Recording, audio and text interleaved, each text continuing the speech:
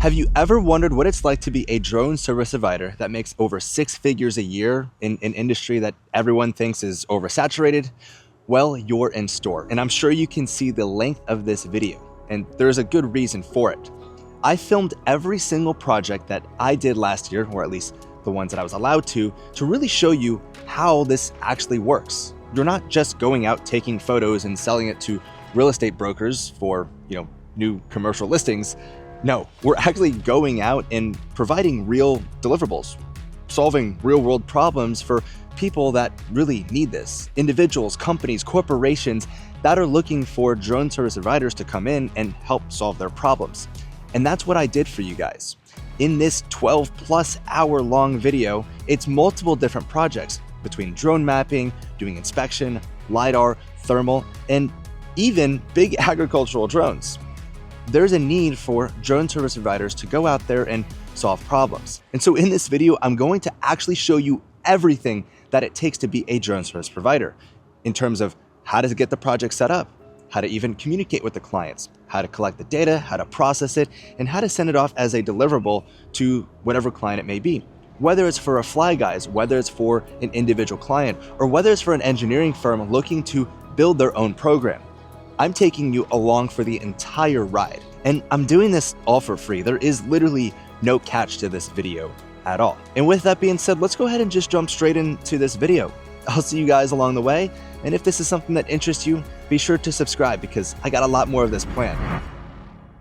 Hey guys, Dylan Gorman here. Welcome back to another video. This is, as you can see, it's going to be a completely different kind of video series, video structure than what I typically post on my YouTube channel.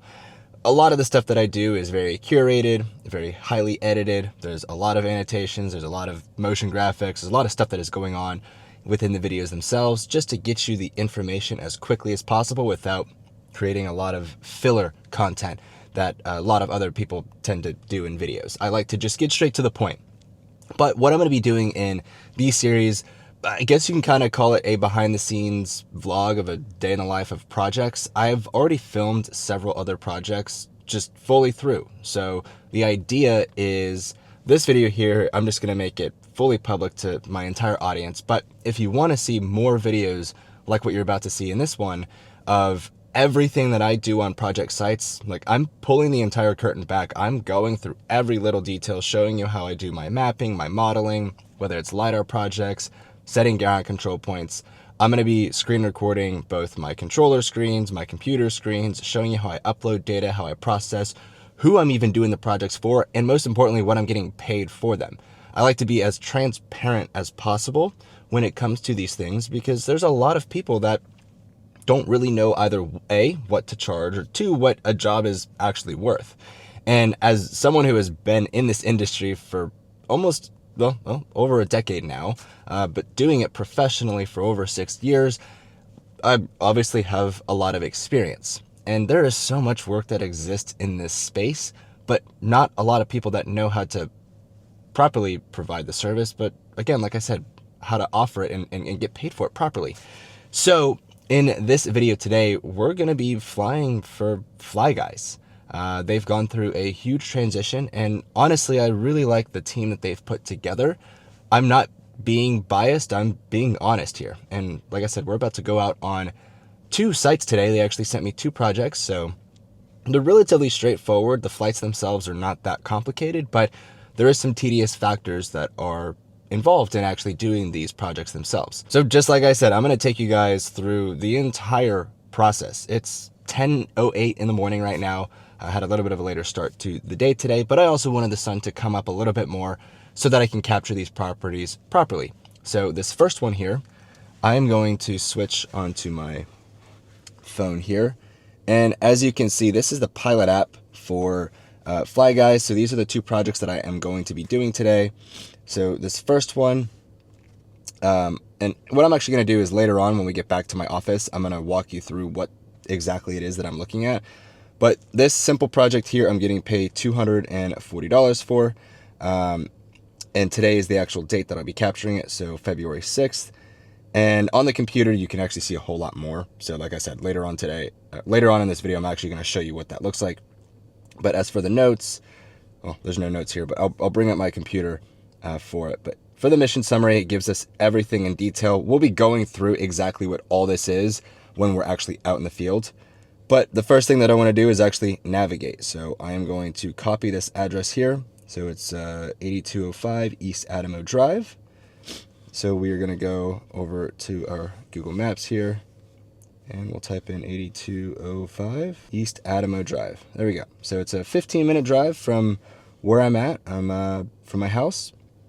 And then the second project is going to be about 30 minutes away from this address right here. So it's actually pretty easy to get between both of them. So we will go ahead and drive, and we'll start our drive right now. And once I get to the site, I'm going to exactly walk you through exactly step by step. This is not going to be a very edited series at all. I want this to be as raw, as organic as possible to show you exactly step by step what I'm doing on these project sites. Because I have several different clients, and you'll see in some of the other videos I'm going to be posting on this series. Make sure to become a member, so join if you want to see those. Really want to make this exclusive for people that are actually serious and interested and want to support me a little bit along the way. So let's go ahead and head straight to this first project site.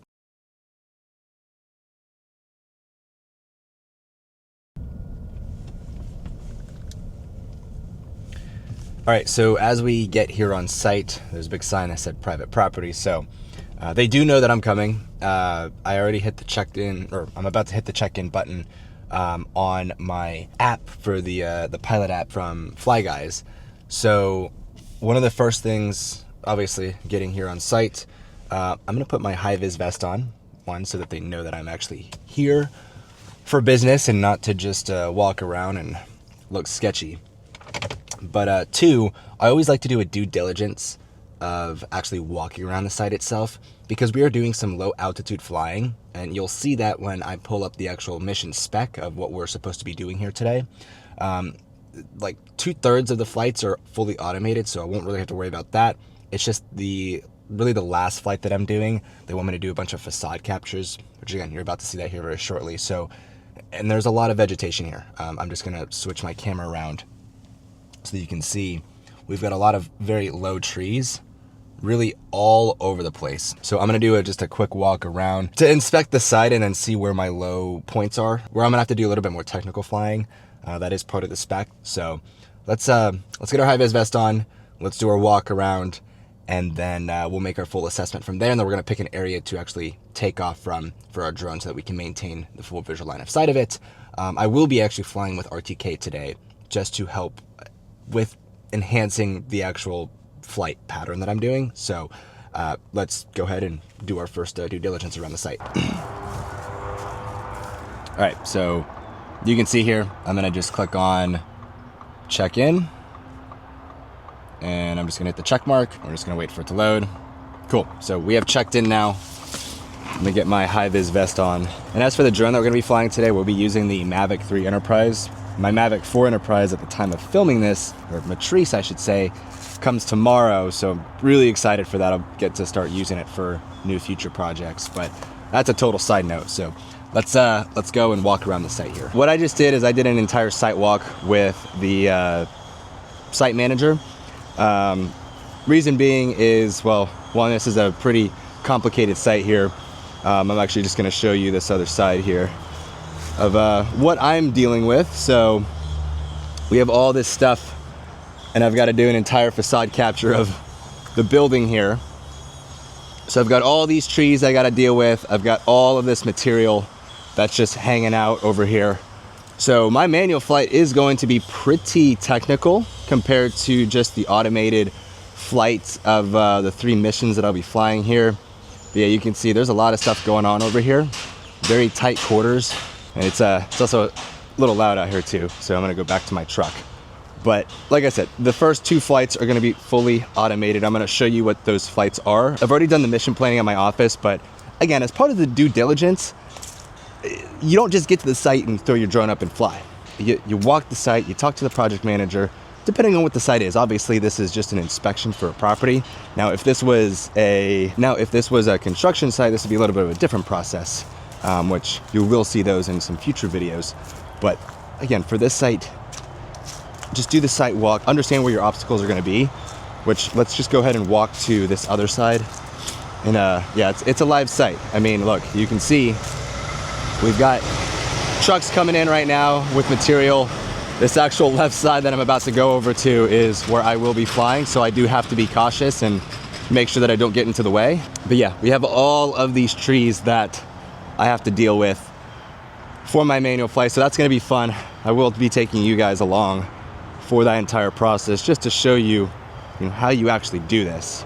You can actually see this tree right here has been blown over. This was from the hurricanes that happened back in September, October here in Florida. We had Helene and Milton. That was a pain. But here we go. So we have this entire side right here that we'll be capturing. Again, we have to do an entire manual facade capture of this side right here. So I've got my work cut out for me, but again, it's really not going to be that bad. Once you're comfortable with manual flight, again, I've been doing this for over a decade, so video games have helped a lot with getting good at technical flying. It's not that big of a deal. You got to deal with stuff like this, so facade capture will be interesting here. And then again, we also have all these really tall trees right here coming around. Yeah, we've got this entire active site back here, so this will be probably my most challenging area, dealing with the inflow of semi trucks, the forklifts that are moving around, and again, so yeah, we'll have this entire side that I have to do a manual capture on. So now that I've done that entire process, let's go and get the drone up in the air. Let's get connected to RTK because I do want that enhanced accuracy, not just for the photos, but for the drone actually flying. And we're gonna set a timer. So I got here around 10:30. I checked in, I did a site walk. It's about 10:45 right now. So we're about 15 minutes into our actual project site, outside of the 15 minutes that it took for me to drive here. Yeah, we'll see how quickly we can do this, but also how safely we can do this as well. Because that's a very important factor. It's not just about getting it done quick, but it's also about getting it done safely and properly too. So let's go to the truck and let's take a look one more time at what exactly it is that I'm flying for Fly Guys for this site, and make sure that all of those settings for our automated mission is properly programmed into the drone. And then they also have a spec sheet on how they want us to do the facade capture. All right, so I got my laptop out here and I'm just gonna use my phone as a hotspot for internet, which I'm also gonna be using that for my drone too. So let me get my drone out. Again, we're gonna be flying with the Mavic 3 Enterprise. That is what is required from Fly Guys to complete this site. We do have an SD card in here. I wanted to make sure that I have that. Let's get our gimbal off here. And we'll put in our first battery. Cool. Make sure that our RTK hat is on here properly. So I'm just gonna put this guy up top and my controller. So now, let me just log on to my computer here. Logging into my portal here from Fly Guys. All right, so here's my project. Let's go to the read more for the mission details. And we can see they want a full site 3D orthomosaic in a crosshatch pattern at 115 feet. They want a 75% front and a 65% side overlap. Rather than it being nadir, they want us to put the gimbal at a 75 degree, and they want dewarping on. So for the crosshatch pattern, they want parallel and perpendicular to the building length. So we'll make sure that we do that on the controller. They also want us to do a roof orthomosaic, so they want us to be 25 feet above the roof level. What I did is I actually used Google Earth Pro to measure the height of the building as just a reference to figure out how high I need to make that orthomosaic that they want us to capture. But because we're here on site, I'll actually be able to verify that and then adjust the settings. So let's say that the roof is 50 feet, then we'll fly it at 75 feet. And if that's what it said on Google Earth, then that's what it said on Google Earth. And actually, why don't I just quickly show you what that process looks like here. So I'm gonna open up Google Earth Pro and I'm gonna type in 8205 East Adamo Drive, or maybe it was 8203. I might have been wrong here, but this should have put us pretty close. Oh, I was right. Okay, so using this tool right here, what we're gonna do is we're gonna go to this side over here that I can see best, And if you aren't seeing the 3D model here, on the left-hand side, you have the layers. So if I turn that 3D model layer off, or 3D building layer off, you won't get that. I'm gonna turn that 3D on. And then the last thing I'm gonna use is this ruler here, and I'm gonna use the 3D path, and I'm gonna have the length in feet. So we'll click the bottom of the building, and we'll click somewhere at the top. So this says it's 29 feet. I'm just gonna call it 30 feet, and then I'll add another 25 feet to my mission plan to get that spec for our roof orthomosaic. Again, they also want a 75% frontal overlap and a 65% side overlap. Also a 75-degree gimbal angle, dewarping on, and they want us to just do a regular lawnmower pattern, so no crosshatch. After we do our automated flight, which this really shouldn't take too long. This site isn't really that big. In total, I think it's gonna take us about 10 minutes to get all 3 of those flights done. The reason why I say 3 flights rather than 2, for the full site 3D ortho, if you're flying with DJI Pilot 2, it only lets you do 1 lawnmower pattern. They don't have any crosshatch built into it unless I do an oblique, but the oblique is not gonna get what I want. The way that I do that is actually create 1 ortho first, with all the parameters, and then I'll copy it, duplicate it, and then I'll shift the course angle, basically the direction of what the drone flies, and I'm going to change it by 90 degrees so that I have parallel and perpendicular to the actual length of the building. So once we've done all of our automated flights, we're going to do building facade obliques. So we'll do the upper level, and then they want us to do lower level. And it gives us some specifications here on exactly how they want us to do that. So if I click on the Site Technologies Guideline PDF, and it's going to save, and I'm going to open it up. If we scroll on here, it gives us exactly how they want us to do it. So for the facade capture, they tell us exactly how they want us to gather it.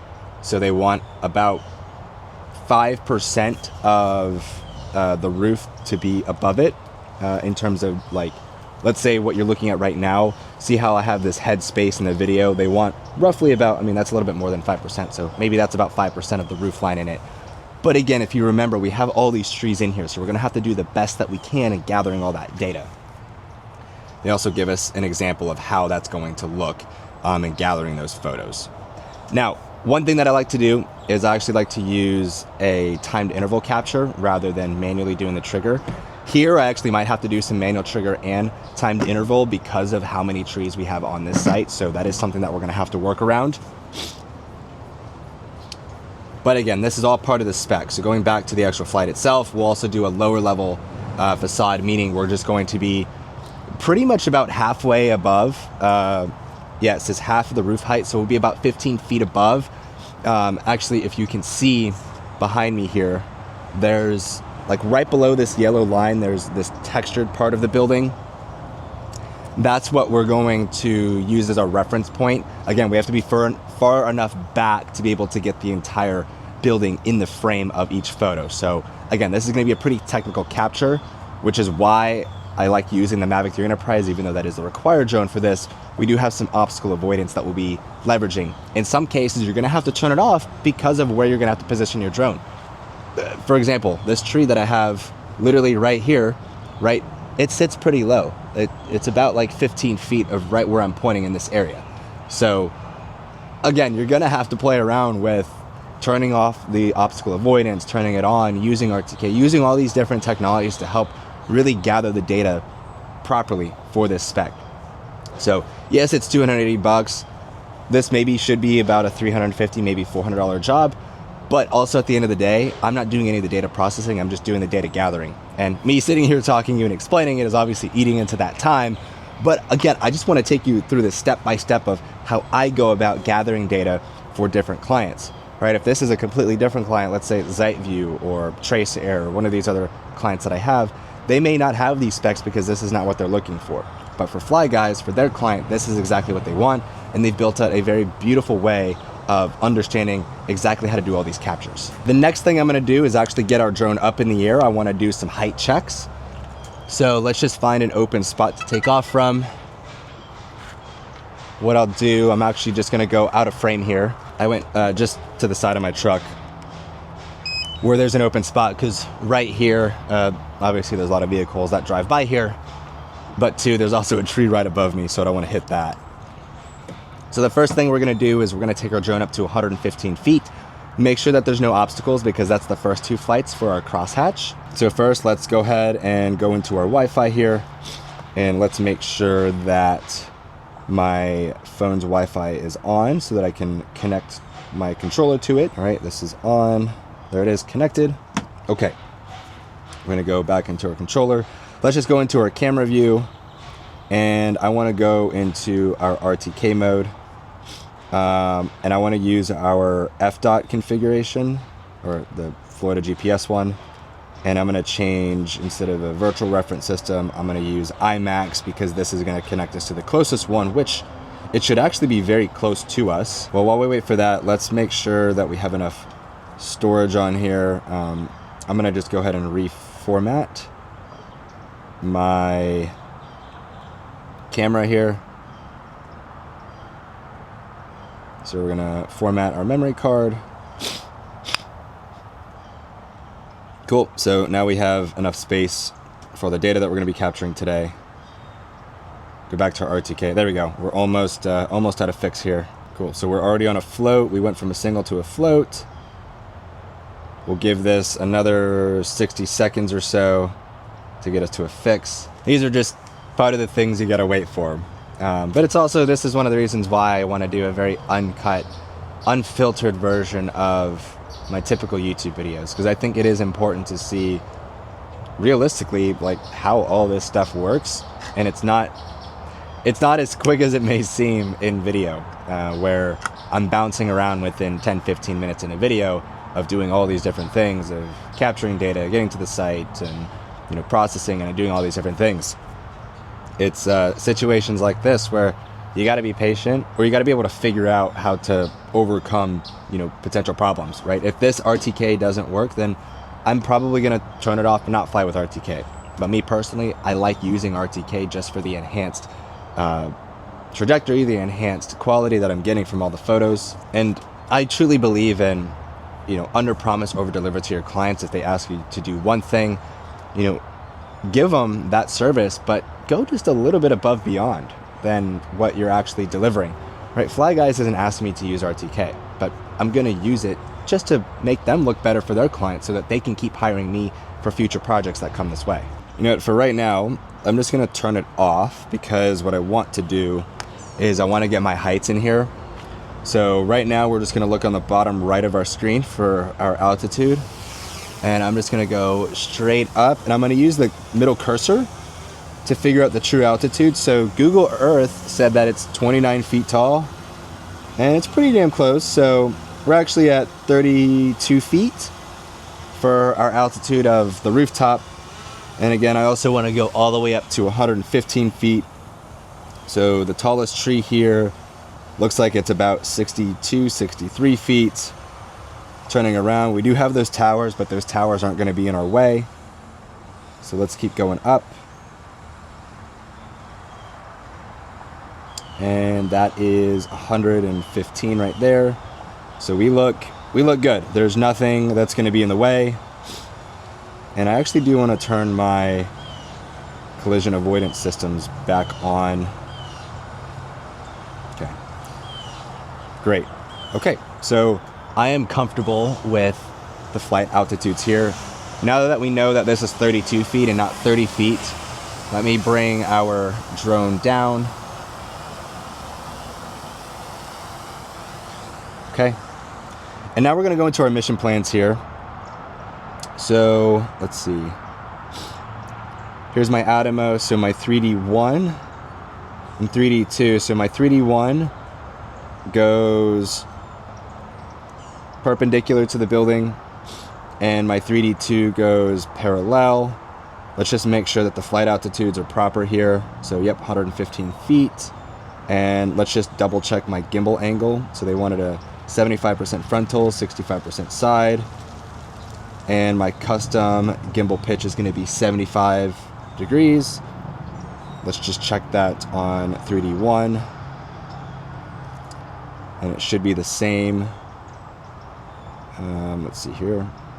Yep, 75, 65, and 75%. Cool. And then the last thing is our rooftop.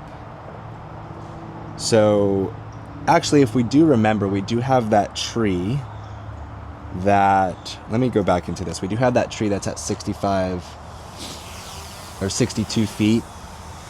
So if we add 25 feet to our 32, that's going to put us at 57 feet. And I believe, so let me get up to 57 feet. Yep, so if we get close to this tree here, yeah, that's not gonna be good, because the tree does overhang a bit, just like that. So 57 feet is not going to be what we need. We're actually gonna need to fly at, honestly, I'm gonna put it at 75 feet. I know that's a little bit higher than the spec that they gave us, but I'm gonna put into the notes that there was a tree that overhangs onto the building that was much low, or it's much higher than our lowest altitude that we're flying. So 75 feet it will be. So let's go ahead and bring our drone back over here. So let's go back into our mission plan here, and let's go into our edit. And yeah, our route altitude is actually set to 55. So I believe we said we're gonna do 75. And we can slow the speed down. Let's just do like 7 miles an hour. I'll make sure we have a 75, 65, and 75-degree camera angle. Perfect. So that should help eliminate that issue on the roof there. Okay.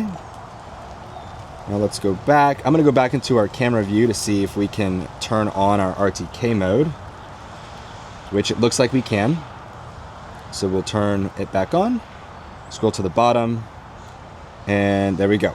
We can now fly in RTK mode. So we got 40 satellites that we are connected to. So let's go ahead, and for this 3D one, where's it gonna finish at? Okay, it's gonna finish just to the left over, or it's gonna start over there, so it's gonna finish at the back end. So what I'm actually gonna do is go into this edit, and I'm going to go to the advanced settings, and I'm gonna change my start point to be the opposite end. So we'll hit OK, hit save, and I'm gonna go to my 3D2, and we'll change that setting as well so that it finishes behind me. So back into the advanced, we'll go to the start point, and we'll start it at the other end, like so. And then the last thing that I want to change is the actual roof mission plan to start on the opposite end. So we go, again, advanced settings, start point, and we'll start on this side here. Excellent. Okay. So what I'm going to do now is we're going to go into our 3D1, and I'm going to put the phone in my pocket.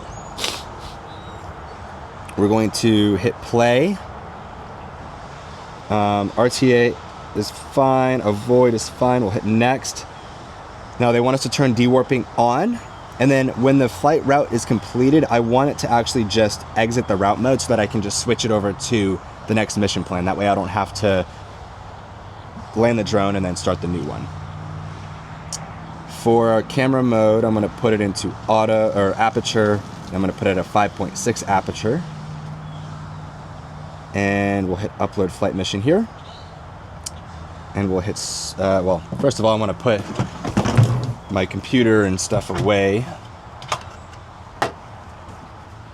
So let's go ahead and hit start.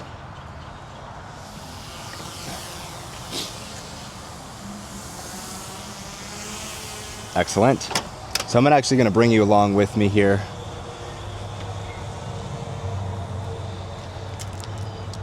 So we're gonna maintain visual line of sight, and because it's gonna be starting at the other end, I'm just gonna walk across so that I can watch the drone. So there it goes. Let's go into our camera view mode here.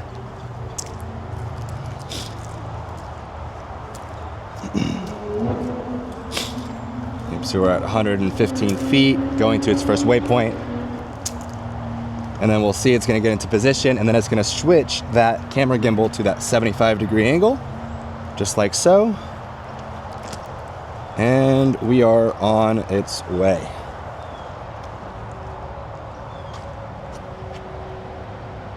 Cool, so it's automatically flying. And here it comes.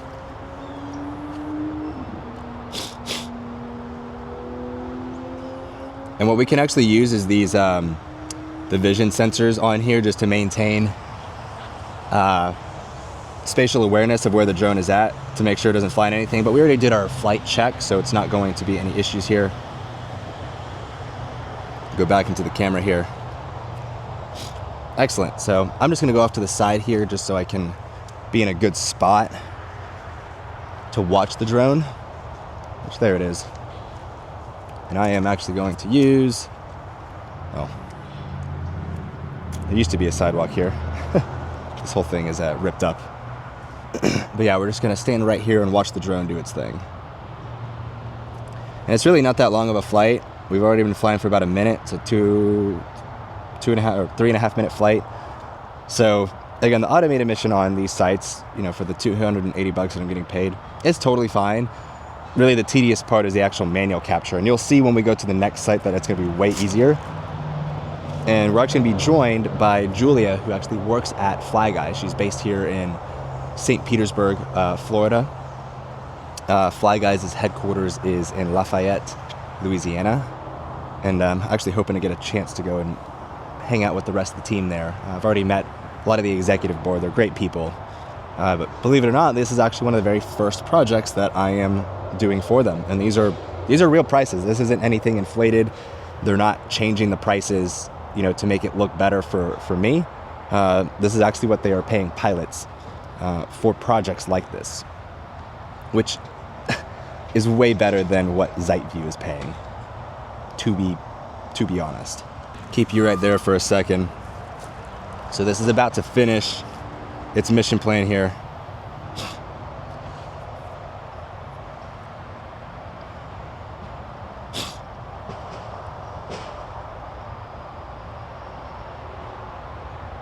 Excellent. So now it's going to exit out.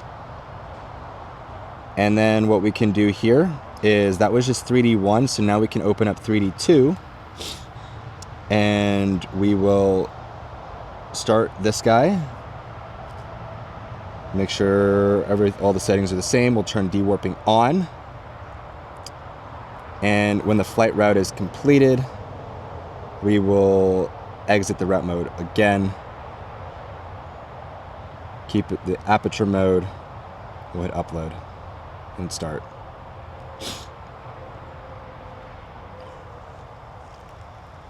So now this is going to go across the property here. There it goes across. And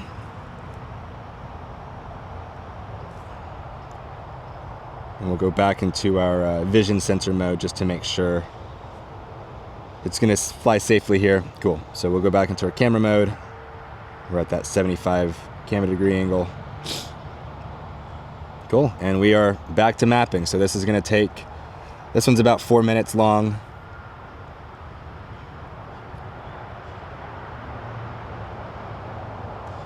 I won't bore you with this one, so I'm just going to stop the recording and we'll check back in. We'll check back in once we're ready to do the rooftop flight.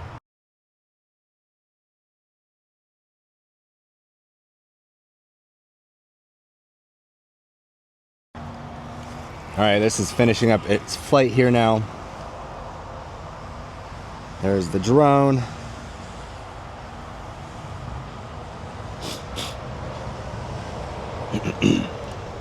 Less flight path. Then the last one that we have to do is the rooftop. And this is one that I think I'm actually going to change a few settings on. All right, cool. So this is good here.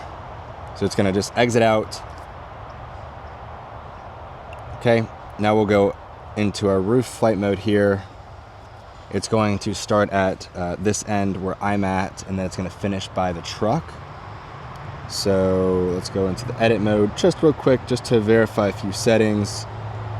It's gonna take 2 minutes and 20 seconds to fly. That's good to me. And everything else looks good here. Okay, I'm gonna just drop our takeoff speed just a little bit because we're flying a little bit lower, so I don't want the drone to crash in anything. So I'm gonna hit save. I'm gonna hit the play button. Everything else looks good on here. Again, we wanna make sure that dewarping is turned off. Safe takeoff altitude, I'm just going to put it at 115. Actually, hold on. One other thing that I want to do specifically for the rooftop. On our capture mode, I want it to do a distance interval shot. Cool. Just so that it's equal distances of data gathering. Dewarping on will increase our safe takeoff altitude. Camera mode, I want it 5.6 aperture. Everything else good. In return, just want it to exit out. Let's start. So now the drone should be heading to the first waypoint. There she is, okay. And then it should be dropping down to about 75 feet here.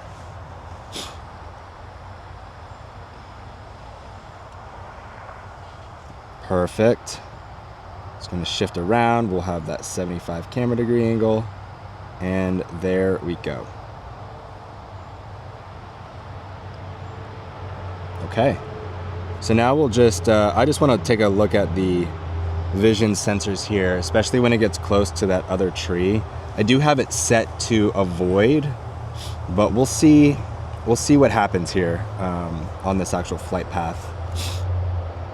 Because I am genuinely curious at how it's going to handle that tree. By the way, I do just want to take a note that we've done all of this on just one single battery. We still have 50% left and still 20 minutes of flight time, which is incredible. The longest flight here will have been that last flight that we did, which was about 4 minutes. The first one was about 3.5, and this one is 2 minutes and 20 seconds.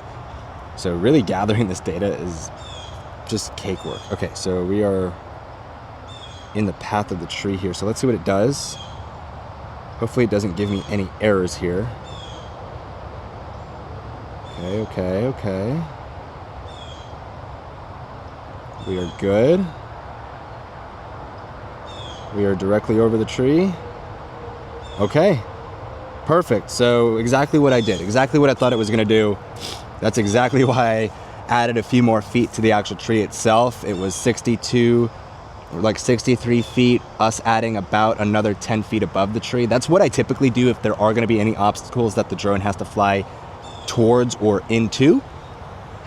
Just add that extra 10 feet. And this is exactly why you do the due diligence before you throw your drone up in the air.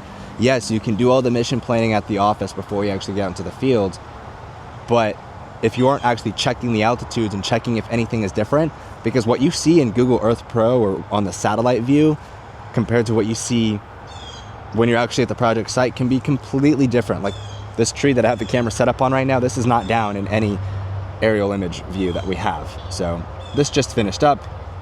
Let's go ahead and walk back over to the truck and bring it back down. I'm gonna do a battery swap so that we have enough battery for I feel like even at 45% battery life, I have more than enough to do all my data gathering for the manual flight here, but I just wanna make sure that I have enough, so I'm just gonna put a fresh battery in real quick. So what I'm gonna do is I'm gonna keep my drone controller on so that I still have my connection to my phone. Drone just landed here. So let's get a fresh battery. Turn it back on. Now for this manual data capture that we're doing, because there's two different altitudes, they want us to be one slightly above the roof line, and then the second one pretty much right in line at an altitude, like straight on with a 0 degree gimbal angle. I'm gonna pick one side of the building to start on and then kind of do a loop back, because one, I can't actually access the entire building going all the way around. So I'm actually only gonna show you one part of this data capture. I'm just gonna do this left side for the side that we started the video on.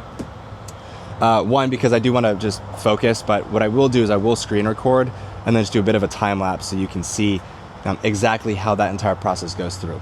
So now that I've got a fresh battery in, looks like we got to wait for RTK once again here to kick back in. And what I'll do just to help it out, because it is at a low spot, I'm just going to throw the drone up.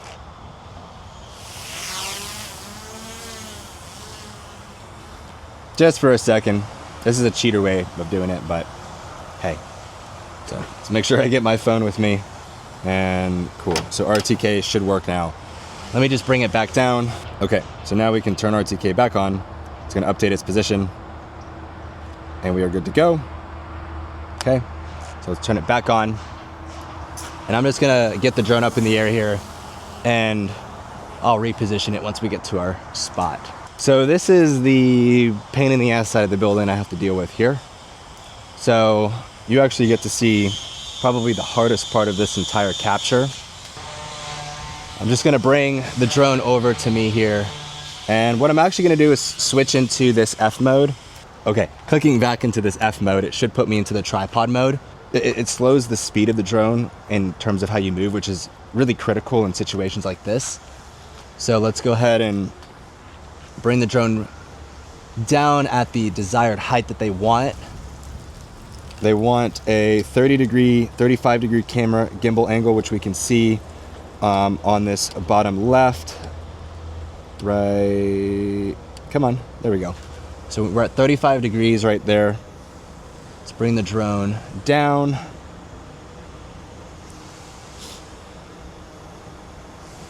That's about the height. Let me go a little bit more. All right, so I'm just gonna go into the settings here. We'll keep the image format to 4:3, and I wanna make sure that I have dewarping. So there we go, dewarping turned on. I like having a grid when I capture so that I can properly see what is going on. Okay. And then shooting at a 5.6 aperture, especially when we're close to the building, is gonna give enough of a sharp enough image where there's not a depth of field that's happening, right? We don't want a focus distance. We want the focus to be the whole shot. So what I like to do is I'm gonna just shimmy over. Let's make sure that we have obstacle avoidance mode on. So cool, let's set on avoid. Okay, we're at that 35 camera degree angle. I'm gonna just punch down a little bit, and I can punch in a little bit more. That looks good. And I'm gonna switch this over to timed, and we'll do every 2 seconds, and then we'll hit start. And I'm just gonna slowly pan across the building here. Even though we have this massive pine tree that I'm about to go in front of, there's nothing that I can really do other than capture this exactly how I'm capturing it right now.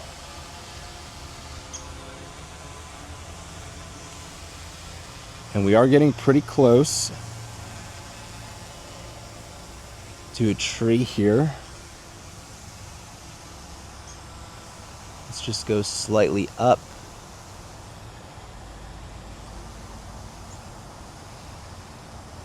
And it looks like my drone is helping me go up and over. And then we're gonna slowly, I'm just gonna do this so I can see down. Still maintaining visual line of sight of it.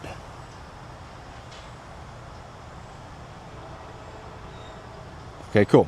So now that that's done, I'm gonna bring you with me. I'm gonna just keep the drone hovering for a second. We now need to do basically having the camera gimbal point straight at the building. So let me just come over here, just put you down. So I'm just going to flip the gimbal. We're going to come down.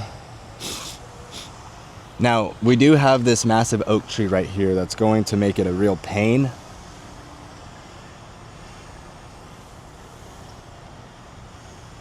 And I think we were gonna pick a spot. So I'm just bear with me. I'm gonna walk out of frame here for a second. Okay. And we're going to start our timed interval here. Now, as we get close to this oak tree. It's already starting to move my drone, so I'm just going to stop it. I'm going to turn off my obstacle avoidance, and I'm going to switch into a single mode, and I'm just going to pan the camera around just to kind of show the spot that I'm at. Now I'm going to move my drone around, and we may actually lose a little bit of RTK signal here because of how we are flying near these trees. Now mind you, I'm still in that tripod mode, which is significantly slowing the speed of the drone down. And this is good in situations like this, so cool. Now that we're back down again, I'm gonna get as close as I can and then do some manual triggers here of the building. And I am out of frame here, so let me just move myself so you can see what is going on. Now I do have this massive metal pile here that I do have to watch out for. So let me see if I can actually pull the drone back a bit. Okay. And I'm gonna go back into the timed interval mode, and we'll turn it back on and just start slowly panning across the building here. We will go right in front of those metal boxes, but there's nothing I can really do about that. Mind you, I still have my obstacle avoidance off, so I do need to be cautious. But great, we are almost done with this first side of the building.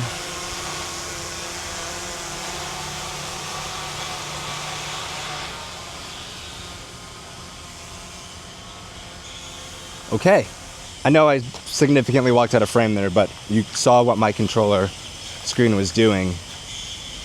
But as you can see, it's this is not an easier building to do. I've had plenty of much simpler project sites to do.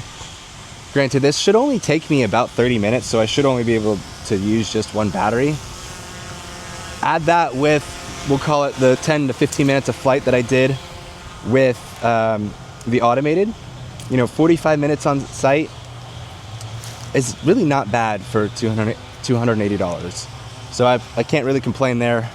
But what I will do now, I'll set you up just so you can kind of see this last little portion here of data gathering, because this is a bit of a tricky side.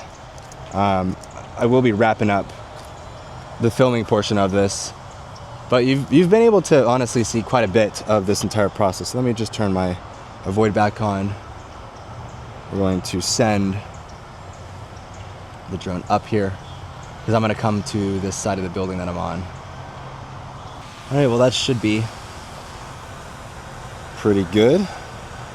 So we'll do this and we'll slowly pan across. So I do have this oak tree that is about to come into my drone's path, so I'm just going to punch the drone a little forward here. But then I also have the oak tree at the end.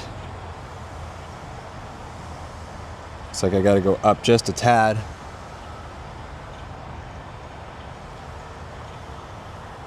And I'm just going to go and assist the drone here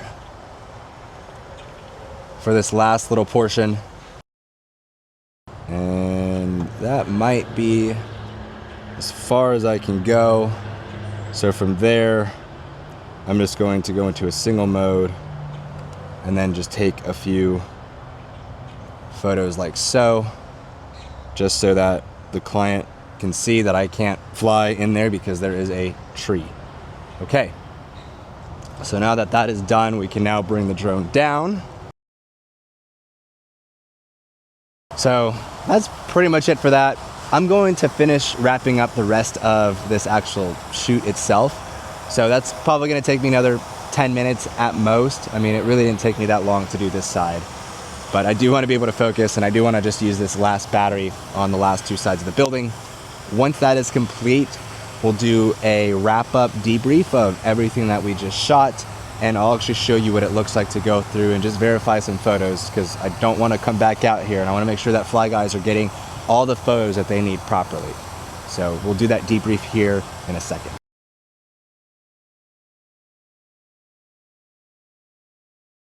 Okay, so just finished up with the entire flight, had about 20% battery life remaining on the drone. The last thing that I'm gonna do here, just again, as part of that due diligence, and it's really important, especially after you gather your data, is to check the images that you just captured. So here I'm just gonna go to my album, and I'm on the Mavic 3 Enterprise here, and we can see the photos that I'm looking at here. So I'm just gonna make sure that just scrolling through, I've got the photos that I need. I feel really good about all of these photos here, especially these manually captured ones, right? I've just showed, hey, there's a lot of stuff in the way. So yeah, I feel really good about all these photos. Yep, here's some more with the tree.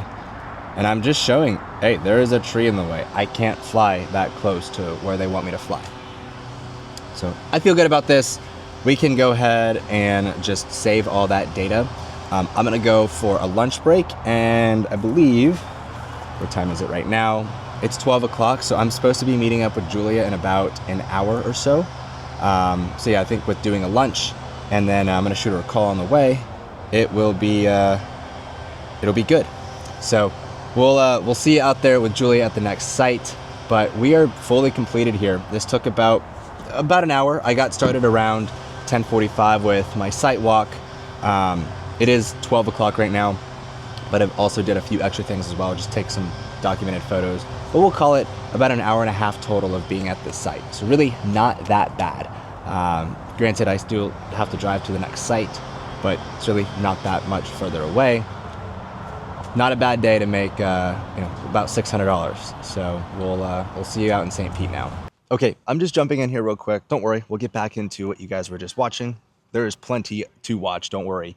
But I wanted to make a note here. If you like what you're seeing and you actually want to learn how to provide this as a professional service, whether it was with drone mapping or with aerial LiDAR data collection, and I'm not just talking about the collection side, I'm talking about literally everything, understanding how these systems and softwares work and actually how to provide this as real world deliverables and services to your clients, well, this is the biggest discount I'm ever going to offer. 35% off of either my drone mapping mastery online course or my aerial LiDAR fundamentals. And if you bundle them together, it's gonna be even nicer discount.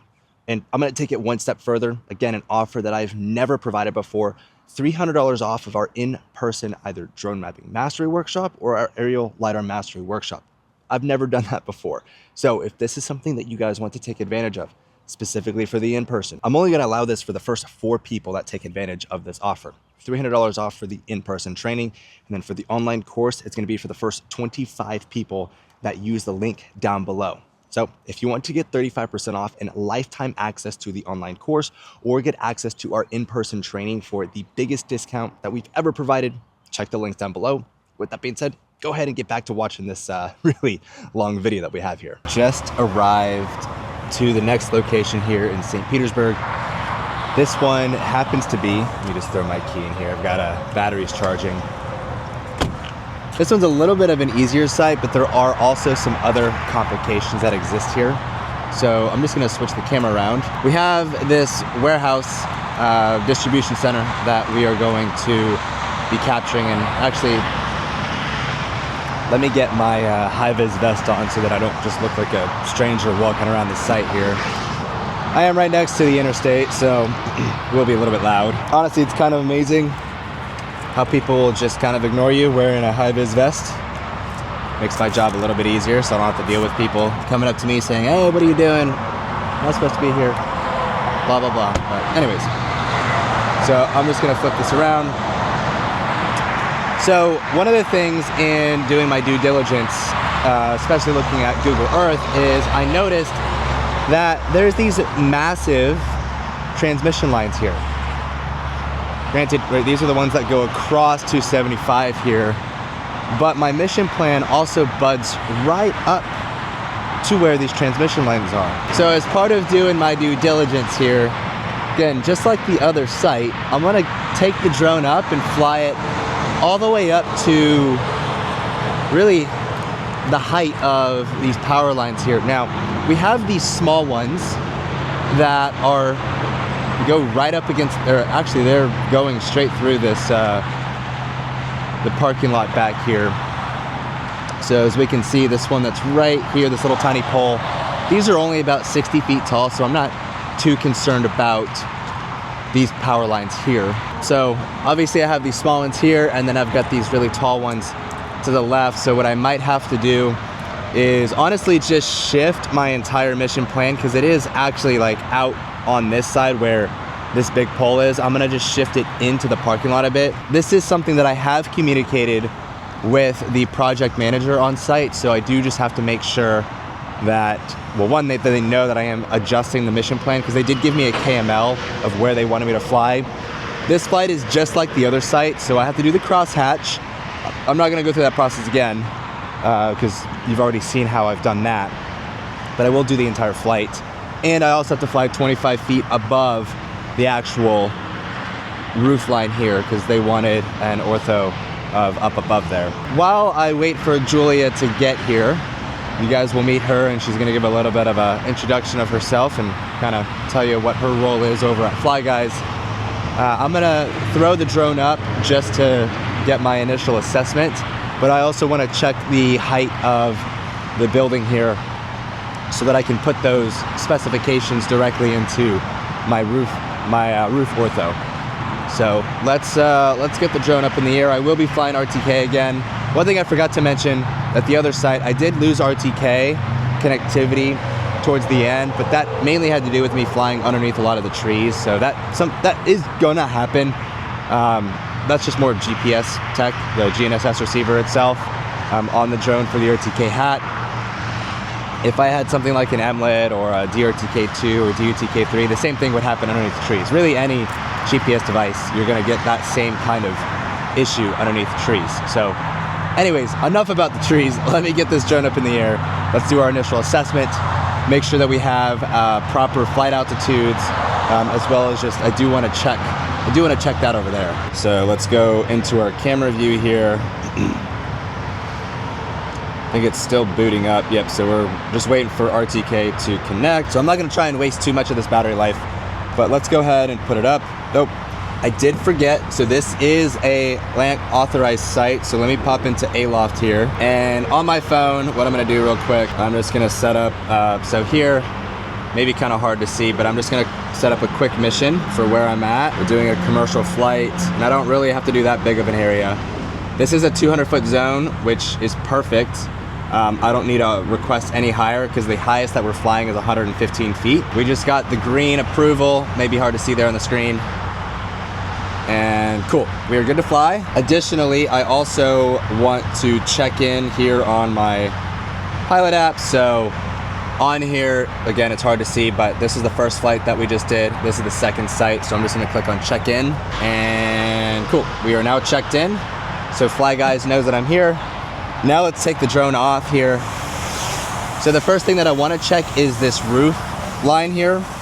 So again, we'll just line up this center marker here, and we're looking at 37 feet. However, there are two palm trees just to the right, so we can see those palm trees. So let's go, if we add 25 feet to 37, yeah, we'll have plenty of flight altitude to fly here.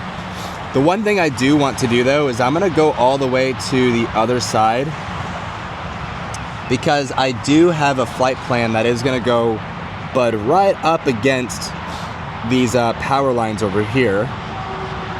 So I do just want to do that due diligence check. So we can see that the power pole is just across the street. So if I recenter it and we go up, and I'm actually gonna switch over to my zoom camera here. So it looks like we are right at 102 feet for where this power line pole is. So I do feel pretty confident there. And then as for these distro ones across, let's switch back into my zoom. So if I go up, all the way up, these are 130 feet tall, okay? But those those really tall ones, the 130-foot ones, those ones aren't actually in my flight plan. It's more of these 102, right? I believe that was 102 feet. Let me just switch back over here. Okay, so I'm gonna go back to the zoom. So if I go up, so yeah, 102, we'll call it 103 feet. Let me just go to this border here on the end.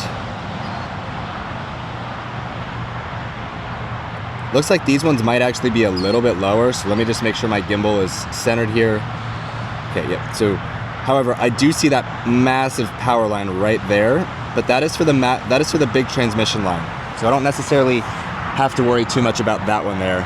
I just need to worry about this little guy. So let me just recenter again.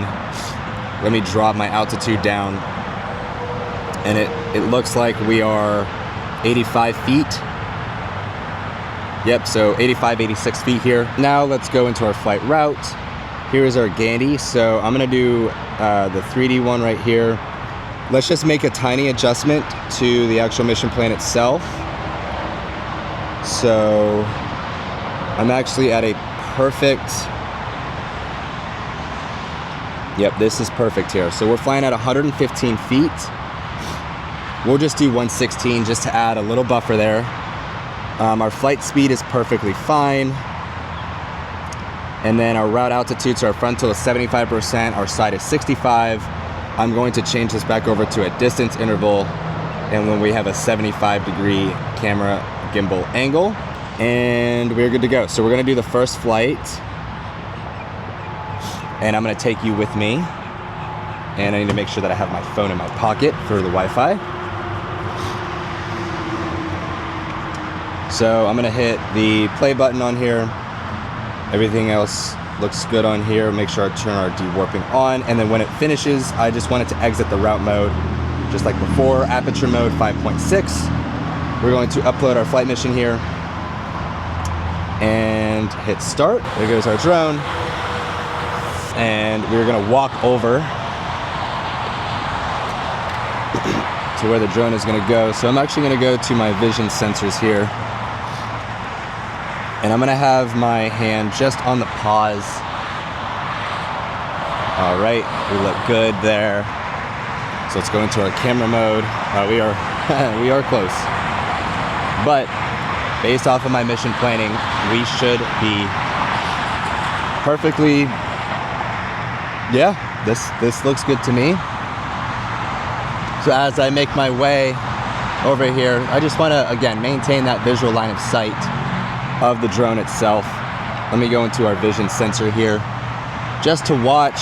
Yeah, that is very, very sketchy, but we just got to the edge there. And yeah, we did go over the power lines over there, but we are not gonna run into any issues at all. As it gets to the end here, we're gonna start making our way to the other side of the building just so that we can watch what is going on here. How's it going?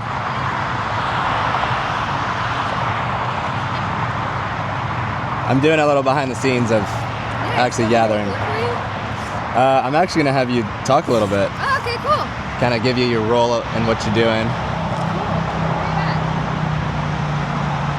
I wish I had my M4E, but it's not here yet. Hey, we can only do so much.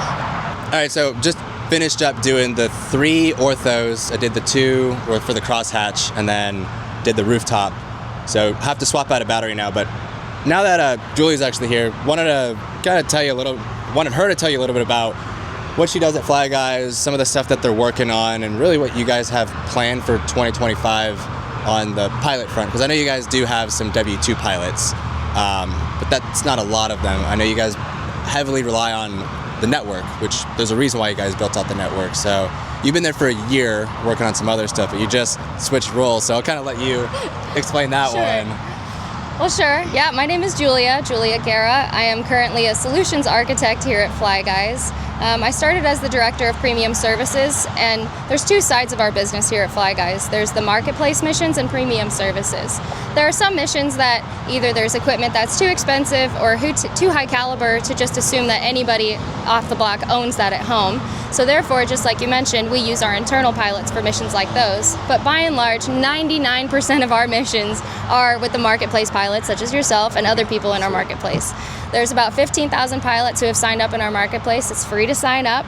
And this year, we're doing some really exciting things. We started a new department last year called Pilot Experience, where it's led by pilots for pilots. They full-time just invest in you all as the marketplace. The intent is to create a learning management system to provide support on our individual missions, to onboard and to answer questions about the FAA. You know, it's kind of a muddy world out there sometimes. Yeah. Things change really quickly. So we want to offer a consultant for you guys as pilots to be able to call internally. In my role here as a solutions architect, my hope is that I can appropriately assist our sales team to define and understand the scope of work on the front end so that when we're providing a scope of work to you all, it's written by a pilot. I myself am a pilot as well. It's clear and we can actually understand what's going on. Right, yeah, we're talking about overlap and GSD and elevation and the means and methods of flight if you're using Pilot 2 or Drone Deploy or something else. We want to get into the nitty-gritties to make you successful and us successful. It's a part of our creed that we want to do first time right, full time. And that is from the bid all the way to completion of delivery of that data. So that's my goal here at Fly Guys, and I'm very, very excited about 2025. It looks like a very exciting year of flying over parking lots, forestry, agriculture, and all sorts of different verticals. Sweet. What's funny, a little bit of context here. Julie and I have actually known each other for actually over 2 years now, yeah. I believe. You were at a different company, engineering firm, right? Yeah. Engineering firm for quite a while, heading up a lot of the drone tech. Well, not just drone tech, but a lot of... Mostly drone technology. And you moved over to Fly Guys about a year ago. Yeah, my 1 year anniversary was last week. Last week. Yep. Oh, wow. Yeah, so 1 year strong. We're in the first week of February, so yeah. That's crazy. Yeah, exactly a year ago I was in Argentina, so I was on a different part of the hemisphere, flying drones. But no, honestly it's great to be back here in the States and doing projects like this, and actually bringing you guys along to show you what that full process looks like. And really, what we did at that first site is obviously the exact same that we're doing at this site. And I do have to give you guys an applause for the whole SOP that you've written out for the different metrics that you have, or the different flight missions that you have. So what's a little bit different compared to some of the other platforms that I've worked for, they just give you a bullet point list of, hey, fly at this height, we need 20 megapixel camera, and here's some basic overlap settings, where you guys actually go in full detail and explain, hey, we need 75, 65 front side overlap. We need the gimbal angle to be pitched to this degree. We need de-warping turned on. Oh, if you're using this specific drone, you need to change these specific settings. Like, that is something that I appreciate, because it actually completely changes exactly how you gather your data. Not all data sets are gathered the exact same. And obviously this was built for a specific client of yours that's having us gather this data. But for someone who, one, understands how to operate the drone and change all these different settings, it's easy. All I have to do is look at the list, input the values, and I'm good to go.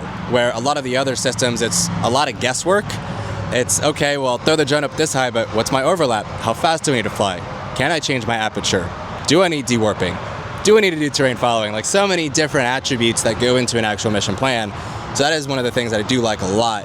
Even though, yes, there are some more, I would say, technical flights with the facade capture, right? That's not something that you can fly autonomously. Yes, you can in some sense, but not for the specifications that their client is looking for us pilots to do.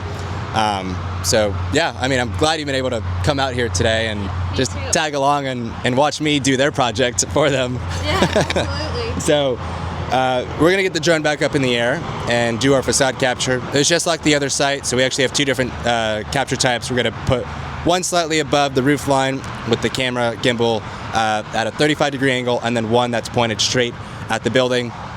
Honestly, on a site like this, there's less obstructions because the other site had a lot of trees. This one is honestly going to be really easy, so it should take me no more than 15 minutes, so about like 25% of a battery on the M3E. So let's get this drone up in the air. Awesome.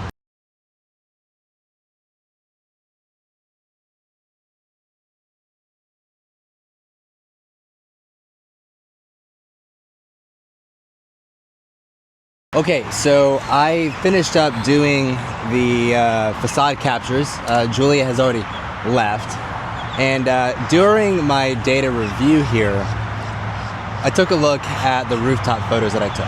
Now, granted, I put it in a 5.6 aperture mode because I wanted the best clarity. In doing that, the shutter speed dropped all the way down to 1/250th of a second. Now that is way too slow for how fast and how low I was flying on that rooftop. So rather than getting all the way back to my office and uploading that data and then realizing, oh shit, I gotta come back here and refly that, I made that check here. And I'm gonna go to the play button and we're gonna scroll down. I'm just gonna pick a random photo and we're gonna download it. We're looking at the full resolution here, and if I zoom in, that is blurry. That is not good at all. So what I'm gonna do now is refly my rooftop. I'm going to actually change my altitude a little bit here. I'm gonna put it all the way up to 70 feet. I'm going to slow my speed down just 1 mile per hour. And I'm gonna change my start point to be on this other end here because I want it to finish by me. We'll change that takeoff speed as well so it's safe. So if we go to the play button, we're gonna hit next. I'm gonna put this in end mode, there we go. So this aperture priority, I'm gonna drop it all the way to 2.8. Make sure that we turn that dewarping on. And when it's done, I just want it to return back to me. I'm just gonna add a little bit more height to that. Okay, so we're gonna hit upload flight mission, we'll hit start. So the drone is gonna go to the first waypoint on the other side. We did increase our altitude just a little bit more, just to keep us steer clear away from any obstacles that may be up here. So let's just watch our shutter speed here. That is a much better shutter speed. It's 1/1600 of a, well, 12/50th of a second for shutter speed. And we're not gonna get any blur in any of those photos. So now we just gotta wait 9.5 minutes. Yes, this added more time to actually me being here on site.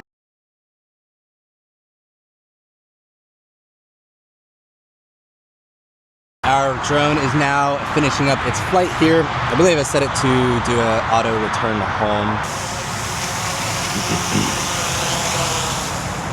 Now that we finished up the capture, and I know that we actually got good data that time compared to the first one, we are good to go. So we can wrap up here. In total, yes, it took me an extra 10 minutes to gather this last flight, but with everything, we did a total of about 35 minutes of automated flight, and then it took me about 15 to 20 minutes to do the flights, the facade captures around the site. So about an hour, really not that bad.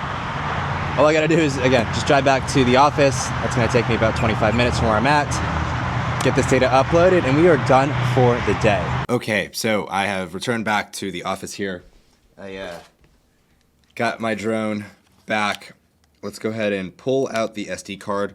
So one of the first things that I like to do when I get back from a project site, after I've done the initial check out in the field to make sure that, hey, the data is there, and two, the data is actually good, is I like to organize the data itself. So we're gonna pop here onto the desktop. I just had the SD card load in, and I've already created a folder for clients. Actually, I've got a master client folder. You can see that, you can see that here with all the different clients that I work with. So created a new one for Fly Guys, and we can actually take a look at the two projects that I just recently did today. So I have this first one, it's the Adamo drive. So I'm just going to copy that, and I'm going to create a new folder. Go like that. There we go. Okay, so I got the Adamo drive project in here. So the first folder that I'm going to create is our 3D cross. And then the second folder I'm going to create is the roof. The third one I'm going to create is facade top down. And then the last folder I'm going to create is facade straight on. And I'm going to copy these three folders. So I'm going to hit copy here. And I'm going to go back a folder and create the same thing here within the Gandy one because we did the same data capture at both sites. So let's do the Gandy first because this is the last project that we just flew. Let's go into our 3D cross. We'll open up our project folder here, and we can see here's Gandy 3D1, Gandy 3D2. So I'm going to take both of these folders here and just drop them directly in. And this is going to copy straight off of my SD card. So we can see it just now finished up that section. We're going to go back onto the roof. Now we can see that I actually have 3 roof flights for Gandy. This first one, I realized that the drone actually wasn't on the right path when it was flying. So we can see when we go through these photos off on this right-hand side, we're actually missing a significant portion of the edge of the building itself. And that was the start of the flight. That just so happened to be from when I did my mission planning on the satellite view on the controller. It didn't actually translate to the side of the building that I thought I was going to be flying on. So I ended up doing a last flight, which we did talk about that at the end. We can see, here we go. Here's the side of the building. And we have perfect clarity on all of these images. So I'm going to go back a folder here, and we're just going to drag and drop these photos into our roof. Folder number 9 here, this is where I'm actually just going to do some organization here. So for my top-down view, I'm going to just go through and sort both the 35-degree angle flight and then both the 0-degree. We're talking about the gimbal pitch on the building. Cool, so that's brought over. So let's get our top-down. And I'm just going to start selecting all my top-down images here. All right, that copied over. Let's get my side profile, which finishes here. And what I'm actually going to do is just get another folder. And I'm going to drag and drop it to this bottom corner here and get my facade top here. So let's go back into my clients folder. This is Gandy. So we're on our facade top down. So this is our facade straight on. And we'll quickly just sort all these photos here. So those are now all organized. And going here, we can now select deliverables to upload. We're going to upload files to this folder. We're going to browse. We'll go straight to that folder directory here. For Gandy, here's my roof, and we're just going to select all of these images and open. And we will click upload. So now it's going to start the upload here. Really, this is how easy it is to get all the photos in here. We can see it's actually updating the background right now. Cool. So it's going to take a little bit of time to upload all this. I'm not going to have you guys sit here and wait. But I did just want to say, like, this is really not that hard to get these projects done from Fly Guys. Obviously, they have different degrees of, or not different degrees, but they have different qualification levels for pilots. Granted, I am one of their more premium service pilots, so they do give me different kinds of jobs that I am able to perform. Something like what we did today was more of like a, we'll call it a medium difficulty of capture. Obviously, the automated capture with the orthomosaics was straightforward. There were still some technicalities that we had to make sure that, one, we avoided the tall trees that existed at the first site, and then the second site, this Gandy one that I'm uploading to, we had to make sure that we didn't run into the power lines. There were some times where it got really close, but again, because of my due diligence and how I fixed and changed the flight plan itself compared to what they initially gave me, I was able to stay compliant, but also be really safe with my flights and also get the data that they needed. On top of that, with the manual flight itself of doing the facades, that was, yes, there was a little bit more technical skills required to do that, especially at that first site that we flew, because we actually had to turn off the obstacle avoidance, and you did see me do that. A lot of people that do that or don't know how to do that will often put their drone in a more hazardous environment, hazardous area. So those are things that can be difficult for people that are trying to justify what Fly Guys or some of these other platforms are trying to pay. Obviously, if this is a ZiteView job, this would be a much lower pay. But at the same time, ZiteView probably would have sent several different people, where with what Fly Guys is trying to do, especially with their pilot success team, is they're trying to help train pilots to be better, be more diligent, be able to do these higher paying jobs than some of the cheap stuff that exists out there. Regardless though, if you guys did enjoy this style of video, I know it was really long, like, I don't know, I think this might be like an hour-long video with very little cuts. I wanted to show everything. Like, there's no behind-the-scenes YouTube magic of filming. Like, this is almost truly everything. Obviously, I cut out the time of me driving from location to location because, well, you know that I can drive from location to location. You can do the same thing too. But again, I just wanted to show what it looks like actually doing these projects in the real world. You know, none of this fake YouTube, oh, we'll go to this site and we'll do this data capture and, you know, I think it's worth $200. Like, no, this is what's actually going on in the real world. And with that, I actually have 4 other videos that I'm working on right now that's going to go alongside with what I just posted in this video today. But those will only be available if you become a member of my YouTube channel. I think it's like $4.99 a month, but these are going to be fully uncut. This was the first video of many videos in the future. I have so many different projects that I'm working on right now, a lot of different paid projects, and I just want to bring you guys alongside to see everything, see how it all works. And I also want to be able to answer some of the questions that you guys may have moving forward. So please drop some questions down below in the description if you have made it this far, and let me know if this is something that you want to continue seeing. I don't plan on stopping uploading content like this on the membership side of things.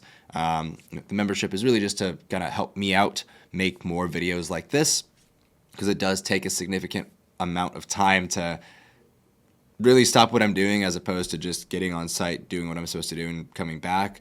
Me sitting there talking you through and walking you through all the different steps that I'm taking does take a bit of time out of my day. So I do appreciate if this is something that you want to give back towards just a little bit. Helps me out, and hopefully you also learn something valuable in doing this and allows you to kind of come to the table a little bit more educated when negotiating with companies like Fly Guys or ZiteView or Traceair.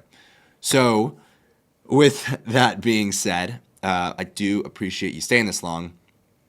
Let me know what you think, and hopefully I will see you in the next video in the series. Hey guys, welcome back to another video in whatever I'm calling this series, this behind the scenes, this daily drone pilot life work, I don't know. Anyways, we are going to be doing a progress update for stockpile analysis on one of my clients' site. This is actually a 3-month or so project.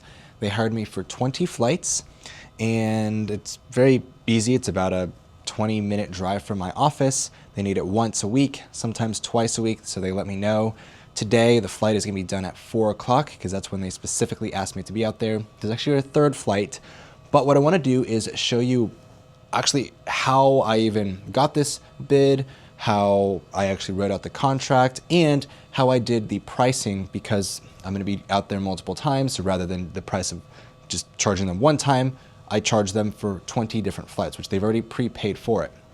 So in this, I'm going to show you how I wrote the contract, how I did my pricing calculator, and what's most important is you guys are actually going to get access to that. So I'm going to have a download link, either whether this is on YouTube or whether on my Pilot Byte platform. You'll be able to download the exact contract that I sent over to the client alongside with the pricing calculator, so you can play around with it and see exactly how, again, I created the pricing for this specific client, because there's a few different factors that went into it. And I'll actually give a breakdown of here very shortly, but let me talk about what systems we're going to be using and how we're going to be capturing this data. So I now have the Mavic, I'm going to say Mavic, I now have the Matrice 4 Enterprise here that I'm going to be using for all of my mapping projects moving forward. I've got the batteries charging here, probably going to be ordering a few more, because if this one bid goes through that I'm hoping for, we're going to be capturing this large stadium that's here in St. Petersburg, Florida. It's a baseball stadium, so that's about as much context as I can give. If we win the bid, we're going to be using the Mavic 4 Enterprise and the M300 that I have right here, just doing some software updates because I've got a LiDAR project that I'm doing the following week, which you will see in the next episode. That aside, we're going to be doing a full 3D capture of this baseball stadium, and we need to use 2 different drones because there's some tight areas. I want to use the new smart 3D capture that the M40 has, and then for pretty much everything else, we'll be using the P1. But I basically got a mess of drones, batteries, controllers, doing firmware updates, making sure that we are all ready to go. Now that we have gotten the drone aside, again, I've just got everything charging, all set up. This is usually my classroom where I do all my teaching, but I've now got it set up as battery charging station zone. Let's look at how I wrote the contract out, what it's broken down into, the key components that my client cared about, and then I'm also going to show you the pricing calculator and break down how I built that out. So let's hop onto my computer so I can show you what that looks like, and then we're going to go out into the field and I'm going to walk you through the entire step-by-step process because they do have me capturing different parts of the site at different parts of or different phases throughout the project. There's different areas that they care about. So we'll take a look at that right now. Okay, so let's take a look at the contract that I created for my client. I'm going to talk about what each item is on here so that you have a better understanding of the methodology behind me creating this. So there's actually 2 clients involved with this. The direct client that will be receiving the deliverables, but then there's also a sub-client that I'm actually giving the raw data to, and then it's a survey company, and they're going to be giving the output to the base client that's actually paying me. I've taken out their names just to keep anonymity. It's also to protect my clients too, but you guys can actually use this contract for yourself. So I'm actually going to create this as a Word doc. You can download this. Same thing with this calculator that I've built out specific for this project, but we'll talk about what each component is. So I always have a project overview. This one says that Pilot Byte proposes to conduct recurring aerial photogrammetry data capture for client. This is where I put my client's name. And then actually you can see the project site name. It's called Gateway 2 project site. The objective is to provide centimeter accurate data every other day starting in late January 2025 for processing by the survey company. Now, originally when we did start this contract, I was supposed to go out every other day, but now they've moved it on to about a week to twice a week for data capture. And that's more of just in the communication. Again, I'm not going to hold them, directly to this. The equipment, I like to outline that just so that they know, hey, this is what I'm coming into it. Some clients don't care. This one was pretty curious. So I'm using a 20 megapixel camera with RTK capable drone. I'll be using a GNSS base station for the RTK corrections. I'm going to be using the N-trip for that because that's specifically what the surveyor wanted me to use. And they told me which one they specifically wanted me to use, so I'll highlight that when we're out in the field. And then PPE equipment while on site. So hard hat, steel-toed boots for shoes, and then a high-vis vest just to stay in compliance, and then safety goggles. I didn't include that here. The methodology is we're going to be using a pre-planned automated mission to ensure consistent data capture across all the flights. The use of a GNSS base station will enable RTK functionality, guaranteeing accurate and precise data acquisition for, and then this is where I put the survey company for their processing and deliverable creation. For airspace compliance, this is a 200-foot zone because of the St. Pete Clearwater International Airport. It's less than 5 miles away, so I will have to get an authorization before each mission. I also put insurance coverage as that was a requirement from them. They needed at least $1 million for general liability and $1 million for property damage insurance. I get this through Skywatch, and all I had to do is add them as a additional insured as part of my insurance policy. Something that I do recommend having just in general, having some kind of insurance with your drone business. Lots of companies do like to ask for that. For the pricing structure, I have a $650 per flight, with $100 per LANC authorization and $50 mobilization fee. I will show you how I got these pricings here. And then I'm doing discount pricing because they're having me come out multiple different times, and I'm technically kind of waiving some other costs, mobilization, and then the LANC unlocks for the airspace. here for the final cost per mission, I got to 475. Again, I'll show you in my calculator, which you'll also have access to, of how I got that number. And then for deliverables, what the client expects. So I'll make all the raw deliverables available for the client, and then I'll also send the raw deliverables to the survey company. Payment terms, I asked for payment for the first 3 missions up front. They ended up just paying for all 20 flights ahead, and I've already received the check for it. And then basically the conclusion, if someone just wants a TLDR, too long didn't read, this proposal outlines a comprehensive and cost-effective solution for the client, recurring photogrammetry needs at the Gateway 2 project site. Pilot Byte's expertise in aerial data capture, combined with the state-of-art equipment and commitment to regulatory compliance, ensures high-quality, consistent results throughout the project duration. So, very simple contract here. Again, you guys will be able to take a look at this, download it, and leverage this for future projects. Obviously, take out the Pilot Byte logo and give the proposal a proper name for the site that you're working on. Now let's take a look at the actual calculator here. So I'm just going to move myself over. And in here, I have just an item list to help with the calculations down here. So you can see actually some of the numbers have moved around here compared to what we're looking at. It does say a $650 total per flight with all of these other items here. But again, I was still built in some of the calculations for the mobilization and the link unlock. So we still see that $650 total per actual project that I'm doing. But some of the other items that we see on here is the price per flight. So here I have a base flight cost of $425, and that's up to 25 acres. Anything after 25 acres up to 50 acres will cost $5 additional per acre. And then I have another one on here. This one says LiDAR here, but it's not actually LiDAR because I did use this from another calculator that I have built out. There we go. So I like to copy paste my calculators and then change out some of the values just depending on what the scope requirements are. So anything 50 to 100 acres is not 300. I wish it was $375 per acre, but it's $3.75 per acre. Whoops. And then anything after 100 acres is $2.35. So here's my input. I'll input the total of acres. So let's say I put 65 acres. We're going to notice that the data capture does change. It went up $106.25. And again, all these calculations are being built directly into this. Put it back at 40 acres, and I'll show you how I got the 40-acre calculation here. Mileage, I use that basically my office to the project site, 23.4. I just rounded up to 24 miles. The new mileage rate is 72 cents per mile. This calculation here probably doesn't make sense. You're probably like, well, how is it $50 when it's actually supposed to be, I think it's like $38. I have a flat mobilization fee of $50, and then that pretty much like encompasses, what is that?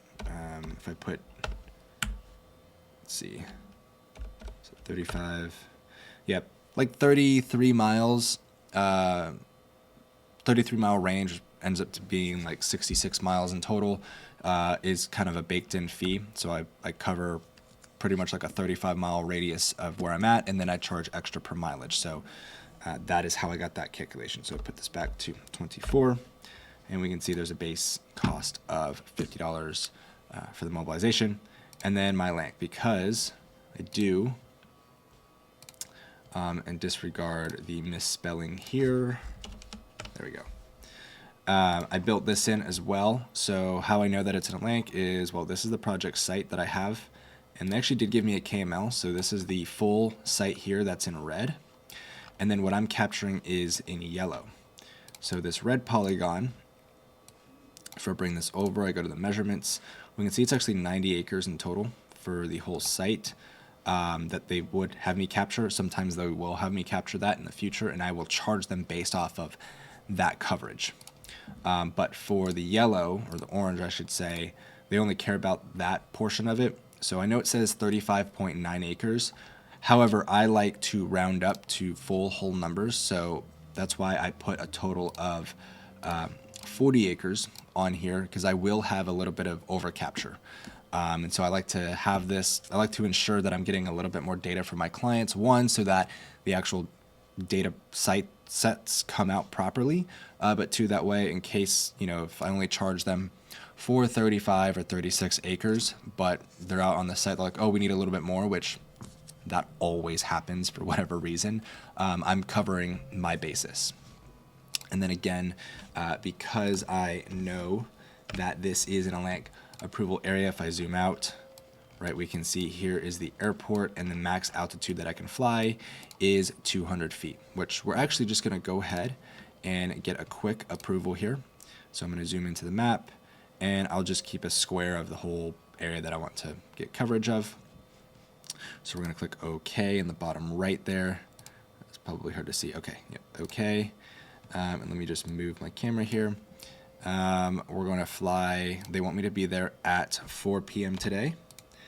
And it's only a 10-minute or so flight. You'll see I'm going to reconfirm the flight out in the field. So I'm just going to put 1 hour. And I'm going to be flying at 200 feet. And today's the 19th. So I am the operator.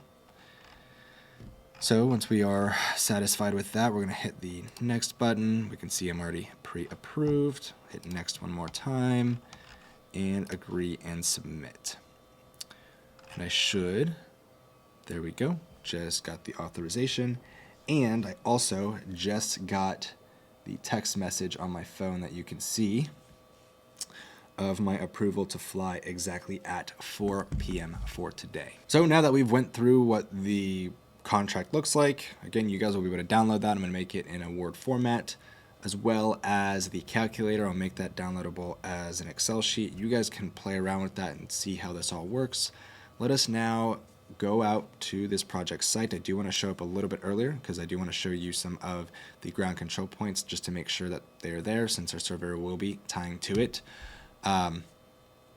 It's a way to just confirm, hey, they still exist there, because sometimes they do get destroyed. So it's part of the due diligence that we will do when we get out on site. But let me now pack up the drone, and we'll head directly to our project site. So one of the most important things is to actually have your SD cards. I have this case that I always have with me. It literally never leaves my side unless I leave my backpack in my truck. So I always have a ton of extra micro SDs and full-size SD cards, depending on, because some drones that I use require a full-size SD card. So I will make sure that I bring this guy with me. And then obviously I have been having everything sit here and charge. So all of these batteries are now ready to go. We'll just go in quickly, put them in the case. I will probably be buying a few more. So I've been categorizing these with just writing Sharpie. I know some people are probably be like, oh, why are you doing that, Dylan? But I'm gonna own this drone for a while. So that's my own hill I will die on. But yeah, eventually I'm gonna get 1, 2, and I'll have a third one in the drone itself. Well, speaking of the drone, I am missing, I'm actually missing the cover. Oh, there it is. So I got the camera cover here. So we're just gonna quickly put this guy on. Awesome. Now, because we are gonna be flying with RTK, I do want to make sure that my phone is fully charged, for one, but two, that we have good cell coverage. Now, given that we are flying in an urban area, that really shouldn't be too much of a factor that we have to deal with. However, there's actually one thing that I am really considering purchasing, and they have the cellular dongle that I can purchase, and it works with the RC2 Plus controller.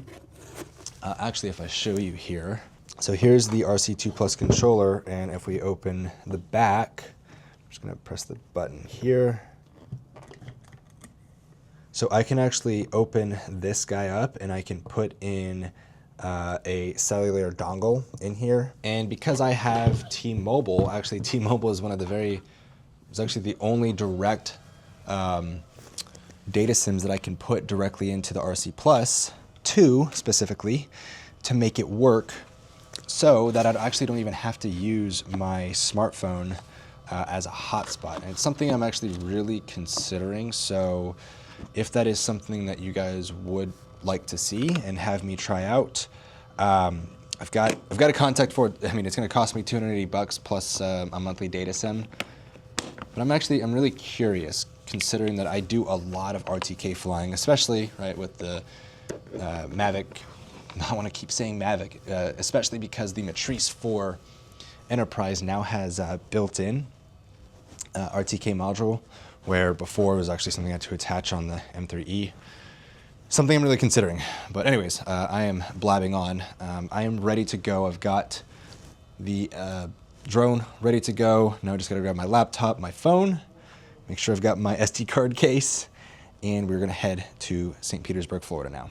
Now, one thing that I do like to always do, especially when I am packing and unpacking and taking stuff into my office and out of my office and to project sites, is the PPE equipment. So I actually always keep my steel-toed boots in my truck alongside with my hard hat and the high-vis vest. So we can see here, it's a little messy back here, but I also have these pop-up cones. So these are actually something new that I just got. And hold on one second here. There we go. So as you can see, we now have a pop-up cone. It's a little slanted right now, but it makes it so that I can quickly establish an area. So if I just wanted to use this parking spot as the zone to fly my drone, well, now I can do that because I've got these cones. So I will throw a link in the description of this video, depending on where you're watching it. I've already got this. I think I paid like $35, and it came with, I think, 6 of these, which is why they're all sprawled out here in the back of the truck. But I also have my high-vis vest, and then my hard hat just lives right here. And then in the back, looks like some birds that have been having fun back there. I also have my steel-toed boots, and you'll probably also see I've got a weed eater back here, and that is more specific for the LiDAR projects that I do. You'll hear me talk about this next week, or actually in the next video when I go to Miami for my LiDAR project. But that's kind of my always ready to go situation. Always have a hard hat, always have my PPE vest, and always have my boots in the truck. That way I just don't have to remember, oh, is it at my house? Is it at the office? It's always here. This is more of a real-time update.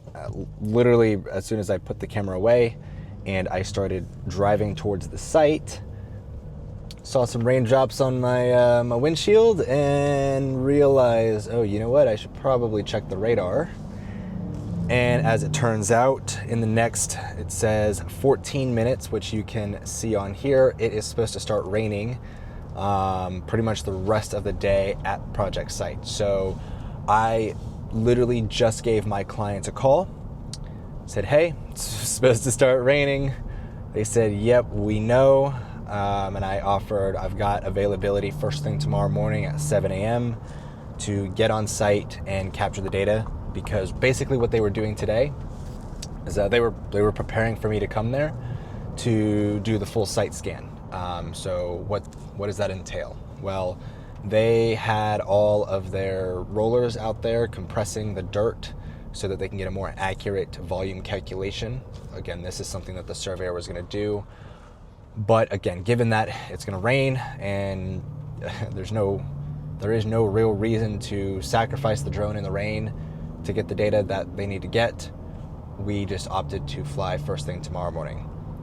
So where I'm going to pick up is I'm just going to leave my drone here in the truck. I'm actually heading back to my office because there's a few things that I can get done and working on for the rest of this week. I'm going to just pick up tomorrow morning, with us heading straight to the site.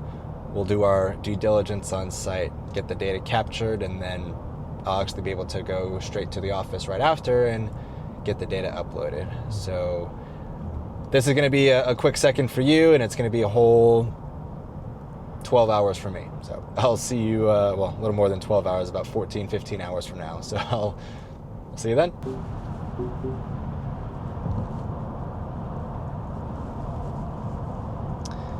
As you can see, it's now the next day, early in the morning, and I will say the one thing that I do like about heading out to St. Pete from where I live is now it only takes about 15 to 20 minutes and not 30 to 35 minutes, especially at this time in the morning.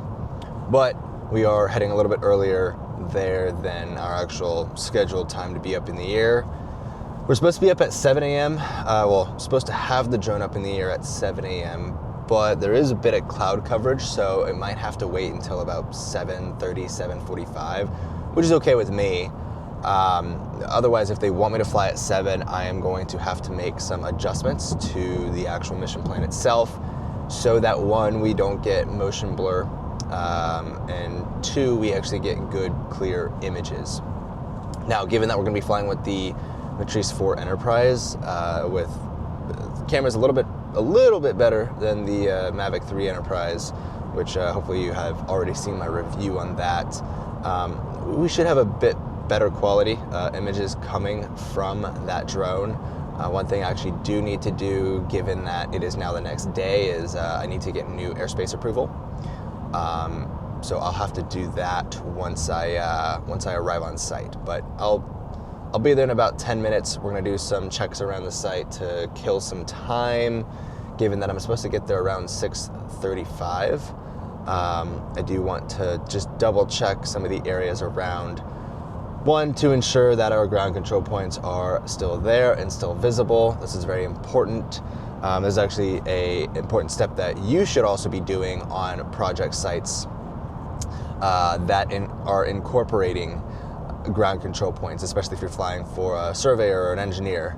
It's not, well, it is their points that they set up, but because you are gathering the data and they're going to be looking at it, if this is the kind of scope that you're working on, then you got to go and check and make sure that they're there, because if they are not, then you need to notate that to the surveyor or engineering firm that you're working with, so they don't assume that you missed data when in turn it's just some of their points are missing.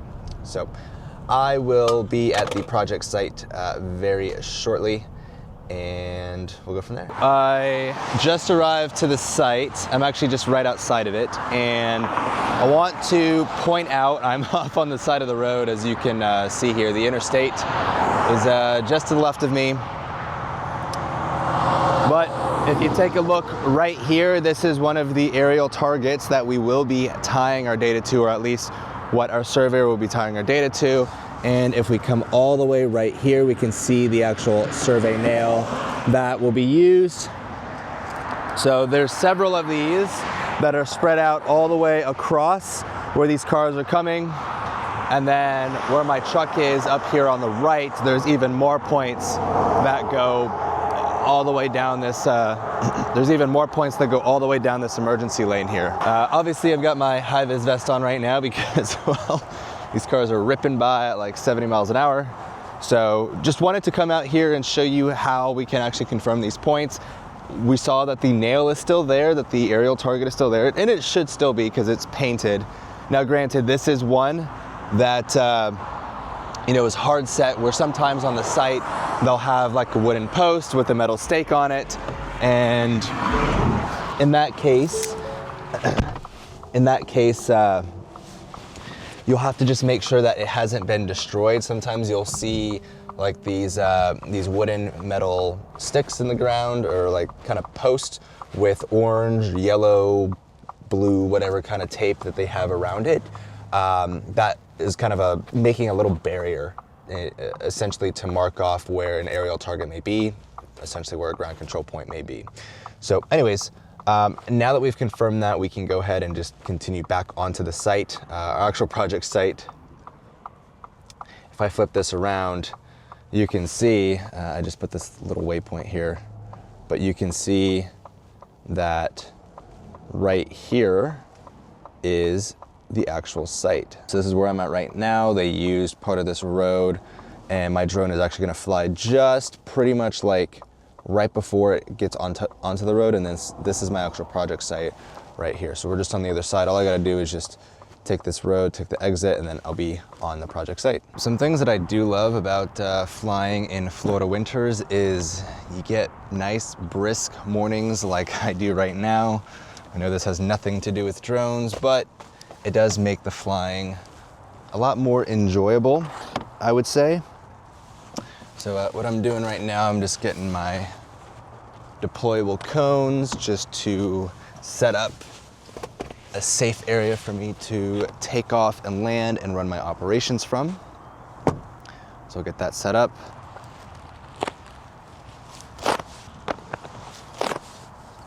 Cool, so now that my area is set up, I actually lied a little bit. I thought it was still going to be a bit more overcast, but it looks like there are no clouds in the sky as we can see here. And in fact, we have a very beautiful sunrise popping up right behind the clouds there. And those clouds do look pretty insane. So what we're gonna do, I still need to wait a little bit to actually put the drone up in the air. It's only 6:51.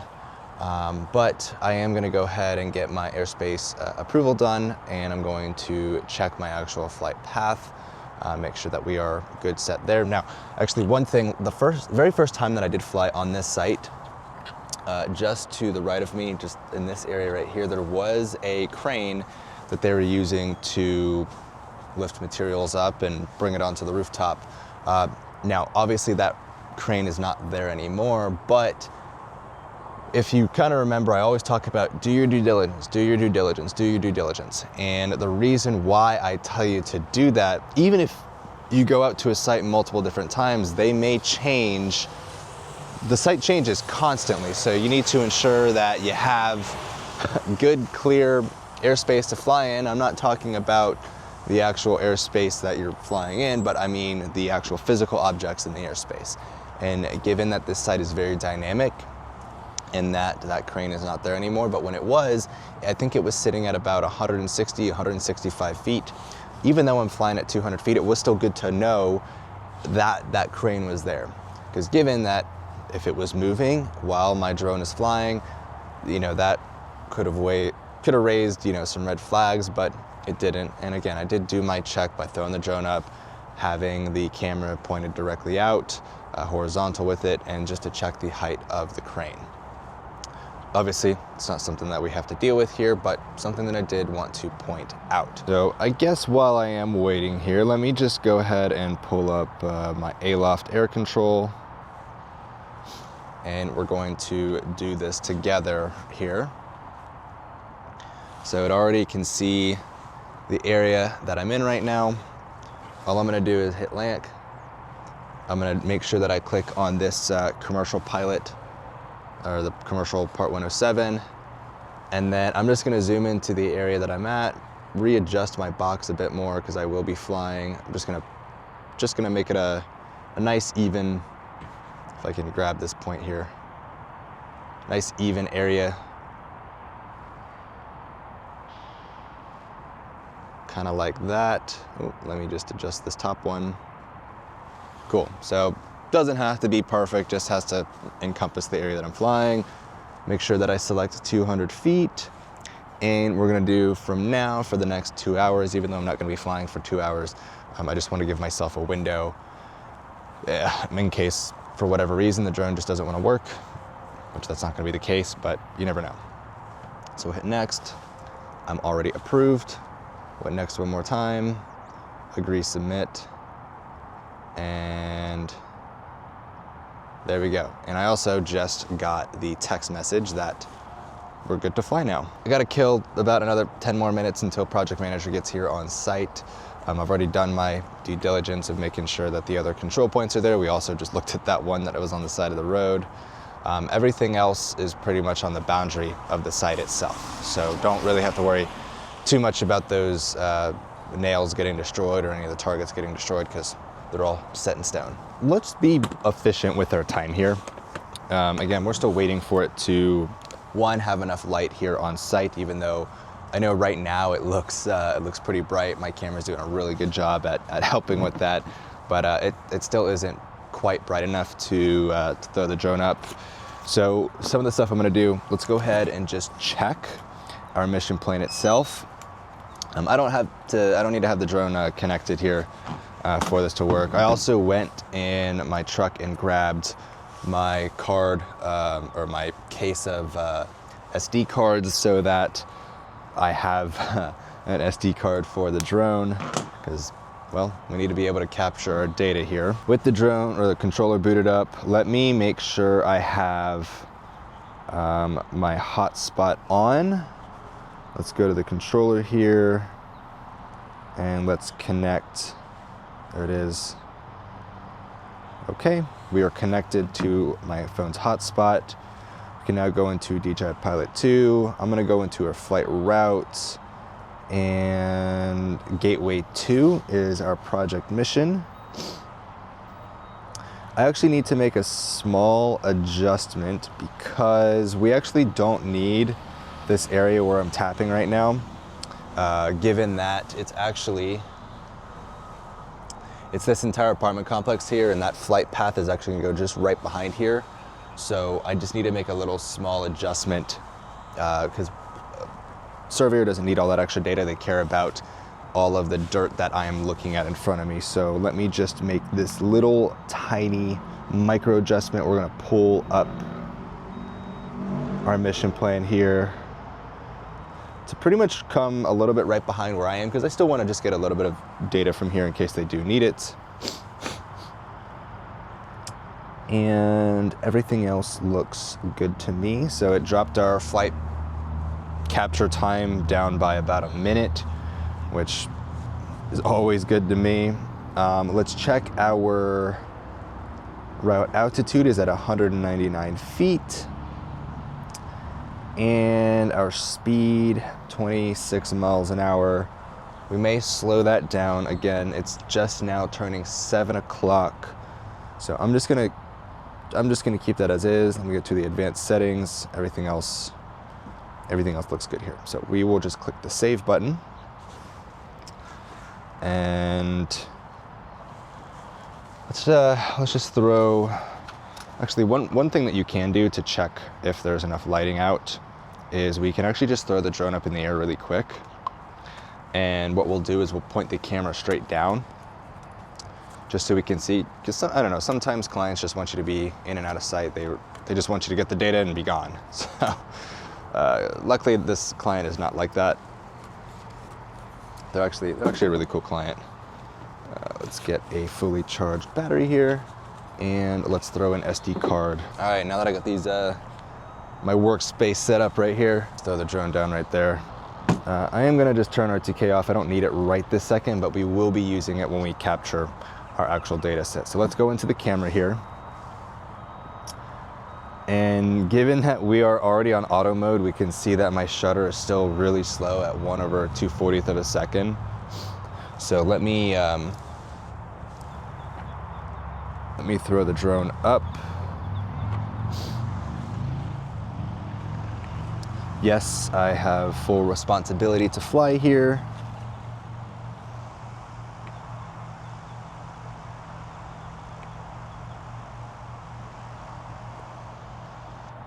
All right, let's try that again.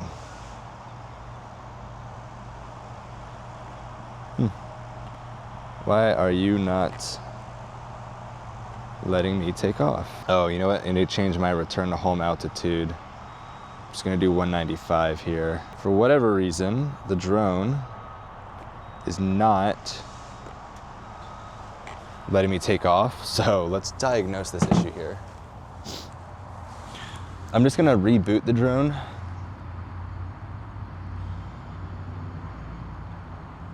This is exactly why I'm doing this series here, because my typical YouTube videos, everything goes perfect and there's no issues. But realistically, this is actually what happens all the freaking time. And well, I like to show you the diagnosis instead of you. Maybe this may happen to you out in the field and you may freak out like, why is my drone not working? I need to get the data. Rather than freaking out, you know, I'm gonna take you through a few different steps that I like to do to diagnose things like this. So, okay, we're back on here. Let's see. Yeah, still, oh, you know what? I'm so dumb. Okay, I was doing training a few weeks ago, or a few days ago, and it's because they changed it into mode 3 on the remote controller. Hi there. I was Landmark, project manager, so I love to see you guys do this stuff. Oh, you wanted to see it? Oh yeah. Awesome. I was just getting some configurations in, making sure that we are safe to fly. So how do you do this? You have to like check in with FAA and then... Well, yeah, since Pi is right there, right. We have this whole system that I check into. So I've already got authorization to fly. I marked out the rough area that I'll be flying in, and what are your current coordinates there? my what? Your whatever your. This is my current. Yeah, what is it? 27. Point 85304. Uh-huh. And then my launch is negative 82.66992. 66992. Yep. But I also give them, I create like a rough grid for it. It's pretty cool. Morning. Morning. So you create a rough grid. Good job. Wow, that's pretty cool. And it's actually in real time. So if I wanted to create another one, I may be flying to do an inspection on it. So I have to get full authorization there. Yeah. But very close, yep. So let's say I wanted to fly, actually I had this project 2 weeks ago, this site. So all I have to do is click on it, and I have to just be on this tab here. Yeah, it gives me authorization request since I'm on a Part 107. So that just goes right into FAA and then they just... Well, yeah, so these ones will automatically approve. They direct it. So which one's automatically approved? Like if you're not near... Well, so it depends. So if I go out here and I zoom out, it gives me all these different circles, or like... Okay, that's what I wanted to know. And then where we're at, I can fly up to 200 feet with automatic approval. But if I needed to fly higher than 200 feet, I have to ask for advanced approval. So right now, when I just got here, I put in, hey, I'm flying here at 200 feet. I'm gonna be here for the next 2 hours.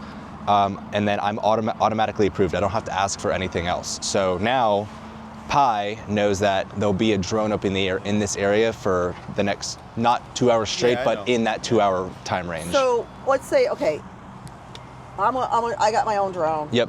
And so anytime you fly a drone, you got to check in with FAA now.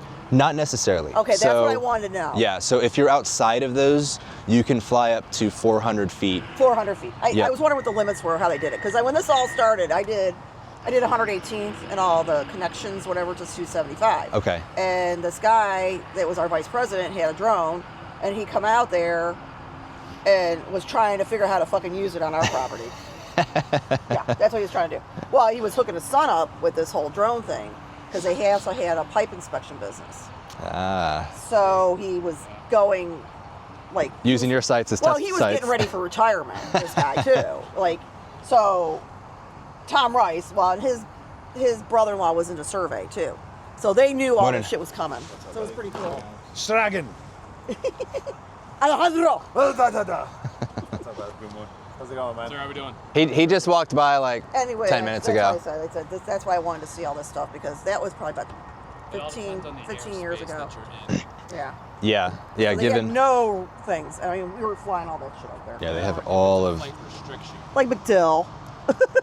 Everywhere Right. in St. Pete, I mean, there's going to be 40. theoretically, I can get approval to fly on McDill. I can get approval to fly on top of airports. Yeah. It's a longer legal process that I have to go through, because airports are actually doing lots of inspections right now on their runways.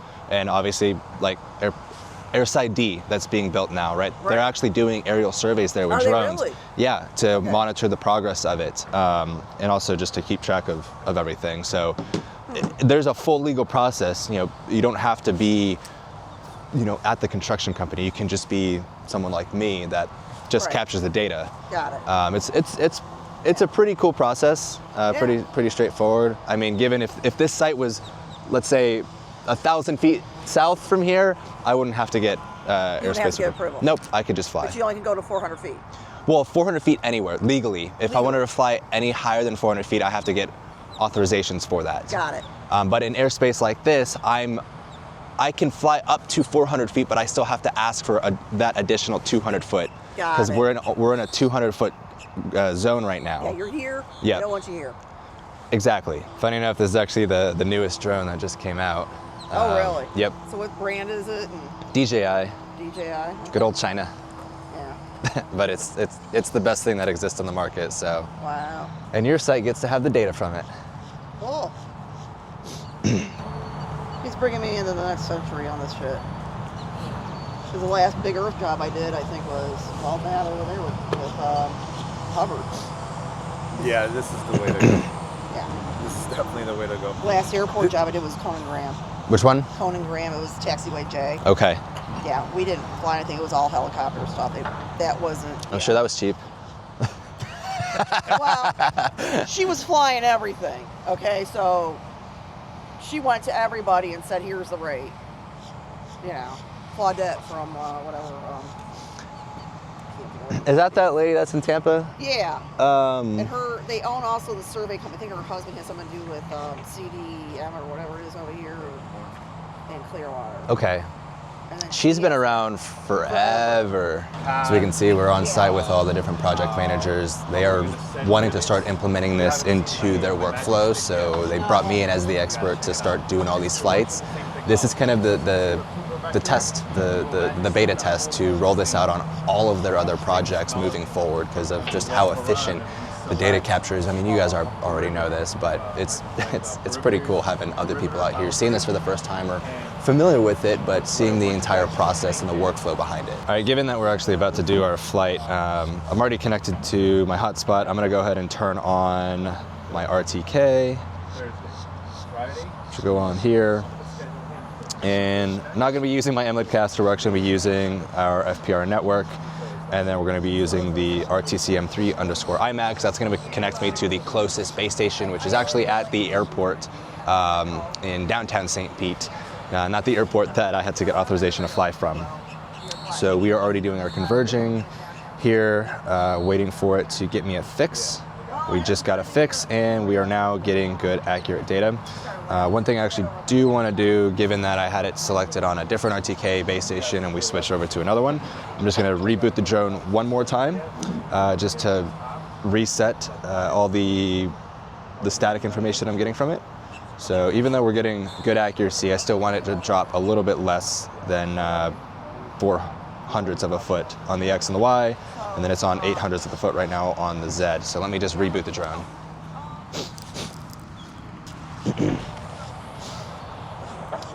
You can probably see the sun is now just starting to come up here, so we'll give it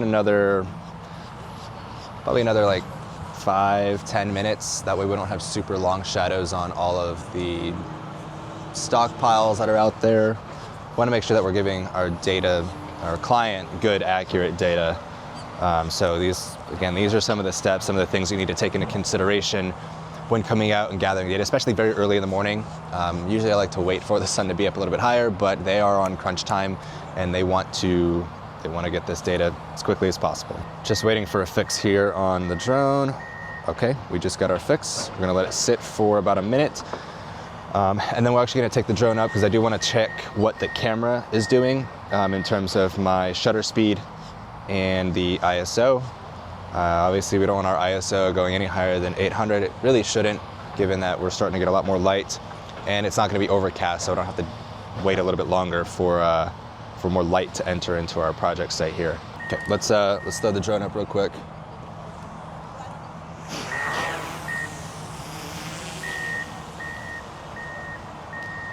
And what I'm going to do is I'm going to take it right up to our 199 feet.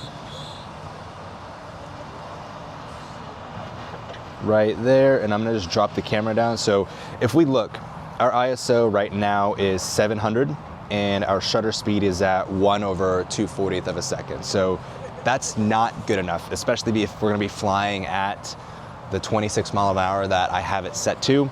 We're gonna get a lot of motion blur in all the images, even with an aperture of f2.8. Even though we're letting in as much light as we can, it's still not enough to get good, clear images for the mapping data that we're doing. Because if we go and we look at our flight route here on our Gateway 2, we're supposed to capture 331 images, and I want to make sure that every 331 images that we gather is clear, not blurry. That's just going to do us no good, and it's just a waste of time if we come out here and capture the data as the camera's seeing it right now. So again, we're going to wait probably another 10 to 15 minutes at 7:16 right now. So it's probably going to be about a 7:30 takeoff time for us to get what we need. Given that it's pretty much go time here, you can see the sun shining and now it's hiding behind the clouds again. I just wanted to wait for it to rise a little bit more. We're 5 minutes past 7:30. I'm gonna boot the drone on. I'm also gonna go get the project managers because they did want to see this flight. So I probably won't be talking to camera that much, but you will kind of see the interactions that's going on. They are really interested in this technology, as you heard the lady that came up and was speaking with me. So let me boot the drone on so that we can get connected to RTK, have a good fix, and we'll be ready to fly. All right, so this whole... I do have, but go ahead, do your thing. It looks a little different than drone deploy, but gets the same thing across. So obviously have our project site set up here, and we now have some good light out. So I'm gonna hit this, actually I'm gonna slow down our flight just a little bit. Mohammed, oh no, estimated time, 10 minutes. Yep. And I just slowed the speed down just a little bit. As the sun starts to come up, we'll start getting more light on site. But even 10 minutes to gather all the photos that we need is pretty incredible. So we're gonna hit the play button here. Okay. How many photos does it take for this mission? This one is estimating 326. Yeah. Yep. So I've hit this play button here. Got all my settings built in. And I can ignore those. I can ignore those settings, so we don't have to worry about that. Everything else is pretty much. How high it can go now? Like Here I am approved to fly at 200 feet. okay. I have the project set, the flight set to 199.7 feet, just so I'm a little bit below. But that's going to give us, I mean, the Yeah, accurate the data. max. Yeah. Yeah, because Yeah. PIE. And I don't want to fly any higher than that anyways. Okay, you don't need to. Okay. I typically, I actually like to fly at between 160 and 180 feet. I've seen that's given me the best results, but the bigger the site, the more photos you'll have to do. Yeah. 200 feet for what Davey's doing is more than enough. Yeah. Awesome. So we just hit upload and then start.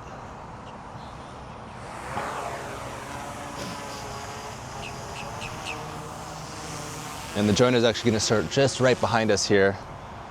So we can actually take a look at the camera itself. Just thinking here for a second. There it goes.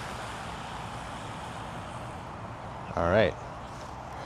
So we got to our first waypoint here. What I'm actually going to do, because I see something going on, I'm going to switch this over.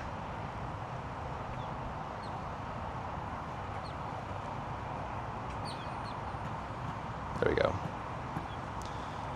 I just switched this over just so that the images aren't blurry. Change ISO. I changed the shutter speed. I increased it because it was a little too slow. The ISO, that's actually the highest that it will go right now, given that there's enough light in the scene, and I don't want it to go any higher than that anyways. So All right. there we go. So now we are at our first waypoint here, exactly at, 199.5. there we go. Awesome. And so we can track its progress. This white box, so this is actually the newest drone from DJI. It came out a few weeks ago. So there's actually some new software updates on it. This actually, that box shows you exactly what it's capturing on the area. It's pretty cool. Yeah. We also have these vision sensors, so I can see there's little cameras around. I can actually see each direction that it's looking at. So this is the left of it. Oh, that's badass. This is right behind the drone. This is to the right of the drone, so obviously it's over that warehouse that's over there. This is in front, and then I can actually look at the bottom cameras too. Even though, I mean, obviously we have the camera that we have right here, but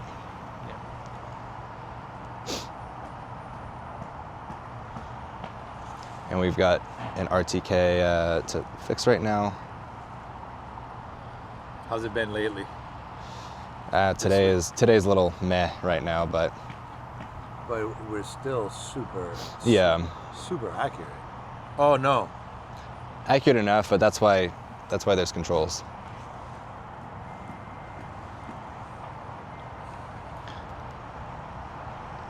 2/10. That's fine.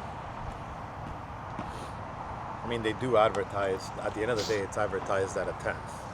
Right. So sometimes we get a third, a .03. Yep.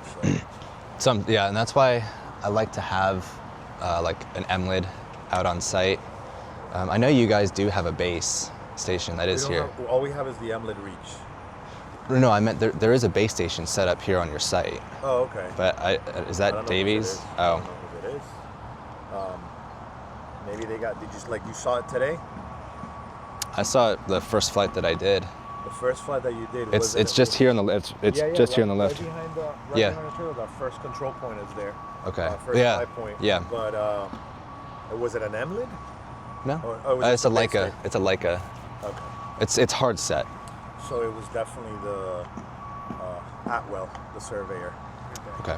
They're using the, I'll call it the real deal, the $50,000-$60,000 equipment.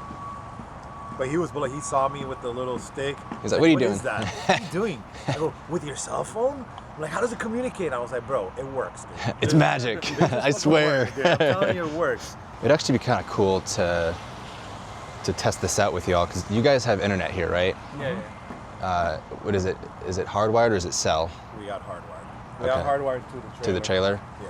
So I did this as a concept with out in Texas, in Houston, just north of Houston. There's this area called Colony Ridge, massive, like 200,000 acres of land that they're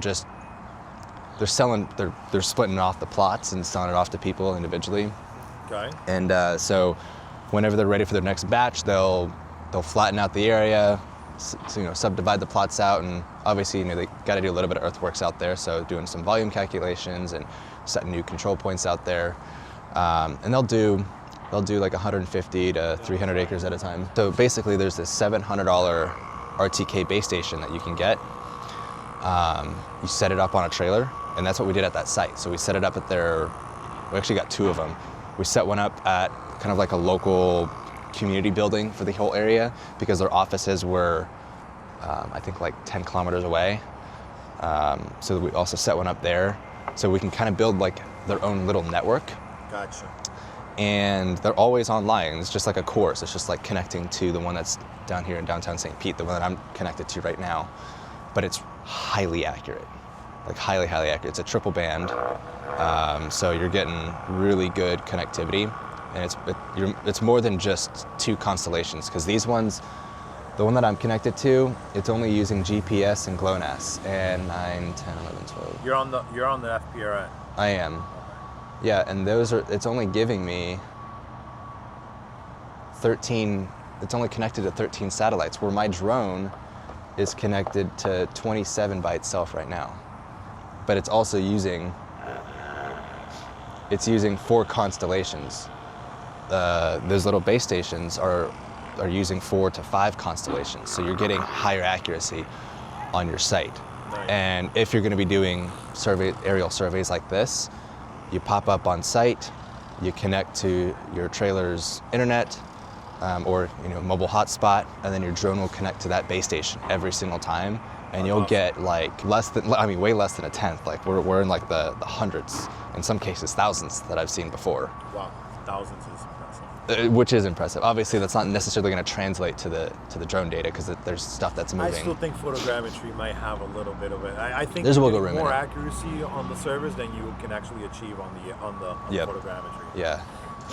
We're right at the end of our aerial survey, but if you guys want to take a look here, Sorry. it's on its last little path. So it's just going zzz, zzz, zzz. Yep. So we're on its last leg right now. Let it rip. But it only took 10 minutes to do the whole thing. Cool.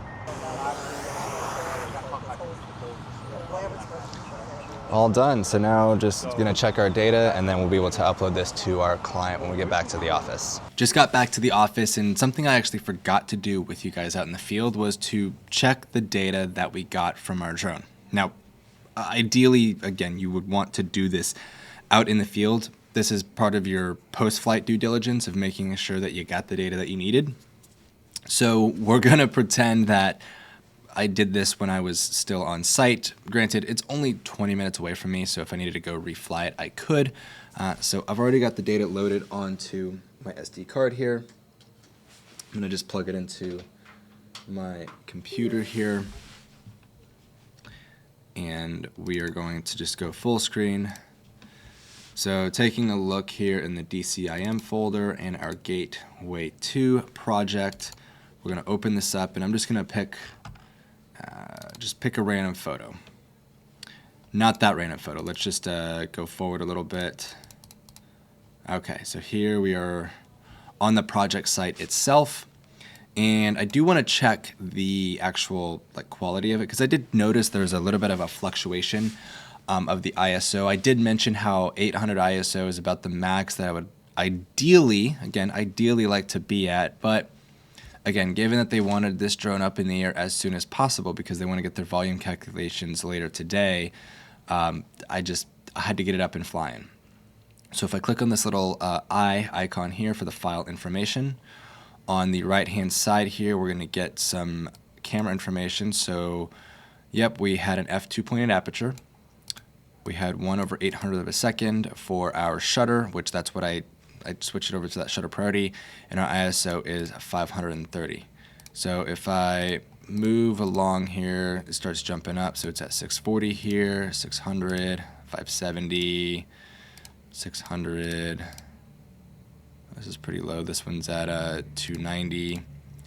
I did see some areas that spiked up a bit, so this one's 730. Again, I don't really care about this area particularly. Neither does the surveyor. So let's see, 310. And if we zoom in on these photos, they should be clear, right? There is no motion blur at all. Granted, we are flying at 200 feet, so it's not going to be as if we're flying at my typical flight height of 160 to 180. But overall, I mean, this is exactly what our surveyor is looking for. So if we just shimmy on along here, let's get to the other side. Yep, 410. Okay, so you're going to notice as soon as we get over this water here, there it is, 1220, 1790 for the ISO, 2000 for the ISO, and there's all this grain that is getting introduced into the image. However, given that we don't really care too much about this side of the actual orthomosaic that's going to get generated, it's totally fine, because look, as soon as we jump, yep, there it goes. So here we're at 1160 ISO, and then we jump, and then we drop all the way back down to 500. And then when we get right back over to our project site, we're at 430, 330, 450, 580, 450. So we're sitting below the ISO that we want to sit at. And we're still able to get incredible quality out of this. So let's go and actually upload this to my client. They have already sent me over an upload link here. So I'm just going to click on the add files. I'm going to add a folder. And actually, before I do that, what I want to do is this Gateway 2. I'm going to just copy the project here. Oh, I am right in the way. I'm just going to copy and click the little copy icon, and I'm going to save it directly to my server here for this project, and I'm going to give it, a new folder name. So today is the 20th. Okay, and then I'm just going to paste all those photos in here. Shouldn't take too long. I always like to keep all the raw data, even if I upload it to a client and they're going to put it into their cloud, I always keep a local set of it. This is specifically set up on my local NAS that I have on here, so you can take a look. Still got 17 terabytes free, so I got a lot of data on here. But anyways, let's go back into Google Drive here, or not Google Drive, Google Chrome here for our WeTransfer for a client. We're going to navigate into our client's folder here, and we're going to go to today's date. We'll select the folder. I'm going to click upload. and I will click upload one more time, and I will click transfer, and there we go. And then we can take a look here on our task manager on the performance. We're uploading at about 200 megs a second. Reason you're seeing receive right here is because it's pulling from my server to this computer and then uploading it directly to my client's WeTransfer. But anyways, that's really all it is for this project site.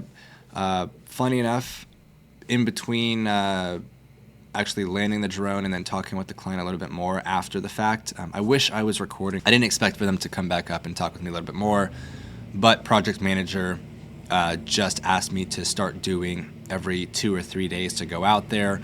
So we already have me planned to go out and fly at 4 p.m. on Monday. However, we have seen just a little bit of potential rain that is coming into the area, so that is something that we're taking into consideration. Regardless, though, I'm not going to keep throwing this exact same project site on here for you guys to watch. I'm going to be putting new projects on here, but just wanted to give an update in terms of that, because obviously, right, I built out an entire pricing calculator based off of 20 flights. I gave some discounts because, again, they're giving me a lot of projects to go do, or a lot of flights. I'm making over $9,500 on this, and I don't even have to do any data processing itself, so it actually pays entirely for my M4E purchase, which is great. But with that being said, you guys do have access to the Excel sheet. It's going to be made available whether you're watching this on YouTube or on my Pilot Byte platform. Just check below in the description or look at the download section if you're on Pilot Byte website, and you'll be able to download the calculator. You can play around with that. You can change those numbers in there. And then same thing with the contract. You guys will have access to the contract just as an idea of how I write these out to clients. But with that being said, hopefully this next video that I have coming out is going to be a LiDAR project down in Miami. We're negotiating with the client right now to potentially tag on 2 more. There's 2 other sites that I did before. They weren't recorded before because I wasn't intending on doing this series, but now I am. I actually didn't have the series planned in mind when I was doing this project. So anyways, we'll see that if I can get those 2 other projects. I'm going to bring you along, and in total we'll do 3 LiDAR projects across 2 different days, which I think will be pretty cool. With that being said, I look forward to you guys checking out the next episode in this, whatever this I call this series. I still haven't figured out a name for it yet. Hey guys, welcome back to another Drone Pilot Insider Uncut episode. Today we are, well, this video you're going to be seeing a LiDAR data acquisition project down in Miami, Florida, which is about 3.5 to 4 hour drive from where I'm at. So this is actually the day before we actually do our LiDAR capture, and we're going to be going through the actual process on how I set up, how I pre-plan these missions, because for doing LiDAR data capture, there's a few more steps involved than a traditional drone mapping project. So we're going to be flying with the DJI L2 that I've got right here. Obviously, that's going to be going on a DJI Matrice M350. So I also have batteries being fully charged right there.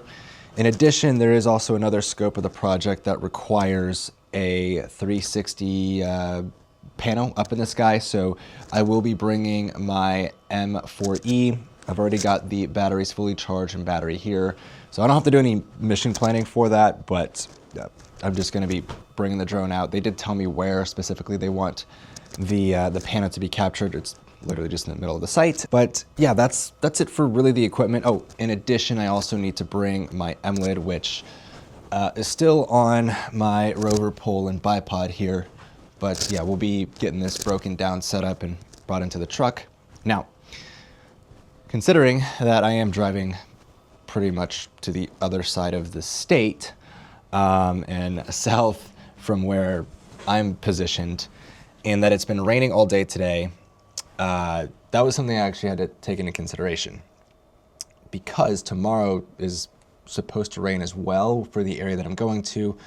However, I've been tracking it all day long. Right now it is 4:40 p.m. I'm going to be leaving tomorrow at, well, when you see this, it's going to be about 4 a.m. for when I leave, because I want to get on site around 8 o'clock in the morning, so I can do my due diligence, which I will be bringing you guys along. but because of how far it is, I don't want to drive down there and be stuck with rain all day long. But it is clearing up from what I can see. It was supposed to rain almost all day tomorrow, and now the percentage has dropped down to about 25%. And then the area that I'm looking at specifically, it doesn't look like there's going to be any rain after like 6 a.m. So with me arriving around 8 o'clock in the morning, I should be good. But what I want to quickly break down for you guys, we're going to hop here onto the desktop. We're going to look at what my client gave me in terms of a KML for the boundary that we're capturing. They also gave me where the ground control points are, so that is one of the things I need to do when I go out there is confirm the ground control points. And then they also want me to do check shots, which I'll explain what the check shots are later on in this video. But yeah, they have basically everything that I need to do.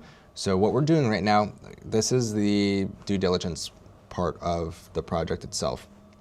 We're going to look at all this data, look at the specs that they gave us of what they want us to fly, where they want us to fly. I have another sheet that I can't show because it is proprietary, but they tell me the swath width in terms of how many points per square meter that they want, which I've already got that calculation down for the overlap and the speed that we'll be flying, as well as the height. So we'll take a look at that for the mission planning. But yeah, we're just getting everything all set up, getting all the batteries charged, making sure that the drones are all up to date with software and firmware, and then just doing one last checklist of making sure we have all of our equipment ready to go. And I'll also make that available for you guys to download. There's gonna be a free checklist template that you guys can build out for your future projects. So let's actually hop here onto the desktop. We'll look at the entire project itself, and then we'll go from there. Hey, this is Future Dylan. I'm having to re-record this because I just realized that the microphone wasn't working when I originally recorded this segment. So I've already actually gathered the data for this project, but let me walk you through how I get the information, how I do my mission planning, and then based off the mission planning, how I charge my client. Because I also have another calculator that I built out. This one is specific with my Tracer client, so I already have a pre-negotiated rates depending on the size of the project, some other deliverables that they ask from me, and then how far away and if there's multiple days included with it. So let me walk you through the process of how that works. What we're looking at right now is the flight boundaries, the site boundaries of what they want me to fly. So I can easily just download this KML. What's also cool is depending on what drone you're flying with, whether I'm flying with a quad or a fixed wing, I have the option of switching between the two. Obviously, we're going to be flying with an M350 and an L2, so here's the area of interest that I have. From there, all I have to do is click on the download KML, and I'm just going to throw it into my downloads folder. And from there, we'll just open up the KML. It's going to open up into Google. I've already opened it up before, but this is how I can also just really see the entire area that I'm gathering. What's actually really funny is I actually did a project here about 2 months ago. This one's about 500 acres. And this site, the way that we can see how many acres it is, on the left-hand side here, I don't even think you saw what I was drawing out, but yeah, this whole area I did before, about 500 acres. Right here is that KML that I just downloaded. So on the left-hand side, if I go onto the actual object itself, right-click on it, hit Properties, and it doesn't really matter. I'll just change the fill color to something that we can see. Maybe let's do like a yellow or something. Cool. So now we can see the area that we care about. Now, how many acres is this site? Well, let's go to the measurements, and for the area, let's go down to the drop down for acres, and we can see it's 151 acres. So now that I have that information, we can go into my calculator that I have right here. Again, you guys will be able to download this and use this for yourselves. But my baked in cost is a minimum of $750. That's up to 50 acres plus a $50 mobilization fee. That gets me about I think about like a 33 mile, about 35 mile range included. Anything after that, I charge mileage rate. Right now, it's actually 70 cents per mile additional, but I add an extra 2% because I have some other costs associated with the mileage that's going within it. So here I will put in the acres, so 151, and that is based off of what I have here from the KML. Going back into Google, we got to figure out how far away this site is. So going onto the maps, considering I already know where this area is at, it's here in Westlake, and I always just drop this pin here to figure out my distance. So I'm going to hit directions, and I'll pull it from my location, and we can see here on the left-hand side, it's about 217 miles from my office. I always like to round up number-wise, so if this was 213, I just call it 215. But since it's 217, I'm going to call it 220 because I'm going to have to make probably a stop along the way.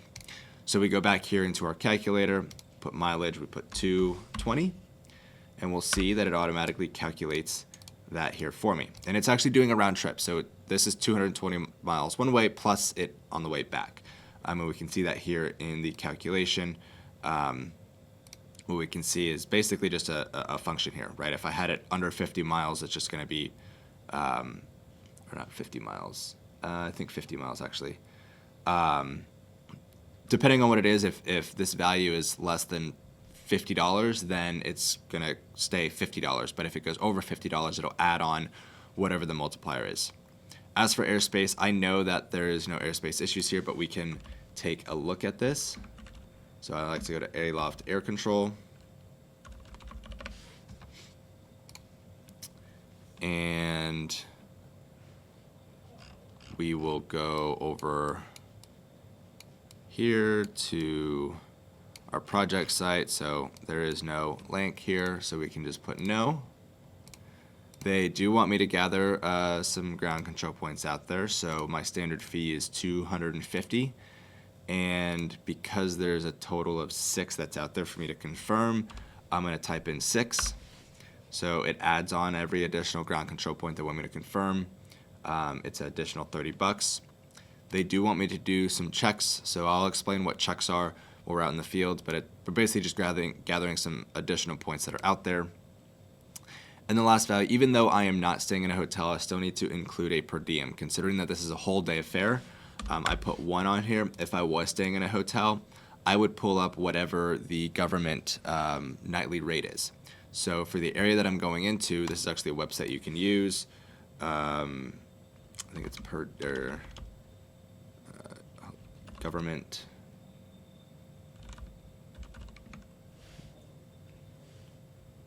per diem right here. So we go to the per diem rates, and we can either just look at a national scale or we can go specific. So if I go and look at the zip code here, which, let's see, it is 33470, and I put in a zip code here, 33470, click find rates. Here we have Palm Beach area. So for daily lodging, because we're in February right here, we can see it's $244 a night. So if this is like a multi-day project, what I would do is I would put in the $244 a night, and it gets me that value there. As for the per diems, it was 65, but I guess I'm wrong there, or $68. Maybe I was calculating a different area. But basically, you do your first and last day of travel, so you only include this, considering it's only one day. Technically, I'm supposed to put $64.50. But if it's multiple days, you do $86 on the in-between days outside of your first and your last. So this is a great resource to use to do your pricing, because you can't just say, hey, maybe I'll just do 110, or maybe you just do the average, right? Let's see. If we go back and I just put Florida, right, and I click find rates, right, standard rates across the board is $110. But because I'm in an area that's more expensive, I don't want to have to incur the cost of an additional $114. That doesn't make sense. You should never do that. So you want to take these rates that are here, right, this Boca Raton, Delray Beach, Jupiter, that I'll be in, is $244 a night during peak season. So there's all factors around it. Look, if I was going down to Key West, it would be, wow, $436 a night. So it can, you never want to do what the state standard rates are, because you're just going to lose money. So So now that we have all of that in there, let me remove the hotel. I will be charging my client $1,802.30 for this data capture that I'm doing out there, which I'm not doing any data processing. It's just pure data capture. So now that I have all of this information for what I'm doing, right, the entire site here, if we go to this back end, we can see what we're capturing. We used Google Earth Pro to get an actual acreage of it. We also figured out how far away we are, right, from Google Maps. And we were able to calculate all that with this calculator right here, which is simplifies my entire life. Again, these are all pre-negotiated rates that I have with my client. If I were to say, hey, maybe I need a little bit more dollars on the 51 to 500 acre range, maybe I pump it up to $5 an acre after, we can see that value automatically adjusts based off of it. Considering I'm doing an additional 100 acres, right, it has all the multiplication built directly into it. It's a very smart system that I have here. So you guys can download this, but now that I have the KML downloaded, I'm gonna put it onto an SD card, and now let's go do the mission planning on DJI Pilot 2. All right, got the micro SD card that we can see right here. Just going to plug it directly into the M350 controller. So open this guy up here, and micro SD card slot right here. We are gonna go to our flight route here. We're gonna click the plus button, and we're gonna do the import route. And we're gonna click the 6E44-4C8D. And if I scroll to the bottom, there is my KML. So I will confirm. And I'm gonna allow access to the SD card. And we want to do an area route.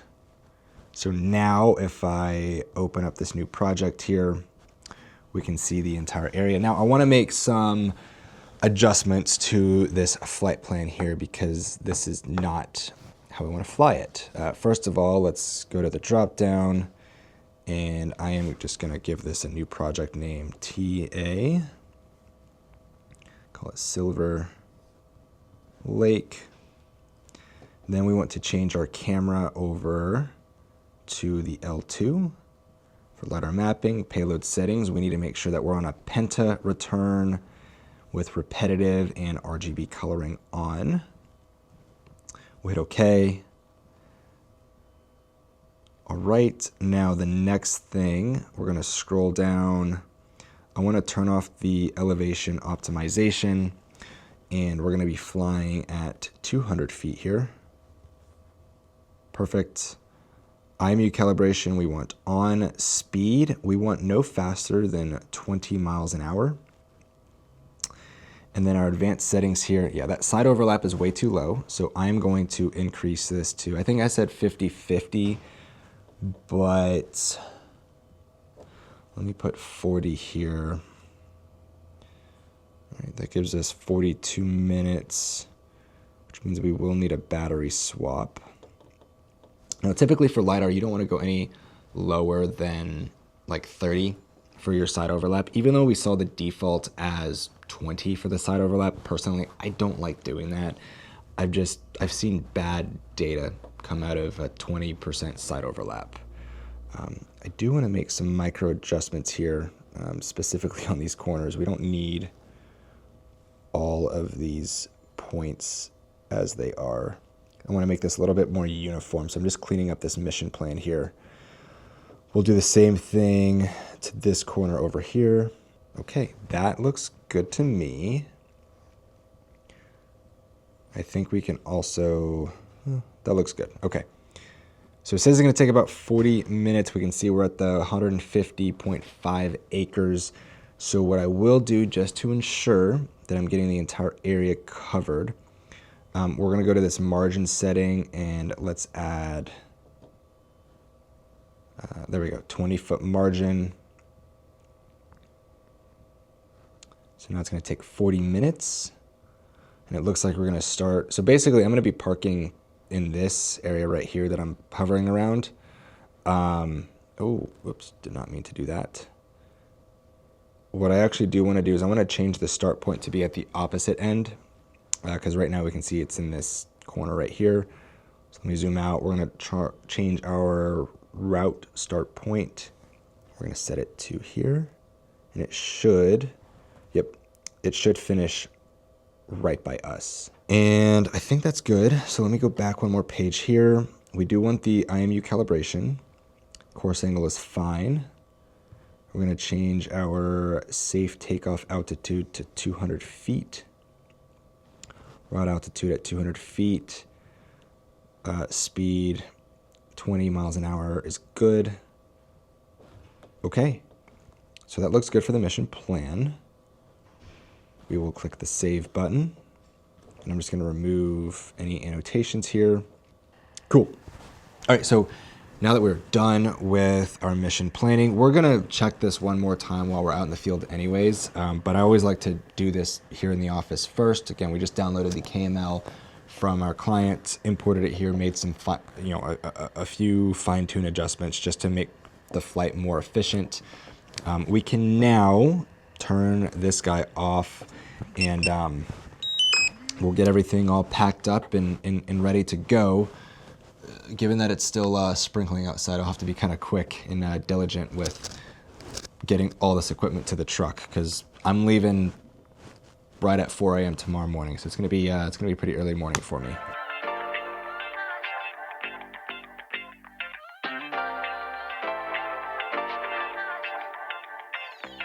So something that I did realize when packing, given that, yes, I am confirming the control points out there, I'm not setting them. However, I do need to go to Home Depot or Lowe's to go pick up some more ground spray cans, because the ones that I have with me right now, I'm almost fully out of. And I do know I have some projects coming up where they do want me to set some ground control points. I'm not the one who's confirming them. I have a survey company that I work with, but they just want me to go out there since I'm doing the aerial data capture for it. So we're gonna take a little quick stop to Lowe's, and I'm gonna show you which ones that I personally like to use for ground spray paint, given that this is an undeveloped area. But yeah, as you can see, I've got my cart of drones ready to go. Obviously, I've got the M350 over there, and then I've got the bipod rover pole for the MLID all set up. And I'm actually gonna be taking a stop to T-Mobile. Hopefully they're still open, because I've been having some issues with my data sim in my MLID, so I'm just gonna go get that checked out. It's probably not, probably should have done it earlier today, given that it's 5 o'clock. That's probably not gonna happen today, to be honest, so we'll scratch that off. I'm just gonna use my phone's hotspot for it to do its N-trip connection for tomorrow. So something that, now that I'm talking it out loud, these are just things that you need to take into consideration when doing projects that require equipment that has connections to servers and services. That was my honest fault, but this is why we have backup plans. And the backup solution here is to use my phone for that process. But anyways, I'm all packed up. We gotta make a stop to Lowe's real quick to get the last bit of equipment. But we're pretty much all set, ready to go for tomorrow. It is a little past 4 a.m. now. We've got roughly 3 hours, 50 minutes, probably gonna be about 4 hours once traffic starts hitting up. But we are now heading to our project site in, it's called Westlake is the town that we're going to. Should be pretty easy. The weather's actually clearing up pretty nicely from the forecast that I saw compared to what I was looking at yesterday, which was a few minutes ago for you guys. But yeah, we are heading out there now, and it should be a pretty straightforward project. I've got some hacks that I want to show you guys while we're actually out on site for doing the data gathering and then for doing your data check. Because again, I am driving 220 miles plus that back. I obviously don't want to go out there if there's any mistakes. So I've got a few workflow hacks that I actually do myself on just about every single LiDAR project that I am hired to go on. And it's actually really easy, but you're gonna see that coming up. All right, we have just arrived to our property location here in South Florida. It's actually 8:45. I had to pull over because I got a little tired, so slept for about 45 minutes, which didn't really add too much more time to my drive. Is actually pretty nice. But so first things first, because we are doing a lighter flight, and given with lighter flights we have to do there's a PPK processing, so I need to get a base station set up on one of the known points here. So what I actually have pulled up, this is the back end for Tracer for me to be able to get access to all the information here. So this project here, if I go to the flight markers, it's going to open up a map on here, and it's going to show all of the flight markers. So I'm actually right here. If I turn on my location, I wonder if it's going to work. Close enough. It shows my pin there, but I'm actually closer, more like right here. I'm parked where I'm parked. Actually, maybe we can do this satellite imagery. Yeah, even this satellite imagery is so old because literally what I'm looking at right in front of me, there's thousands of homes here. It's kind of ridiculous. But as we can see, this is the area that we're going to be capturing, and here is one of the control points that I'm going to be tying to. So typically what I like to do, one of the things that I'm required to do is go and check all of these control points. Given where I'm at right now, I wonder if I can show you here. If you can see out the back of my window here, it's kind of blocked off. I can't necessarily drive past that.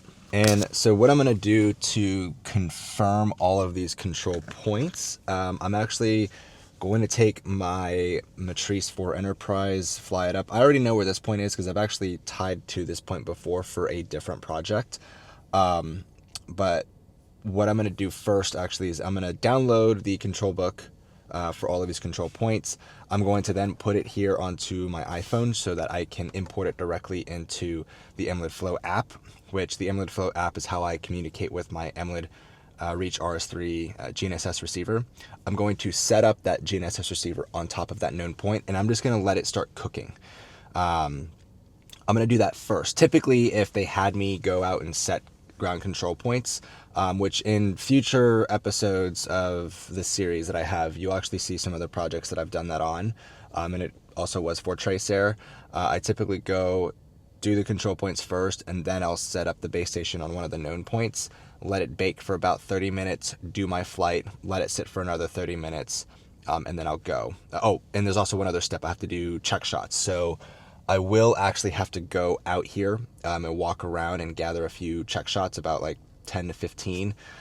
It won't be too hard. It's just a lot of walking. That's really all it is. But again, given where all of these control points are, there's a total of 6 if I remember. I'm just going to fly my drone to each one of these spots here, which honestly, I could probably go and check this one that's 5,001 or 50,001. This one is 50,000. This one's 50,002, 50,005, 50,004, 50,003. So I'm going to fly my drone to these 3 out here. I've already checked this one because I can see it, and we'll go and set the base station up on it. But yeah, I'm going to set the base station up first. So I'm going to download all of these flight markers here. And I'm just going to throw it into the downloads section. And if we open it, so if I go to my downloads, just going to open it with Microsoft Excel here. Cool, so we got the name, northing, easting, elevation, and I do believe, so it does give me the EPSG code here, so 2236. I am going to actually airdrop this to my phone. So I'm actually opened up here in MLID Flow application. I'm just going to quickly airdrop this file. Does airdrop work when I'm... Oh, probably does not work when I'm tethered. Here, I've got a different idea. This is what we're going to do. I'm going to open up MLID Flow 360. So now that I'm logged in here, I'm going to create a brand new project. And we're going to call this TA-Silver Lake. Okay, let's edit the coordinate system here. So if I remember, it is EPSG code 2236. So EPSG, I don't think I have to type that, 2236, let's see. So let me try EPSG and 2236. It is not finding it. What is going on here? Well, let's do Florida East.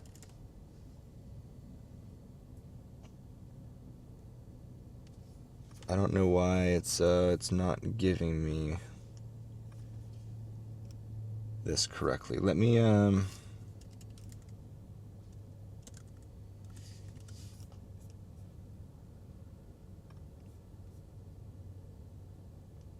okay, so here.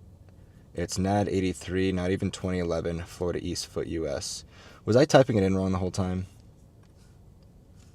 EPSG. Yep. 2236. 2236? Okay, it doesn't want to find it. So if I type in Florida, hold on, let me do NAD 83 / Florida East. You know what? It's not showing all of the coordinate systems. Okay, here's what I'm going to do. On my phone, I'm going to go, because I do have all the coordinate systems downloaded on my phone. We are just going to exit out. Okay, so I'm going to call this TA Silver Lake here. And coordinate system, we'll do 2236. There it is. Okay. So, yeah, that's weird. It wasn't working on my laptop. So, we'll do that.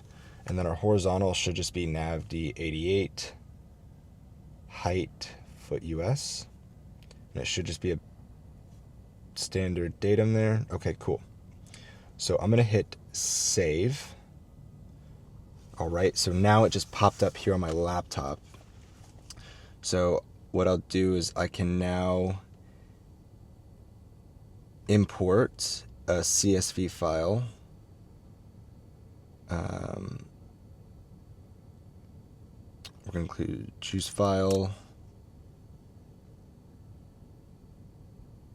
And theoretically, if I go to the satellite view here,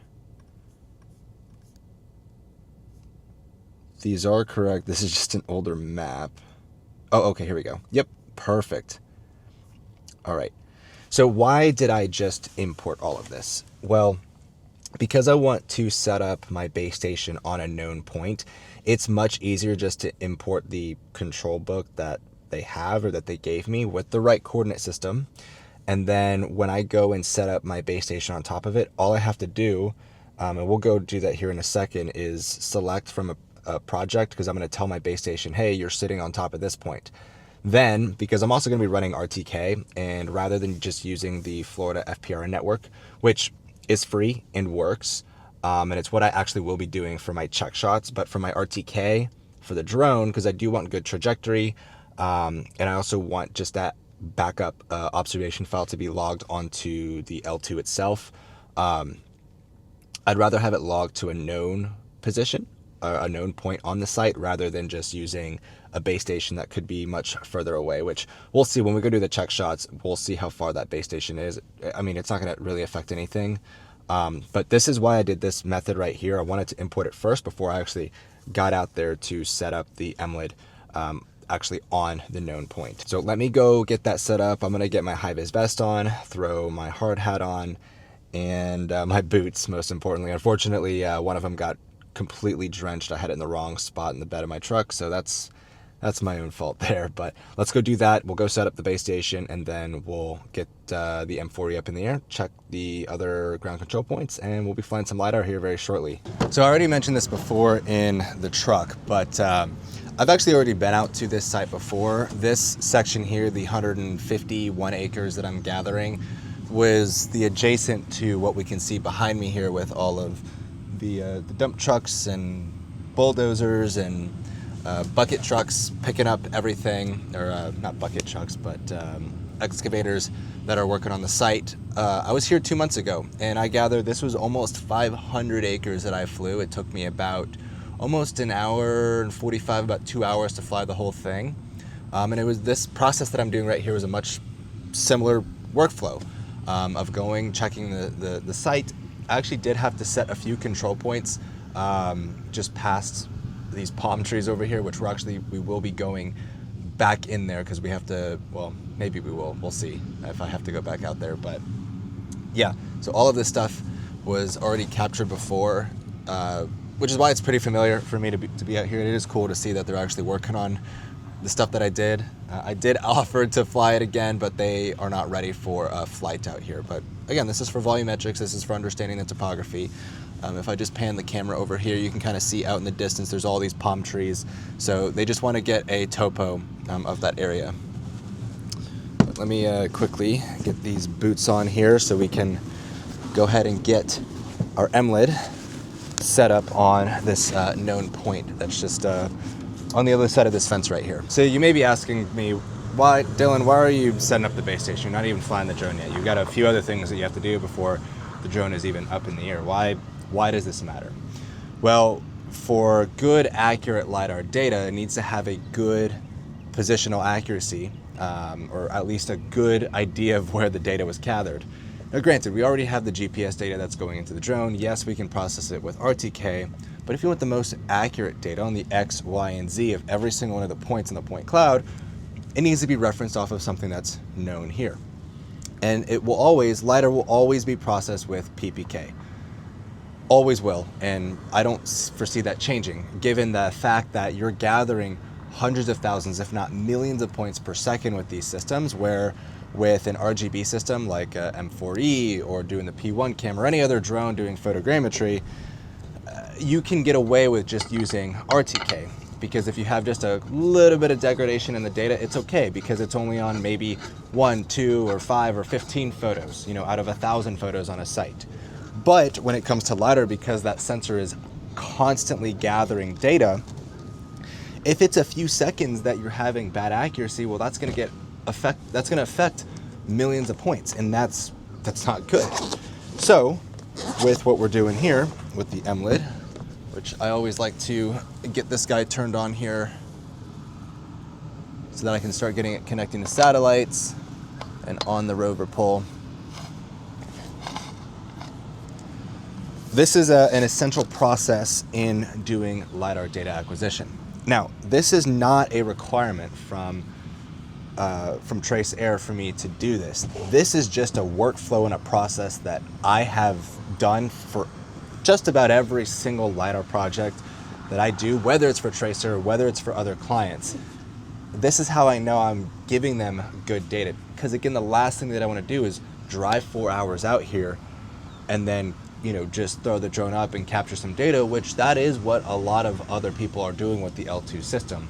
Because DJI, as great of a company as they are of making this hardware and technology available and affordable, they never really teach you how to actually leverage the system and get good, accurate data out of it. They're like, oh, it's just got RTK, throw it up, gather data, you're good. Well, that's completely wrong. That's not how you're supposed to gather data with the L2. That's not how you're supposed to do LiDAR data acquisition for what we're doing today, or really any other project. So this is an essential part of it.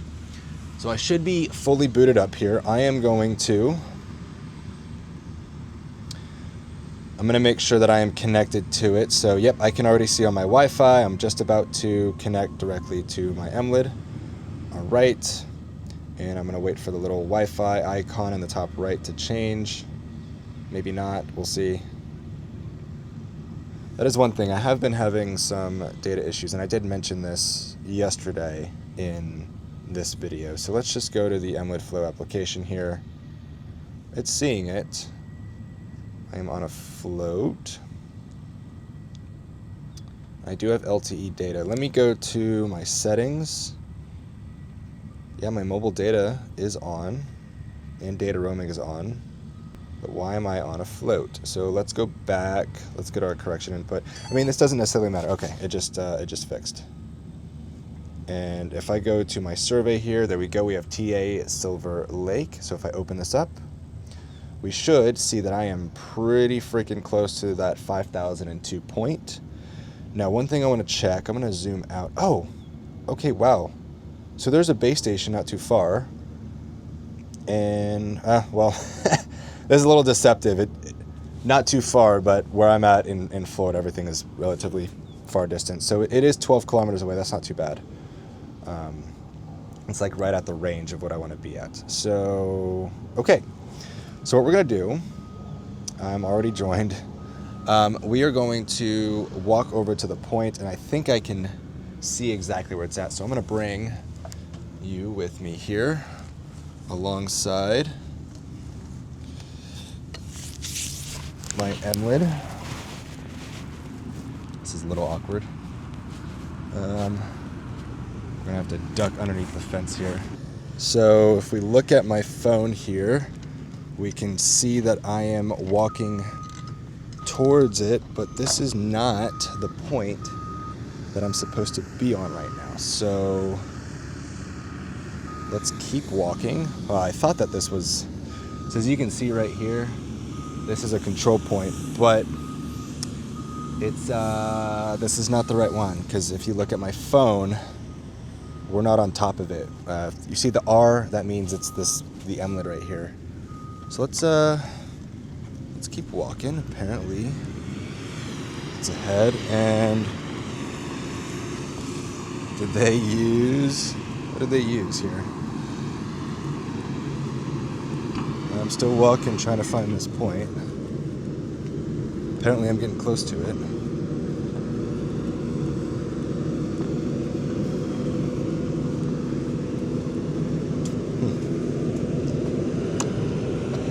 Oh, I see it now. They actually painted on the ground. Well, this is completely different from the other control point. Completely different. Okay, let me just place my phone down. So where I'm setting up right now, this is the actual control point itself. And what I'm gonna do, just make sure the tip is aligned. All right. So if I just go and place my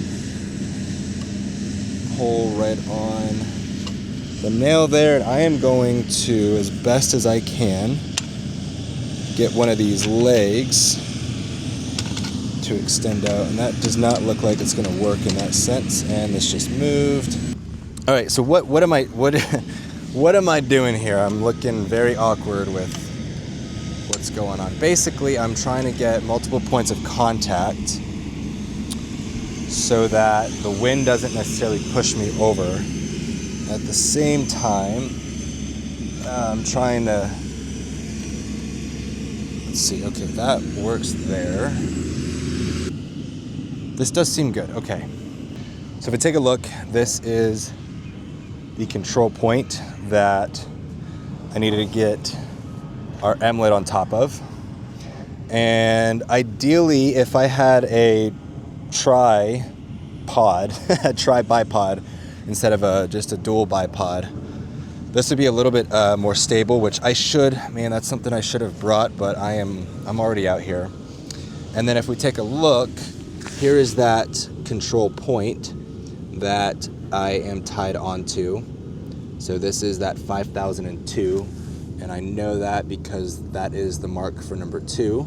Now here on my phone, what I'm gonna do is just make sure that, first of all, I need to go to my receiver. And what we're gonna do for correction input, I know it's set to end trip, we're gonna keep it on that right now, even though we're not gonna be using the corrections for that, because what I'm gonna tell the M-lid is that it's sitting on top of this point. So how do I do that? We need to go here to the base settings, and right now where the coordinate entry method is set to manual, this was actually another control point that I was set up on back in Tampa.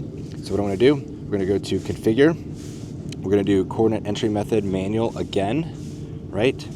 We'll go back, and I'm gonna choose from project for the coordinates. We're gonna bring in TA Silver Lake, and we're gonna bring in that 5,000 or 50,002 point here on the bottom. We'll hit apply. And then for my antenna height, I know that this is a 2-meter pole. So all I have to do here for the measured height, which we can see on the little diagram on the screen, the measured height from basically where the tip is that that I have here to the top of the pole, and we can also see the measurement units here, is set to 2 meters. And then it's going to add in the extra 0.134 meters, because that's the measurement to the actual antenna itself. So I'm going to hit save. I'll hit save. And now this is set up as a base station.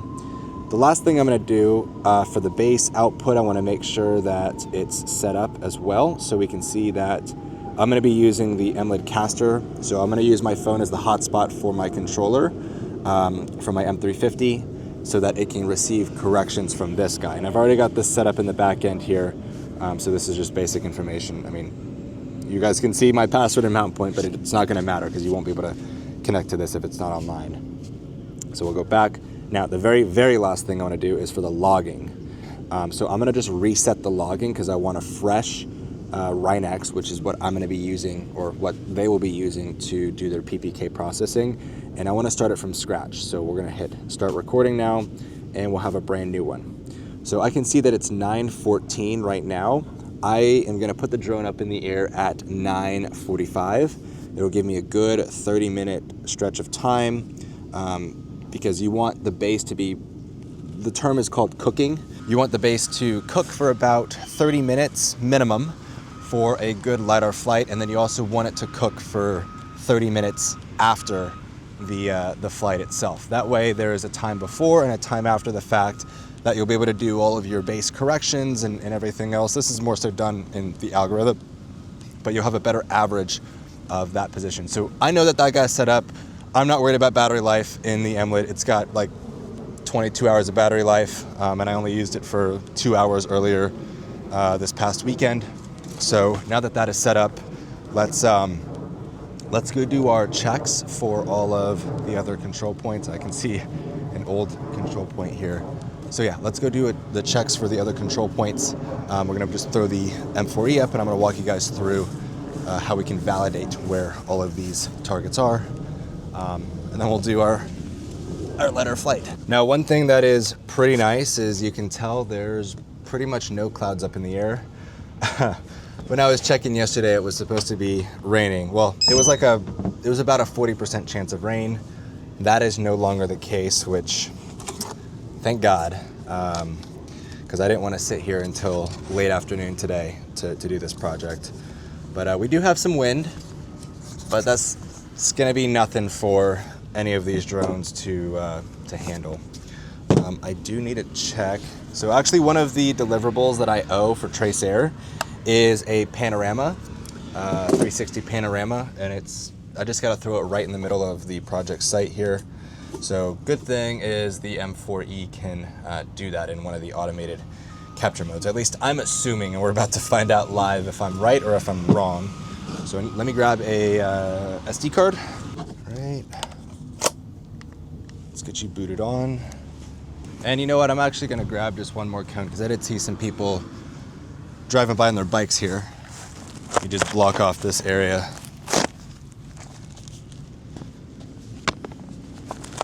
I will say these things are pretty convenient. And you know what? Let me show you what this RTK situation works here. So if we go into our camera payload, hit the X, and I'm gonna go into my RTK settings.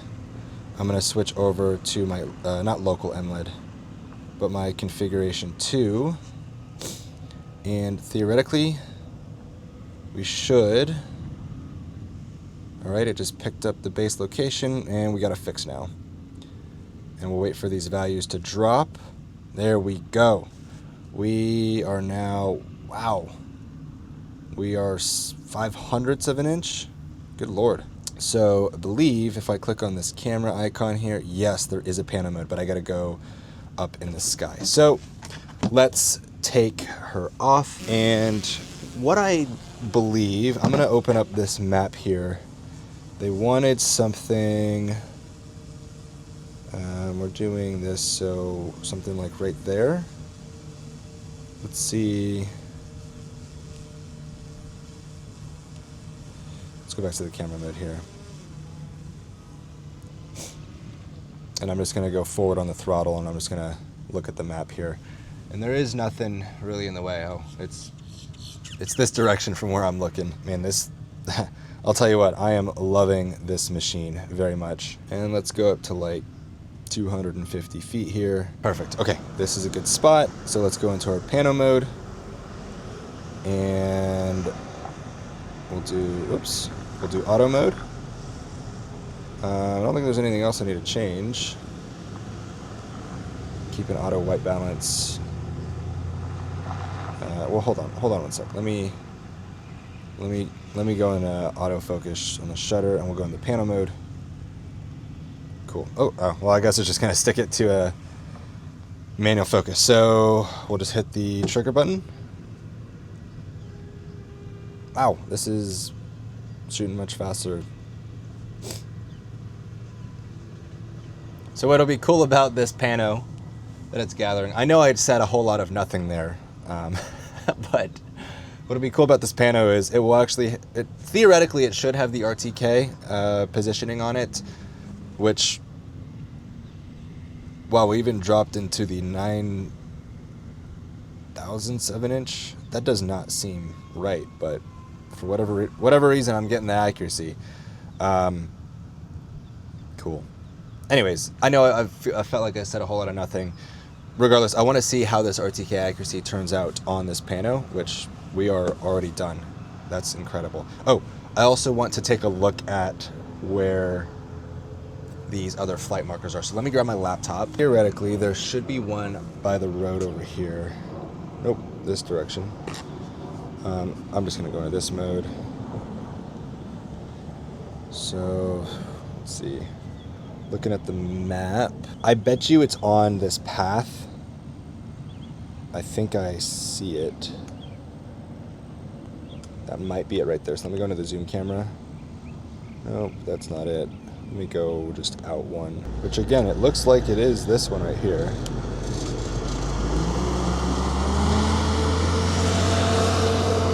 But that's really weird. Oh, I see it.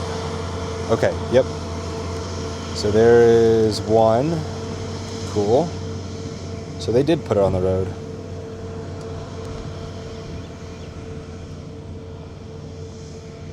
Which is very interesting, to be honest. And let me guess, 2 is right there. Yep, I see it now. Or, wait, what? I'm so confused. Okay, well, that is one of the marks because it looks familiar. So now let me go find, I need to go to this end over here. Let's look at the map. Should be right up against all these trees here because the canal goes around. Yep, there's the target right there. Okay, that one's confirmed. And then there's one somewhere here in the middle. So theoretically, it should be somewhere.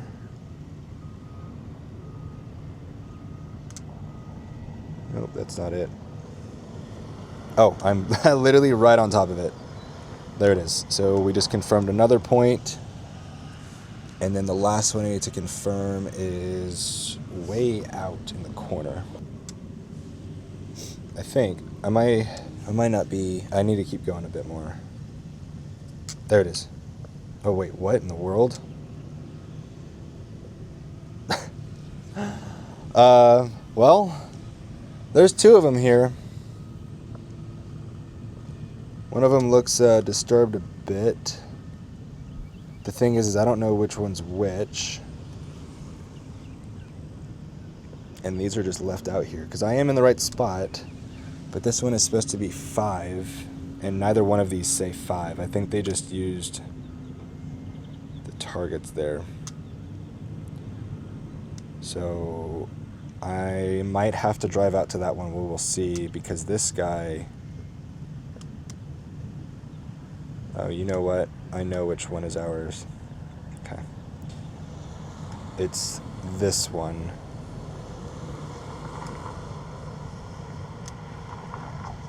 So let me do this. Let me go straight down on top of it.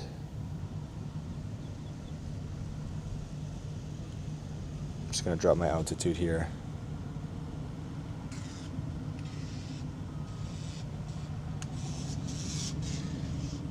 And I'm just gonna take a photo just to show them what I am seeing here. Cool. Okay. So that should be good. I'm just going to auto return it to home. We've now confirmed all the control points. So the one that I just set up on, the two that are down the street here, the one that's in the middle, the one that's in the back corner, and then the one that we were just at. We've now hit the 30-minute mark. As we can see now, it is 9:48 on my phone. I let it run over a little bit more. By the time we get the drone fully set up and up in the air, it should be probably close to 10 o'clock, so a good 45 minutes of capture here. We are now gonna build out our drone here.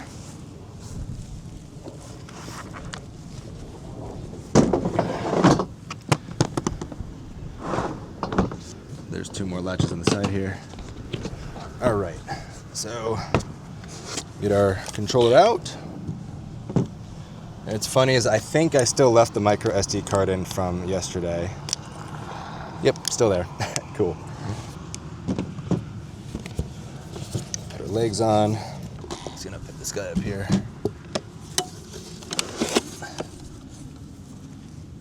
All right.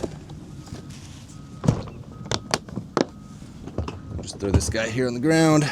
We need our L2. I'm gonna make sure that I've got an SD card placed in here because I believe I do not have one. And I was correct. Always have these guys on me. Let's pull this one right here. Got a 128 gig card. This one came directly from DJI. Actually came directly in the L2 itself. Excellent. Close you up. And batteries. Two full batteries. So, little side note here, but one thing that I do love about this truck, and it's more so actually right here, if you can kind of see there's some outlets there. That is a 7.2 kilowatt hour battery, or not battery, but generator built into this F-150 Power Boost. It's the hybrid model. Only reason I'm talking about it is this truck has actually been such an essential tool for me for literally all of my LiDAR and massive mapping projects, because I can actually charge directly from the BS65 case. It's what charges the TB65 batteries for the M350. You can also do it with the M300. Because this guy can pull almost like 800 watts when it's in full load in terms of charging. Two sets of batteries and little tiny WB37 batteries too. Most vehicles are only, up to a 400 watt inverter. This puts out clean power. So I think there's the sine and pure sine conversion. I am so gonna butcher which one's which, but this puts out clean power, which is perfect for literally using and charging these batteries itself. Honestly, my suggestion in terms of if you really want to get serious with this and if you're flying bigger hardware, either bring a generator with you on site. I've already talked about using something like the solar generators or the battery generators that you can bring with you.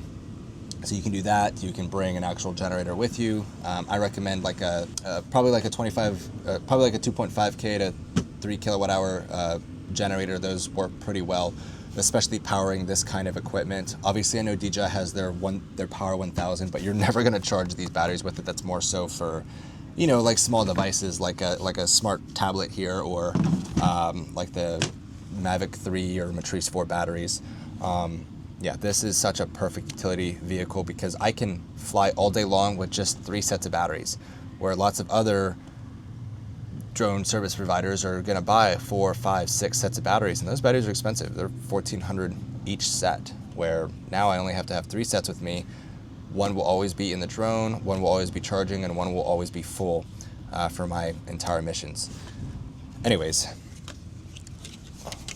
let's get you opened up, and I'm actually going to go get it set up in my launch area right behind me. And I'm also going to remove the front cover. All right, power you on. I'm going to spread out my props as well. So let's hop on to the controller, do our last minute mission planning here. I'm gonna make sure that my hotspot is also on for my phone so that I can, one, get internet connectivity on here for the maps, but two, get RTK corrections from the base station that's set up on the known point, so from the inlet. All right, so I'm already connected here, and let's go into our camera view. I wanna make sure that my RTK is connected to the right thing. So it is set to inlet caster. If we scroll down, we just got a fix, and yeah, wow, that was really fast. We are already getting very high accuracy. So yeah, this is something that I am noticing.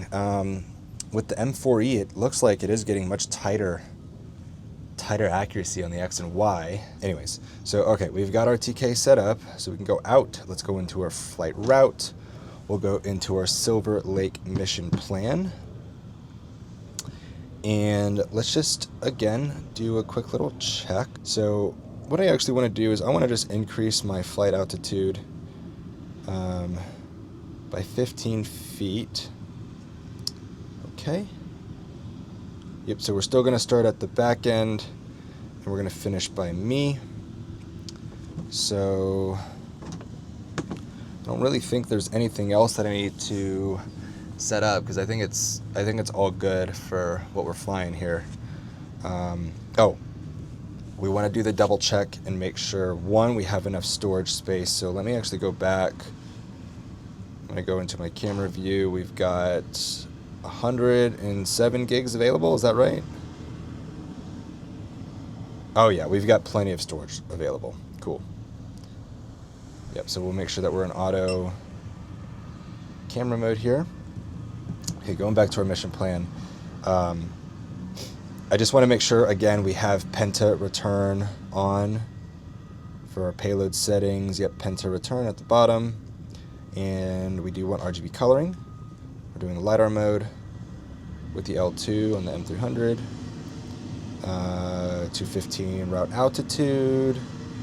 We want IMU calibration. We're flying 20 miles an hour. That's the max speed. And our overlap settings is 40 and 70, which is perfect. Photo mode, the timed interval shot. I actually got a comment. Somebody mentioned why use timed interval shot? Why not use distance interval shot? Technically, the distance interval shot is better for doing your data gathering compared to timed interval, but me personally, I haven't really seen that big of a difference between data sets that I capture with timed interval versus data sets that I capture with distance. So it's really kind of just up to you on what you want to fly. This I'm totally fine with. So we can go back and hit save. And I think we are ready. So let's hit the play button here. We'll have our RTH. We'll just put it right at 215, not 500, excuse me, 215. Excellent. No flight, no max flight distance. We'll have brake for obstacle avoidance. What next? And when it's done, we'll have it return to home. Upload our flight mission. And we will hit start.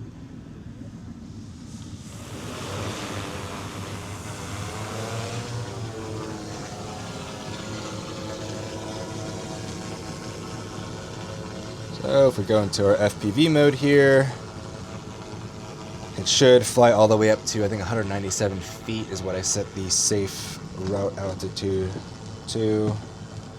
Look at our map, we can see that it is going to haul ass all the way to that side. Oh, I was wrong, that side. My orientation is a little off here. Anyways, we can see, man, we have 40 satellites that we are connected to. That is insane. And we've got good accuracy too. Sweet. Cool. So the drone is making its way to its first waypoint right now. This is pretty much just a waiting game. I think about halfway through I will bring it back. I'm going to split this up into 2 total flights. Even though we can see estimated time left is 37 minutes, our remaining battery is like 38 minutes. that's going to fluctuate because we do have some wind. So if I go to my FPV view, we can see we've got actually 15 miles an hour of wind speed. The drone's actually flying directly into the wind right now. It is way out there.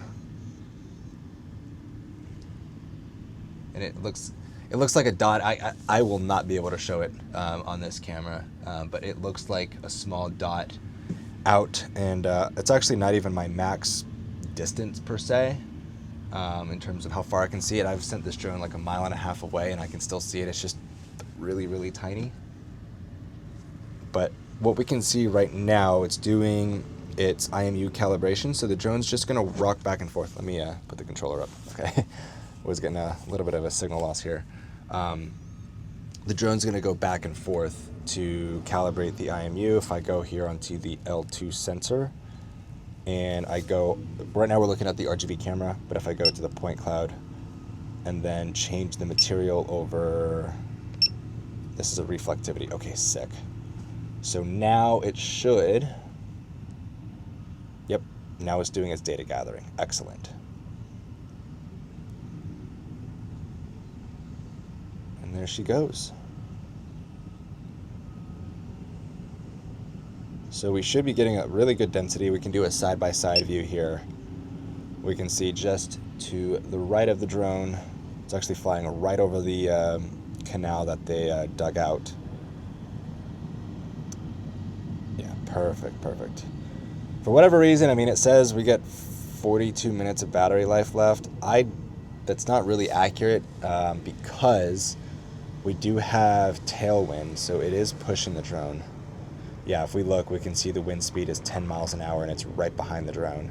So it is helping the drone out in terms of the efficiency, but now it's going to have to, when it makes its return flight back the opposite direction, it's going to lose some battery life. So these are just things you got to take into consideration for flights like this, which is why I always like having, multiple sets of batteries. It's not wise to invest, $30-something thousand into the drone and the LiDAR and then not spend the extra money on some batteries. We are now wrapping up the actual LiDAR data capture. You may actually start noticing we've got some clouds rolling in, which is honestly perfect timing. It was actually supposed to be these clouds 2.5 hours before. Let's see what's going on here. It's supposed to start raining in about an hour, which is good. Well, good for me, considering that I don't have to deal with bringing the drone down for the second. So as soon as it comes back, we're gonna pull the SD card off of the L2. It's just doing a calibration to finish up. We're gonna check all the data, make sure that we don't have any holes in it, because again, we don't wanna make our way back out here for a fix. So I can hear it. She's coming back right now. She just finished up her flight.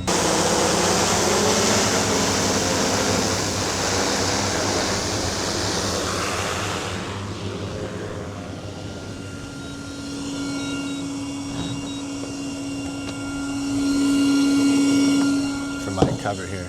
But now let's go and actually verify the data that we captured. I'm gonna leave the drone out here and the battery's charging. We're just gonna quickly go in my truck here. All right.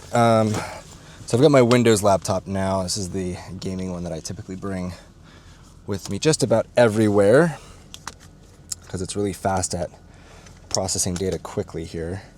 So I've got the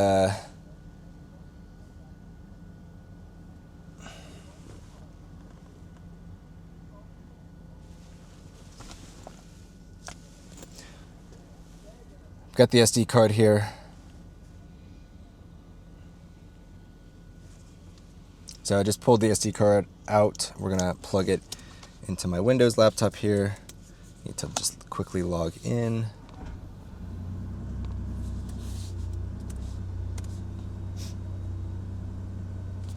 And I do want to make sure that I can get my all the data off, because one thing I always do is quickly pull the data off and put it onto an SSD. That way I have a double copy of it immediately. All right, so SD card into the computer here, and let's open up our File Explorer. Here's the SD card. So it should just be these two files at the bottom, we're going to copy, and I'm going to create a new folder on here. We'll call this TA Silver Lake, and we'll paste it. So how long is this going to take? 16 gigs of data, 3.5 minutes. All right, so we'll wait the 3.5 to get this on here. What else should I bring over? Actually, once it's copied onto my SSD here, I'm going to make a duplicate of it, because one of them I'm going to bring directly into DJI Terra, and we're going to do a quick data process on here just to see what we've got. While that's copying over, let me actually transfer some batteries onto the charger. Okay, with both of them now copied over, I'm just going to create another new folder and call this the check. And we're going to just take both of these, Control C, and just paste it in here. It should go even quicker, 60 seconds, all right. So while that's copying over, let's open up Terra, and we won't process that. Let me just delete this guy because we don't need it. And we're almost done. So we're just going to do a new mission here, LiDAR point cloud, and we will do Silver Lake check. Hit OK. I think everything is now, just about copied over. So we're going to select a folder. I'm going to go to my SSD. We're going to grab Silver Lake. We'll go to check. And we are done now. And I can select both folders. So there's two sets of data, and if we go across, we can see here's all of our data. We can even see our base station where it's sitting. So for the parameters, we're going to do point cloud processing, and we're going to do by percentage. And I'm going to do a low. So it's only going to process 6.25% of the photos, or not photos, excuse me, the LiDAR data. I'm not going to tie it to any coordinate system. I'm just doing this really quickly so that we can just get a fast output. This is how you're able to quickly check your data when you're out in the field. Let's see how long this takes. It shouldn't take too long. It should only take like 5 minutes at most. Let me go to this task manager. Yep, I can feel the sluggishness on the computer already. See, we're maxing out our cores here. And it would probably help if I wasn't recording the screen, but I want to show you guys this in real time at this entire process. So one thing I do notice right here is this path looks like there's a little hole between where it stopped the capture from one flight and started it from the next flight. So that might have been my mistake, and I didn't hit the pause button fast enough. But we are about to see here. So yeah, we'll just let this process. All right, this took a little bit longer than 5 minutes that I thought it would. It took about 15 instead. So we can see that the reconstruction is complete. We're going to hit OK. And if we take a look at our data here, even with that spot that it looks like we kind of missed, because of the overlap settings that I have, we actually were able to gather it properly. And so, yeah, this is just a great way to quickly assess the area of capture. This got everything that we need, because if we go into the corners, it may be a little hard to see, so let me go into a reflectivity mode here. If we remember, I think we got to go all the way up over here. There should be a control point right there, which I can see. Excellent. So yeah, all of our data is gathered. There's nothing else for us to do. And this is not even all the points. This is just 6.25% of it. But this is, I always do this step when I'm out in the field, to just quickly run it through the reconstruction process so I can see if there's any holes. And there are no holes, so we are good to go. Now the last thing that we need to do is do our check shots. So let me show you how that entire process works. The first thing that we need to do is actually go and get our MLID. So it is still recording data, and we need to go and stop the data being recorded. And this is where we'll actually switch back over and use the NTRIP mode so that we get corrections from that base station that is 12 kilometers away. So what is a check shot? Well, rather than control points that you actually tie your data to, a check shot is to help validate the overall horizontal, or more the vertical accuracy of the point cloud itself. Given that LiDAR data is not flat, it's points in a three-dimensional space. These check shots, you throw them amongst the rest of the data. So obviously, right, we have our ground control point that our data is going to get tied to. But for the check shots, I need to go run around here and throw about 15 points. So like I said, the first thing I need to do is stop the data recording on my MLID. So let me connect to it. If I go here to my Wi-Fi, I can see, here we go. There is my MLID.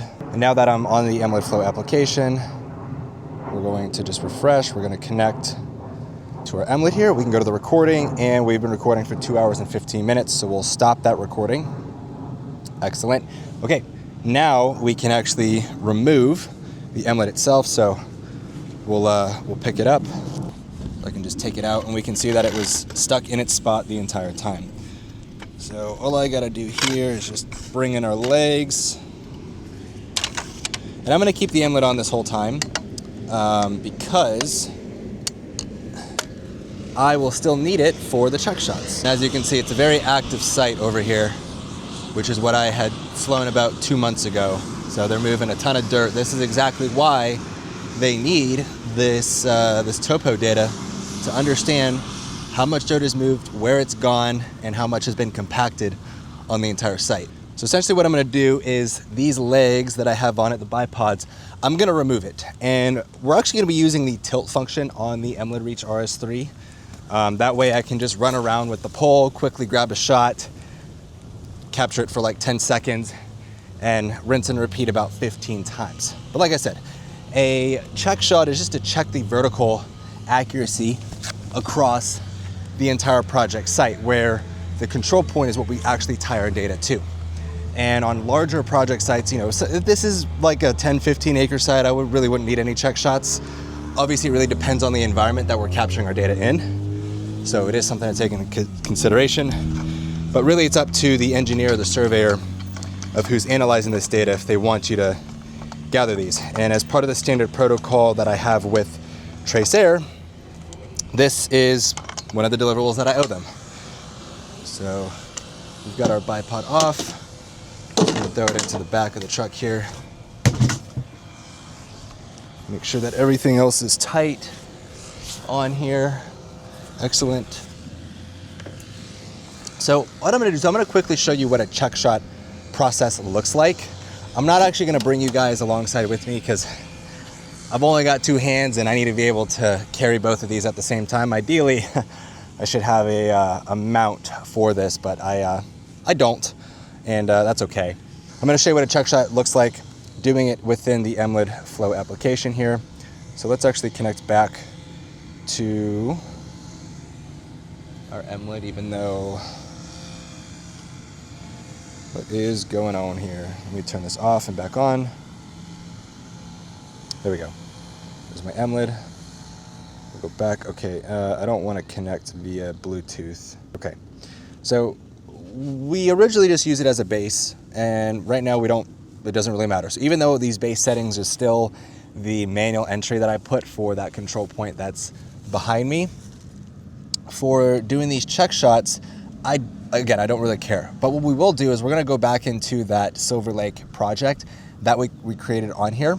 And this new point that we're gonna create, actually I need to turn on the tilt. So here, I'll turn on the tilt compensation, and it's gonna want me to do a calibration. So if you see at the very top, it says IMU calibration. So all I gotta do, I'm gonna look like a samurai out here practicing with my sword. There we go. So now IMU, oh, it still wants me to move the receiver, and it should go da-na-na. Come on. I look like a Jedi warrior is how I feel like right now.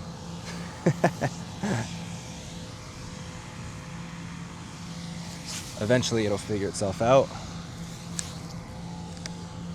Why are you not working? Let me click cancel on here. Oh, tilt compensation is ready. There we go. Okay. So how does this work exactly? Well, we're still gonna wanna make sure that our pole height is the same, 2 meters converted to feet is 6.562 feet. So we're gonna keep that save. And then for all these new point names, I'm just gonna call it check. And I'll just do check 1, and then it's automatically going to count up. And then we can see the accuracy that we're getting. So because I have the tilt functionality on, and I've got this little bubble level, all I'm gonna do is as I go around the site, I'm just going to basically sit in a spot, click measure, wait about 15 seconds, capture that spot, and then I'll be good to go. And again, I'm gonna be doing that 15 times around the site. So this is probably gonna take me about half an hour or so to get all 15 checkpoints, because I gotta get it spread out across the 15 acres of this project here. So wish me luck, and I'll meet you back when I am done.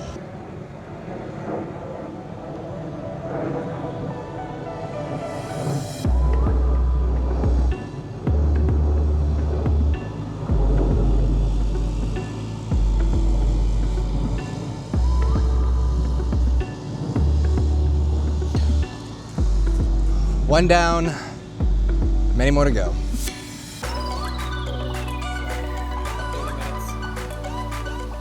Now I just gotta walk back. I can't go straight to my truck even though I can see it straight ahead of me, because there's a little canal that's dug out, and they've got probably 2.5 feet of water, and as I was walking by, something jumped in it. And being down in South Florida, well, we got gators down here, so I don't want to mess with that. That's not what I want to be dealing with after flying a ladder project.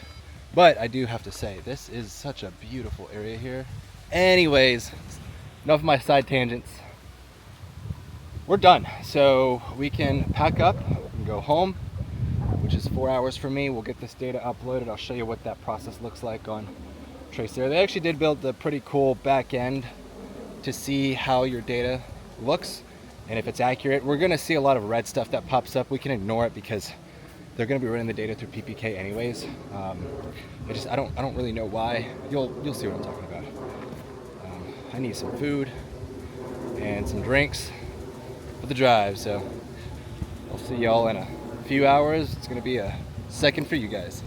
All right, funny enough, as I literally got right in the truck, it just started raining. You probably can't tell, but there are water droplets and some very dark clouds up in the sky here. So I definitely lucked out, because there's no way that I should have been able to capture the data when I did, considering that it was like a 40% chance of rain for when I was up in the air. But hey, that is Florida for you, and that is literally how it's like on doing drone projects. You never really know down here. We made it back to the office. It's the next day. Obviously, I'm wearing something completely different. I ended up having to go to my house and take care of some personal things, but now we're here. We can go ahead and get all of this data uploaded to Tracer so that, well, we can get paid. So switching onto my desktop here, I've already taken all of that data off of the SD card from the L2. If you remember, we had already processed it out in the field on my laptop just so we could see the coverage. So going on here back into that folder, if I go to the TA Silver Lake, we have our raw files here from the L2, and then we also have our panorama that we took from the M4E, which this looks actually really good. Wow. And then I also have that checkpoint that I took a picture of. Just in case they ask any questions about it, I can show them what this looks like.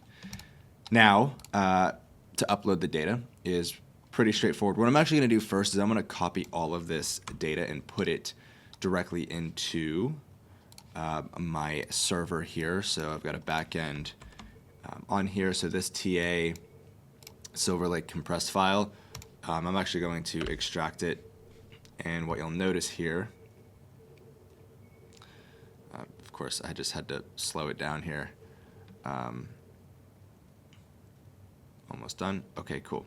So this is the base file that we got from the Emlid Reach RS3. If we open it up, this 25.0 is that bigger 43,000 kilobyte file.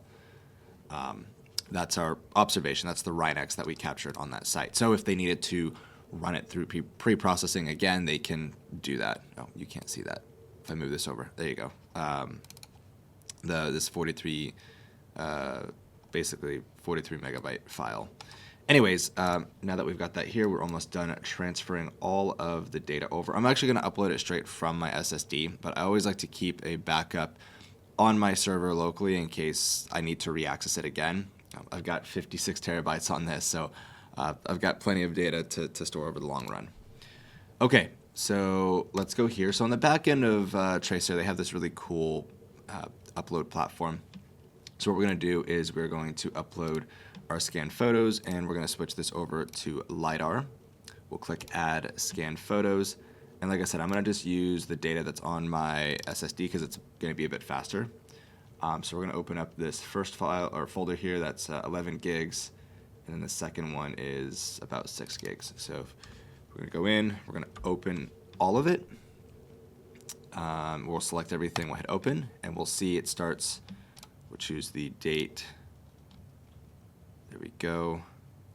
Hit submit. It looks like they scheduled me for tomorrow, funny enough, but obviously I did that yesterday. So it'll start uploading. We can see it's going to start doing a check. So the yellow is the quality check for it, and then the blue is the upload. We're probably going to see some reds in there because it's a bad quality, but it's not. I mean, we flew on a good day, and we can actually see how fast we're uploading our data here. So which Ethernet is being used? So this Ethernet here, we can see that we're sending about almost 500 megs a second. It's going up pretty fast. Sweet.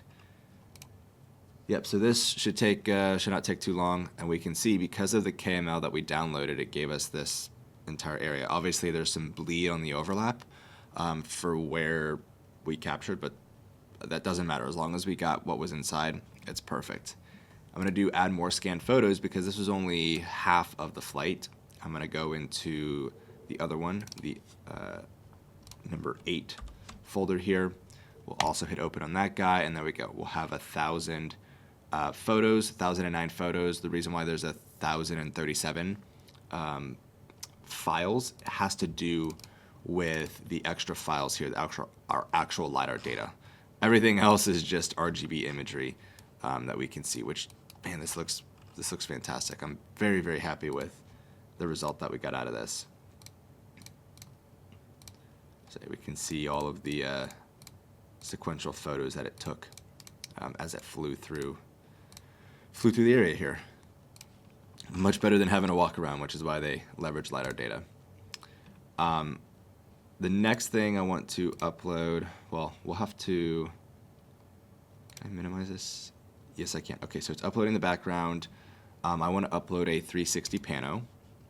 So we'll click on Add Pano, and we'll go back into our M4E photo, and we'll just click the pano photo that I took directly off the drone. I can tell that it's a pano because if I go and look at it, we can also see it's the larger file here. It's 26 megabytes. And if I hit the show more for the properties, the details, we can see the tags, it's a pano. And if I scroll down here, we can see the image size compared to the other image size here, which is much smaller for the GCP photo that I took. So details, just a single image, and yeah, it's just a 20 megapixel image. Cool. So anyways, we'll select our pano, click open, and we'll choose the date from yesterday, hit submit, and there we go. Pano has been added. Awesome. Oh, well, we gotta wait for it to upload. So we'll do that drop down there. And then the last thing that we need to upload is the our check file. So we're gonna go into our mlid flow.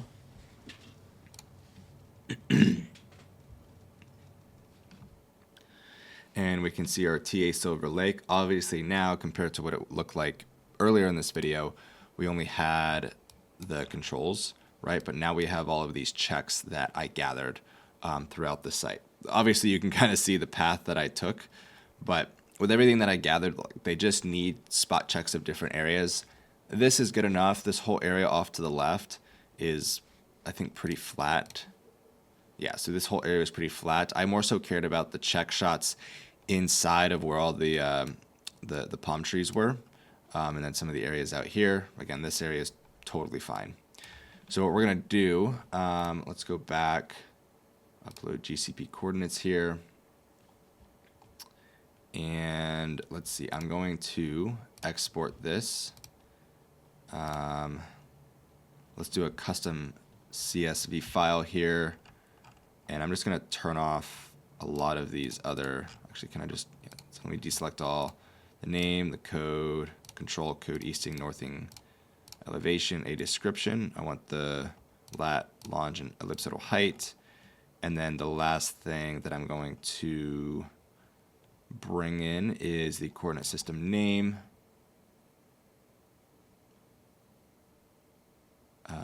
Cool. And let's save and export. And again, I'm just going to save this directly to my folder here. Cool. We'll hit save. So that's been exported. So now we can just upload a new CSV. Select. And we will go to, again, our client folder.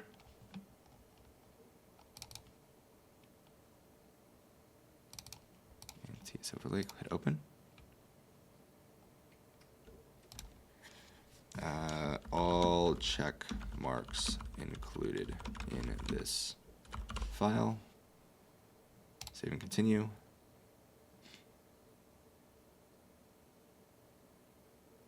So cool, it has been uploaded. So we can close out of that. Go to our pilot app. So yep, our pano has been uploaded. And if we click on the scan photos, so yeah, we can see these red quality checks. I don't really know why that happens, but the data is good. It's not bad data at all. So as soon as this finishes up, we're pretty much done. That's all I have to do. I've already let the client know. Well, I'll shoot him a text right now that the data will be done uploading here in probably the next 2 minutes. However, that's pretty much everything that goes into doing projects for Tracer. Obviously, this has been more of like a 3-day process, considering that now I'm uploading this on the 3rd day. I know on day 1 of this entire vlog, I was doing all the preparation of downloading the KML, doing my due diligence of the site, understanding the project plan itself, making some adjustments, and then obviously yesterday, in the time that I filmed this, it was a 4-hour drive out there. Spent about, I got on site around like 9 o'clock-ish, and I finished around noon. So it was about 3-hour total workflow.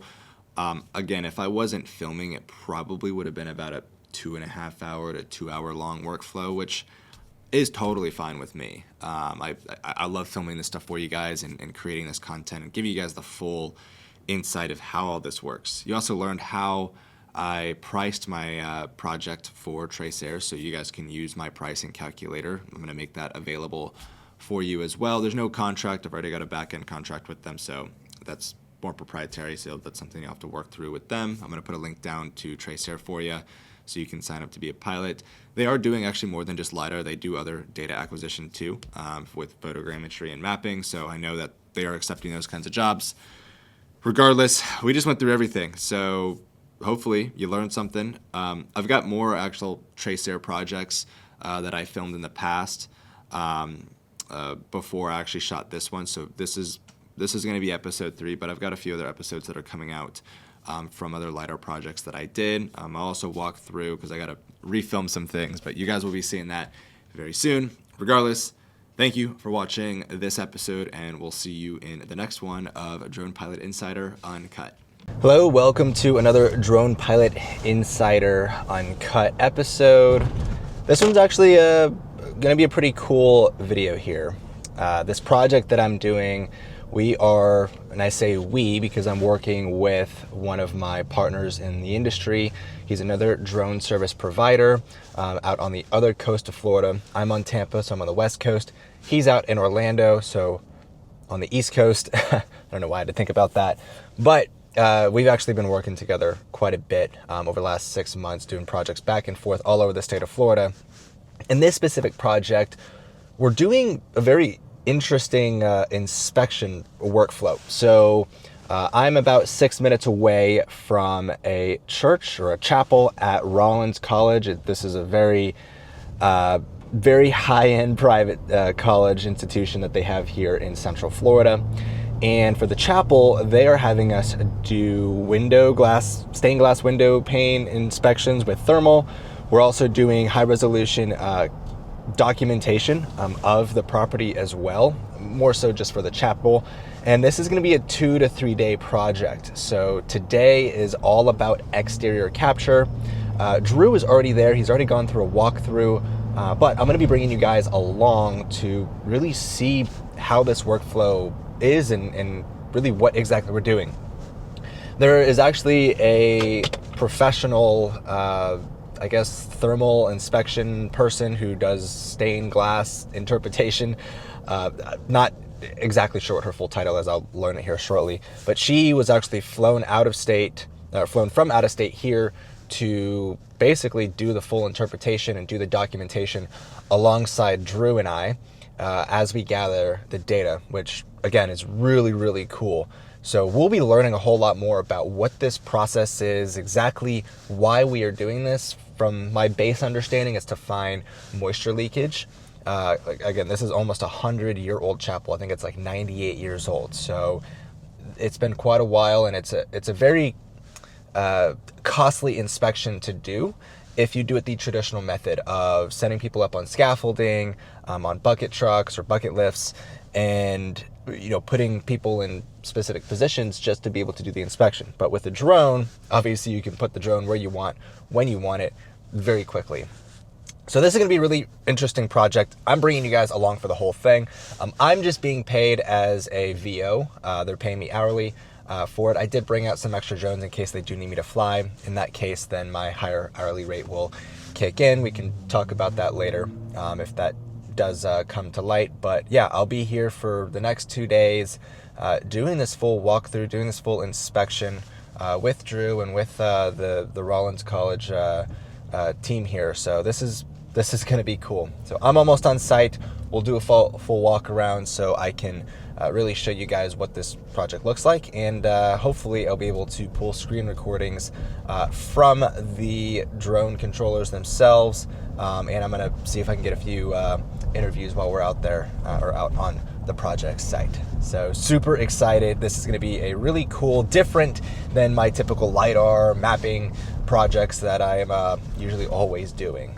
So let's get started. Okay, so this is it. So we have a tent in case this is too much for you. Okay. So we'll get that set up as we move around the building. So just went through a full debrief with the safety officer here on site, and also met with the 2 ladies that's actually going to be conducting the entire inspection. Drew and I will just be gathering the data for them. So we're doing a brief, basically categorizing all of these different windows to make it a much easier process for the ladies to actually go through and document it, look at the data from both the thermal and the RGB imagery. So I'm just waiting for Wi-Fi to boot up here because I'm going to create an entire Excel sheet that documents this entire sheet that they gave us right here, which gives us the entire floor plan of everything on both floors. So what I'm going to be doing is taking all of this information, putting onto an Excel sheet so that as Drew and I go around the entire property, it's much easier for us to document all of it and all sorted. So just hopping onto internet here, also going to be using portable SSDs because I want to create a on-site backup of all the data. When I get to the hotel tonight, we're going to upload everything, or I'm going to upload everything to the cloud so that we both have a local and a cloud backup of everything.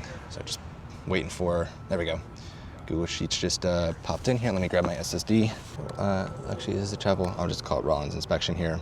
So we're gonna call, I actually need to get the first floor set here. So we start with, let's start with north because we're on the north side right now. So call it first floor and second floor. So how do I want to do this? I call this floor name, or I think direction name, direction, number, and then we'll just put captured. Then I'm gonna copy this here. So we'll do north. So we'll start with north 101, north 102, and then I think it goes all the way to north 107. So if we grab these two, bring it across, great. So now we have north. Okay, I think that is it. So I'll be able to have this directly on my phone as well, and I'm just gonna walk with Drew. I think he's getting elevations right now. Let's go find Drew. So here is the chapel itself. Absolutely stunning building. Inside is gorgeous. We'll see that here later on in this video. But yeah, we're doing inspections. Basically, this window that we have here, we've got these tower windows as well, or not tower, but there's this massive tower up above. So we are using a drone to obviously help with this entire inspection. It's just a much more efficient method of gathering all of this data. And it looks like I found Drew, so he's just getting elevations of the building, and there's a bird chasing the drone. But those, the tower here, so there's these windows that we need to get. These are door windows. Let me see. Yeah, okay, so we need to get this stained glass right here. And I think there's one on this side. No, there's not. So there's a small one right here. There's all these stained glasses up there that we'll be getting. But yeah, this is the entire first floor section that we'll get. Yeah, I think a clear filter on there. Oh, you got the Colorado drone charger. I just forgot how big the sensor was on the Pro. Trying to get a polarizer. Remember that last? Oh, I remember. I do remember that.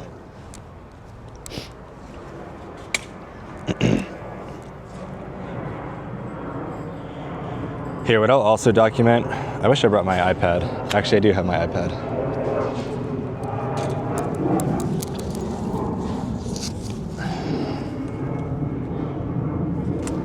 She's dead. What was that? I was like, my iPad is dead. I'm just gonna use my phone. Oh, you got a charger right there. It's fine. Let's see here. Oh, of course, I made it on my other account. So 5 point or 5-ish aperture. 5.6. 5.6. We're flying slow, so we can do a single, no brackets, right? No. Now hopefully these birds don't mind me being low. They shouldn't. Are there birds on the other side? There's birds everywhere. Oh. 1/120th, okay. Mm-hmm. I mean, we can go all the way up to 400 aperture once we're on the building. Yeah. And then, do you know what the first file name is going to be? First what? File name? File name. If we click on the play.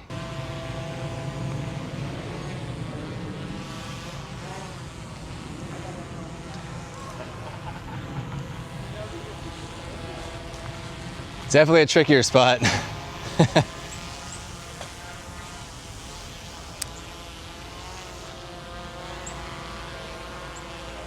Drew's just inching the drone even closer into this spot to get this window right here. This one's gonna have to be oblique. That's okay.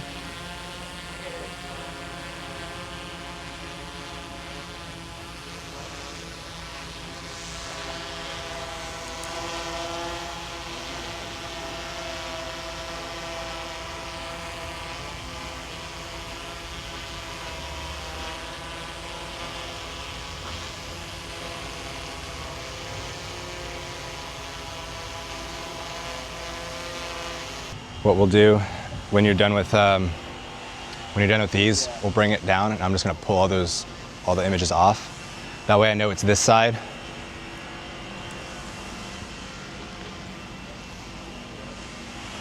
These guys shouldn't be in the way again, should they?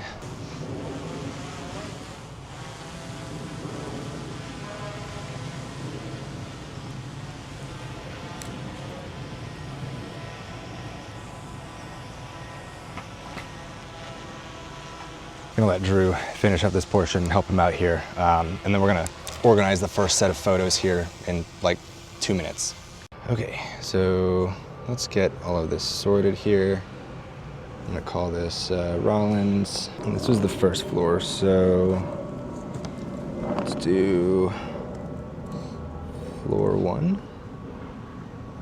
And we'll do north photos. And we also got one east photo as well. East photos. North photos and 101. And let's open up our SD card here. Open up North 101. So our first photo should be, I think it's 08. Yes, 08. 08 will go here. And then 09 was an east photo. That's right. That was north, east, east, 101. Let me do it. These columns here. Here we go. Much easier to see that. Actually, do this and that. Perfect. Okay. Ready for round 2? Yep. Last folder right now. So if I'm reading this correctly, That's east. well, Yep. right, but 102 and 103, because this is the second floor plan, I just assume those windows are just High or long? long because it's also the same for the first floor. Okay. Well, we'll capture them twice, just to be concurrent with this, right? Are they the same numbers? They are. Yeah. So I would capture both sides of it. I'd rather have a duplicate than not have one. No, you're right. I'm just making sure I'm reading this right. This is the big guy, right? I believe so, yeah. What we can do is, if we're too far back from the window, we can bracket it and then I'll combine it into one photo. And I can That'd be on do the that. inspection side. not Yeah, and cataloging, I can do that on the back end. Okay. Is this me? No. No, yours is right here. Wipe it. Or keep it. I'm gonna make a dupe. Okay. A dupe of a dupe. Control C, Control V. Cool. That's why I love SSDs. Yeah, I know. Cool. All right, everything's all. So I am gonna wipe these, right? Yes, you can wipe it. I've got 2 dupes now. All right. You want to do the We do the West side? end, and then might as well keep going, right? Yep. 2. Oh, I think there's 2 photos on. Oh no, I'm just. Yeah. There's 2. So there's 2 windows on the side, and then the main one. Okay. So the first floor, which this is gonna take us like 2.5 minutes. Yeah. You want to dump again though? Or keep going to the other side? We'll dump. I'm gonna bring the computer with me. I mean, there's nothing in the rules that you say you can't hand catch. That's true. Camera. Let's see. Format. Okay, we're wiped.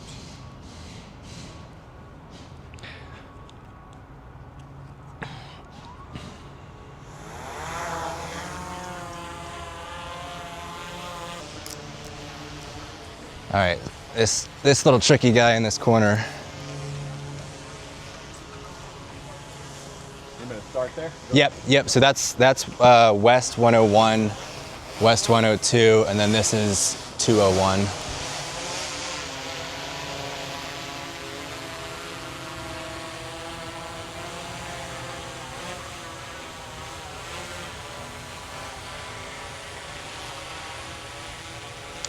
You know what you could do? Go back out and then do it with the 3x camera. And we can probably the same thing on this one too. So we're considering that big one second floor, right? Yeah, that is the second floor. Okay. First floor first? Yeah. Going this way, left Well, or right? yeah, we'll get everything because I think it makes sense that way. Okay. Because I will know. So these are south. That's tower west, which I already have documented, and then tower. I think she's categorizing that as second floor. Okay. So we'll skip that. So we'll do 1, 2, 3, 4, 5, 6. Yeah. Okay. Yep. So I'm gonna go circle, above door, and then work my way left to right. Yes. Small circle down, and left to the right, right? Yep. Yeah, little birds in here.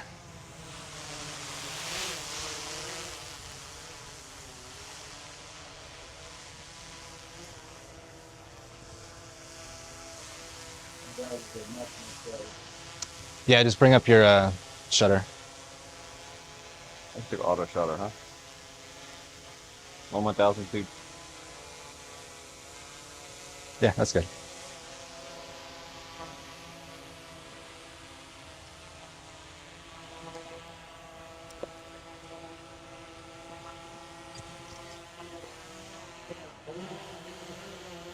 I'm not sure if that one is part of it. I'll tap through it, and you can do an A, maybe.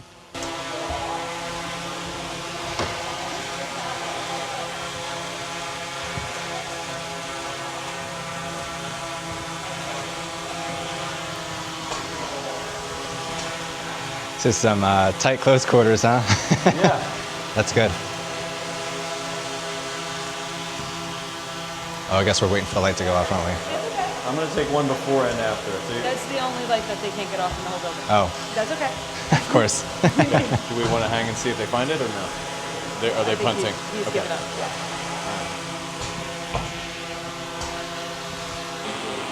You can see the whole thing? Just a little camera. Oh, sorry. Yeah. No, we're That's just what I meant. documenting our process. Sorry. You're good. Oh, okay. Punch back just a tad. There you go. And then shutter speed a little bit higher.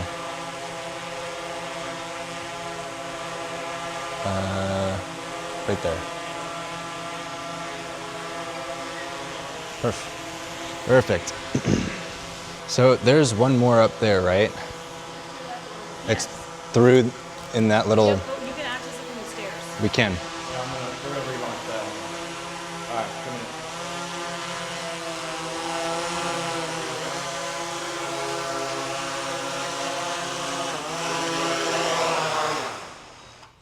in. These are at like human level.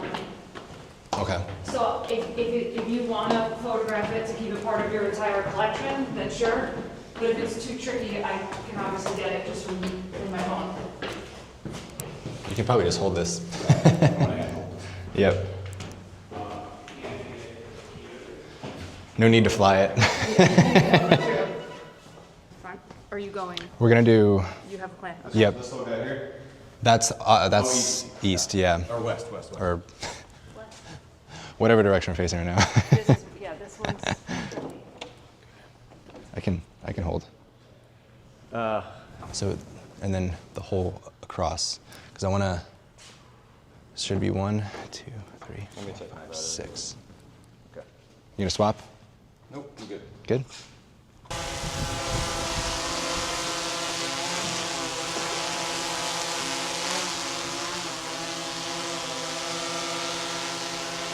You're good. I'm gonna have to do a little oblique. Yep.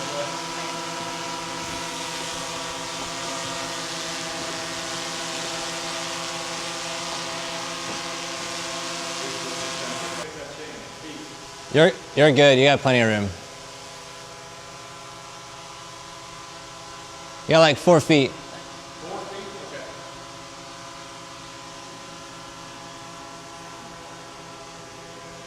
Okay. 2. You can punch in if you need. You got like a foot. So this is a great way to get all the dust off. I'm like looking up, I'm like, oh. Like you need eye protection. Right. Not from the drone, just from the dust.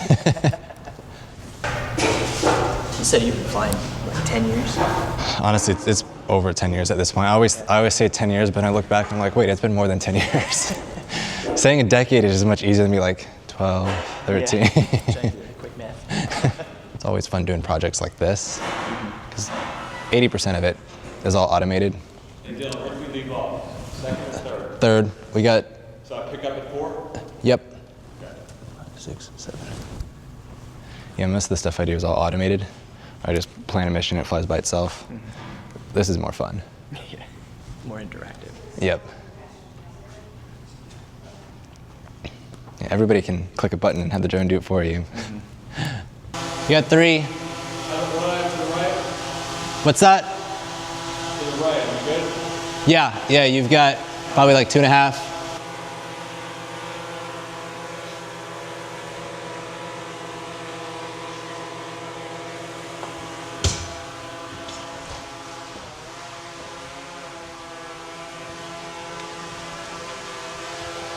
This one's definitely gonna be oblique.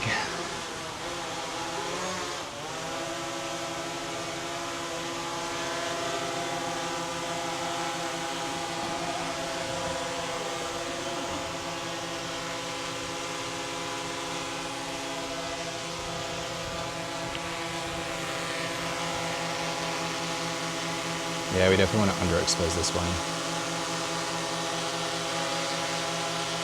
Let's go like another, go like -0.7 or -0.1. That's good.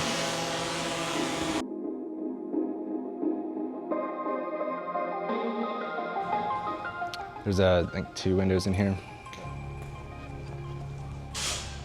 So there's one right above there, and yes, these 2, I believe.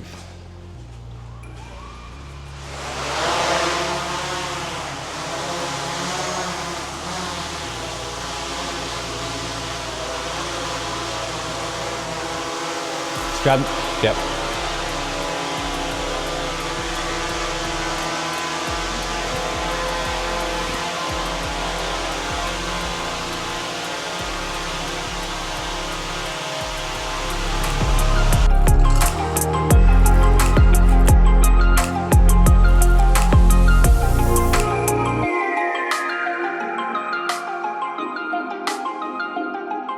All right, so Drew and I just did all of the categorizations of all of the stained glass windows, both on the inside and outside. We just went through that whole process, so depending on how I edit it, I may or may not speed it up. I may just use this as a voiceover, but just to pretty much give a summary of what we did. The ladies, like what I had showed you before, they created an entire blueprint of the first level, which we can see here, as well as the second level, which right there, and they go all the way around. They pretty much just gave each window a cardinal direction and then a numbering scheme. So by referencing that, we went around the building on the outside and gathered a ton of photos, still images with the drone. We used the Mavic 3 Pro for that so that we could use either the wide or the 3X camera, depending on how difficult it was to put the drone in a certain position. And then we followed it up by coming now inside and doing that same process. I've gone ahead and organized all the photos. You saw me doing that a little bit earlier. So I just went through and did that again. And one pro tip for you, create a duplicate copy. So actually everyone is going to get lunch right now. I've got lunch in the truck. I'm gonna connect to the internet and I'm gonna create a duplicate copy in the cloud. That way, if for whatever reason I lose my SSD or it gets corrupted, we already have a backup in the cloud. Now we're going to either bring out the Mavic or Matrice 4 Enterprise because the cameras on it are a little bit better, and it's also a bigger controller, and there's a full-size HDMI that we can plug into a TV because the 2 women that are here with us, they're going to do some annotations and spot checking on every single asset, the assets being the stained glass windows in here. And then we'll also use the thermal to find moisture leakage and heat signature. So that is what we're up to, or what we're about to get into very shortly. So we just did not even a dry run. We now did our annotated inspections where we're gathering video and photos, like close-up detailed photos of each one of the stained glass windows.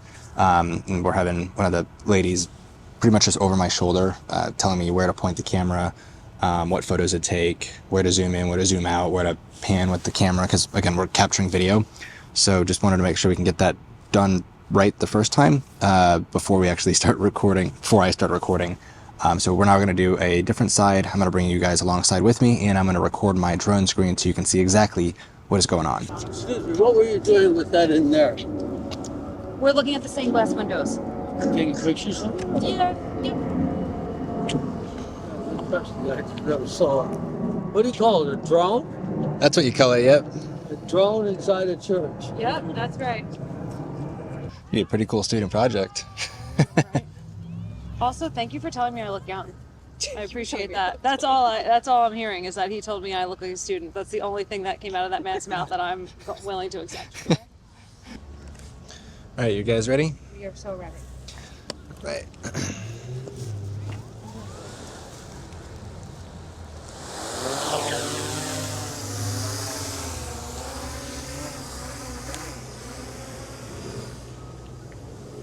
We're in the air.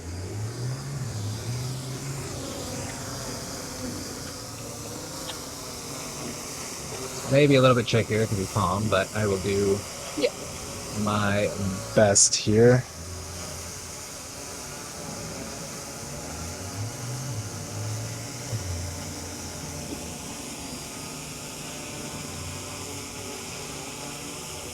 Whoa. Perfect.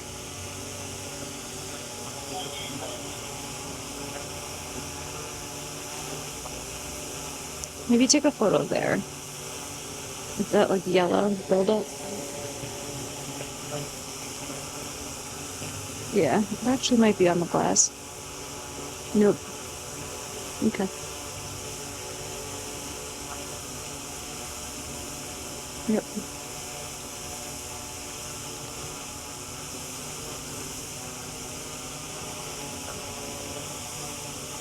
I'm gonna go up and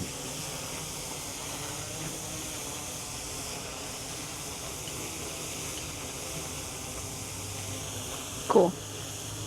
Yeah, right there. Yeah.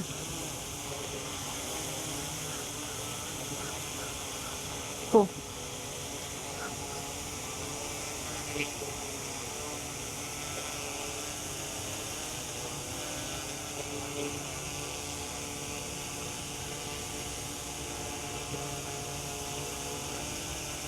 Okay. Can you do a photo of each section just like this? And then we can, then we could do more detail.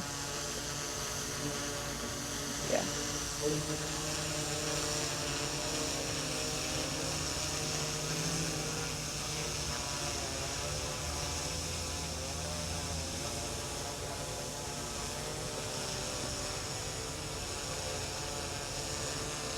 Some of those are plastic and some of those are glass. that Yes. looks so weird. It's plexiglass. Okay.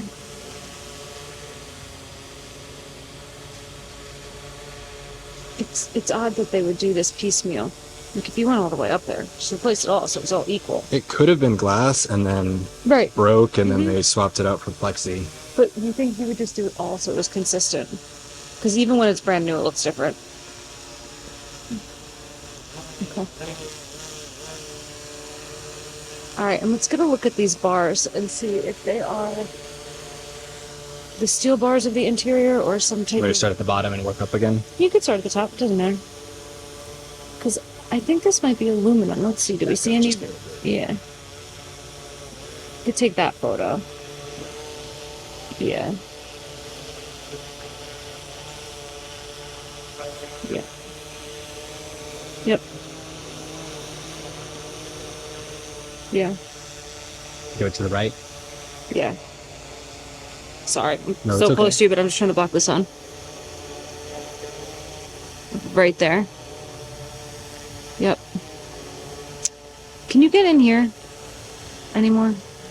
Just and snap a photo. I can't tell if it's steel or if it's not steel.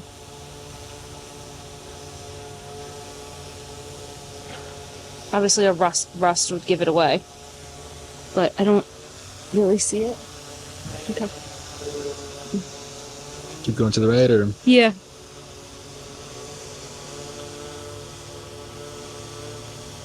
same thing here. Yeah, right in there. Okay, that's some kind of bug thing. I do see some coloring. Yeah. Yeah. Okay. Interesting. Kind of looks like there's buildup on the. Yeah. It's wet in there. Or it gets wet in there.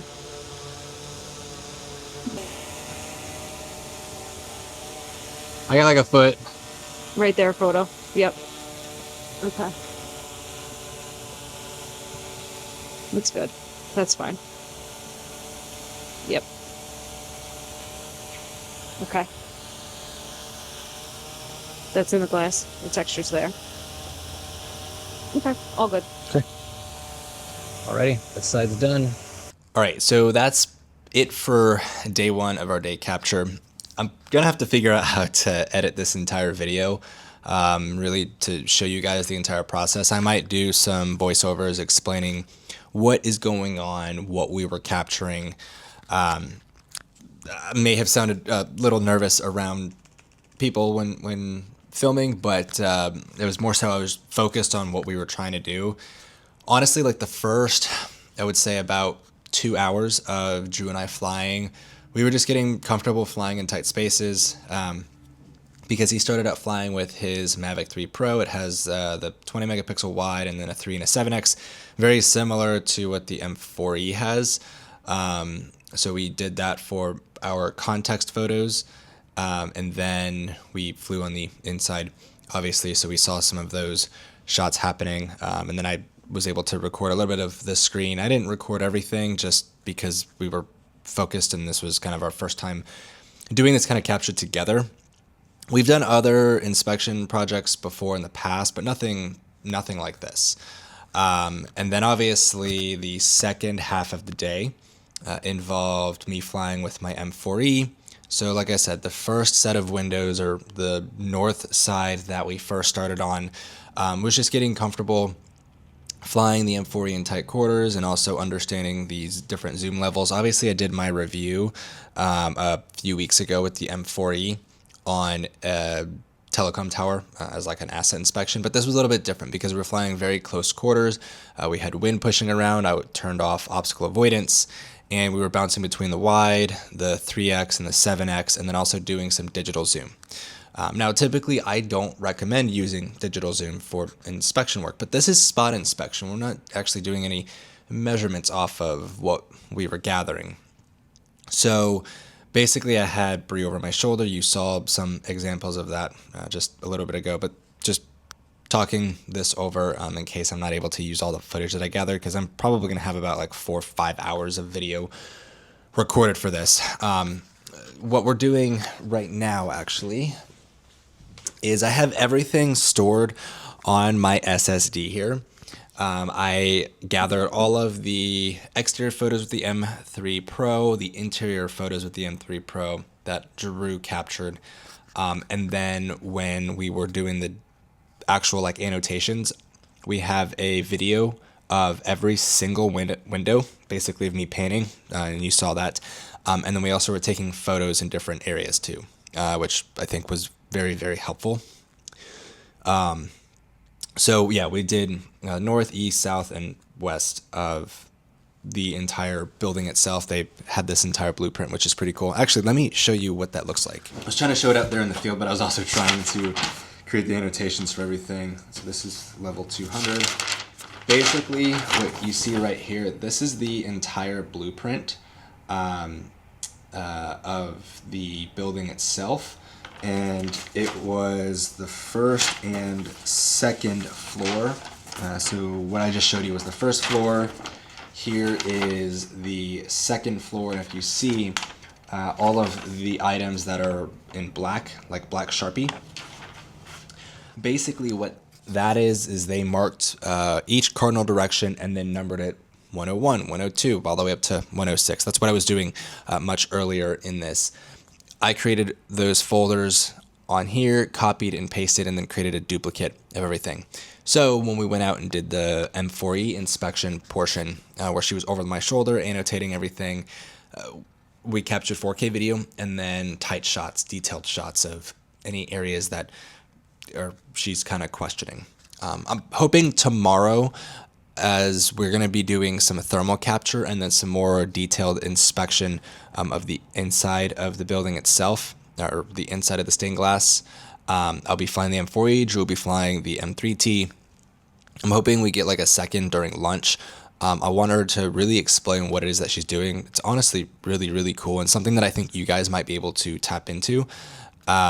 So yeah, just again, I'm documenting this as best as I can. So I do apologize.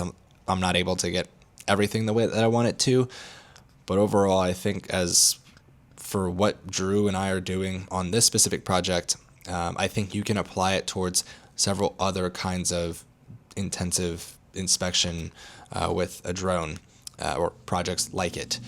So anyways, what I'm going to do right now is I'm going to upload all of the data from my SSD to Google Drive. That way I have a cloud copy of it, and then I have a local copy of it.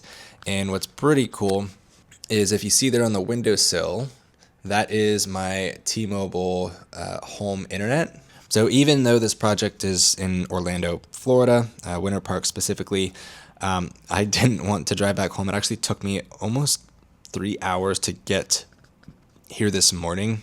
So I was a little bit late. I was supposed to be here at 8 o'clock, and I ended up being here at 9 o'clock this morning, which sucked. But regardless, I ended up just booking a hotel that's 10 minutes away. So what's great about having the T-Mobile internet is I get very fast download speeds. And why don't I actually show you this here? So I'm going to open up Google Chrome here, and we're going to do speed test. So right now I am connected to my hotspot. So if I go and do our speed, I should, I think, have like 200 download. Yeah, look at that. 200 megabytes download. And then I think I'm just under 100 megabytes for the upload. Whenever this decides to finish up. 50 right now. Cool. It's going up just a little bit. But yeah, we'll call it 50, 60 upload. So what's great about this is I believe I'm paying $35 a month for it. It's unlimited.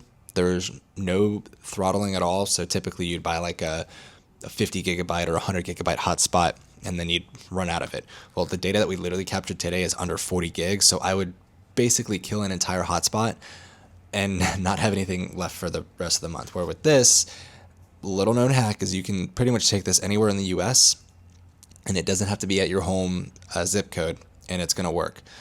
Yes, I'm in Orlando, so technically I'm not that far, but I've actually owned multiple of these before. And actually, like 2 years ago when they first came out with it, I got a T-Mobile home internet, and I went to, I believe, 40 different states, and it worked in every single state, no matter what I was doing, what I was downloading or uploading. It was great. So I'm going to use this internet right now to upload everything to Google Drive. I also I've got everything on chargers behind me, and we'll be up very early tomorrow morning to start our thermal capture. Hoping we finish everything up tomorrow. Otherwise, we're going to have to roll into one more day for Wednesday. But yeah, overall, really cool project. And I'll see you tomorrow, which is going to be in right now.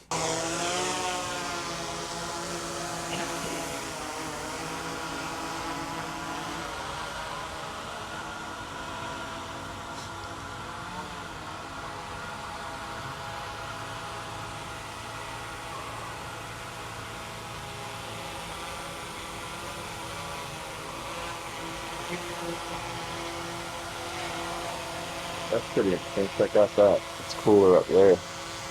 Maybe condensation. Yeah, that is interesting.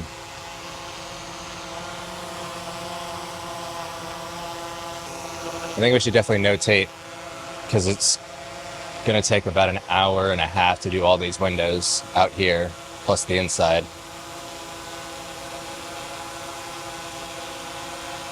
And there will be 2 different color temps.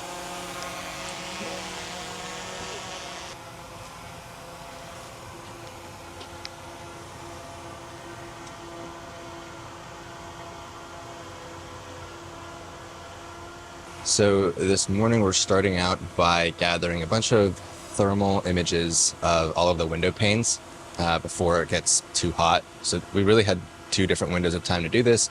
The first thing this morning, we got here a little before 7, already had the drone up, and we were just doing a few test shots on 2 windows. We have now got the workflow down, considering we've already flown on this building once, or actually twice yesterday. So Drew's grabbing a few shots of all the different stained windows to see if there's any moisture leakage. They're just simple shots. We're not doing any interpretation itself. This is what the project manager requested. So yeah, Drew's grabbing a few just simple shots, both in thermal images and in RGB images. And then if there's any spots that seem a little off, he's going to go and take just a tighter shot on it. So that's pretty much the workflow for this morning. We have to get both the outside shots of it and then the inside, just like what we did yesterday. And then, yeah, that should take about an hour and a half, maybe 2 hours. We're going to work diligently here, especially on the outside before the sun comes up and warms up all these windows. But given that we're still winter here in Florida, it's not as hot yet. So it was about like 60 degrees this morning right now. So we should be able to get a good differentials in temperatures. Again, we're not doing interpretation at all. We are just getting all of these shots for the project manager so that they can make additional assessments alongside with what Bree and Molly are doing with their overall assessment on every single stained glass here.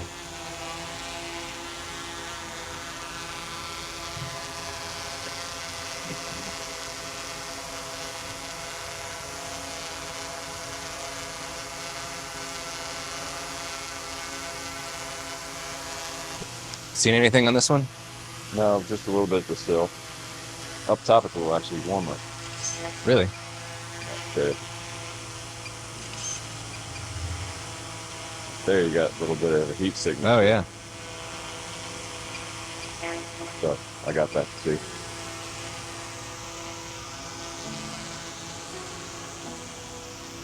Yeah, it's a good thing the sun's not beating down on this side yet. Yeah, I'm worried about the other side. I mean, there's pretty variances, but Honestly, I think it's just the east that we have to worry I about. hope so. Yeah. What we could do is when you finish this bottom section, we could just pop inside real quick just to get the 2 east windows before they heat up drastically. Great idea.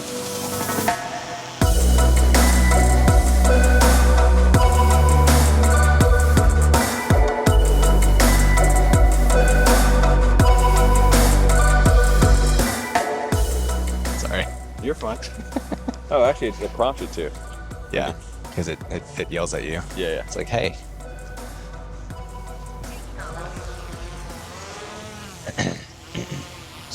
Do you know the screen record? Cool. So do bottom and then back up across, right? Yep. Cool. Did you format it? Or do I need to? I only took 2 pictures. Let me format it. It creates a new folder, so I'll know. I'll format it. Yeah. Okay. You want to start with the bottom one and then the... Yeah. Is that how it works in the sequence? What's that? Is that how it works in the sequence? It doesn't matter. It's just because I tag these 2 as one. Okay. Yeah. And well, All right. Second first. Bottom one first.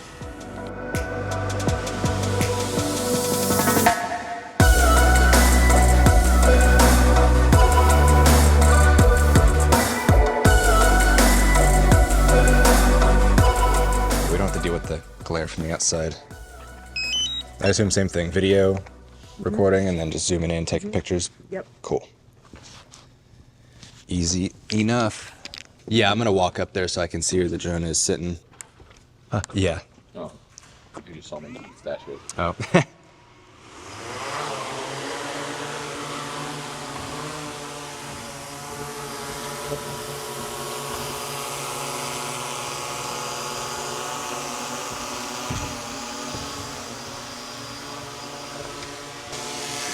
You wanna come stand right here next to me?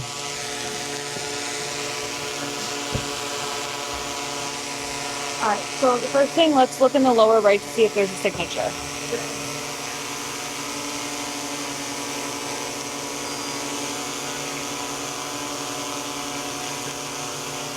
It's there. I don't know if you can get a different angle. It Yeah, would I be can. partially obscured by the sill, but... Okay, so this one does have a signature. Yep. In the stone group. He's trying to get in. Can we go closer? I think it's the... Oh, I see what you're talking about. Okay. Yeah, Wilbert. Let me, sorry, let me That's okay. get the best quality for you.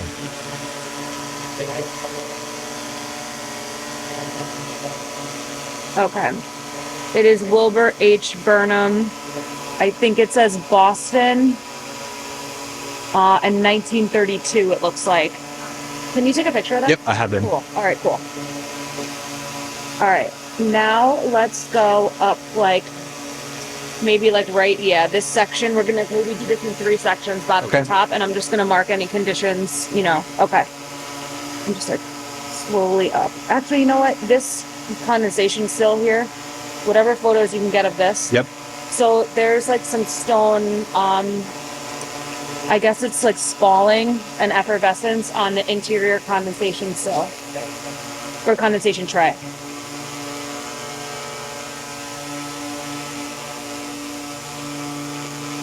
Okay.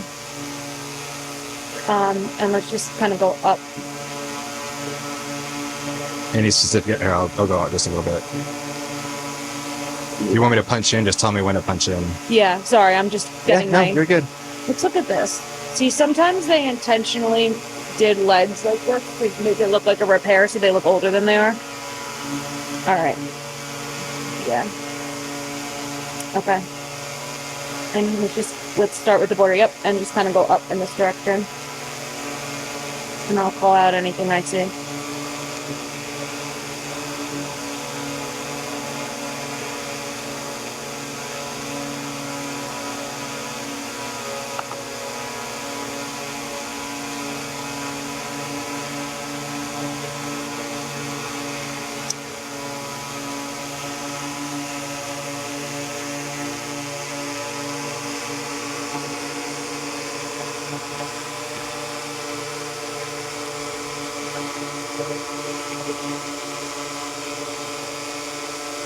Can you go in there? I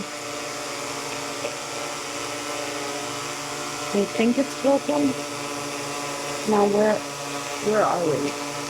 I'll zoom out so you can see. Okay, can we do this first? Yeah, see, it's really hard for me to mark the piece because this is pixelated. It's underneath this. It's this section here. Mm-hmm. You think it's this piece? Yes. Yep. I see what you mean about the pixelation. All right. Let's continue to go up.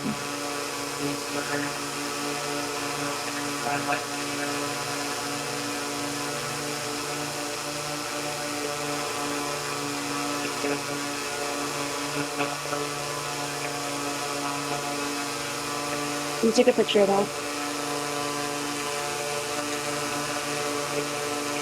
And can you like tilt a little bit to see if that's like a hole or if the pointing's just failed?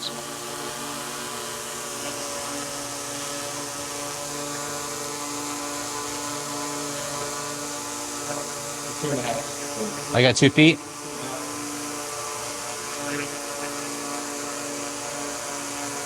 Okay. Okay, I think it's white glass. Okay. Will you just take a picture of this actually? Yep. Okay. All right, and we can keep going up. That looks like a break. Can we get a little closer? Yeah. All right, and now I just have to figure out where we are. Where we are. I'll zoom out so All you right. can see. So we're up. Second one, I think it's right here. Okay. I don't know if that's like paint or a break. Paint. Okay.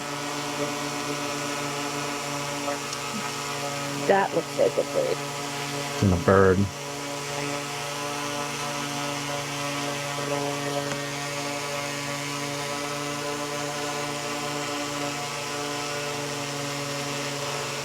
Less. How you had it, yeah. More contrasted. Yeah. Cool. Okay. So I think we've done the sides. I don't know if we want to just take a pass maybe up the middle.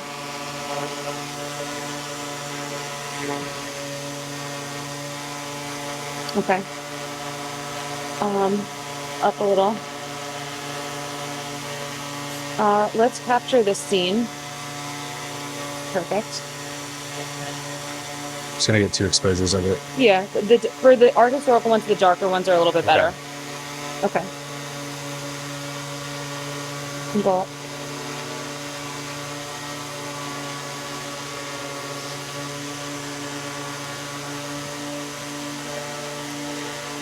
And we'll do the same with St. Francis, yeah. A little darker if you could.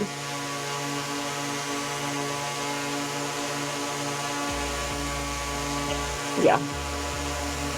Great. And I think we got his face before, right? The whole shot? Or Let's zoom in on this. oh, you said the face. Yeah, right there. Could you do that? I think you might have done this, but just I did. I'll get another one. yeah. Perfect. All right. And I guess we did the top. Okay. You're good about this? I think Anything so. else? I think it's okay.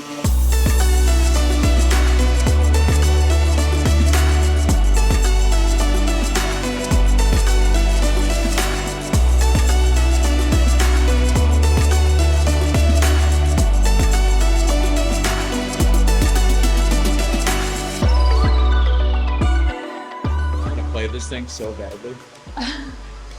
How many organ people do you know? None. They but do not like jokes. They do not like Oh. when you touch their organ. You don't like. I'm they don't- sure. The only. You mean the music instrument, right? Yes. Okay. The only people more difficult than organ people are lighting consultants. That I'll give you that advice for free. I mean, all I got is chopsticks, but I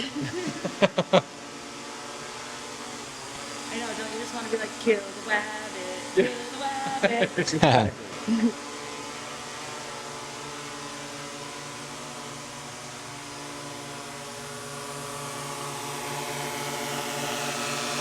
get some ideas. What's that? I'm gonna get some good social for this. Oh, yeah.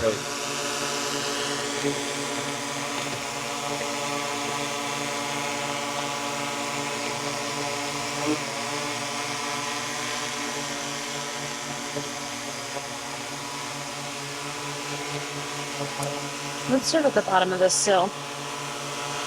Don't love it. Oh, look at you. Signature, Molly. Let me get a different angle. Okay.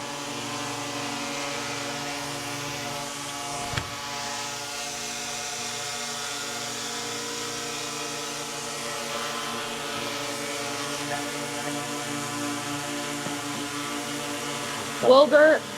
What's that? Power right there. Oh. I'll migrate the battery bit. Wilbur H. Burnham, Boston, Mass. 1933. I love when artists sign their work. It's like my favorite thing. It never happens. You know what? It might make sense for these. Can you get how wide? You know how it's like 3 vertical sections? Yeah. I Can we do that? Maybe rhetoric up.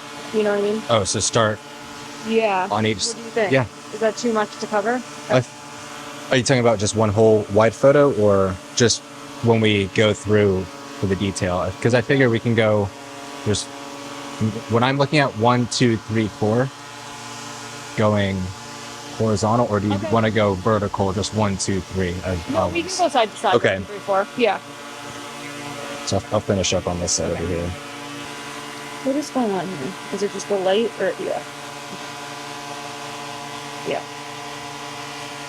And then up a little bit, I saw something at the corner of my eye. This section here, can you get a actually this whole thing, this whole box with the stuff in it, can you zoom in on that? Yeah. Yep. Yep. Perfect. Oh, look at that dragon. Look at him. You ever find any Easter eggs? Like, Yes. really? Yeah, so there's a couple of artists. There's an Irish artist, Harry Clark. He actually he illustrated some stuff for Edgar Allan Poe. Wow. Guy's a weirdo. But like incredible artist, but like definitely into like the macabre. And he used to like put like weird little things. Owen Bonowit, American, who did the windows at Yale, puts these little like skeletons and like weird dark stuff. Oh. But he like notoriously actually passed on church commissions. Like he'd rather work secular. He just wasn't beholden to the church, which is interesting. Most of these guys were employed primarily by churches. Yeah. There's a British guy, Walter Tower was his name, and his moniker, rather than signing his name, was this little crenellated tower. Oh, okay. Yeah. All right.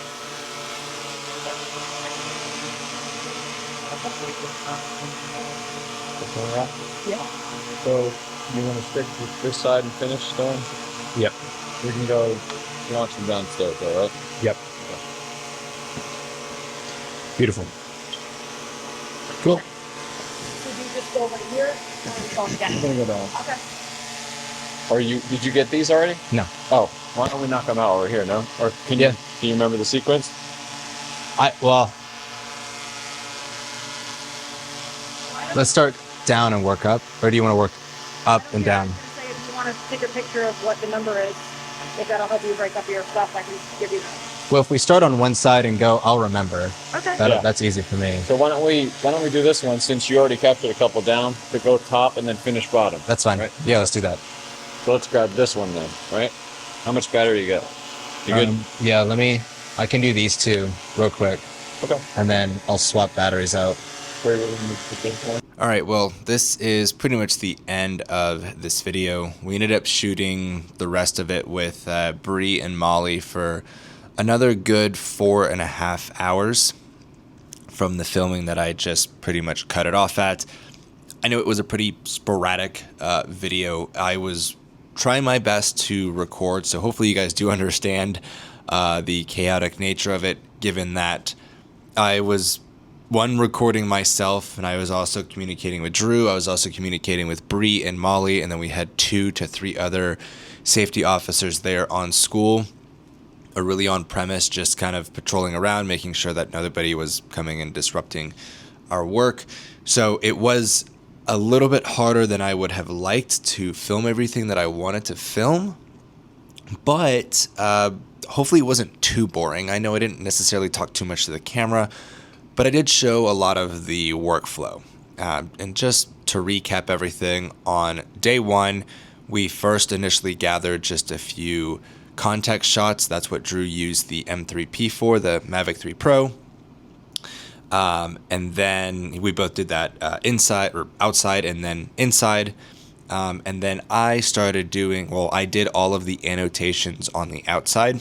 So what do we mean by annotations? Well, we basically recorded video, 4K, 30 frames a second video on the Mavic or Matrice 4 Enterprise. And then Bree basically stood over my shoulder, was looking at my drone controller, and then pointing where on the screen she wanted me to zoom in, take a photo of, change the camera exposure, whether I change the ISO or the shutter speed, so that I was able to gather a high resolution image, because she was annotating every single one of the stained glass windows. Now, my initial idea or really thought process of how this was going to go was that we were going to more so use the thermal more so than the photos, but I was completely wrong. The way that Bree and Molly work around the United States, I unfortunately wasn't able to get an interview from them. They're a little camera shy, but they did give me a lot of insight into how they work. And Bree actually went all throughout Europe, studying stained glass windows, the repair process, and really how to do proper maintenance on them. And there's really only 3 people like Bree in the United States, which is actually really cool. A lot of her work is in New York City. That's really where she's based out of, but she travels all over the US. She gets requested pretty much exclusively by chapels, churches, cathedrals to go and do these kinds of inspections. However, this is the first time that she has ever done a drone inspection, or at least use a drone to help with her inspection. Now, obviously, there's nothing that's going to replace being able to touch and feel the stained glass windows themselves. However, with the college that we were at, they did not want her to put scaffolding, because that is her typical workflow. She will request that the church, chapel, or cathedral puts up scaffolding, and that can shut down any public visitations or any kind of service of any kind at these facilities for 2 to 4 months. Given the complexity, or however complex the site may be, putting the scaffolding is pretty disruptive and can be pretty destructive. So this college, this institute, requested that they did not use that and use drones instead. So Drew contacted me to bring out my M4E to help with this entire process. And that's what we did, which is why we recorded every single window. We got context shots, basically simulating her getting close and being able to touch and feel the windows. Now, there's probably going to be a reason for her to come back and maybe only do 10% of the site, 10% of the really severe windows that need a little bit more attention to detail. But for us to be able to go in 2 days, and we'll call it about, 12 to 14 hours of flying, because we were up pretty long the 2 days, and to get the level of detail across about 50 or so windows that we got, that's pretty incredible. So again, to not bore you guys of just the repeat process of doing it over and over and over again, I just wanted to show you a little bit of a highlight of day 1 and day 2. I believe that this is actually a great workflow to implement into other institutions, other ways to provide high level of detail for inspections. Because at the end of the day, we're just using the imagery to help give us an idea of, okay, what's going on here. Now, stained glass windows is a little bit of a more complex nature than just regular buildings, but Drew and I have actually already done a process very similar to this probably about 6 months ago. We were only using the Mavic 3 Enterprise, so we weren't using the new cameras of the M4E, but the same concept applies.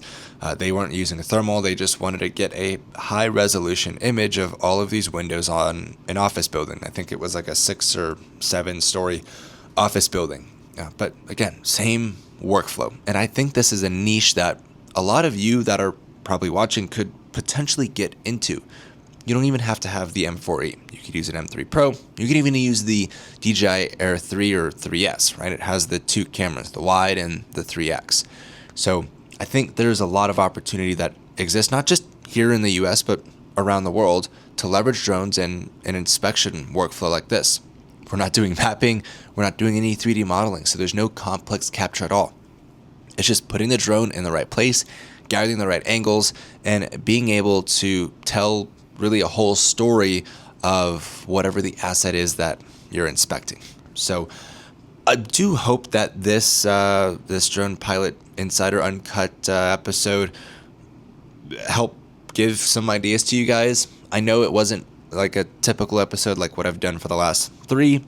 I'm trying to really mix it up. I'm trying to bring you guys across multiple different projects. I do have some cool stuff coming up here right now. I'm actually filming this segment in Amarillo, Texas. I've been here for the last 4 or 5 days. Before that, I was in New Mexico for a few days doing consulting. So these next few videos that are coming up, or I should say episodes that are coming up, is going to give you the inside scoop on the consulting side of being a drone service provider. Because not everything that I do is doing inspections or flying drones. Sometimes it's teaching, sometimes it's helping and consulting, sometimes it's figuring out a problem that a client may have, a unique problem that a client may have, and finding a unique solution for it. So stay tuned for those episodes that are coming out. Hopefully you enjoyed this one. And with that being said, I will see you guys in the next one. Hey guys, welcome back to another episode of Drone Pilot Insider Uncut. This is a little bit different of a video compared to some of the other videos that you've already seen in this series. Not all projects are doing data collection or data processing or even data delivery. Sometimes some of the work that I do is consulting and training, which obviously I have all these different videos on my YouTube channel and the courses that I have on my platform. But oftentimes I get asked to come help, train, consult in person, which requires me to go fly out and meet with these clients. So actually very conveniently over the next really like 10 days, I'm going to be between Albuquerque, New Mexico and Amarillo, Texas. Both 2 different clients that actually need some of the same consulting and training on some different workflows. So one of these, actually both of these students have gone to different workshops that I have hosted before, but they wanted more training. They wanted more technical training on some specific aspects that again, in a 1 or a 2 day workshop that I host, there's so many different tools, there's so many different workflows that exist, and I really teach the fundamentals and helping you kind of master those fundamentals. But when it comes to very specific workflows, specifically with actually both of these clients, they need the same kind of workflow with setting control without having known points, basically creating a brand new known point, getting the emlets to talk to each other, and then ultimately gathering the data to then get highly accurate centimeter level outputs. So the entire purpose of me coming out here to New Mexico is I'm working with one of my students who's obviously a client now. His name is Aaron. And then a few days later, obviously this is going to be one just entire video, or I might split it up because the other client that I have, they're based in Amarillo, and they actually have operation all over Texas and New Mexico and some other states as well, where they leverage agriculture or the DJI ag spray drones.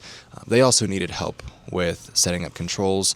They bought the Emlet Reach RS3 like survey kit, where it comes with a base and a rover, but they haven't figured out how to get it set up or how to make it work. They've spent all this extra money on buying like all of these different accessories. Just they haven't had any success with it. So what I'm doing here in New Mexico with Aaron, we're actually going into the Santa Fe Mountains, and there's no connectivity out there. So there's no way to use N-Trip with the base stations. So we're gonna have to use LoRa radio technology. Basically, it's just a way for the emlets to talk to each other without internet. It's actually how these GNSS receivers have worked a long time and still work to this day. But obviously, with working in urban environments and having pretty much ease of access to cellular connectivity using the 4G hotspots and even data SIMs inside of these devices, you're not often using the LoRa radios. But in this case, we're going to be in the middle of nowhere. You're actually going to see where we're going to head out to. The purpose of it is Aaron's actually an engineer, like a CAD engineer. So he helps design all kinds of things with a lot of different clients. I'm going to have him talk a little bit about really the project that we're doing out here. But where we're going, he's designing like a new, not storm drain, but a barrier, some kind of barrier. But he needs to do a LiDAR data collection. He has an L2 system with an M350, but he needs to set control, and he hasn't figured out how to get both the RS3s to work together, especially in an environment like this. So I'm going to be working with him over the next few days, teaching him how to do this. I'm going to show you guys some of what those workflows look like, and then actually take you out on the project site that we're going to be working on together. And then again, if there's time that I can fit in the other client that I have out in Amarillo, it'll go in this video. Otherwise, it's going to be in the next episode, because that one more pertains to using ag spraying, so high precision spraying, or we'll call it ag, or precision ag is probably the better term for it, where they want to generate these highly accurate centimeter maps so that they can reference it for their prescription spraying with their ag drones. They've got about, I think, 8 or 10 the DJI Agris T50 drones in their fleet, but they're also in a very similar situation where they don't have ease of access to cellular connectivity. They're out on these farms in kind of the middle of nowhere. So again, if that can fit in this video, it will. If not, you're going to see the next episode for that specific workflow. But again, I just arrived here. It's been actually a very long 48 hours for me. 2 days ago, I was driving to Atlanta, hosted a workshop yesterday in Atlanta, drove back from Atlanta to Tampa. That's my home base. 7-hour drive, got back up like 1 something in the morning, and then hopped on a 7 a.m. flight to come out here to New Mexico with a connection in Denver. So you guys know how that probably is, and if not, it sucks. So very little sleep, meeting up with Aaron here very shortly, and we're going to do some testing just to get his systems configured. And yeah, I'm excited. But regardless, like, the purpose of this episode and even the next episode is to show you that not everything is about, like I said, drone mapping or LiDAR data collection or data processing. Consulting is also a very important part of being a drone service provider. The service that I'm providing is teaching. And you don't have to be a massive platform like what I have, or have many, many years of experience. If you're really good at a specific tool or maybe a specific workflow, you can offer consulting services. You can offer training services to people. By all means, it's one of the biggest reasons why I do this in the industry is there's not a lot of information that exists. I feel like I'm rambling now, so just wanted to give you guys an overview of what this episode is going to be like. We'll talk about some of the different ways that you can actually charge for consulting services, because there's multiple different ways, whether it's an hourly or whether it's a fixed cost. We'll kind of talk about some of what my rates look like based off of my expertise and what it is that I'm doing, and how I figure out those rates.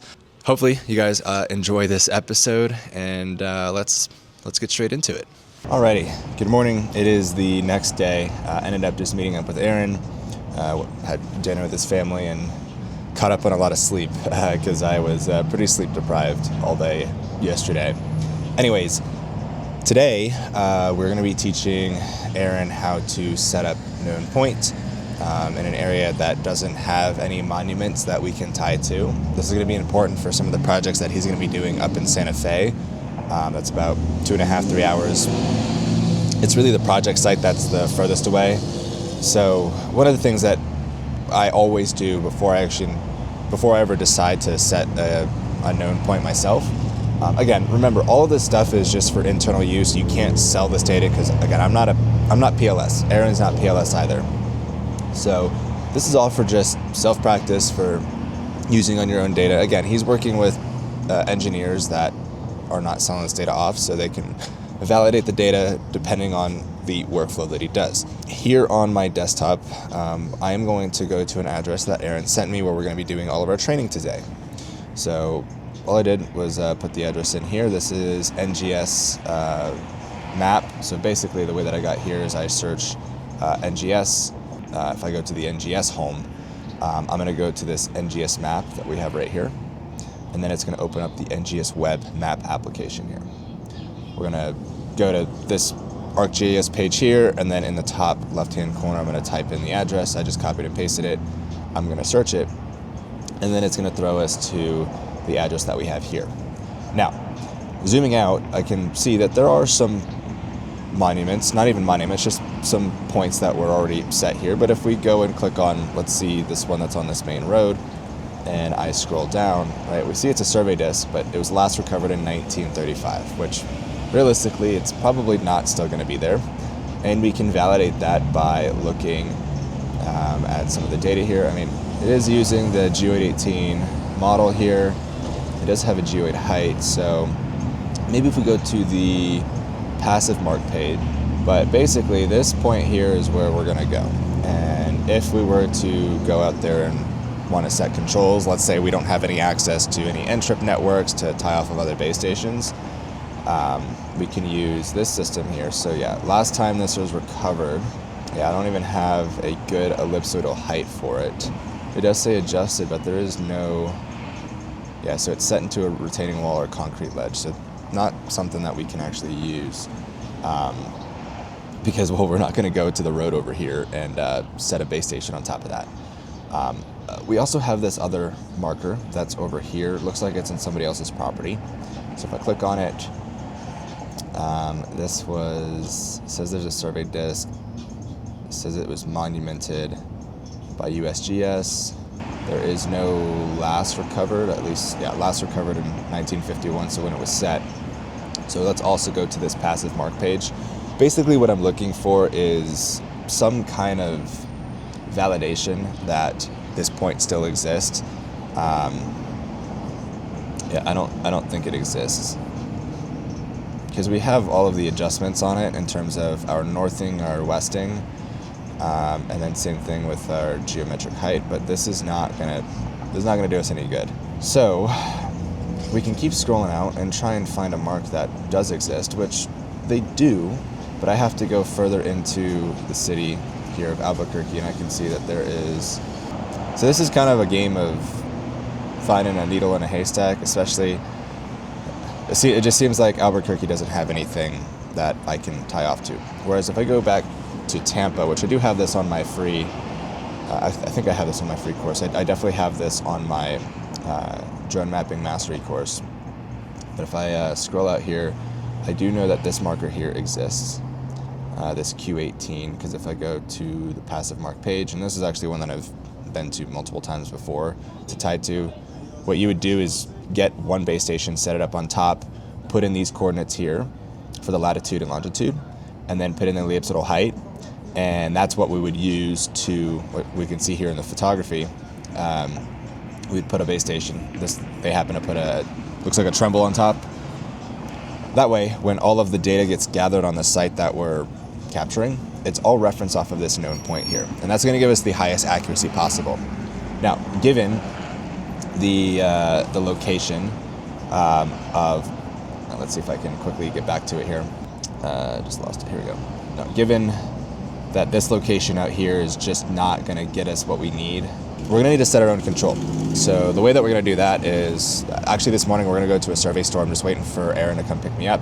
We're going to pick up some 3/8 rebar rod. They're about 18 inches long. And we'll also get some survey caps. These survey caps will have a little divot in the center. That's where we're going to put one of our base stations on top, or one of our Emlyn reaches on top. That will then allow us to center it, obviously, onto that point. Considering that we're driving this rod into the ground, it's not going to move anywhere. When we put the Emlyn on top of it, we're going to put in the height, and then we're going to let it log pretty much for like 2 to 4 hours. I recommend about 4 hours, which will then take that data off and then run it through some other systems. So before I actually even consider doing that, I always go to NGS to look to see if I can find any monuments, because if there are monuments, then we don't have to do this step. We can tie off of a known point, we can get another emlet and have both of those emlets talk to each other. The way that I like to think of this is, for N-trip, whenever you're doing like RTK with the drone or RTK with your emlet and setting controls, you're tying to a known point, but that is a smart known point, considering that there is a GNSS receiver constantly talking. That's why they call it CORS, continuously operating reference station.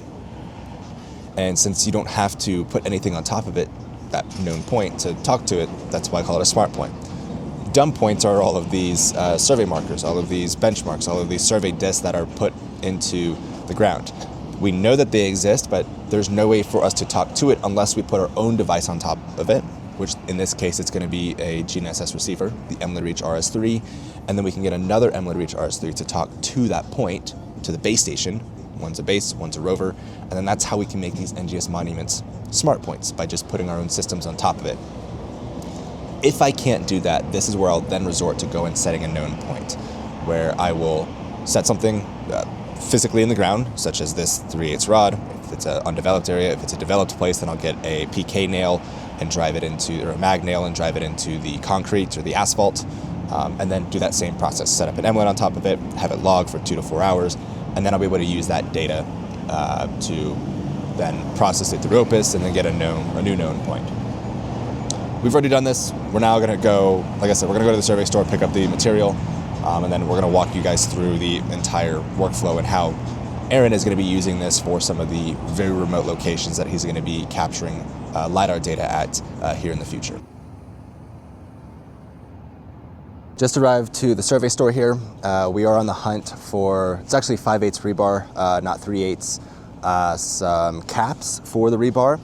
And then we're also going to get some spray paint for the ground, or some ground spray paint, so that we can actually mark out where these control points that we're going to be setting, alongside with some tape. And the tape is going to go on the rebar, so it's easier to find whenever you're just broadly glancing through the area that you're at. Then we've already verified that Aaron already has a tripod with a tri-back. That's how we're going to set the emlet on top of the known point that we're going to create. And then we're going to see what else they have in there. So let's go check it out. Is it a notebook? Yeah.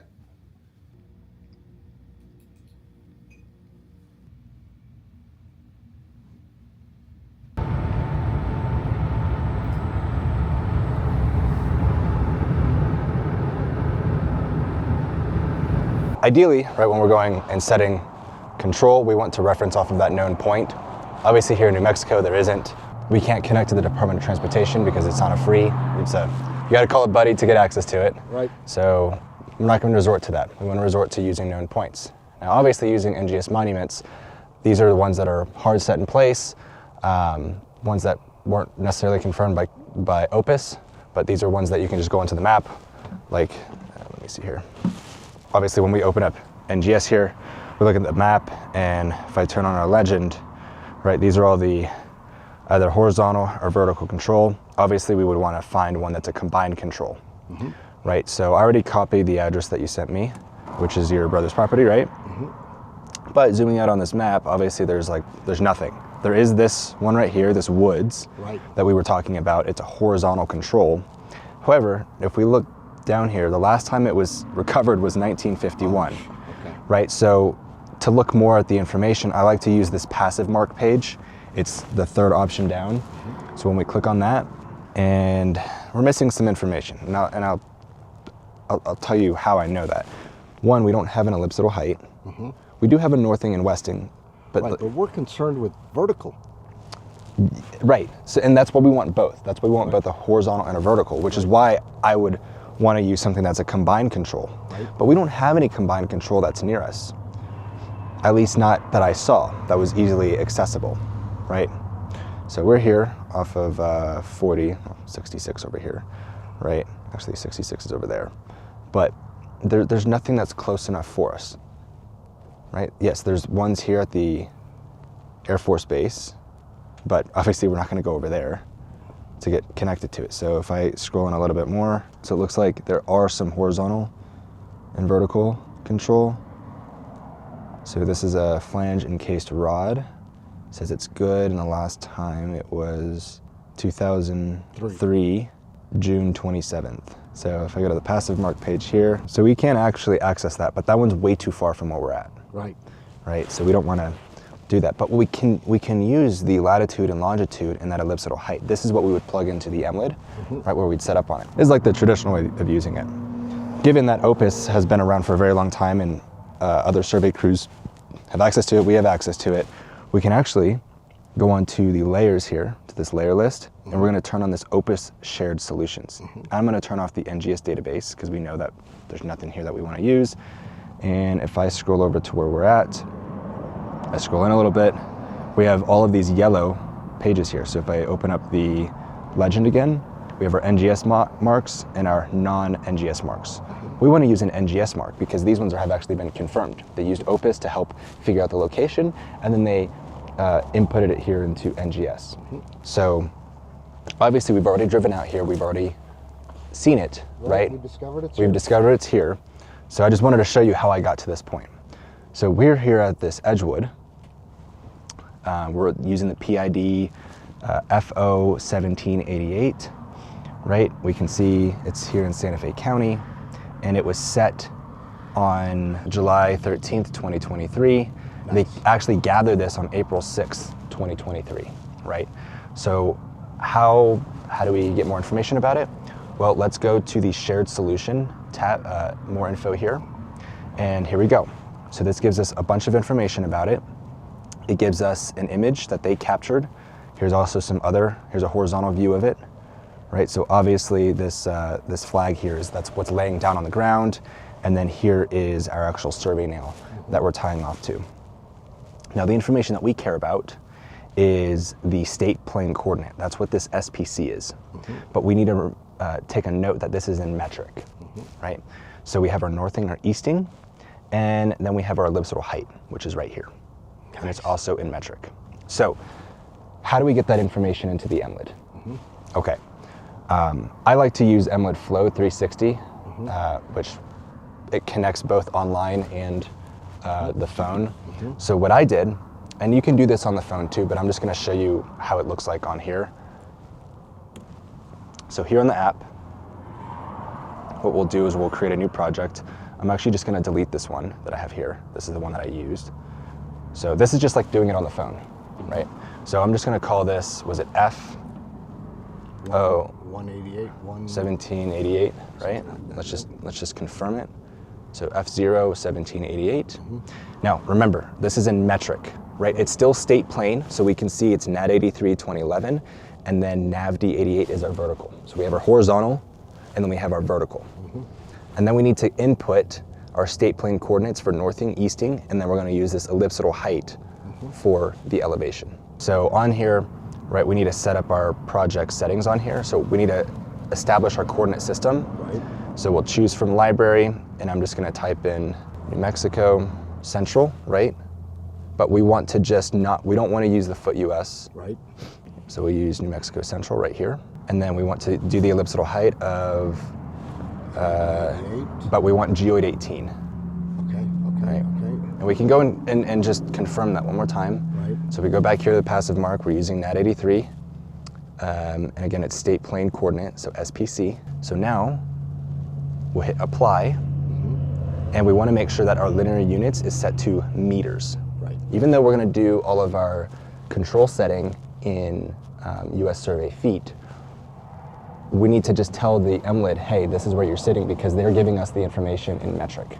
Okay. Right? And the way, again, just to confirm that, if we go back to the shared, see how it's in meters at the end? Yes. Yep, everything is in meters. So we will hit create project. We're going to add a point, and I'm going to call this nail. And then for the coordinates here, I'm just going to use local. I'm going to use local. So we have our easting, northing, and elevation. So, sorry, I'm going to go. Well, we can use local. So if I use local here, easting, northing, and elevation in meters. Okay. So go back to that shared, and I'm going to add our elevation right here, the elliptical height. So 2015.522. You can copy and paste it though, can't you? I can, but sometimes it doesn't. Was it? Yep, 522. Okay.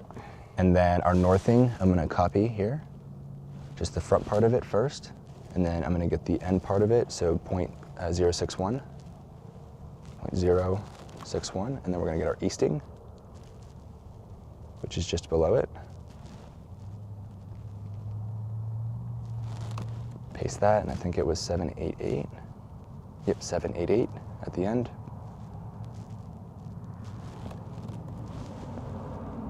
Create point. And then we go all the way in. So now I created this, and what we're going to use, because, and we'll do this on yours as well, whenever we're setting up the MLID, we will pull this, because now we've created this as a known point. So whenever we set the MLID up on the base, we need to tell the MLID, hey, this is the coordinate that you're sitting at. Right. And all we have to do is just click that one, because you can either do a manual entry, or you can pull it from a project. This is a project that we created. Right. So that way you don't have to figure out, oh, well, was it this? Nope, you've already created it. Right. Now this is saved. So anytime you're ever doing projects out here again, you just come out, you place your MLID on it, you select that as your base. Obviously we need to get our measurement for our height for the antenna here, and we'll input that onto there. That way it's all translating the same. So to confirm that this was all here, right, we've already come out here. We've already set up our base here. Again, we haven't put the MLID on yet. We already have our survey nail. Obviously we have verified it. And then we have centered it on top. I wonder if this is gonna work. Kind of hard to see, but we are centered directly on the top here. So all we have left to do is let's put the MLID on top. Yep. We'll do that now. Do need to get measurement here. I'm getting 54.25. Hey Siri, convert 54.25 inches to meters. Perfect, dead set center. 1.37, 1.38. Cool. We'll keep that. And what I'll do, because I've already got it on my phone here, I'm just gonna show you how, and I'll connect to your MLID, and I'll walk you through, and then we'll do it on your phone. This one? Yes. And then all lowercase MLID reach. Connected? Okay. So now I'm gonna go to the MLID flow application here. Yep. I'm gonna refresh, so we'll connect to it. Yep. So I'm just gonna turn these off just for now. Okay, so we need to configure the base settings, right? So we're gonna go here to base settings. Yep. And right now it's doing an average over a single. We're gonna reconfigure it, so it's fine. So I'm gonna hit configure. Coordinate entry method. Manual. Antenna height, so we need to do this in meters. What was it again?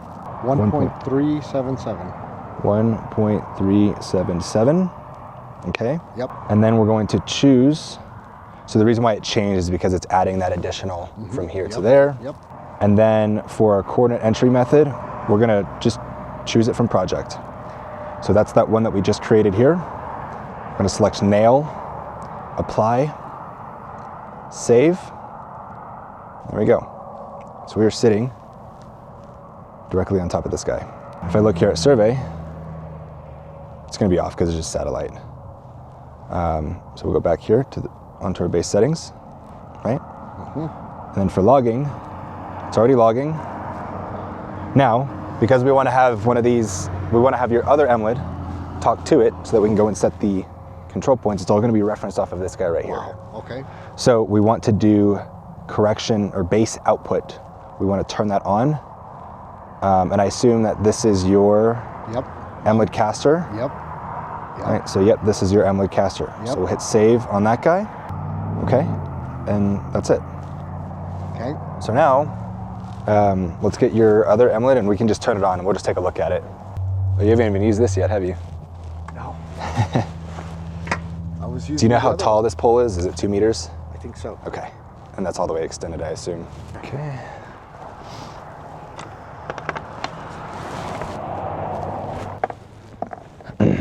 And then actually over here. Oh, you got them on already? It's booting up. I guess it's called Dr. Drone Rover. Yes. Okay, I'll wait for it to pop up on here. There it is, okay. All right, so now that we are connected to it, so we'll just turn the base output off. Yeah, what is your problem? We'll fix this. So, can you log into MLID Caster on your phone? So username is U54226. Password 226. YZS. YZS. And then mount point. 11567. Which one? 11567 right there. And we'll hit done. Save. So now we're receiving corrections based off of the base right there. If I zoom in on here onto the survey, we can see where the base is set up and we can see where my rover is. Yep. And there you go. So obviously, Should we grab a couple points? Yeah, we can do that. Just for. So yeah, we got to make sure. Yep. So we have 1.8 meters set in, 15-second average, and we can see what our accuracy is right now. Okay. Which that's pretty good. Okay. So we should do all of that on this phone now, right? Yeah, we'll do that. Okay. I just wanted to walk you quickly through on how all that works. So yeah, literally just, if we wanted to go and capture a point right here, just do that rock, get it level, measure. Maybe we'll capture another point over here, measure. There you go. We can also look at the standard deviation on everything. So we got a fix, there's our accuracy, that's how far our base is. So as I move, see that number changing? So we should be about 4 meters away, which that 12 feet? That should be about 12 feet. Okay. All right, so we've just gotten to Aaron's brother's property. Now there is one little caveat. There is no cell signal out here. However, they do have Wi-Fi, and we can still get N-trip connection through the Wi-Fi. This is, imagine if we were out in the middle of nowhere and we wanted to use N-trip. Our base has cellular connectivity, but our rover, because we're in the middle of nowhere, may not have cell connectivity. So what we could use is like a Starlink that can give us internet, or we happen to luck out and there is a Wi-Fi router here. We've already connected and we've actually already gotten a fix, which that's just how N-trip works. If we wanted to use the LoRa radio, that necessarily wouldn't really work, just given really the environment that we're in. LoRa does work way better with better line of sight. Theoretically, we could do like 25 or 30 kilometers with a LoRa radio, but that's more in like flatter environments. Here, we're in the mountains, northern New Mexico outside of Albuquerque.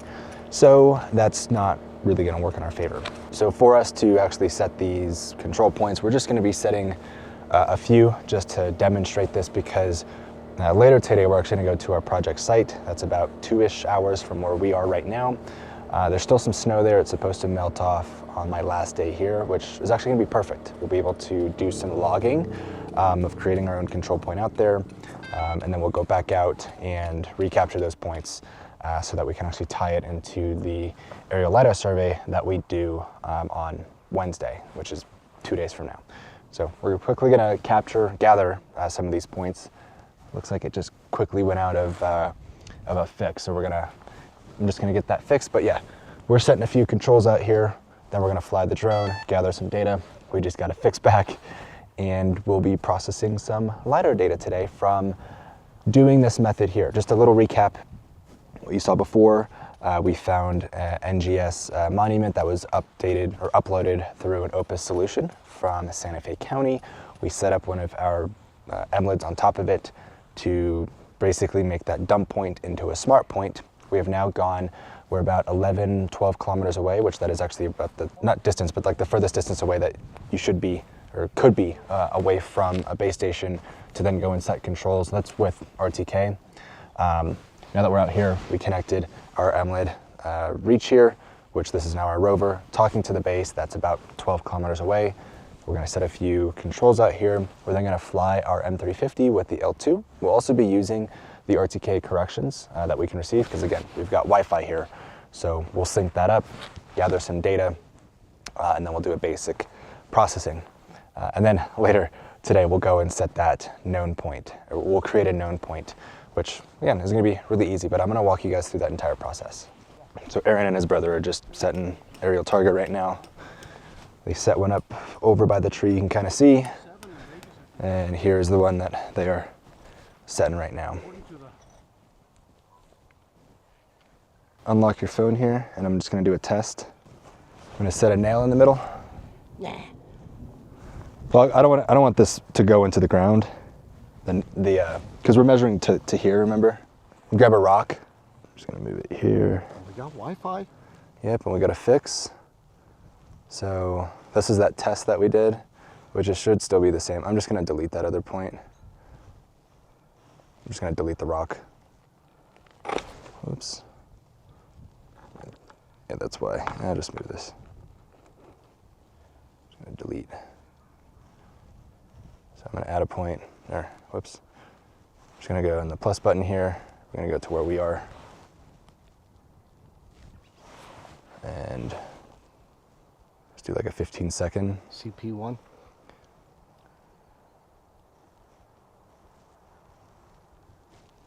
There's 15 seconds. Yeah, that's okay. Just wait for... Do we want to call it CP1? Yeah, we will. So we're waiting for a fix? Yep. Okay. Yeah, we could shoot some checkpoints too. Right. So we'll do that for checks.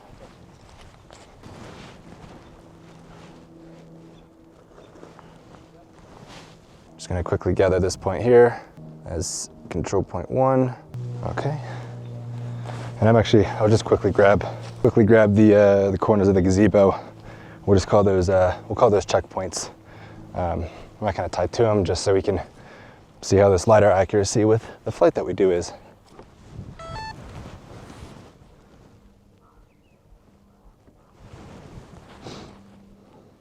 Right. Oh, in this? Yeah. Okay. I don't know. They're probably gonna have drained a bit. They're like 60%. That'll be enough for what we're doing.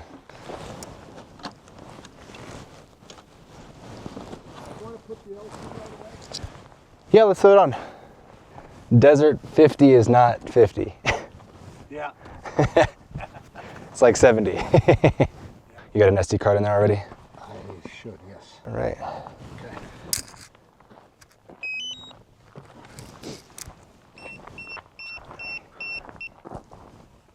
I'm gonna tilt it up.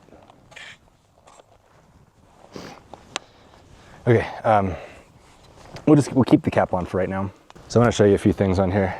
So let's get this controller connected to Wi-Fi. Everything's all lowercase? Everything's lowercase. Okay. Okay, now YQ CT 2C 8U. Home point updated. Check map to confirm. Okay. So there's actually two ways that we can do this for the end trip corrections, or for RTK corrections. This first method I'm going to show you, we're going to connect to that base station that's over there. Yes. The second one is if you don't have that, you can actually do a local base mode. I'm going to show you how that works. Okay. But you need to be within range of this, of the hotspot signal that comes off of this. Oh, okay. So think hotspot not as in like internet, just hotspot as in network. Okay. Right. So this first method, right, we've confirmed that we're already connected to the internet. Yep. Right. We're going to go to this camera view here. Yep. We're going to click on this X. Yep. Right. We're going to go over 3 dots, antenna. Yep. And I'm going to just call this, we're going to do custom. And I'm just going to build this first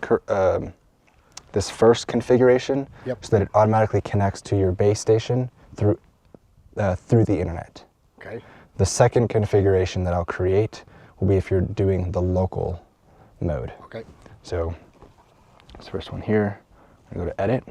I'm just going to change the name, fix. And this is to the... Yep, to the one that's way over there. Positioning error. Give it a second. Positioning accuracy affected. Done. Now we're flying with RTK connected to that base station over there. Updated. So that error went away? Yep, it's gone because it was updating the home point. So we can actually look, if we click here, the 3 dots, we can look at our aircraft's position, 7,187 feet, and this is our base station, 6,553 feet. Does that seem about right? Oh yeah. So now I want to show you how to do the local end trip mode. Okay.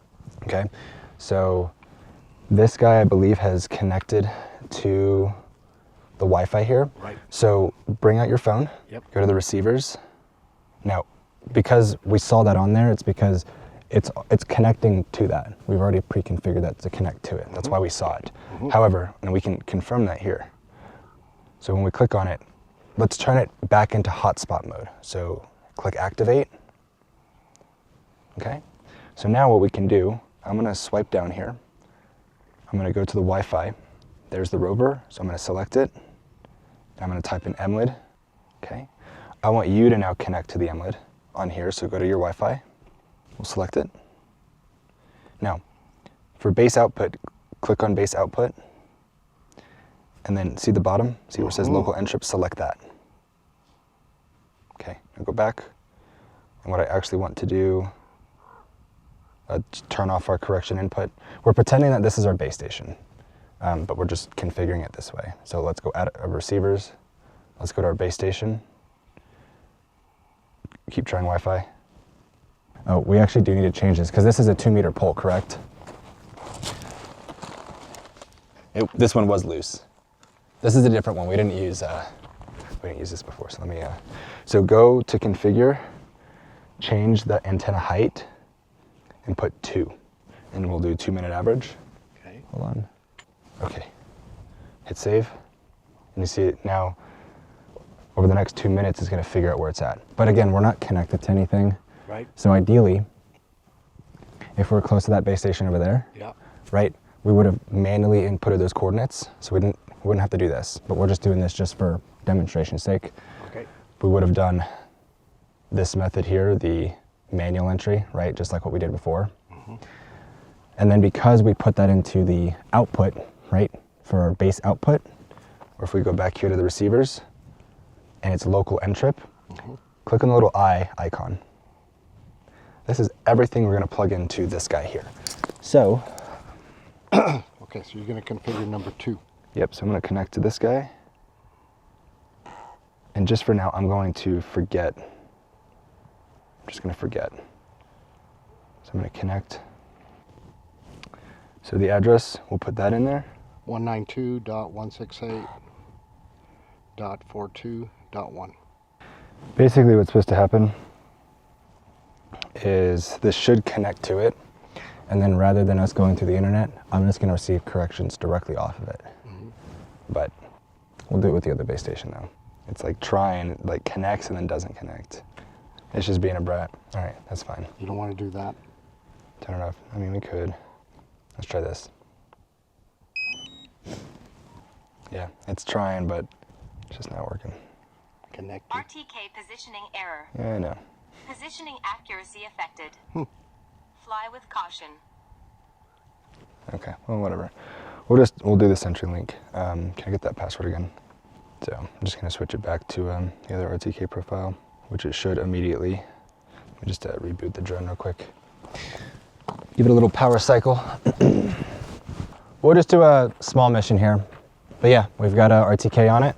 Okay. I'll have you drive here. I'm just gonna spread out the props.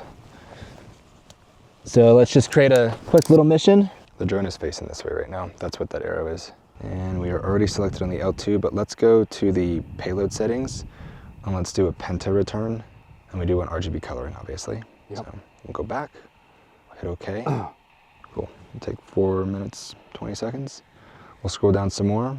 So actually I'm just gonna drag this over so that it doesn't do the calibration over top, because I do want us to get that control point that's sitting over there. Our speed, let's slow that down to like, and everything else is good 70% forward overlap, yep, side that's overlap good. 40, okay. So we'll hit save. Actually, I'm curious. What about terrain management? Terrain following? Yes. That's what I was about to yeah, take a look at. So if we go here, because we have LiDAR, I wonder if we can do real-time following.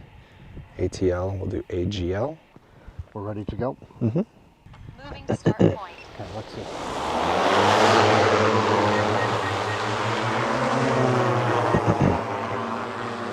So if we go to the FPV view, we'll see that the first point is going to be just to the right of the drone.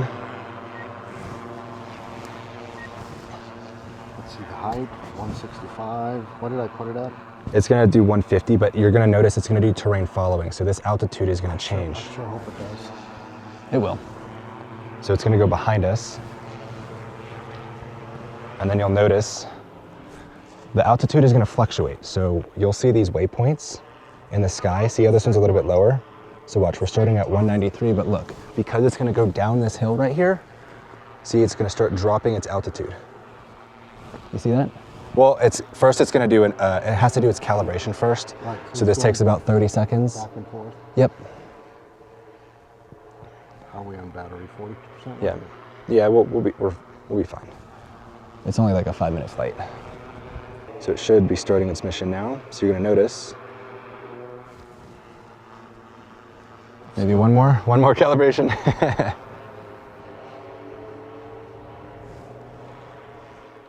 There we go. I'm just gonna shut that up. Okay. So we'll watch, see how it's gonna start dropping its altitude? Yeah. Because it's following the terrain at 150 feet above. So it should just keep going down and down and down. Just like that. And if we look at the L2, we can do this SBS. Yep.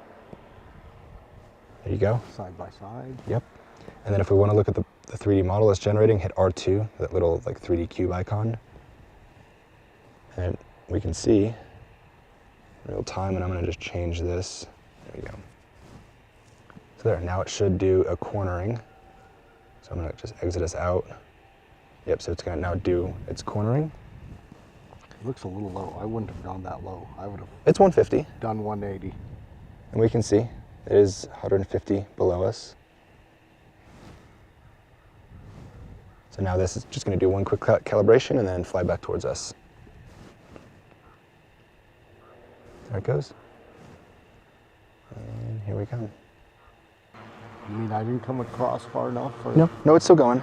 Because it changed the altitude so much, it has to do a quick calibration. So when you're doing terrain following, especially in like mountainous areas, yeah, you're gonna see it'll do like quick calibrations like what it's doing right now, although this is a corner, so it's gonna do its cornering right now. So it'll go across and then come right back. And we'll notice, so this is another longer segment of it. But this one won't go as low because we can see this yellow.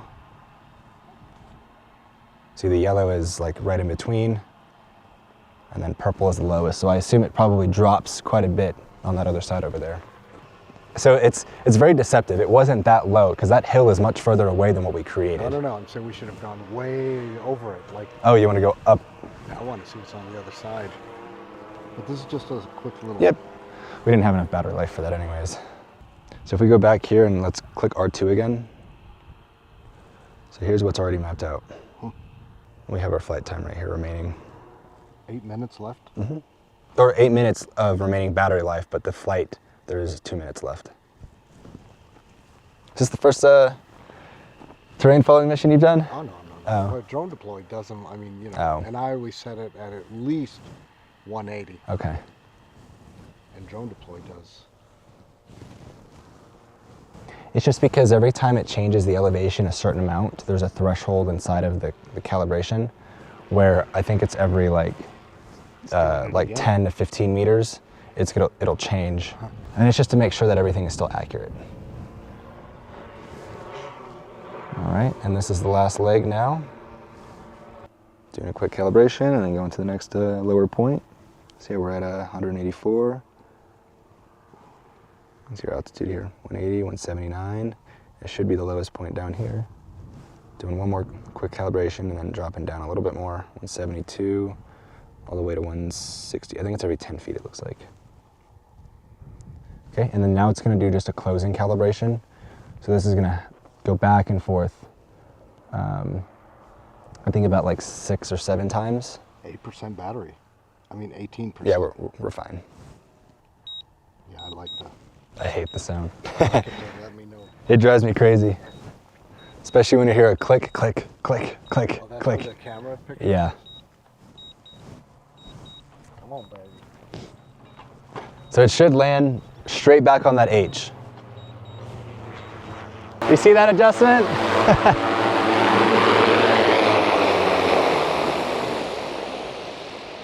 It's off by like maybe 3 centimeters, 4 centimeters. But there's a plane too. All right, it's been a little bit of a time jump ahead from when I last recorded.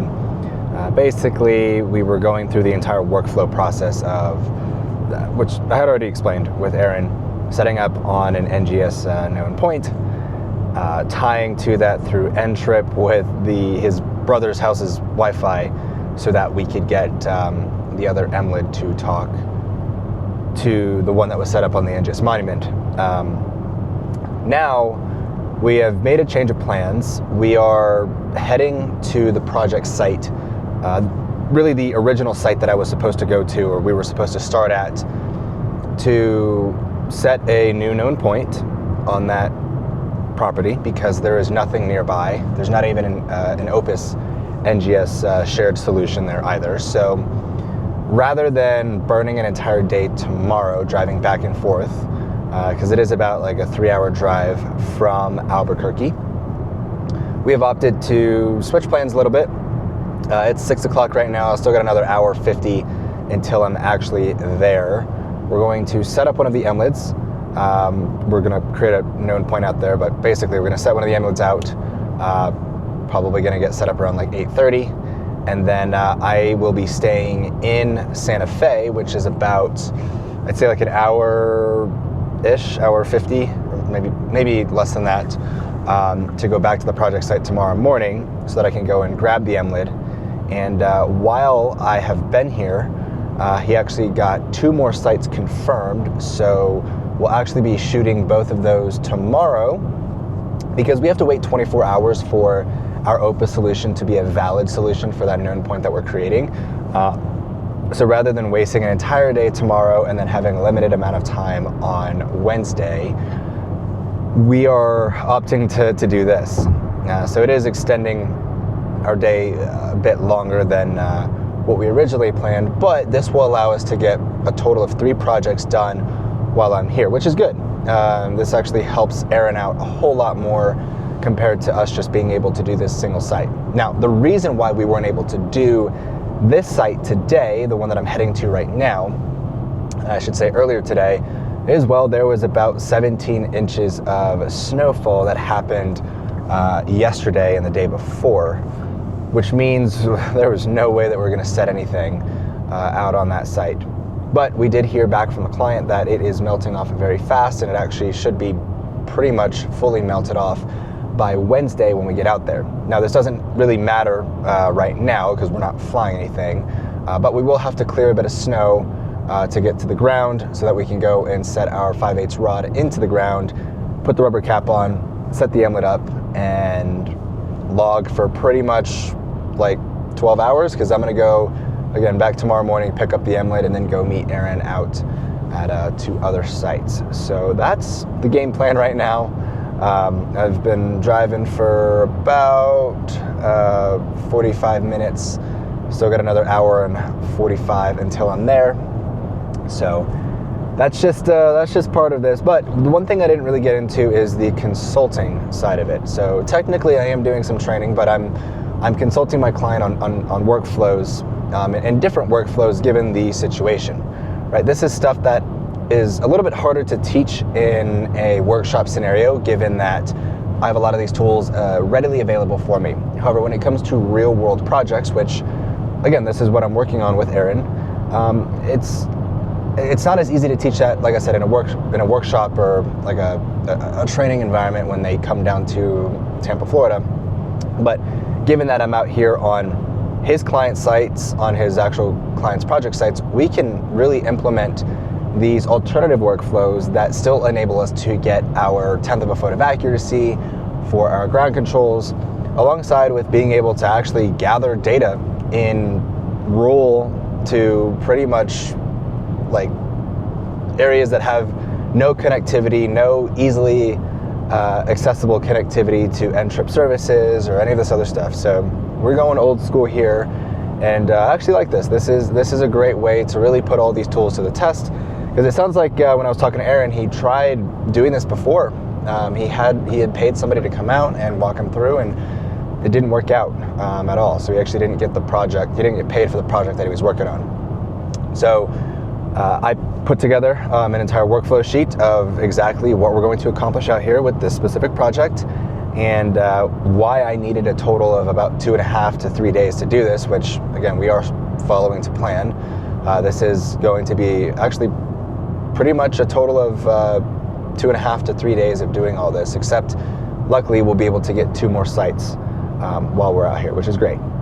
So part of what I charge for doing consulting, again, how I started off this episode was you don't have to, being a drone pilot, you don't have to always do service work in terms of doing data collection. If you get really good at workflows, you can get paid to consult for that. There's a lot of people in this industry that really don't know highly specific, like niche workflows, and that's kind of the beautiful part about this industry. It is a very technical industry, and there's multiple different approaches to it. So how I'm charging is my typical day rate for flying drones is anywhere from $1,600 to about $3,000. And given that I didn't bring out any of my equipment, any of my drone equipment. I did bring out my MLID and my M4E, but that's technically for a different client. Really, I just brought up my MLID as just more of a backup. I'm not really charging a mobilization fee. I did charge travel, so it cost me about, I think it was about $1,000 to get me out here. That includes the hotel, this rental car, and my flight out here. And then I did a bit of my day rate. Again, I didn't bring out all my equipment, so I charged for each day that I'm out here, alongside with the technical training that I'm doing. I provided some additional deliverables, meaning I've got some PDFs that I have, Word docs that I've created on workflows for what we're doing over these 3 days. And yeah, that's essentially like how I'm charging for my consulting and training services. It's good pay. Right, I'm still flying drones, but it's not my equipment, it's their equipment. But it's good because I'm able to teach them on their specific workflows with my technical expertise in a way that helps them get the data that they need, make sure that it's accurate, and most importantly, allow them to be able to make money in the future. Because again, Aaron's biggest pet peeve, or not pet peeve, but his biggest pain point was that he didn't know how to implement this stuff. He's owned this equipment for a while, right? It's been a very significant investment for him, but he's lost opportunities because he wasn't able to prove that he could actually do this. And so now that we're out here, we're doing this, and we're going to help him learn a new skill for his specific workflows, for his clients, and that's consulting service right there. Hopefully what I talked about wasn't necessarily redundant. I'm doing my best here to kind of walk you guys through this, because again, this is Drone Pilot Uncut, Drone Pilot Insider Uncut, right? I want to show you guys how I make money in the industry, and it's not always flying drones. Sometimes it's teaching, sometimes it's consulting, sometimes it's a little bit of everything. But anyways, I'm gonna get back to driving, and I'll meet you out on site to kind of show you the rest of this workflow of what we're doing. And later in this video, you'll see how I get this Opus output for our new known point and get this accurate data for Aaron and his clients. All right, made it out to the site. Obviously, it is pretty dark right now. It's, I think, like 8 something. So Aaron and I are just gonna come out here, set up the a known point, and we got some snow. So we gotta dig up a bit of this ground. Found this spot right here, so I'm gonna see if I can get you guys set up in a spot to see what's going on. If not, we'll just kind of redocument the whole process tomorrow morning. I think right here is a good spot. That way it's kind of out of the way. Would there be an area that you What's this? No, it's okay. Oh, wait. You want to go grind a point on it?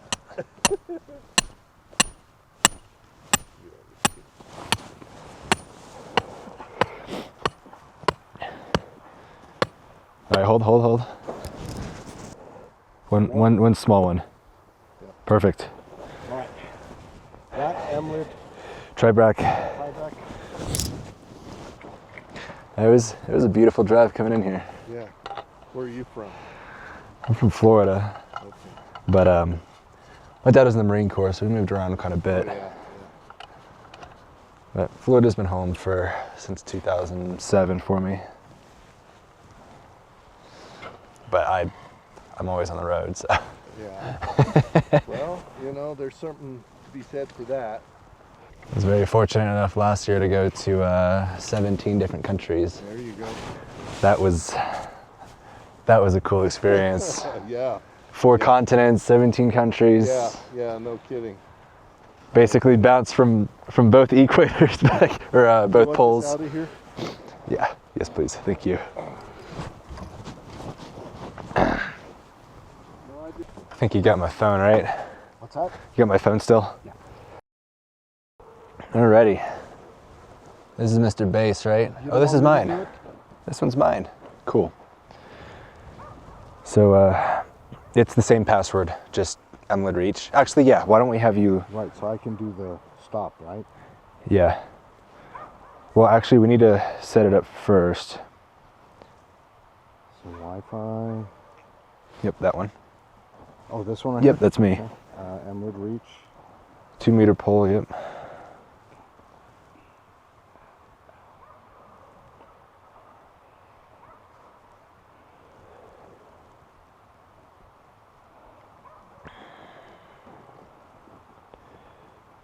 Okay, got it. Open flow. Let's see. Receivers. Refresh. It's refreshing. Might be because I'm... Got it. Yep, cool. We'll So, go to so I've already... corrections off, base off. Yep. Base settings. So if you go to the configure, go to the coordinate entry method, you're just going to do average single, which it's already selected. Okay.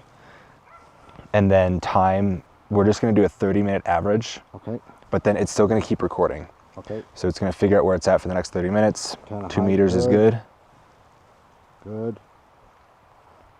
And then, yep, so you're going to see this is going to go for 30 minutes. But so if you go to the receivers, logging, it's already logging. Right. So all you got to do when you come back, right, when you pop in, you'll connect. Yep. You go to logging, you'll hit stop logging, and then you'll be able to here where it says recorded logs and settings. Yep. You click on it right after you hit stop. You're gonna see this one is blue, right? Because it's ready to download. Right. But when you first stop, it's gonna say compressing. Right. Actually, there's one other thing that we need to do. So actually, hit stop. Go to the settings. Click on the settings in the top here, And we're going to configure this to Opus. So just click default real quick. So click Opus. You can see it's going to change. Click on show configuration. We're going to put our logging interval. We're going to change that to 5 seconds. And then notice how it's only the GPS. Right. Because Opus only works with GPS, none of the other constellations. Yep. We come back out here on Wednesday, we're going to go back to custom and we're going to select all of these. Yep. So there's save, there's an that's it. apply. So hit apply. Okay. Go back. And then start recording. So there you go. So just come back out here tomorrow morning. Yep. Hit stop. Make sure that it is saved as a log on here. Yep. And then we're good. Pack that up and meet you in Santa Fe. Yep. Okay. And hope that some stupid damn deer doesn't come knock it down tonight. Let's hope not, Mike. It is the next day. We are out at our second project site, and I think I just passed it. But here we are in much further north of Santa Fe. We are going to be setting up on this NGS survey marker that is right here. Morning, Aaron. Morning. So first issue that we got is this tree that's growing here. I'm gonna cut this down, well, at least the branch, set up our base on this known point so that we can set some control at our project site. I'm gonna go grab the saw.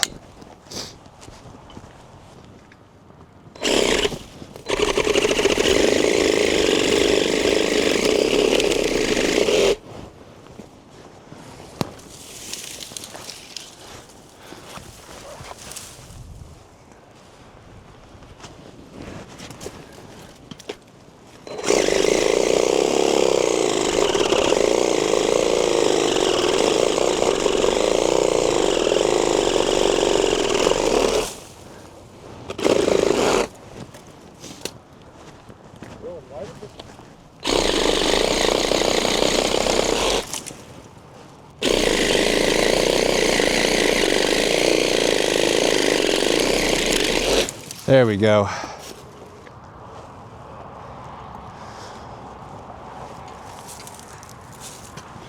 So the way that I saw them do this. There you go, there you go, there you go. Right there. Look.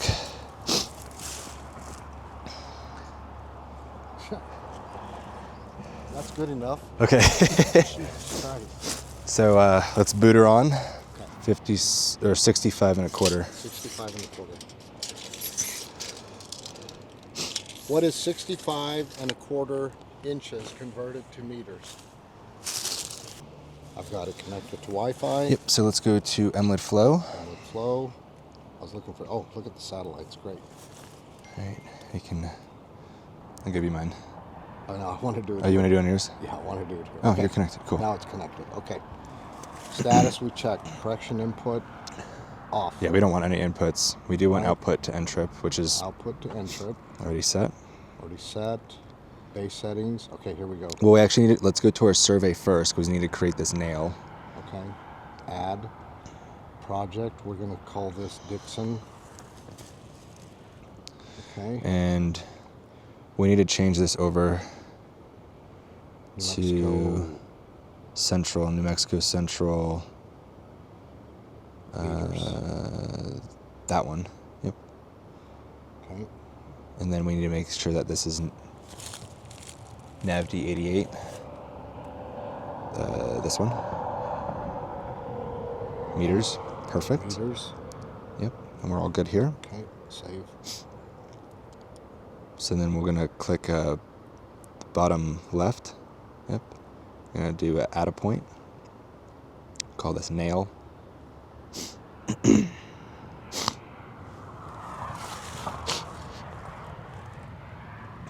want to call it the NGS. Oh, the actual. It's called GM 0382. Okay, good. I'm gonna scroll down. Local. Yep. Okay, 36.17563433. Say that again. 36. 0.1756. Oh, 36, 10, 32, 2836. Okay, ellipsoid height, 1748.315. Correct. Okay, save. Yep. Okay, back. Logging. Let's reset it. So stop and start. Oh wait, stop again. Hold on. Let's just make sure that go to the recorded logs and settings. Hit the settings. Show configuration. Perfect. Okay. So yeah, we'll start recording. Okay. Okay. Now let's go to the to a rover and turn one on and just see if it connects real quick.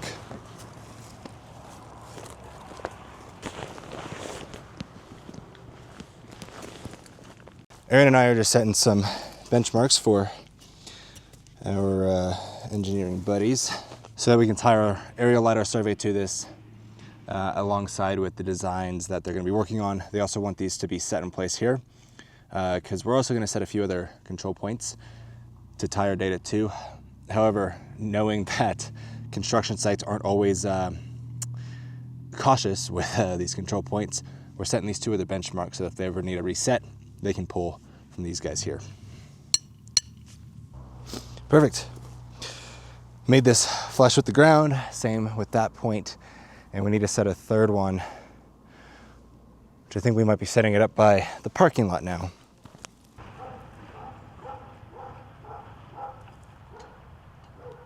You want to connect to this? Actually, I need to have it connect to his phone and then. Okay. So how are we going to do it with this phone? Your phone, but you'll see it. Let me get it connected. Oh, you have it in your pocket? Yeah. Yeah, let me get it connected. I'll get it configured. So just go to the receivers page.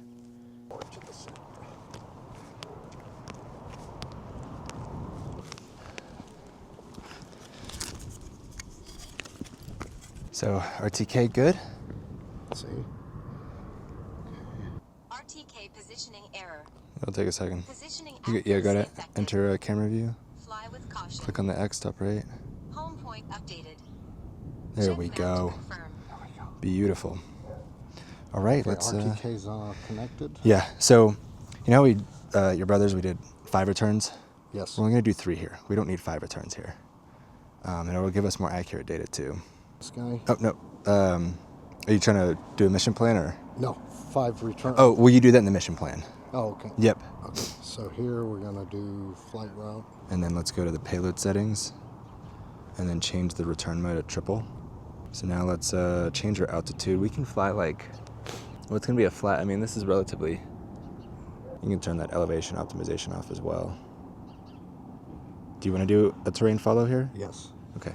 So click on altitude mode, select it, and do the AGL, and then go to reselect for the DSM file. Click download from internet. Okay. Okay. Good. Now go back. Just toggle that flight altitude just once. Just change it like a +10 and then -10 for the terrain follow. Okay, and then advanced settings. We need to change our overlap so we can have a little bit more. So let's do like a 40% overlap. Excellent. We're going right now.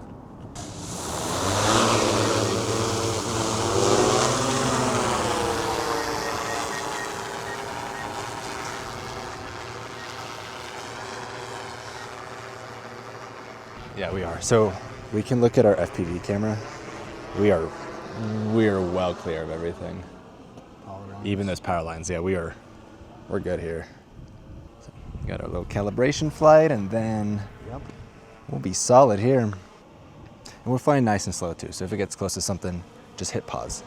So right now Aaron is doing the LiDAR data collection here on the school. He also likes to provide the 3D models for these sites to help with the building as-built for the design. Just it's a standard workflow that he typically provides to his clients.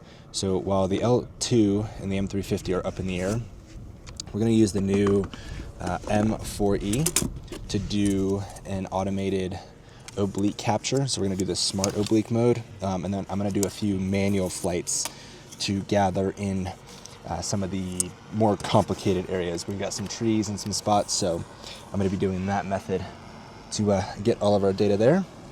But just wanted to provide a little update as to how this project is going. We're pretty much almost done. But the real reason why he brought me out here is tomorrow. We're gonna go back out to that site up in the mountains and get a beautiful LiDAR capture from the Opus point that we have created out there. So just a little update of what's going on right now. Obviously you saw us set in some benchmarks, some control points, some check shots, and then they also got the inverts and outlets of the septic tank, the grease trap, I think just those 2 items. So yeah, so far these projects are going very, very well.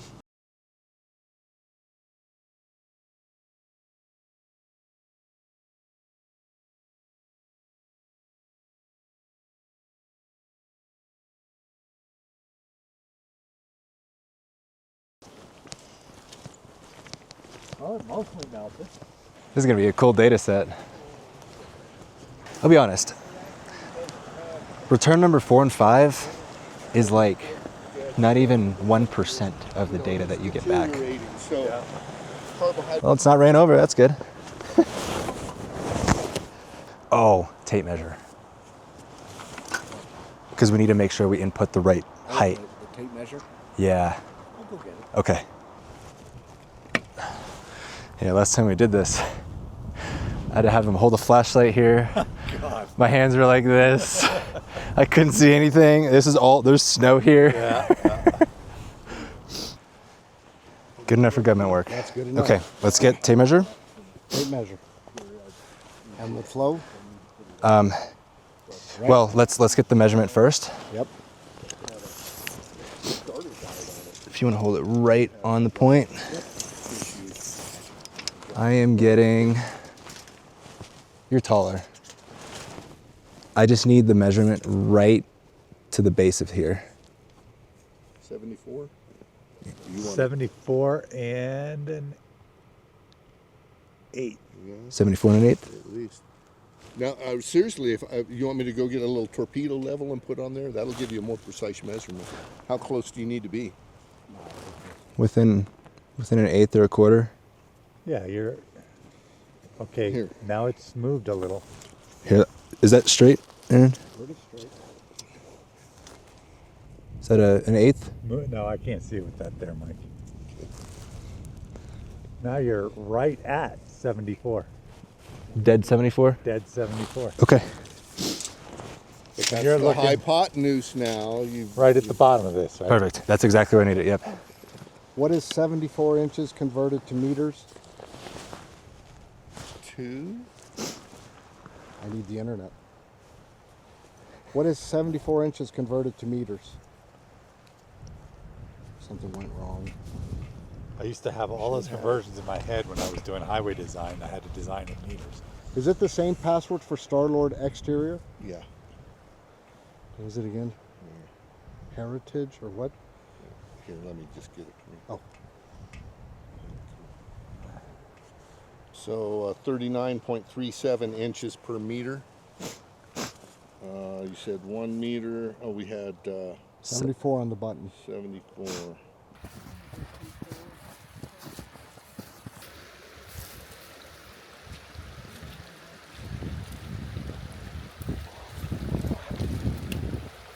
Is it a 4 by 4?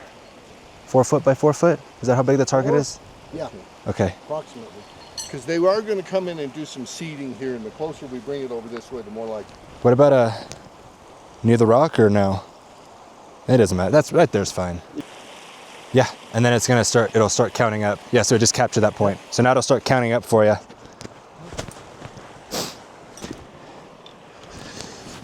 All right, so we have been working away at the site. We are on our 3rd and final day.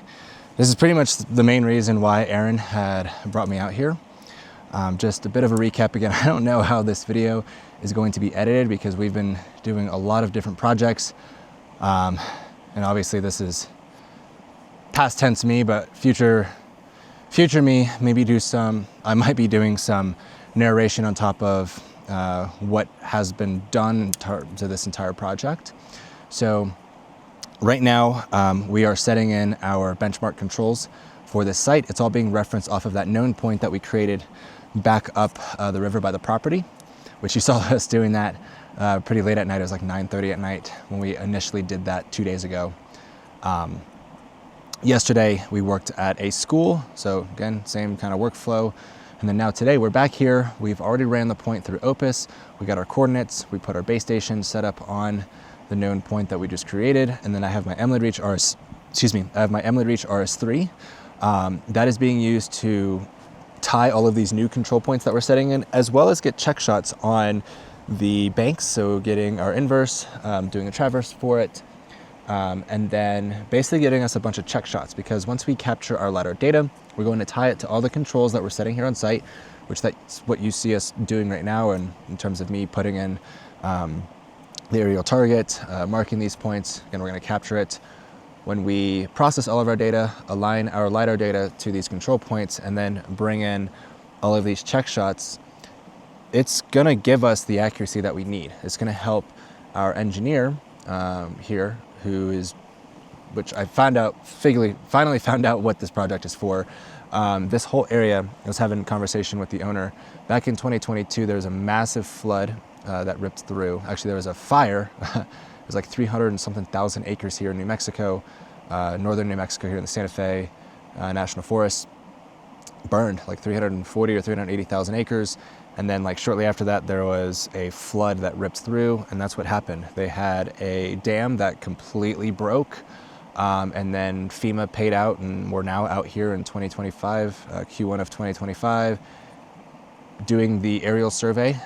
Again, just so you guys know, I'm not the surveyor here. We're working with an engineering firm to set all this stuff in. That way they can actually have design, because all this stuff, all the old survey that was done out here is not irrelevant, but you can't use it given that this whole area was wiped out. So you can see all these logs and trees all cut down.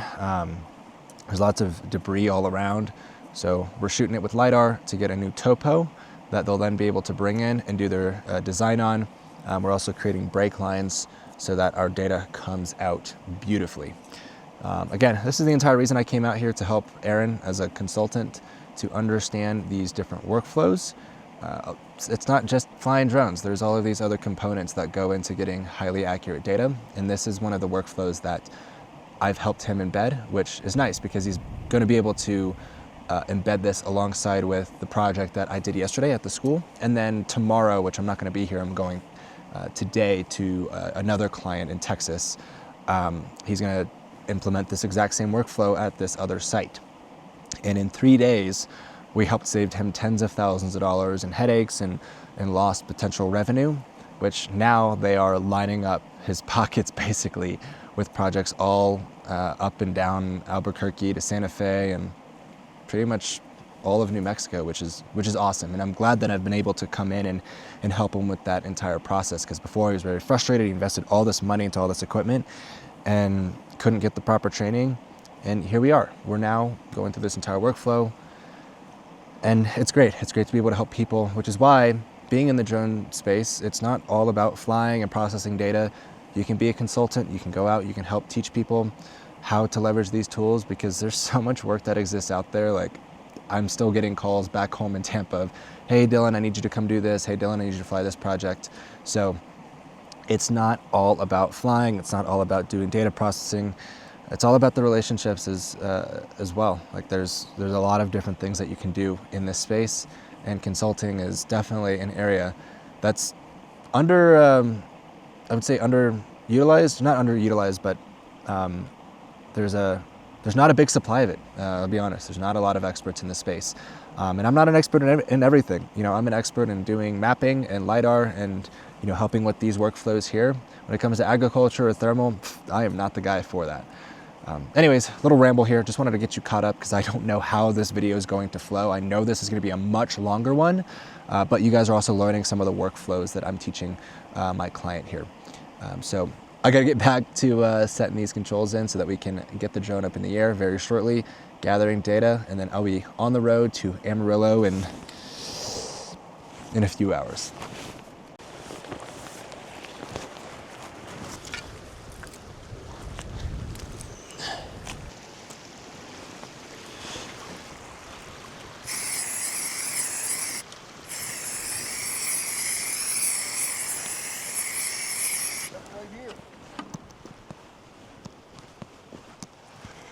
Not much more money though. I mean, they designed this pretty well. I mean, it's not the most aerodynamic thing, but Well, for what it's doing. for what it's doing, really well. it's awesome. Yeah.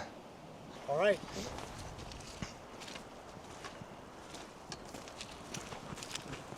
Let's throw it on that log so it doesn't sink into the ground. Moving to start point. That's okay.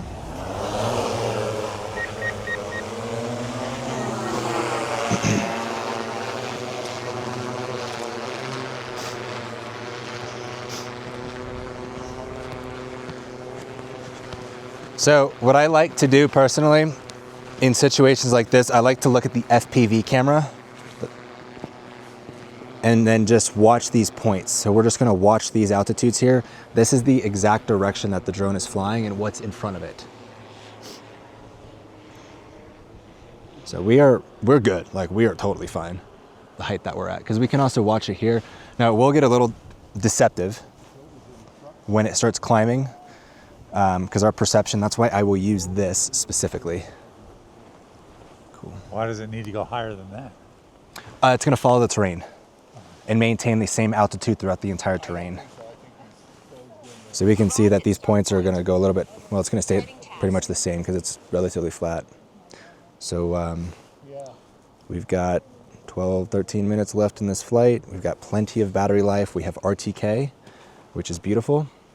It only take 13 minutes to do the whole thing? Roughly. 20 acres, yep. It'll last another 3 hours or so. So yeah, see the blue? It's gonna start going higher and higher. And we can visually see that right here. But we are very steering clear of everything, so. And if we wanna look at the data, yeah, we're still climbing altitude. I don't need to do that right now.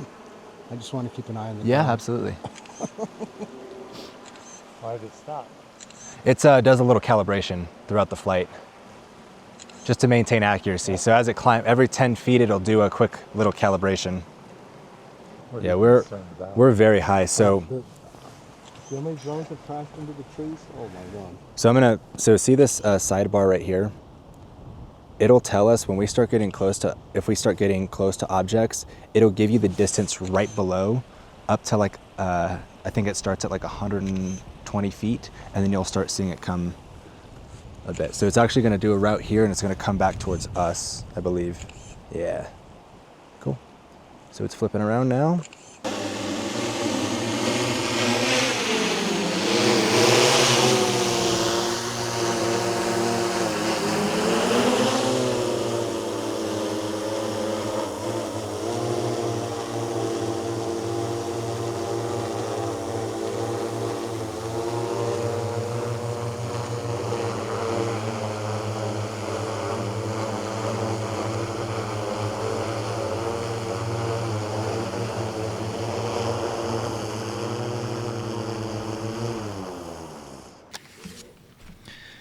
To wrap this video up with Aaron, ultimately I know we did multiple different projects, but the main purpose of this video was obviously just the consulting and how I work with them, or what I should say with clients. But here is roughly the final output.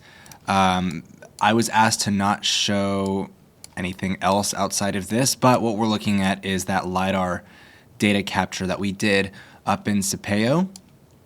I mean, this is such a beautiful data set, to be honest. Let me see here. If we look at like this intensity, oh, not that one. The elevation here, although I could change the range a bit. There we go. This is, this looks pretty cool. What's like a better view? I don't know. We'll just go back to RGB. But basically, this is the output that we get. Now we get this absolutely beautiful point cloud that I was able to generate with the L2, or really Aaron was able to generate, and I helped him through this entire process of bringing in these control points, or setting these control points from the base that we set up right, donde? Right here. So here's the base station sitting up on the tripod, which, I mean, this thing worked perfect for what we needed to do because of that nail that we created, and then we are going to basically reference off of that nail over there where all these control points are that we can see. So if I go into this intensity view, there we go. Target shows up like a sore thumb, pretty much. If we go over to this other one right here, same situation. So yeah, but other than that, that is pretty much it for this video. I have kind of jumped forward in time. This is about a week later after we did the project. The next episode that is coming up, I'm going out to northern Texas, to the Panhandle, to work on some agriculture, precision ag tech, also doing consulting, but actually doing a lot of training alongside with it too. So that was a very fun project. You guys will see that in the next episode. If you've enjoyed this one, thanks for sticking around, and hopefully this series is actually doing something beneficial for you guys. I don't know. I'm trying to do my best and share everything that I can from all of my project sites, whether it's drone mapping, whether it's LiDAR, whether it's consulting, whether it's a concoction of a bunch of different projects that I'm doing, or maybe not even a focus. I'm kind of blabbing on at this point, but I appreciate you guys. I hope that you guys are finding some value out of that. Hopefully you're learning some new technology. Hopefully you're learning that you can do so many different things within this industry, which is why I love it so much. So again, with that being said, I appreciate you guys, and I will see you in the next episode. Hey guys, Dylan here. Welcome back to another Drone Pilot Insider Uncut episode. I am out in northern Texas, just north of Amarillo, working on another consulting project for a client of mine. His name is Reed Barnhill. He is the founder and owner of Tex Drone Ag, and we are doing agricultural spraying out actually on one of his farms right now. Doing a lot of testing, but biggest reason they had me come out here was to help them get RTK technology up and running so that they can have high precision accuracy on all the maps and models that they're going to be using for prescription spraying. So Reed had actually attended one of the workshops that I partnered up with UAV Coach to run. They have these one-day workshops that teaches part of my curriculum around the United States. And they attended one of them to learn a little bit more about MLID systems for RTK, drone mapping to create these prescription files, and ultimately figure out how to get the mapping side for the agricultural side. Now, they still had some questions. They were still kind of wondering how to get all these systems connected because they've invested thousands of dollars, actually hundreds of thousands of dollars into all of this equipment here. They've got 7 ag drones, which we're actually about to see one here very soon. And they also bought a DJI M3M. Now, like I said, the biggest issue, yeah.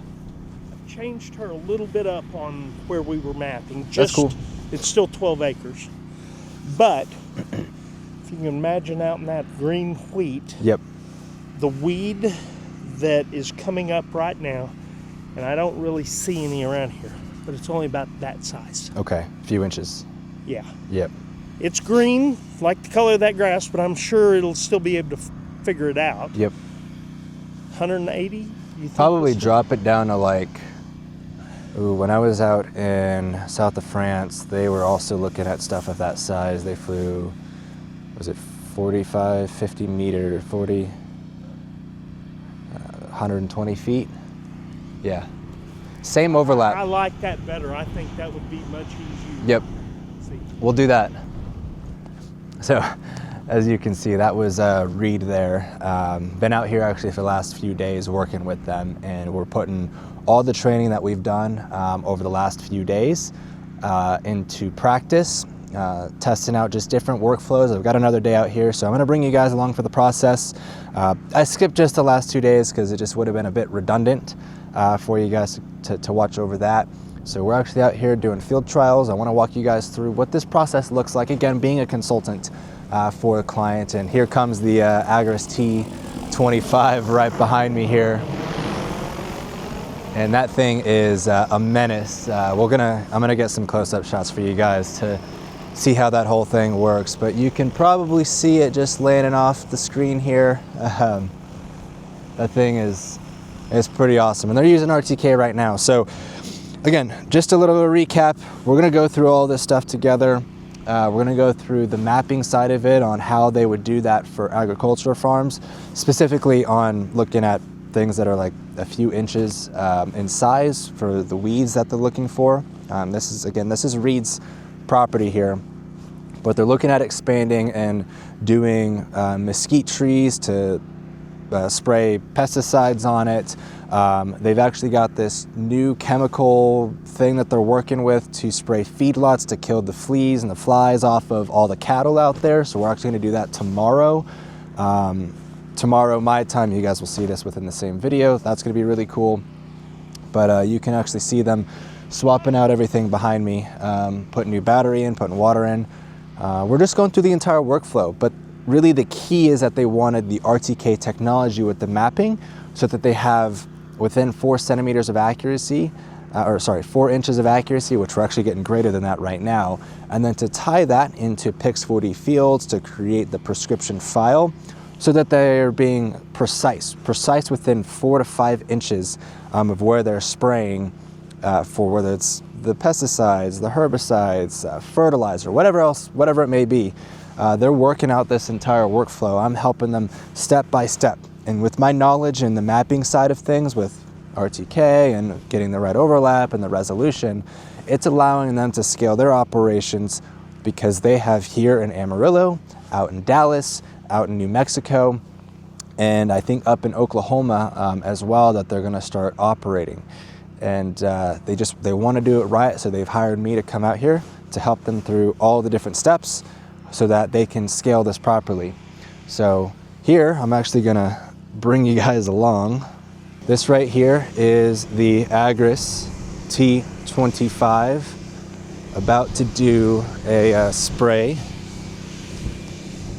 We've got Jamie over here on the controller. He's about to set it up.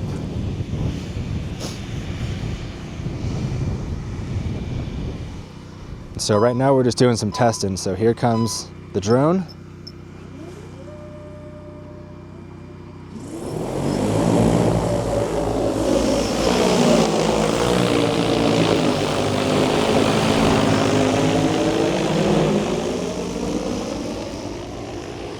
And off she goes. So let me take you guys through the actual entire process right now to show you really what they are trying to achieve. Donna, who is going to be their main mapper, is getting a flight plan configured right now. She's about to take off, so let's go check in with her and see how that's going.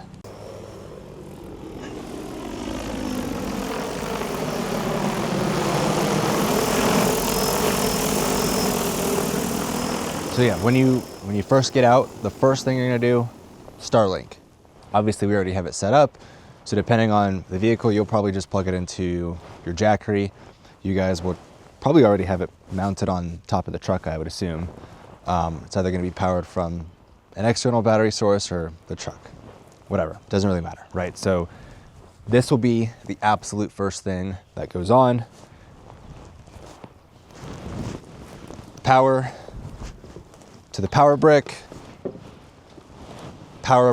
to the router, and then a satellite cable back into the router. There's really nothing that you have to do. It'll take probably 2, 3, maybe 5 minutes to fully boot on and connect the satellites, right? Yeah. Ideally, you want to point this north, but I think with the way that it's going to be flat mounted on top of the truck, it'll be able to pretty much connect to anything. So that won't really be an issue. The reason why they say point north is if you're in a mountainous area, you want to just find your North Star, basically. So we've already got the Wi-Fi going. So, and again, this is part of just the mapping initial process. So this is what you would first do. Then the second thing would be the MLID. Right now we have it set up on this whole tripod system, but with the new setup that you'll get, you're just gonna get a standard 2-meter pole, right? So the pole is gonna be 2 meters. It's not a telescoping one, it's just hard set 2 meters. And it screws, so it screws off and screws on. There's 2 pieces. So once, you gotta make sure everything's properly screwed. There's also gonna be a tip on the bottom, kind of like that MLID pole that you have. There's a tip on the bottom. You wanna make sure that's fully tightened down. You'll put that in, and then you'll have a tripod, bipod situation. You wanna make sure that those are staked into the ground, and then the pole is not, it's not staked. It's just sitting on top of the ground, right? Because you'll have the 2-meter pole in the settings within the MLID app, which we're about to go through that really shortly, you just wanna ensure that the base is set up at 2 meters. You're gonna see it's gonna say probably 2.134 meters. That's because it's adding that extra height in there. But you're just putting in the height to the bottom of the base. Now we want to ensure that it's actually connected to the MLID, or the MLID is connected to the Starlink. That way, whenever we get our drones, whether you're flying with your Mavic M3M, or you guys are flying with the Agris drones, whether it's the T25 or the T50, everything that is connected to the Starlink will all talk to each other, but it needs to be pre-configured. Once it's configured once, you'll probably never have to change it ever again, but it's just the check and validate situation. So on here, I'll show you guys. So if I go to the Wi-Fi here, obviously I'm connected to the Starlink, right? And there's nothing that's being outputted from the MLID. This will be, again, this will be one of the first things that you guys set up. So first Starlink, then MLID. But if the MLID boots on and you see, which I'm just gonna simulate it.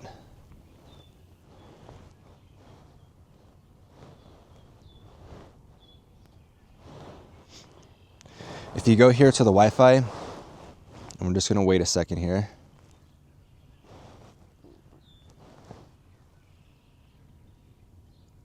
And you see this, where it says the base, we'll want to go onto it, and the password is always gonna be the same. All lowercase MLID reach, right? So now that we are connected directly to it, that's not a good thing. So if you ever see a situation like this, where you have both the Starlink network and the MLID, that's not good. Okay. It's a very easy fix. So because we're connected to the base right now, going back into the MLID application, I'm just on this first page that says receivers, right? Because I'm connected to the MLID, I can see it here on the available receivers. I'm gonna go onto the one that has the IP address, not the one that has, it's a Bluetooth icon, but the one that has the IP address. You'll click on it, and now we are connected to the base, right? But we need to configure it so that it connects to the Starlink. So if this ever pops up that it's having issues connecting to the internet, well, duh, because we're in the middle of nowhere, there's no internet on it. So we're just gonna click keep trying Wi-Fi. Now, the first thing that we wanna make sure is that our correction input, so what's receiving on the drone, or on the MLID, is off. So we just wanna turn this to off. And then the base output, we want to make sure that it's on the end trip, and we can see caster, caster. Right now this is set up on my account, right? But this is also, will create a documentation for every MLID that is out there. They're all gonna be labeled base, and then we're gonna have another label on the bottom that gives it the mount point. So for instance, if we were setting up this one, it would have MP7678. That way you know whatever device that you're out with, whenever we configure it, which we're gonna do that here very shortly, it's on the same mount point, because we need to tell the drones, which are also the rovers, that we want it to talk with the MLID. So again, we will have this information. We're gonna reset everything so that it's on Reed's MLID caster, not mine, but just to explain what's going on. If it's blank and there's nothing there, you wanna click on this little edit tool, and then this is the information that you'll want to input. Again, we're gonna use the one that on Reed's account. So will have a document that tells you on the MLID, it needs to have this address, this port, this password, and this mount point, right? And that way you can validate it. For the most part, whenever it's pre-configured, you will never have to change this because it's always going to be hard set. We'll call it hard coded into it.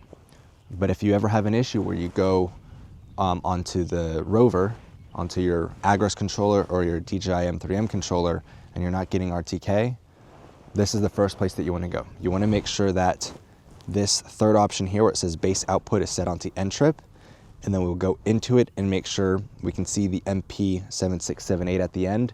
We want to make sure it's the same that we're being told what to use. Okay? Now the last thing, right? We are still connected directly to the MLID. We don't want that. We want the MLID to be connected to the Starlink. So to fix that, see where it says Wi-Fi? See where it says hotspot? It means it's in hotspot mode. It means it's sending out its own Wi-Fi. All we have to do is click on hotspot, and then you'll see available networks. See how that's the only one that showed up? Right now it is set as saved, so we'll pretend that we never set it up before, or whatever. Maybe one Starlink goes down and another one gets sent over to you, right? You'll have to reconfigure that. So right now we can see that the hotspot mode is active, but again, we want to switch the MLID into talking directly to the Starlink. So we'll click on it, and then now, because we clicked on it, it's automatically going to connect to it. So we need to switch our phones to the Starlink. So to do that, we will go back into our settings, and look, my phone already connected to it, because what we'll do is we'll wait a second here to see other networks that pop up, and it should cancel out because it's not in hotspot mode anymore. So now the MLID is talking to the Starlink, and we can validate that. All we have to do is go back into the MLID Flow app. We'll click Go to Receivers, and there we go. So it's refreshing, and we can see it still pops up, right? That's because phone connected to Starlink, MLID connected to Starlink. I can click on the base, and I'm back on it now. So now our MLID is configured to send out corrections through ntrip through the Starlink, okay? This whole process that I went through, if everything is already pre-configured, there's nothing that you have to do. Now the last thing that we also need to do is this base settings, right? So we have base output and base settings. This is where we're gonna check and verify. So remember, what was that height that I said we're always gonna be at? 2 meters, right? For demonstration purposes, because we don't have the 2 meter pole right now, we're gonna change the settings for it. So base settings, we'll click on it. And right now it shows our antenna height 1.834 meters, and then averaging time. That averaging time is fine, right?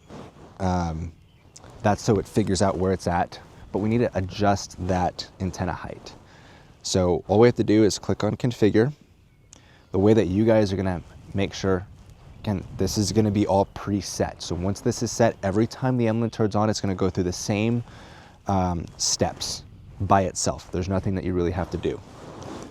For coordinate entry method, we're just gonna do average single. See this red single in the top right-hand corner? That's because it's just talking to itself and the satellites. Now, if we had another device that was talking to it, it would say fix, because it's receiving corrections. But because this is just by itself, it's always gonna be on average single. We're gonna go back, and then our antenna height. I've already measured it, so I need to put in 1.76, but you guys will just put 2. Now you're gonna notice when I put in 1.76, it's going to actually adjust it a little bit to 1.894 meters. Again, that's just the adjustment from here to the center. Where the sensor is.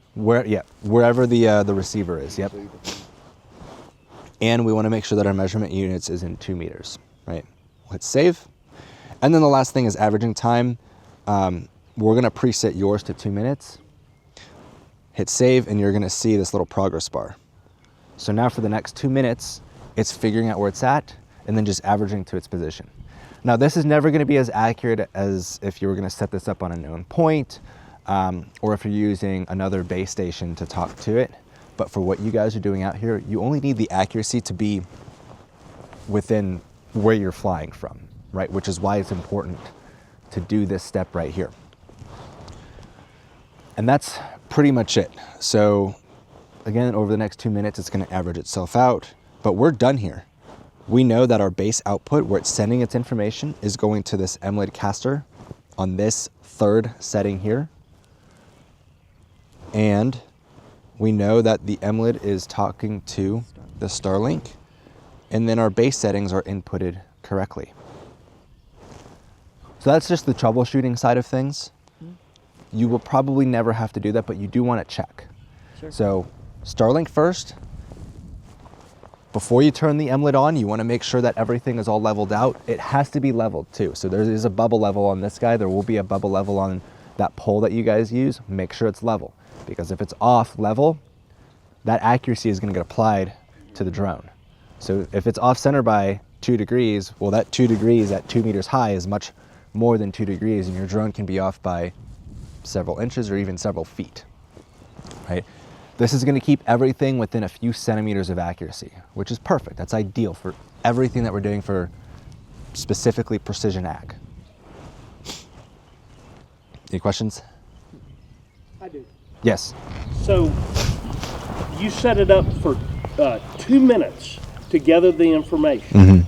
Now, realizing that Jamie and John might have more stuff to do, would it become more accurate if they set it up, instead of to do a 2-minute pull, to do a 10-minute pull? You can go all the way up to 30 minutes. So yes, the longer it sits and averages out, right, the more accurate it'll be. So yeah, you could absolutely do that.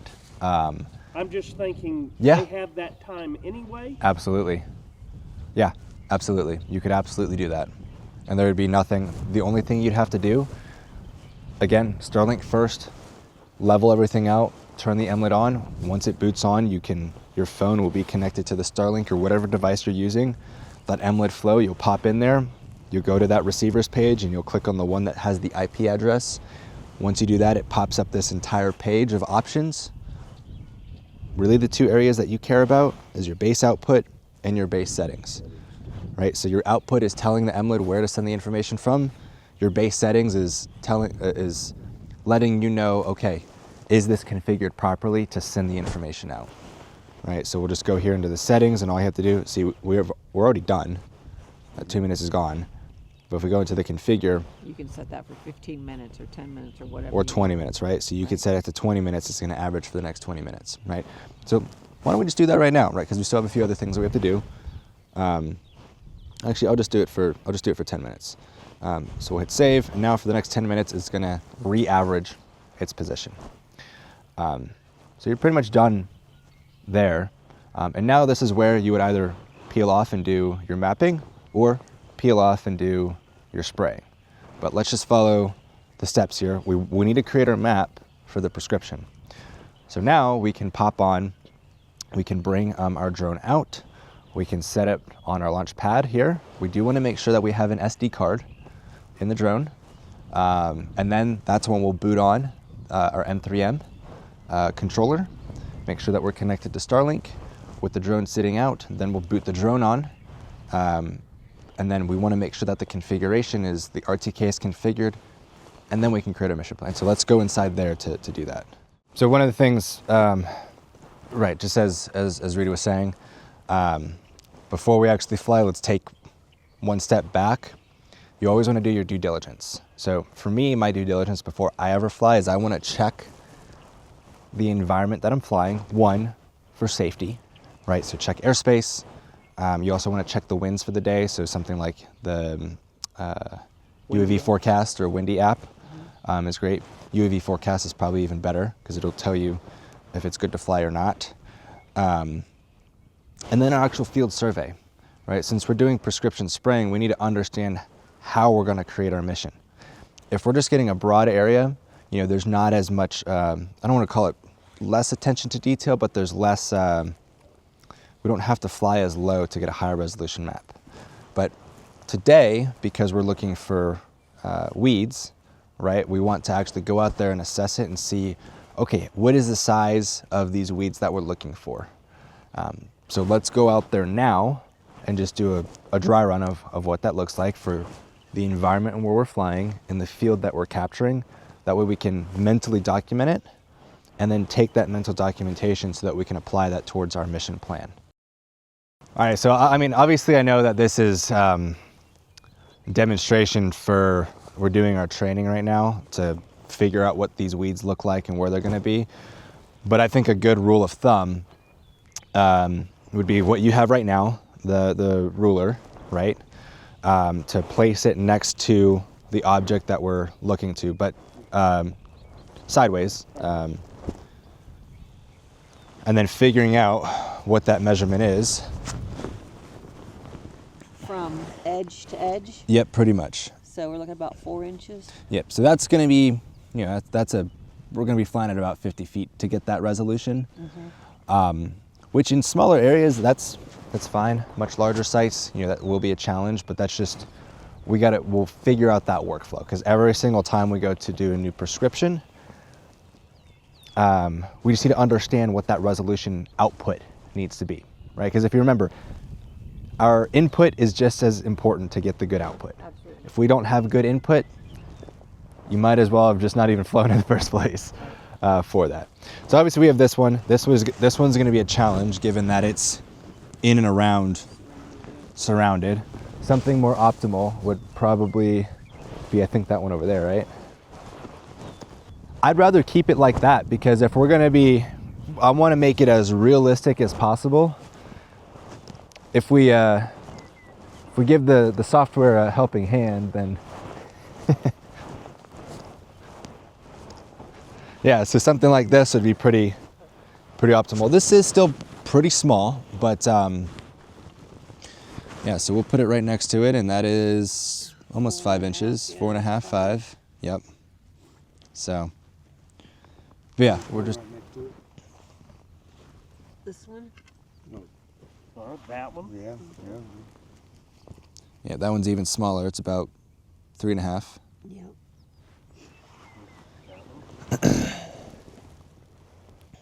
Also about 3.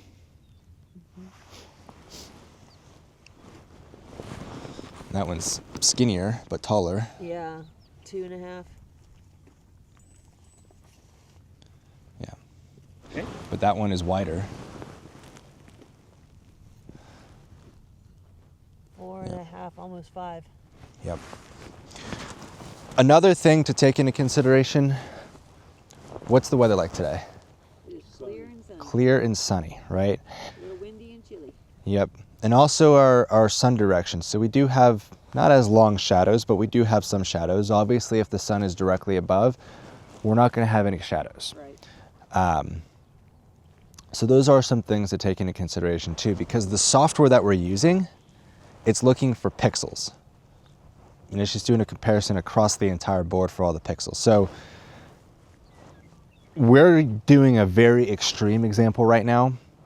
But it's still important because it's giving us an idea of what this environment looks like as we go through our training, model training specifically.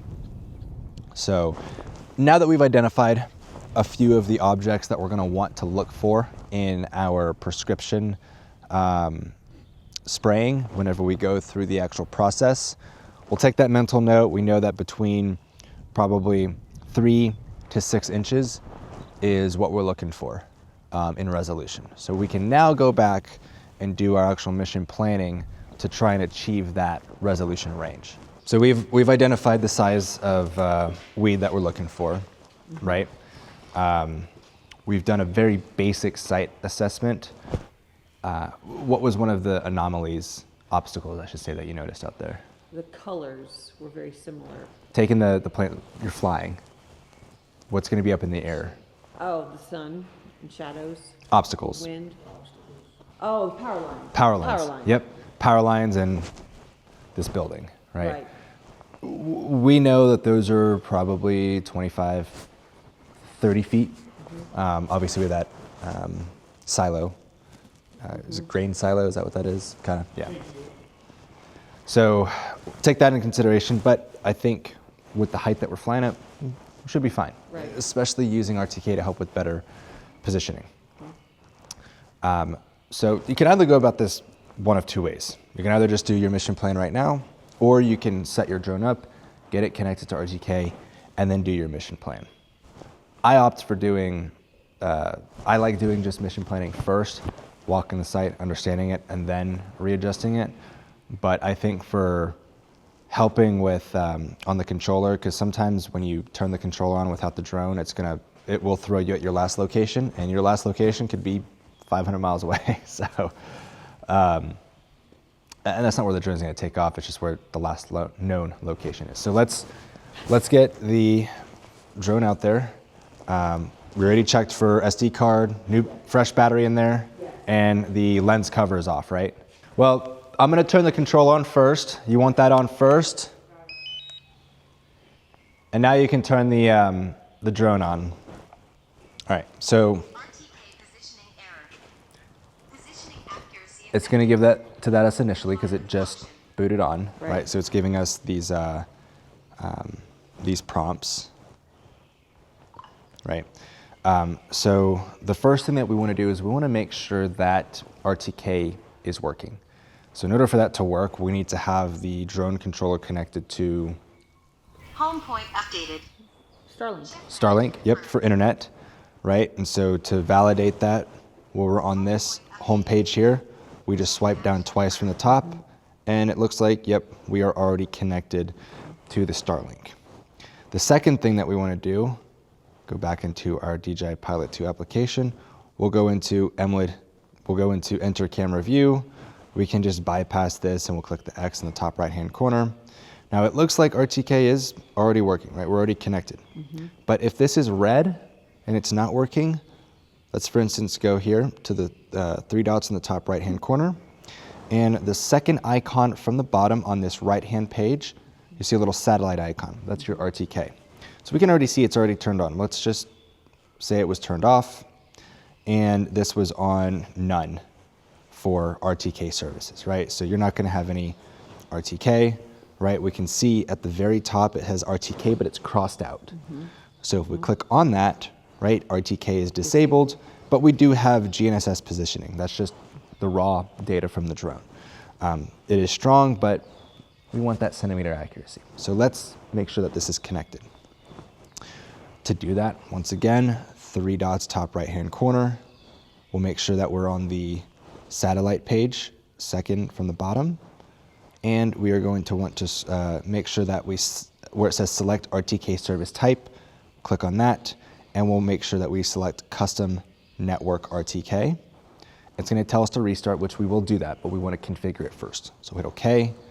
Now, we've already preset the Emlid caster, but this is where we can go and validate, okay, mount point 7678, right? It's going to be different. Obviously, this is just for training right now, but it will be different. It's going to be under reads, but everything else should pretty much be the same. The ntrip address should say caster.emlid.com. The port should say 2101. You'll have the account and password given to you, and then that mount point for your base station should be the same. You'll also have a physical documentation of that too, right? So now that that is set, we can see that the status is disabled. We are connected to it, so we have a fix on everything, and we can already see our accuracy deviation. Now it's not enabled. We need to make sure that we enable it. So to do that, we can either just scroll to the top of this page and turn it on. It's going to readjust. I'm going to click X. The second way to enable it is just clicking on the RTK icon in this page here, and you can just toggle it on right here. The way that you know everything is solid is if you have green and it says connected. One last way to just validate it, we'll go back in, we'll go to our RTK page, and if we scroll down, right, we also have a green status for connected, and then we also have a fix across the board, and we can see our accuracy. So on our X, we have 400ths, on our Y, we have about 300ths, and our Z, we have about 800ths. That's beautiful. Right, we're getting really precise accuracy right now. So now we can go into the mission planning, right? we can just click the back button, or the back button on the screen, or the back button on the controller. It's going to bring us back to our page here. We'll go to flight route. We're going to create a brand new route. Now, the way that I like to do this, specifically for how you guys are going to be mapping on your client's fields, when we go to the plus button and create a route, we'll do area route. Right, we'll start marking our area. Obviously, this is, you know, an older satellite map, but that's why we're doing this, because there's no way we can create our prescription off of that. Right. So we know that we're going to fly, because this is north, we're going to fly the, oh wait, north is that way, so that's south. We know that we're going to be flying the southeast side of the barn here. So tap, probably go midway to the field here. We'll zoom out a bit. Did you guys go past the Playa Lake? Over there, or no? No. No? John says no. We Okay. didn't go that far. So we'll go probably to here, and then over to the road. And there you go. Now you've created your area, so that's... The other side of the road, power line? I would map to the other side. On the other side of the power lines. Okay. So we'll just drag this over. That's too far, but. That's too far? Yeah, I mean, just to the road. Just past. Yeah, just past it. Like Yeah, that? there you go, perfect, yeah. That's about 16-ish acres with the check mark on it. Because we're already connected to the drone, all of this information is pre-selected on here. And just for the sake of this, I will capture multi-spectral at the same time. We'll click OK. For the area route, what we were doing yesterday, we were just saying 20-acre test, right? Here, I like to give the client name and the field. So maybe this was split up into 4 plots, right? Maybe northeast, northwest, southeast, southwest.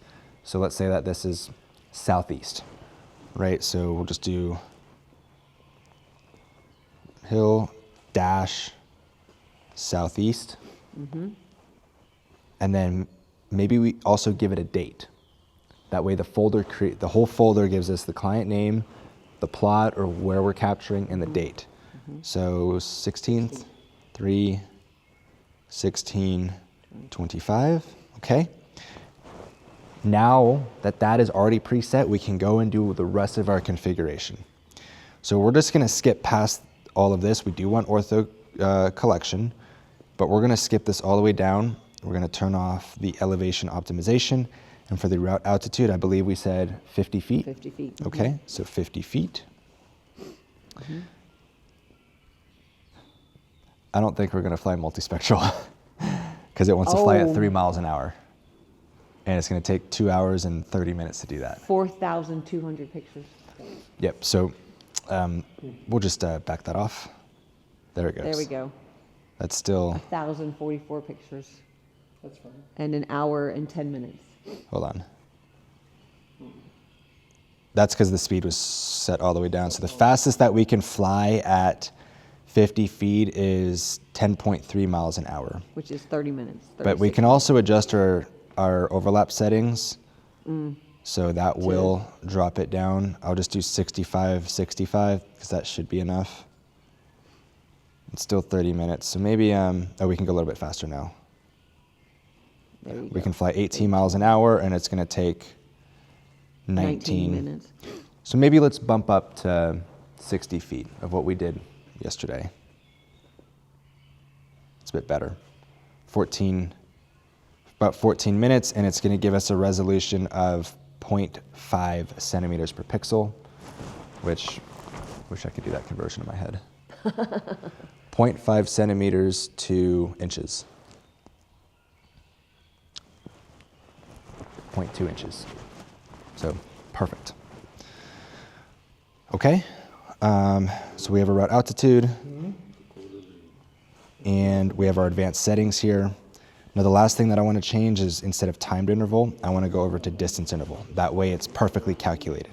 Okay. I think it also saves us, it saves us about 100 photos as well. So we're still getting the perfect overlap. It does all that calculation itself. You don't have to figure that out. Once we're happy with it, we can hit save.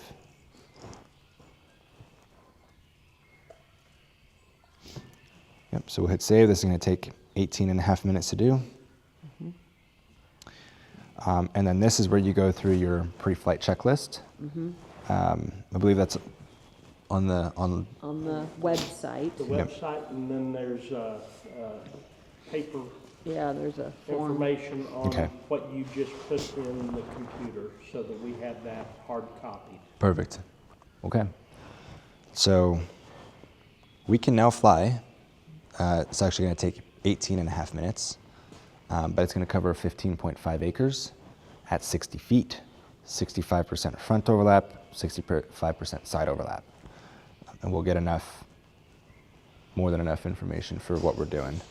And we can probably just bring our return to home altitude down to do like 100 feet, because there's nothing around here, so. Right. It Okay. says 98. I guess that's close. That's good enough, yep. Hit next. There we go. You can ignore all that. And the last, we actually do want to turn this off. Okay. Yep. And then we'll keep everything else the same, and we are rocking and rolling here. Okay, yep. So you can see, except I don't know why it's doing all that extra stuff there. Just adjust all that, yeah, just hold it. Cool, check mark. Oh, so that's the name of the folder. Yep. Create folder. Oh, okay. Yep. Okay, that's good to know. Okay. Okay, then you can Everything hit else upload and start.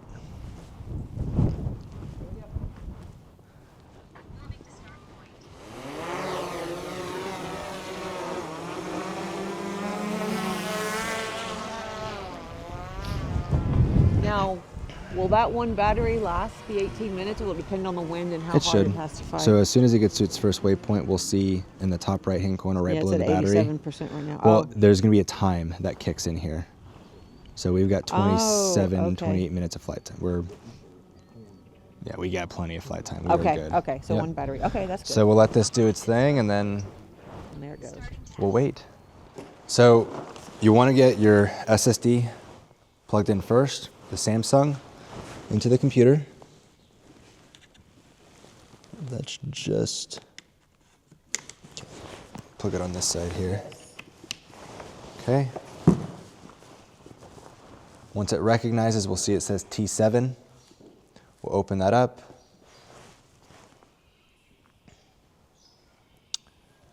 I'm just going to get rid of everything on here except for the barn hill. Okay. So you've got your client property on here, right? So you have your client and then their property.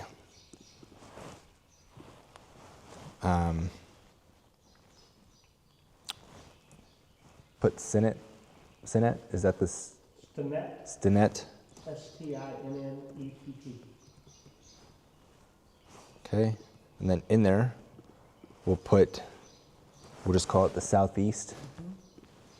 And then here, we'll put the date, so 3/16/25.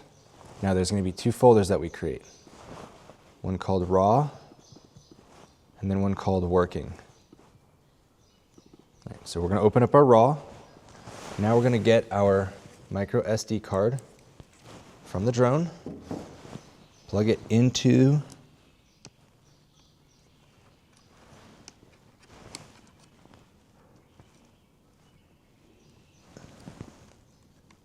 I think I had it right the first time. Plug it in, and then we should see another one pop up called Untitled. It might either be an icon like what we're looking at right here, or it might look like a SD card icon. They're both the same thing. So open this up. You're gonna have a DCIM from the Untitled, and then we're gonna look for the flight that we just did. So one thing I actually notice here is there's actually two folders. The reason being is every 1,000 photos that gets taken, it's gonna create a new folder. Interesting, okay. That's how it will always be. Okay. So but we can notice there's 003 right here and 004, right? So we'll just capture both of these. and we're going to, and what I did is I selected both, and I hit Command C. On Windows, it's Control C.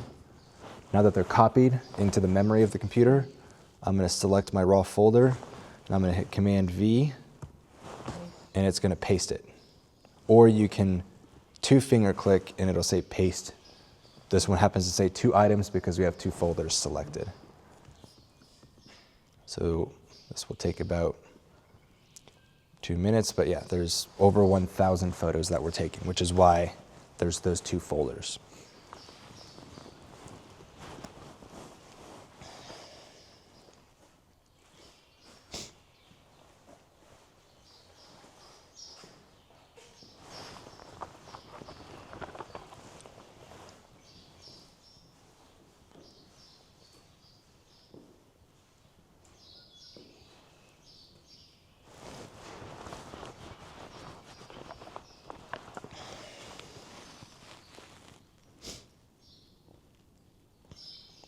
For it to download, does the computer lid need to be opened, or can it be closed and it's still able to download? Computer has to be open. It has to be open. Mm-hmm.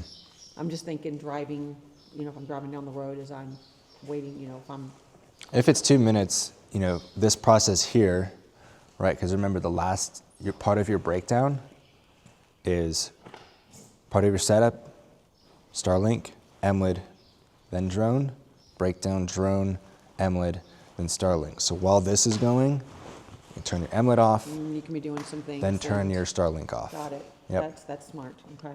That way you just let this run. It shouldn't take any more than what we're looking at. Because this won't need Starlink, this won't need Wi-Fi. Because this is all being done locally on the computer. Right. And you can do your pilot. Yep, you can go through your You can do checklist the and website, yeah. Are you saying that's what you want me to do right now? Mhm. Huh? Whenever you're ready to. Got it. I hear you.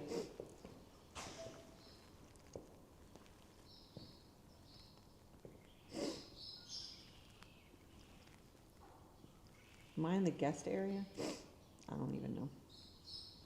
I'm still logged in. There we go.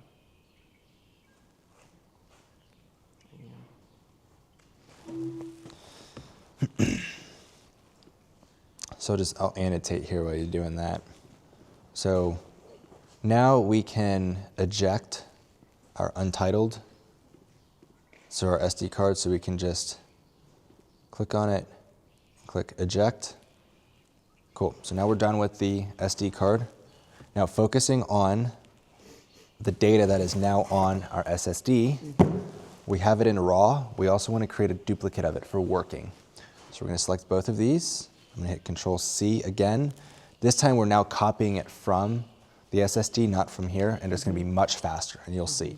So I'm going to go back 1 page with this arrow, or if you're in this view here, right, we can select the working and paste, and it should be much quicker. Yeah, it's going much faster. So this is where we will actually pull our data from. That way, if you ever mess up with the working data, you can go back to the raw, Back to the original. copy the raw back into a new working folder. Because that's never happened to you, right? That's how you learn this. Unexpected error. Finish copying.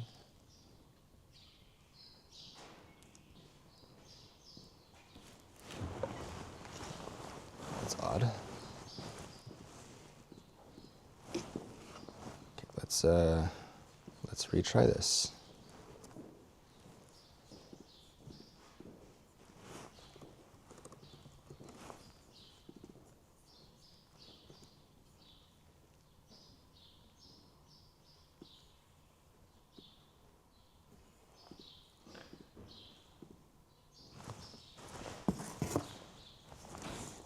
Is this the cable that came with it? Yes. Far as yes.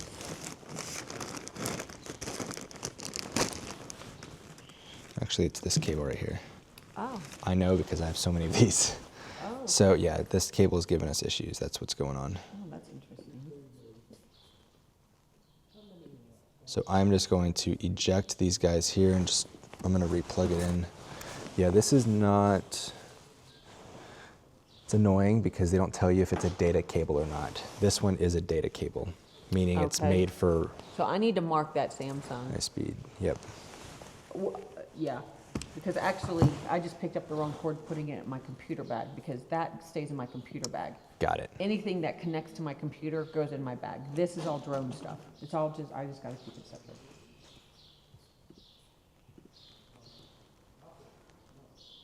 Oh, well, I can't do all this until I'm done. This should work. Yeah, that cable was the issue. Okay, all right, good to know. So I'm kinda glad that happened because Yep. otherwise I wouldn't have known. And there is this is the backup one. So that goes, so that's the same one, so it's. But this just goes into a different It goes port. into it, okay, got it. So that's good to know. I'll put that over here with my bag. Yep. I had less wires in there, because good grief. Okay, so now that this is here, right, so we have our file structure. Stinet? Or Stinet? Southeast. Well, Barnhill, Stinet, Southeast, the date, raw, and working. We're going to use everything that's in the working. So now we can open up Pix40 Fields. Now this is recording your screen, everything you're touching is recording. Yep. Okay. So here, we'll create a new project. And this is where we do our folder import for captured by drone.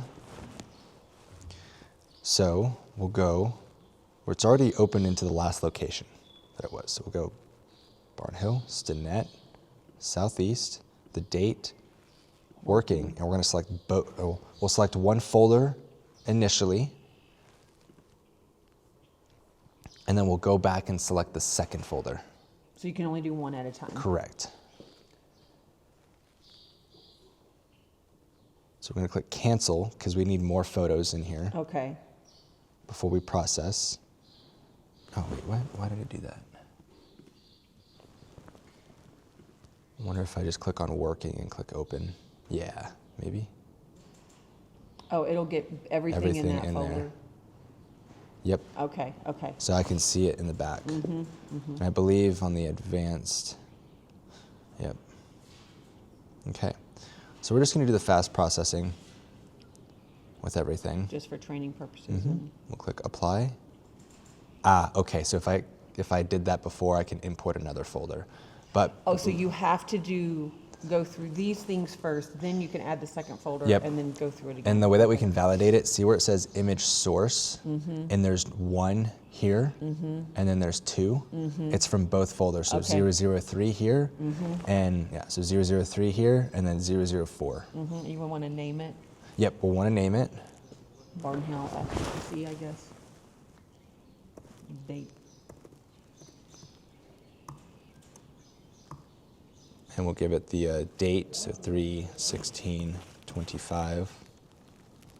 And we give it a description if we wanted to. Right. Hit save.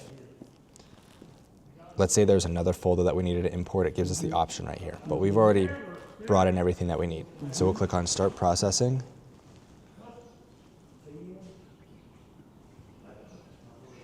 It's just one photo that won't be processed, which is fine. I think that will be okay. We'll click Process, and then now we'll just Sit and wait. sit and wait, but it's already going pretty fast. Saying 3 minutes.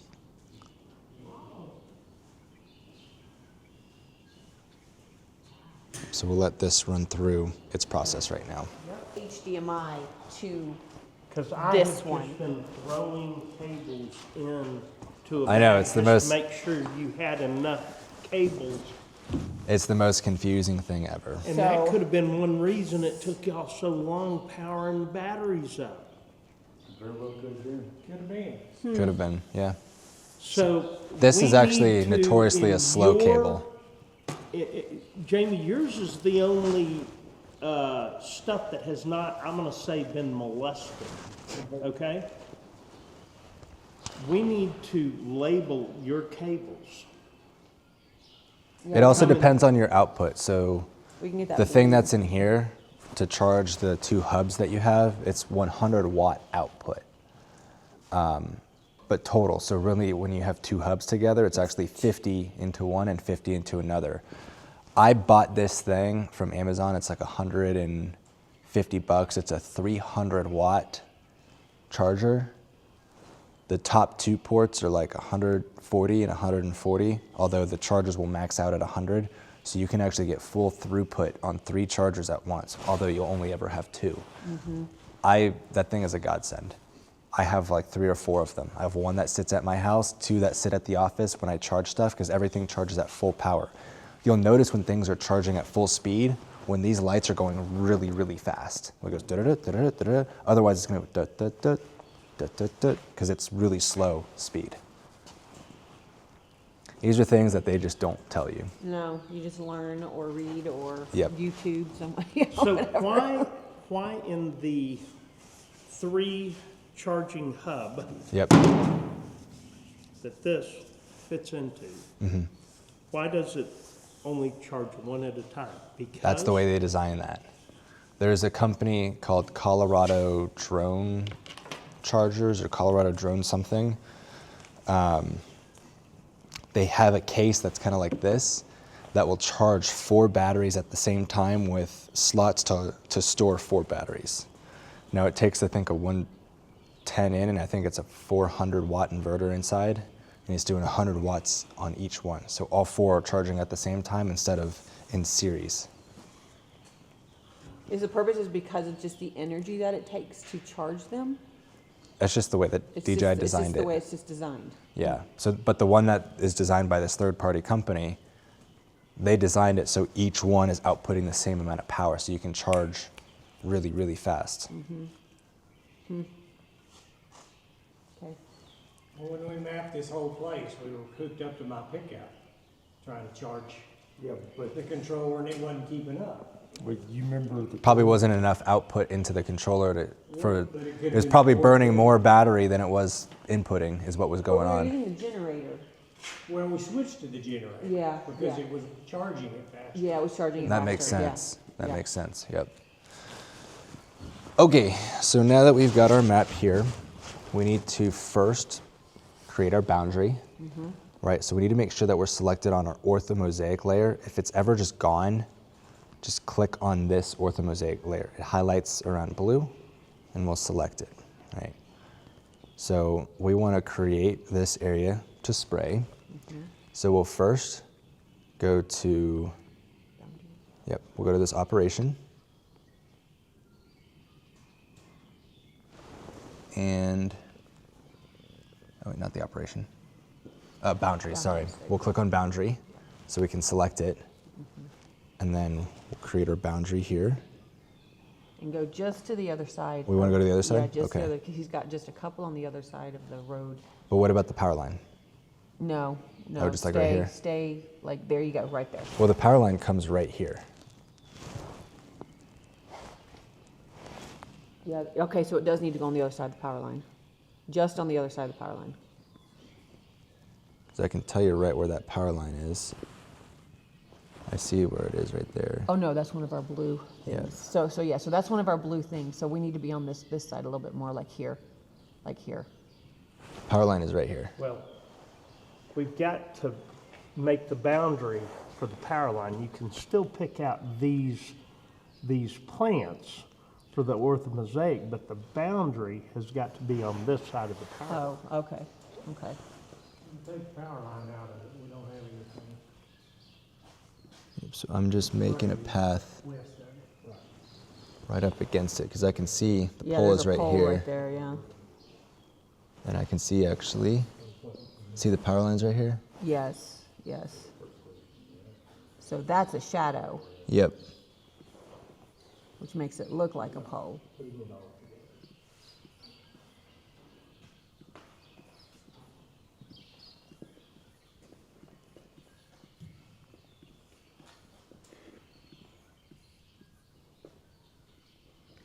So that's the pole, the short one, and that's Yep, and the shadow, the power big line is long right one. here. Yep. Now it is a bit distorted and that's okay.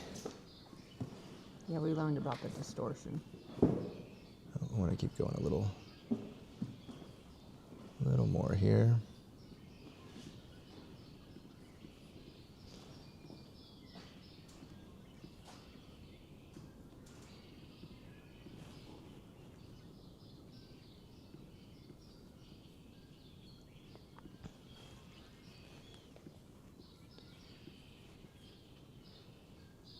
Do something just like that. Yeah. That looks good. Okay. So now we just hit return, or oh, it's the check. Yes. With the check. Okay, there's our boundary. We'll just call it boundary here. Sounds good. Save.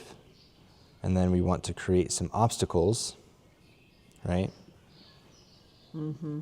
So open this up, select obstacle, and I just want to give this a bit of a bounding here, just a buffer. Sure. Right. Blue.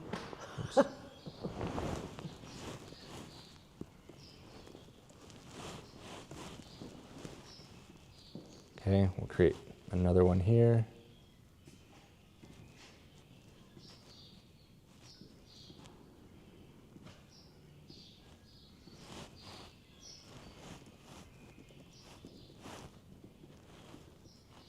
And then another one here.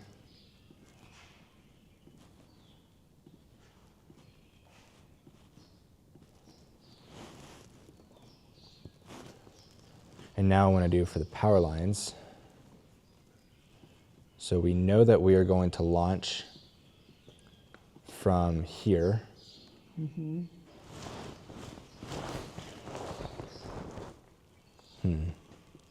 Yeah, because if we're going to launch from here and there's this obstacle, I probably want to get rid of this because we can change that offset. We can manually override the offset for how high it goes. So why don't we just delete I agree. this, That's short anyway. because it'll go here. Mm-hmm. But we do want to put in these power lines. I will just create it just like this, right up against it.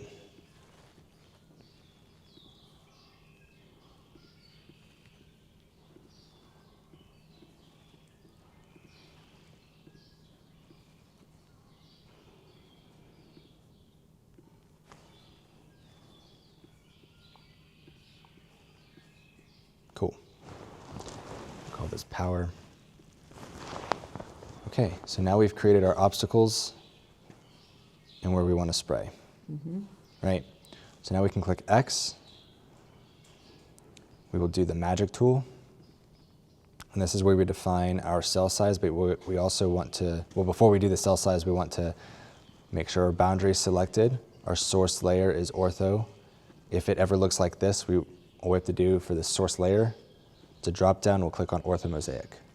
And bring us back to here. We'll make sure a boundary, there could be multiple boundaries if you're doing different parts of the field.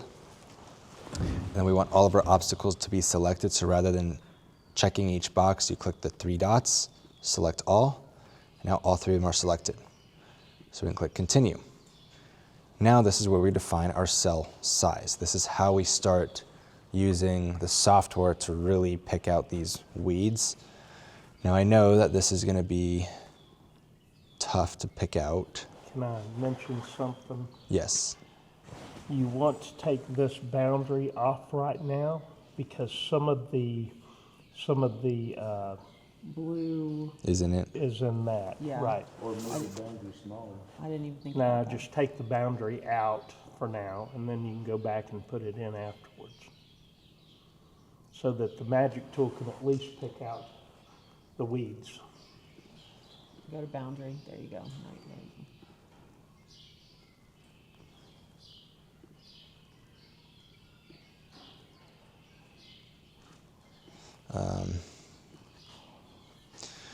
Well, we're not spraying over here, correct? Right, but we've found weeds in that point to make the prescription.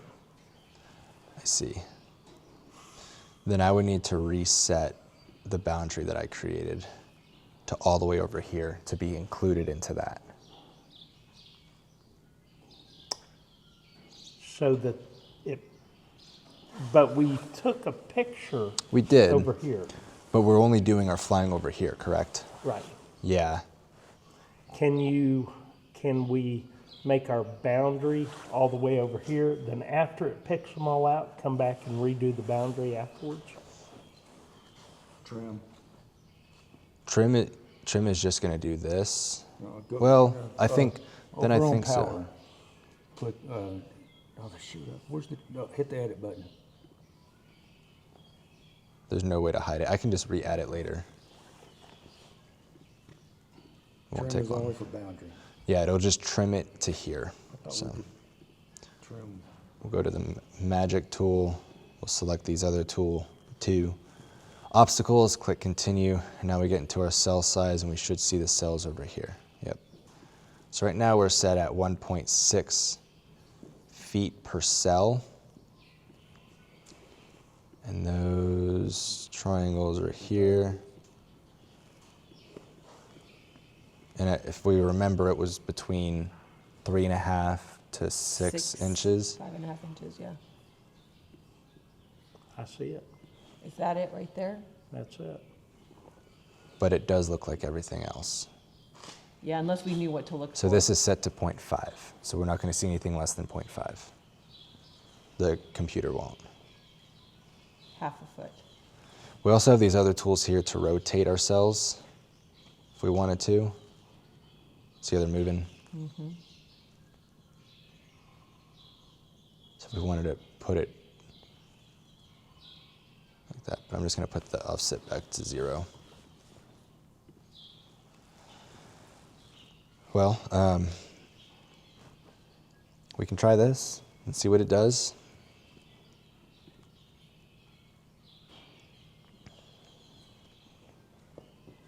Did we select that? Thing? Not yet. We needed to create the cells to divide everything else, to divide it all out. And then from there is when we can...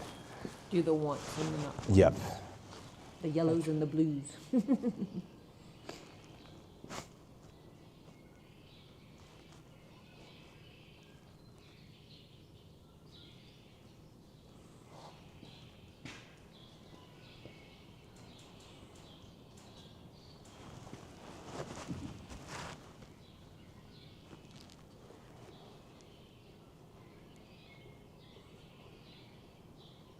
By the way, what did you think of the Texas barbecue that you had here? Were you just looking at that? I just looked at that too. It was good. It was really good. Yeah, they do have really good barbecue. Shout out to Tyler's barbecue. It was really good. I will say I did have some stuff in Kansas two years ago. Oh yeah. It was pretty good. It's Kansas, Texas, and what's the third state? I'd say Missouri. Missouri, okay. Tennessee's got some good barbecue. Memphis ribs. That's what I heard, Memphis ribs.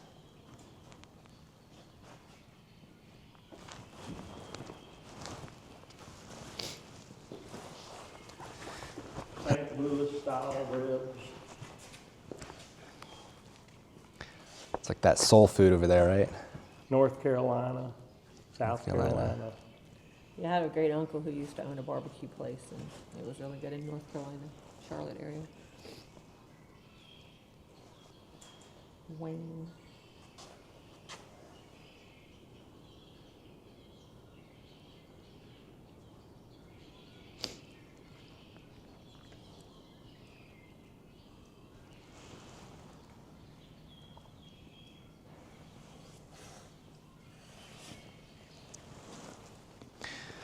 So there is actually a little warning down here.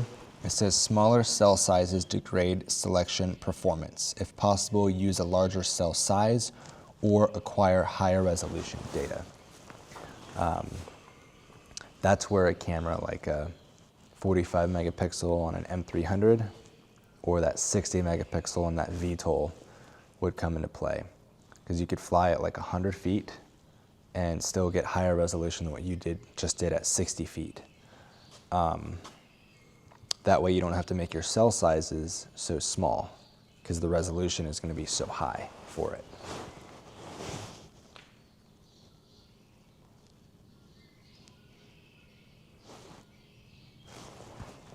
Just got a text asking what direction do we need to point the Starlink at. North! And he just texted back, got it.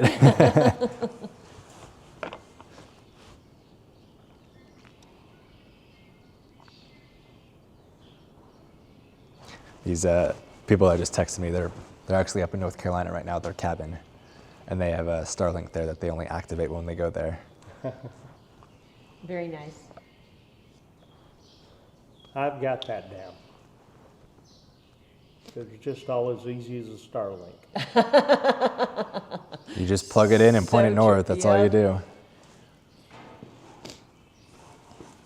So I guess now we get to pick our wanted. So this will be interesting. Yeah. I think it's, yeah, that one. So the wanted is what the drone sprays. Correct. What we want the drone to spray. Because it's right there. Yeah.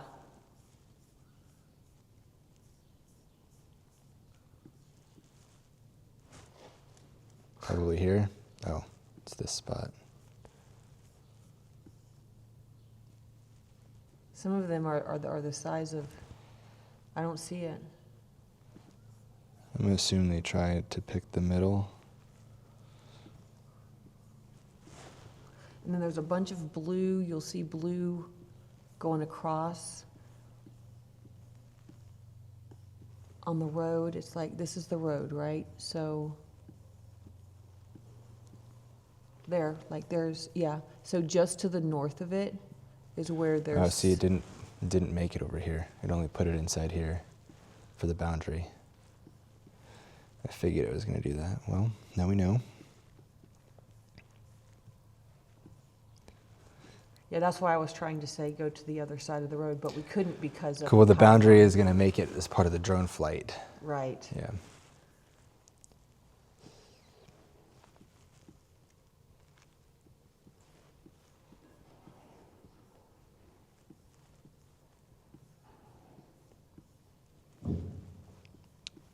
Yeah, this is definitely a needle in a haystack game. Oh, that's a perfect one right there. Is that one right there? I think that's just like a rock. Okay.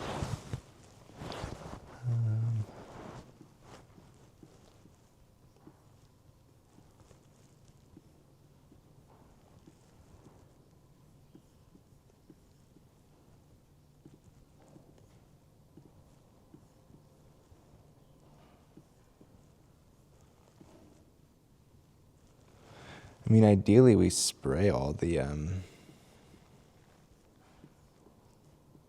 Because how can the drone spray that one weed when it's surrounded by all this Right. crabgrass?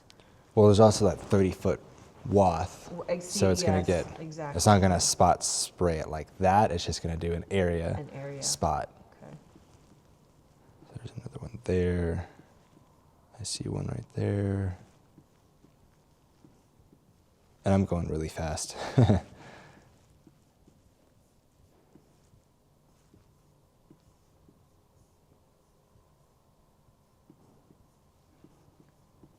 Yeah, we're pretty much all the way down at this pixel level.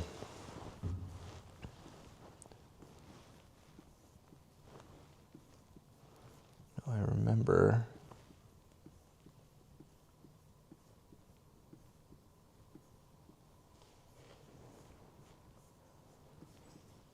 Yeah, there's some more over there to the left.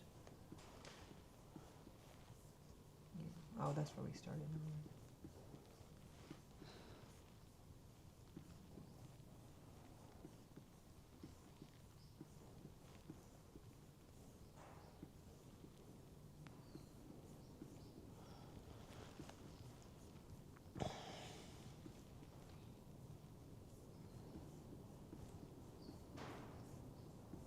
There we go. Yeah, there's a little cluster of them.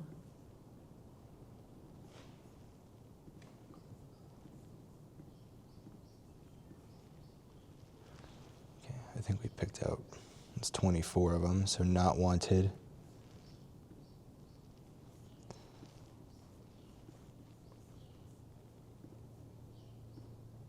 And when you do 3, oh,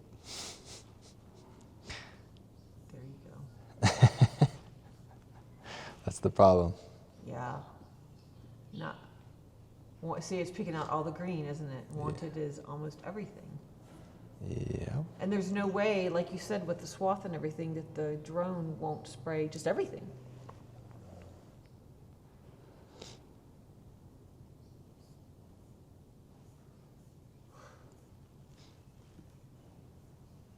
I'm curious at the wanted.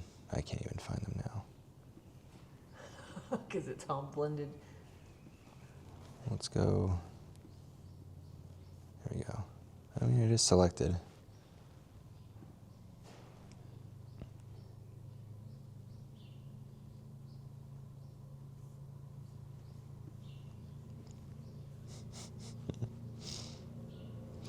I wasn't too hopeful for this, but let's just pick straight dirt.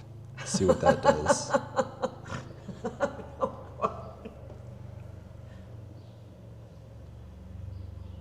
Just pick straight dirt.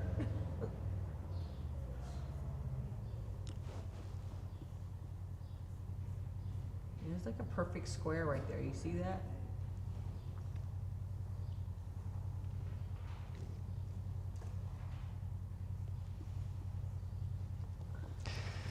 Yeah, we're trying to go to such a granular level.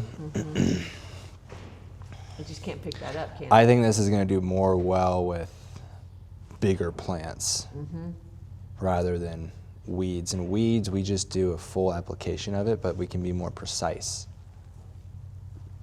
Even though I'm adding a bunch of not wanted, it's still...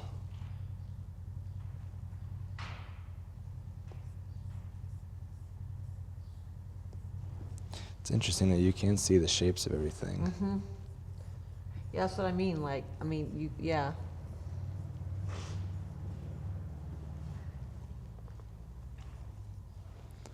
Yeah, I don't know. I don't know either. Well, we'll just go to the cleanup. We'll just call this as is, because there's not really much that... Oops, that's not what I meant to do. They're everywhere.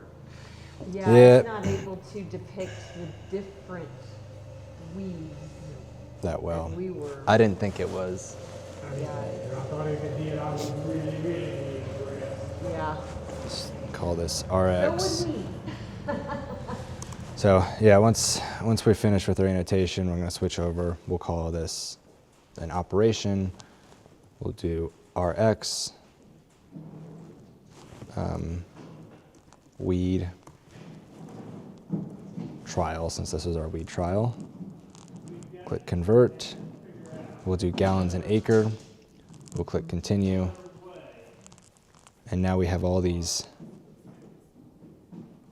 Well, technically it isn't all the spots that I want it to be in. So we wanted to put, what, 1 gallon an acre, right?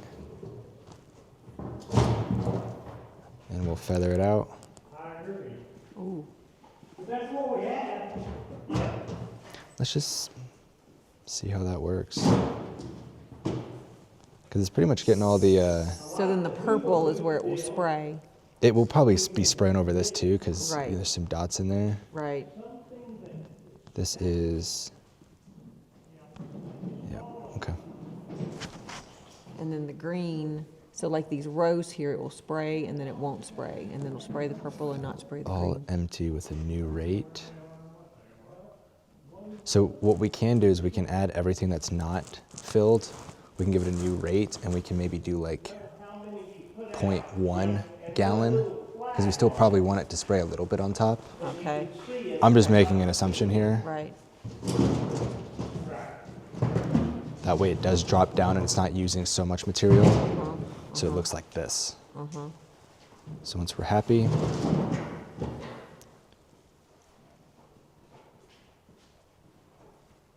We go to export, right? well, we'll want to add one more boundary in Oh, here. that's right, that's right. We need to put back the The power line, yep. So we'll get our obstacle here. good memory. And we'll do just right at the edge of it, just to give us a buffer. Because we do have a swath, so Yeah. So then overlapping the boundary and the obstacles, you can do that. Correct. Cool. Call this power. Honestly, I'm just going to delete this red tractor. We're just going to offset it to fly higher. Mm. Did it work? There it goes. Okay. So now we go to the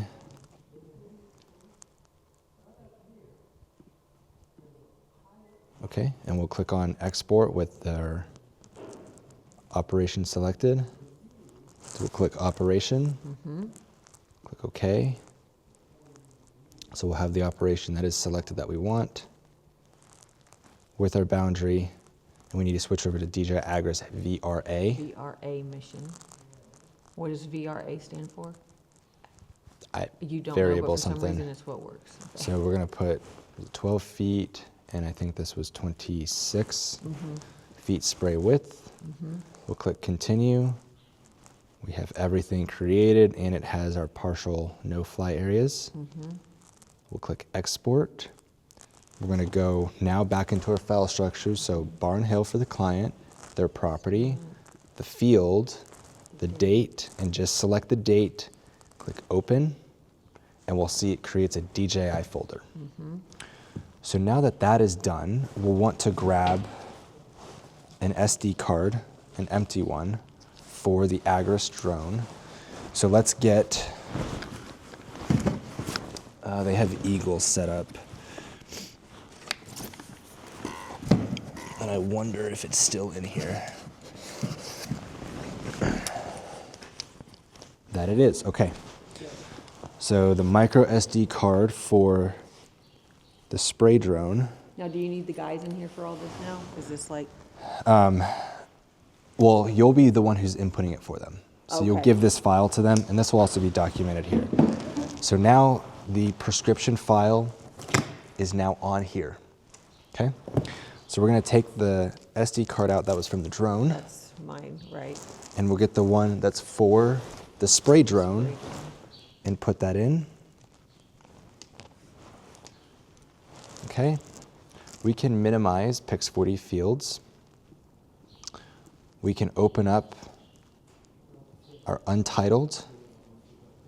And the untitled is the one you just The- put in. Yep, the and I'm one just for the gonna drone. delete everything in here. Okay, now, with nothing in this untitled folder, and now we're back again. Our client, where their field is, what field it is, the southeast, and the date. We have that DJI folder. We're just gonna copy this DJI folder. So I'm gonna hit Control C, or you can two-finger click on it and click on copy. On the untitled, we're just gonna paste Command V, or you'll paste it, just that folder, because in it, it'll have our prescription and our shape. So now, we're ready to import onto the DJI Agris controller. And at the end of the day, that's taking this And putting it microchip into and there. putting it Yep. into the handheld. So to safely eject it, we'll click on the eject button next to the untitled, and then now we're good to go. We don't need the drone on just yet. So we've already created our prescription file. We've already gone ahead and put it onto the micro SD card that is going to go directly onto the Agris controller here. So with the controller booted on, we're already connected to the internet, which is why everything is green. We will go through that process though, because we need to make sure that it is properly set up for our RTK flight. But all we're doing right now is just importing our actual prescription onto the controller. So with the micro SD, it's gonna go into this port that says micro SD with these pins facing towards you into the slot, and it'll kind of click in. As soon as you click it in, it'll say SD card inserted.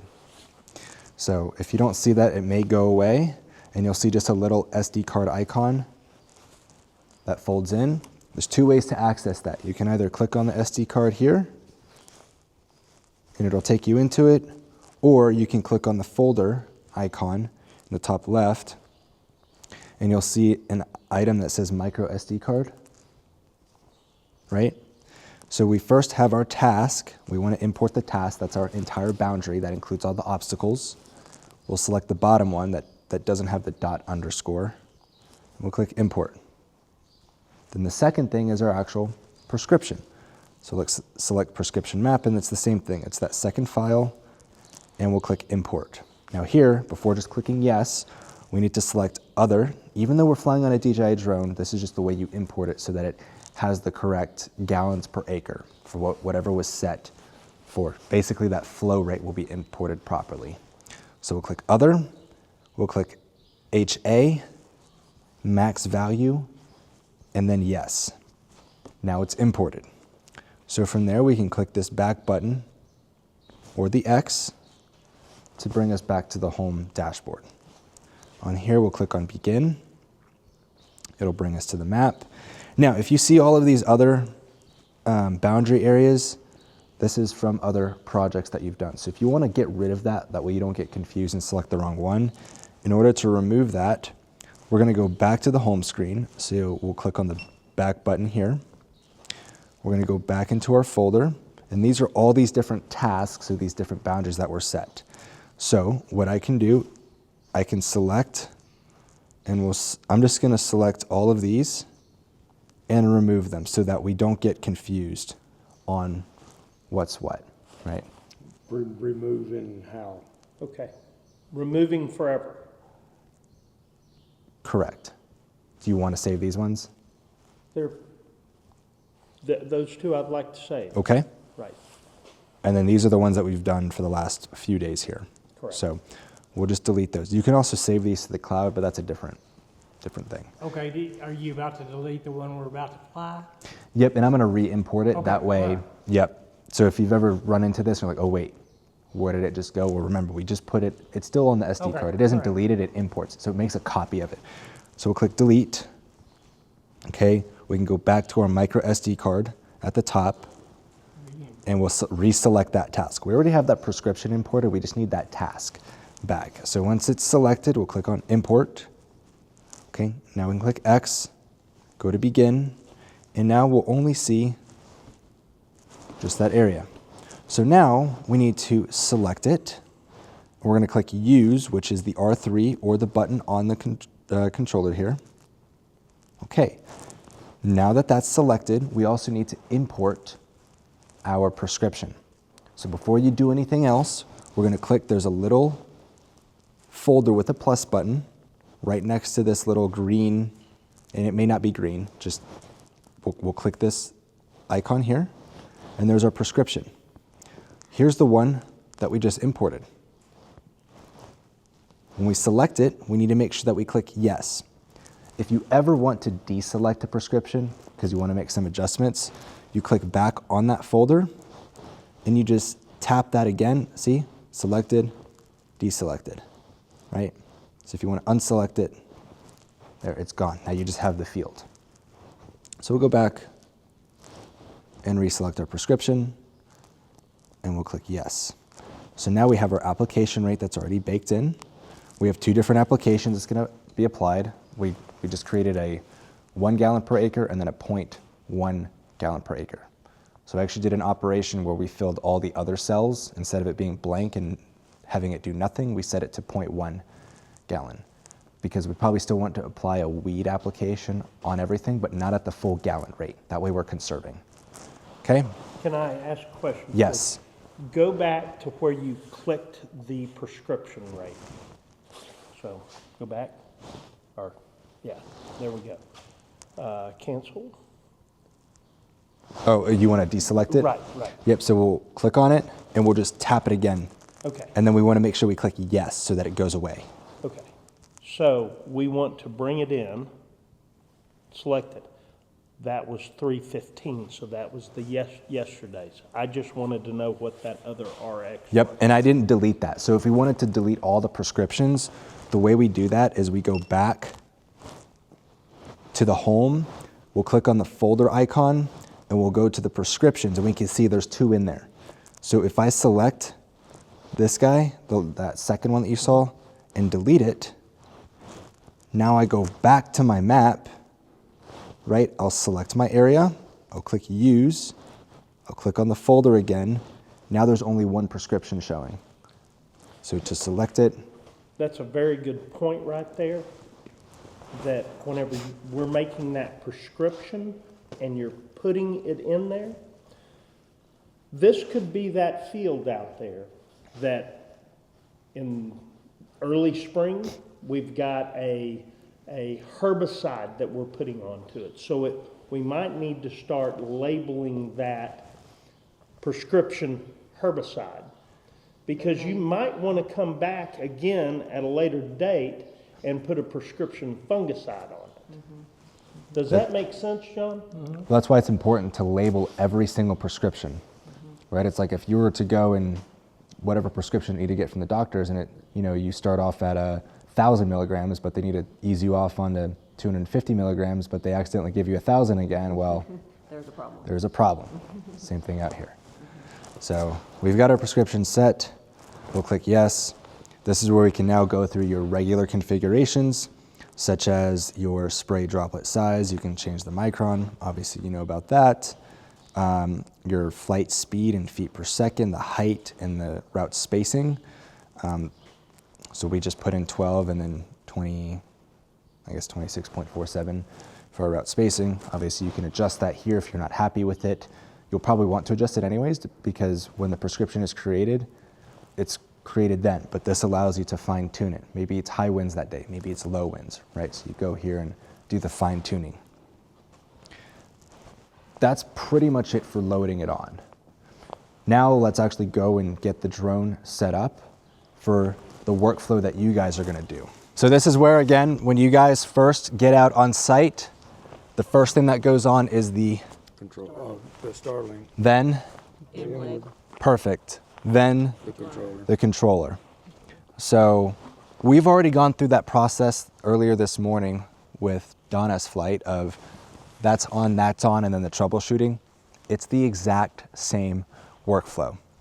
Now we want to make sure that RTK is working. So we go boot the drone on. So I'll go let you do that. Controller is already on too. It's probably not signed in. It probably isn't, so we'll go through that process too. We can see that RTK mode is turned on, and it's going to give us all of these different auditory notifications. Now, remember how I told you guys if everything's already pre-configured, it's automatically going to work?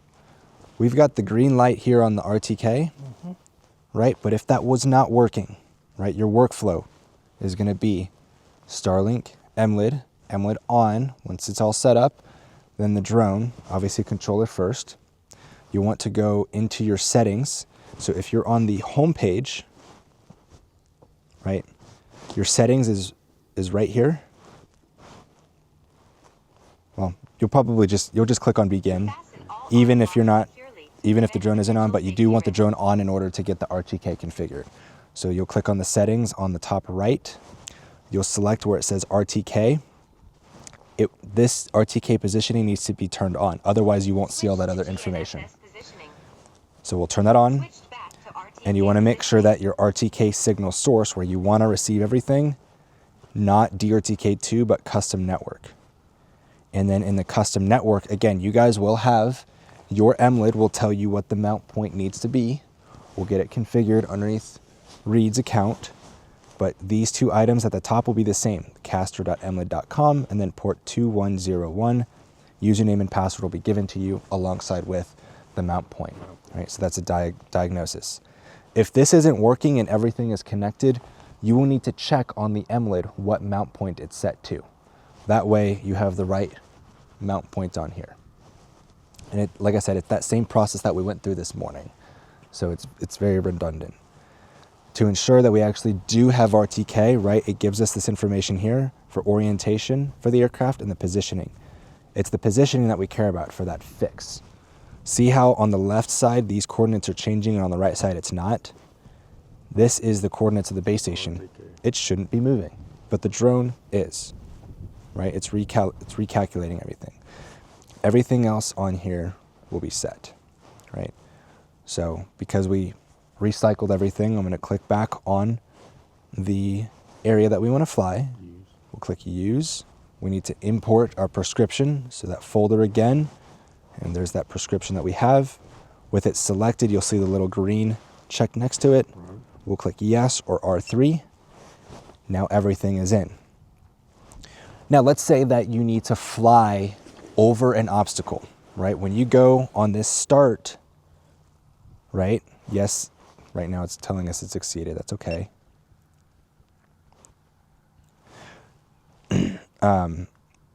The default setting for it to take off, right? So we have our operation of what it's gonna do when it's flying, but then we need our flight, right? So obviously this is a flat land over here, and then our connection, routing, and return to home speed, so how fast it's gonna fly, as well as the altitude.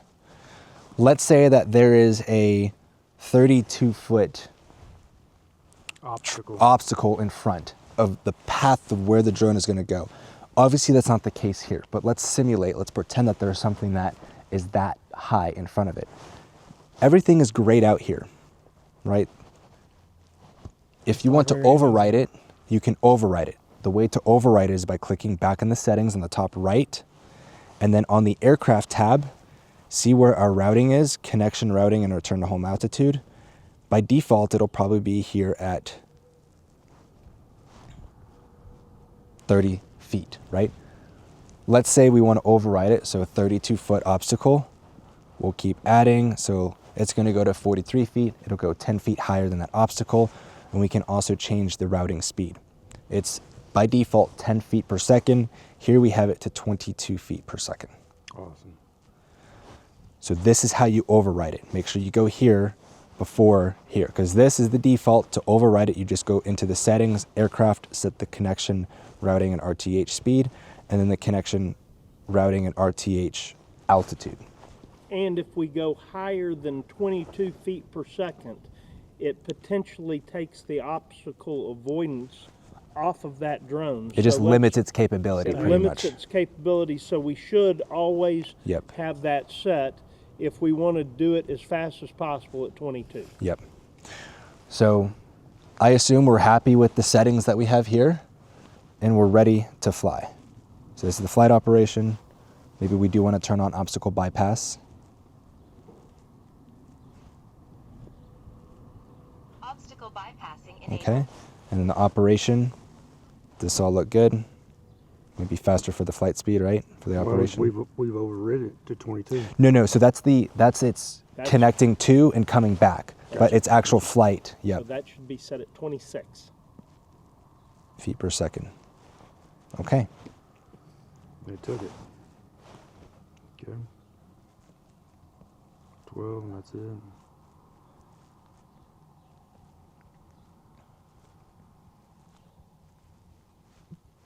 And we've overrid that to 22. Yep, and we can verify that one more time. Gotcha. Yep. Okay. All right. So we're good to fly? Yes, sir. Okay. Props are extended. The boom arms are locked, right? Yes. And the lid is on? Yes. Okay. Ready to fly? Resume. And obviously we have our chemical inside, our water. Yep. So now we'll click on resume here and press and hold. Aircraft preparing to take off. Stand back at a safe distance.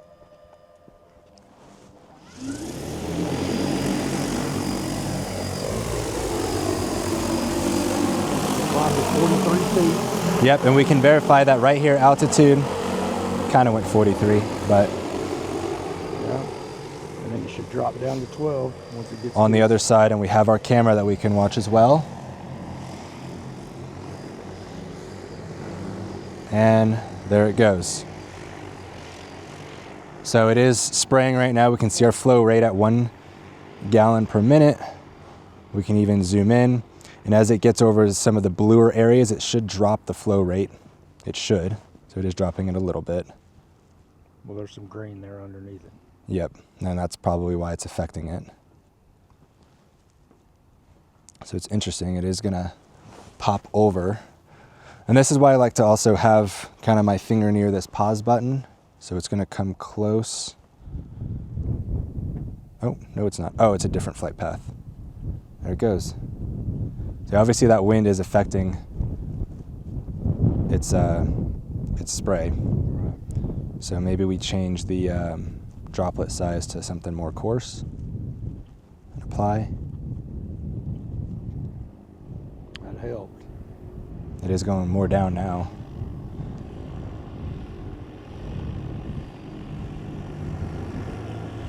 And that is the boundary right where Reed is. Did you see the bypassing? Yeah. See how it rose up? Because it saw Reed. Yep. That's because of him, right? Yep. Maybe we make it even very coarse and apply. There, now it's even more straight down. But it will be using probably more. Oh yeah, so you saw the flow rate drop a little bit. Very minute. I mean, there's a lot of green spots, so it is going to be hitting those green spots.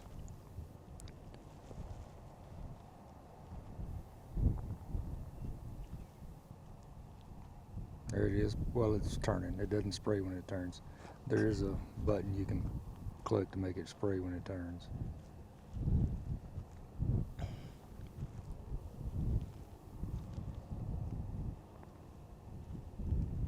There you go. It's dropping down there, 0.4. Oh yeah, perfect. Exactly as designed. So we'll see how much further it comes in.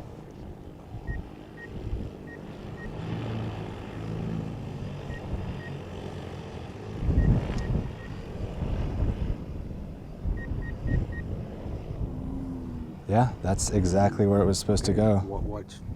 It'll beep in the yellow. Yep, that's per 40, pole. 30 feet. Per pole. Did it just... A little bit. I know it didn't. Yeah, that's as designed. So that's feet, 45 feet right there. Yeah. So it actually will come one pass in, but we have plenty of space. Yep, so it's going to come one pass in, but it's not going to go as far. Did y'all put a boundary there? I did, but this didn't come in close enough.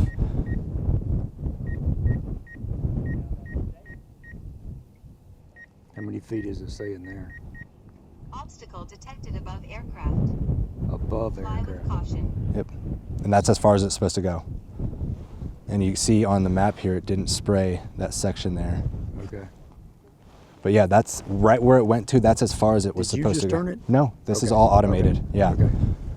So it wasn't the line wasn't directly with it was off center just a tad. Correct. Yep. Gotcha. I see it now. Triangle. Okay. Yep. Did you plan it that way, Dylan? That's how it automated it. Yeah. But I did bring the boundary around. You can see where I brought the boundary around. Because I was trying to follow this, but also have a bit of an offset.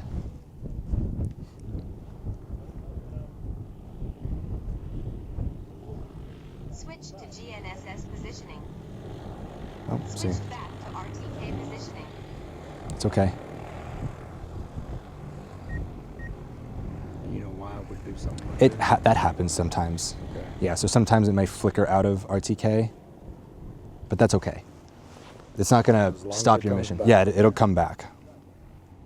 But there you go. It's pretty Yeah.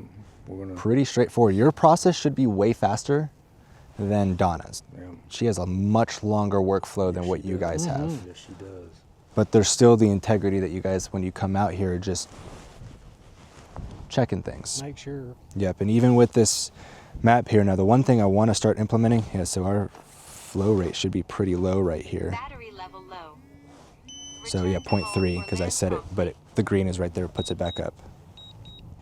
Cool, so now this should go up to 43 feet or 40. 40. Yeah, perfect. I'm glad it went even a little higher. I'm happy it goes higher than lower. But there we go. Now we're coming back. And that was because of battery life, not because of the tank. Right. Yeah, we got almost 8 gallons left. And theoretically, we should land right back on that dot. Yeah. And even if it's 6 inches difference, I'm okay with that. I'm okay with the foot. Yeah. Spraying. I'm more so thinking about your trailer, because you're landing on the trailer. Right. Unless you don't feel comfortable with the trailer and you want to just land on the ground. Well, I'm more concerned with Power lines. Yep.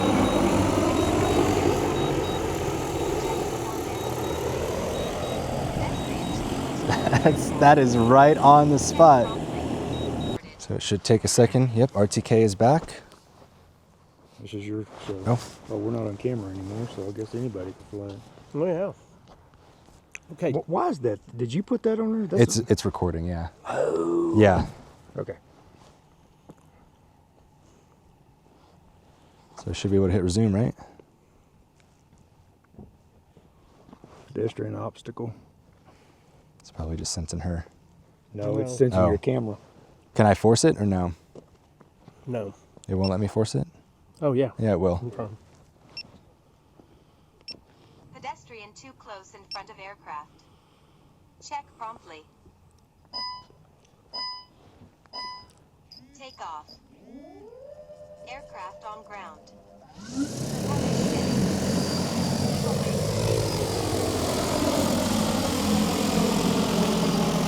Yeah, right back at 40 feet.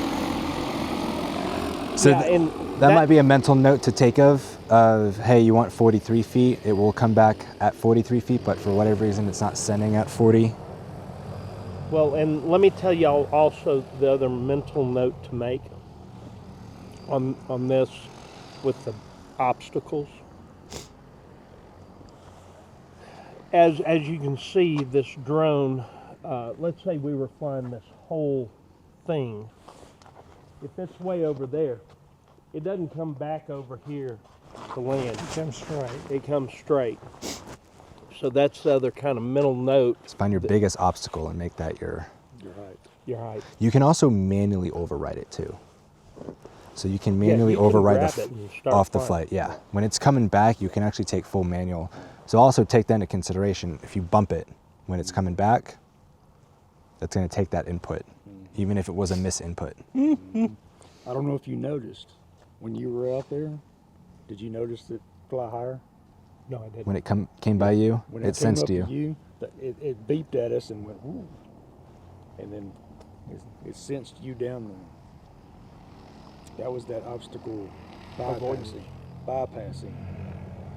Because it'll bypass it.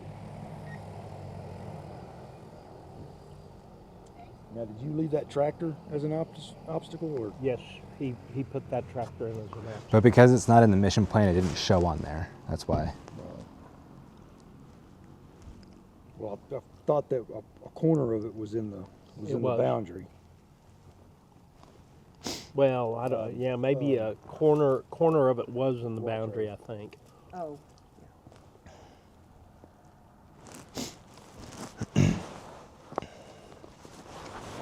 Think you can do loopy? Oh, I can. Get after it. All right, so it's been a few hours since I last picked up the camera, but we pretty much just went through the entire workflow once again with the Tex Ag drone team. They've been phenomenal to work with over the last few days. Today is actually my last day here with them. Back at my hotel. It is now 7 o'clock, but it's a Sunday. I got here Wednesday late at night and went straight to work basically Thursday all the way through until today. The first 3 days was just a lot of discovery, a lot of training, a lot of really understanding what their problems were. They described it to me on the phone when I was talking to Reed, and then they immediately pretty much booked my flight up here alongside with the rental car from New Mexico, because I was with Aaron earlier this past week, working out in, like I said, New Mexico. And really the whole point of me being here was to help them understand how to do the precision ag, or the precision portion of their precision ag business. They had gotten the spraying down. They've already been doing it for the last year. But this year, pretty much, they want to do the precision side of it. So having highly accurate maps, highly accurate models to work off of, to be able to have their drones do the prescription spraying, whether it's on feedlots, whether it's on their farmlands, of the flat farmlands, and then pretty much everything else in between. There's some other workflows and some other business services within the spraying side of things that we also talked about that they could leverage this technology for. Now, this is really the first time that they have ever used maps. They bought the DJI Mavic 3 multispectral to be able to integrate into their workflow. Because before, all they had been doing was creating maps or really mission plans by hand with old satellite imagery on their Agris drones. Now, some of the biggest issues of doing that is not understanding the anomalies on site, such as power lines, the barns, and even to the tractors that exist out there. And then maybe even some unknown anomalies, given that it's the panhandle of Texas. Well, one of the main things that people know Texas for is oil and gas. Whether it's oil or natural gas, right? They have the pumps that are out on the sites, the refineries, the midstream segments of it. I'm kind of butchering some of the terminology, but you get the point. So they have all these different anomalies on site where if you're not building your mission plans properly, specifically on the ag drones, you're going to run into these things. So they wanted to start incorporating for the 2025 seasons of the grow seasons alongside with the feedlots. They wanted to incorporate the maps to be able to integrate into their workflow, but also use Pix4D fields to do their prescription spraying. So me being out here, understanding their workflows for the last few days and helping them build out a workflow that works alongside with using the MLID, using the Starlink to get that centimeter level of accuracy in the trajectory, the flying, and even the spraying is exactly what they were achieving. And given that today is the 4th day where we put everything into practice, we did a little bit the day prior, just didn't really film much. But today on Sunday, we filmed and captured and did the entire process. And they loved it. They feel comfortable. They are in a much better place to start applying this at a mass scale, given that they now have 7 ag drones and now 1 mapping drone. They are ready to hit the feedlots, to hit the farms. They're doing here in Amarillo, out northeast Texas, outside of Dallas, and in Albuquerque, New Mexico. So really cool venture that I've been a part of. Again, this is kind of a 2-part series of me doing consulting, given that this was doing some training alongside with the consulting with my client. Did the same thing with Aaron. They are in a much better place. They're much happier. And like I said, this is the other part of being in the drone service industry. Providing consulting like what I did here is exactly what they looked for. But that is that's pretty much it for this episode. Hopefully you liked it, and I've got some cool stuff coming up here very shortly in the future, so stay tuned for those next episodes. Drone Pilot Insider Uncut. Hey guys, welcome back to another Drone Pilot Insider Uncut episode. We are doing LiDAR again, and this is actually pretty cool. This is a client that I have not heard from in over 4 years. Funny enough, this is the first client that I ever got in the commercial drone space, doing progress monitoring on their sites using a Mavic 2 Pro and Phantom 4 Pro V2 with drone deploy. This is the client that pretty much gave me the opportunity in the start just into this industry. So with that in regards, so with that being said, what am I doing for them? Well, I just mentioned that I'm going to be flying LiDAR. And this was an ASAP call. So a few episodes ago, you saw that I was in New Mexico and in Texas. Well, they actually emailed me when I was out in Texas saying, hey, do you still do drone services? Because since then I had changed emails about twice, but still had their phone number. They texted me and they gave me the site. It's about 25 minutes from where I'm at here at my office. So very convenient. But yeah, we're actually doing a full LiDAR process for them. So I will send you over, I'll talk about the contract here when I get back. But I'm giving them a discount compared to what I would typically charge for a client. I think I'm charging them about $1,500. For a project like this, I would charge anywhere from $2,000 to $2,500. I'll explain a little bit later with my pricing calculator that I have built out, which you guys have seen before, but it's also going to be in the contract that I'll send over too. Now, the reason why I'm giving them a discount is this is a loyal customer of mine. Again, I haven't heard from them in 4 years, and I think now that they know that I'm back here, stable, and I have a headquarters, because before the last 4 years I've been really all over the place. It's been a little difficult to do some projects. So anyways, we're flying the M350 with the L2, and we're going to be actually processing it. So I'm going to walk you guys through my entire processing workflow. We're going to be using LP360 to get highly accurate data, and then we're going to be using Rock Cloud to generate our deliverables. They just need some contours and a topo. So we'll look at what that looks like. And in the contract, I actually have built out the pricing for it of what it's going to cost. So they're paying for the data processing too. Yeah, no, super excited to work with them. However, the only issue is I didn't realize that my drone is still at my house, actually at my parents' house. I dropped it off there because they took me to the airport about 2 weeks ago from when I'm filming this, because I came from Atlanta, I had a workshop I was hosting.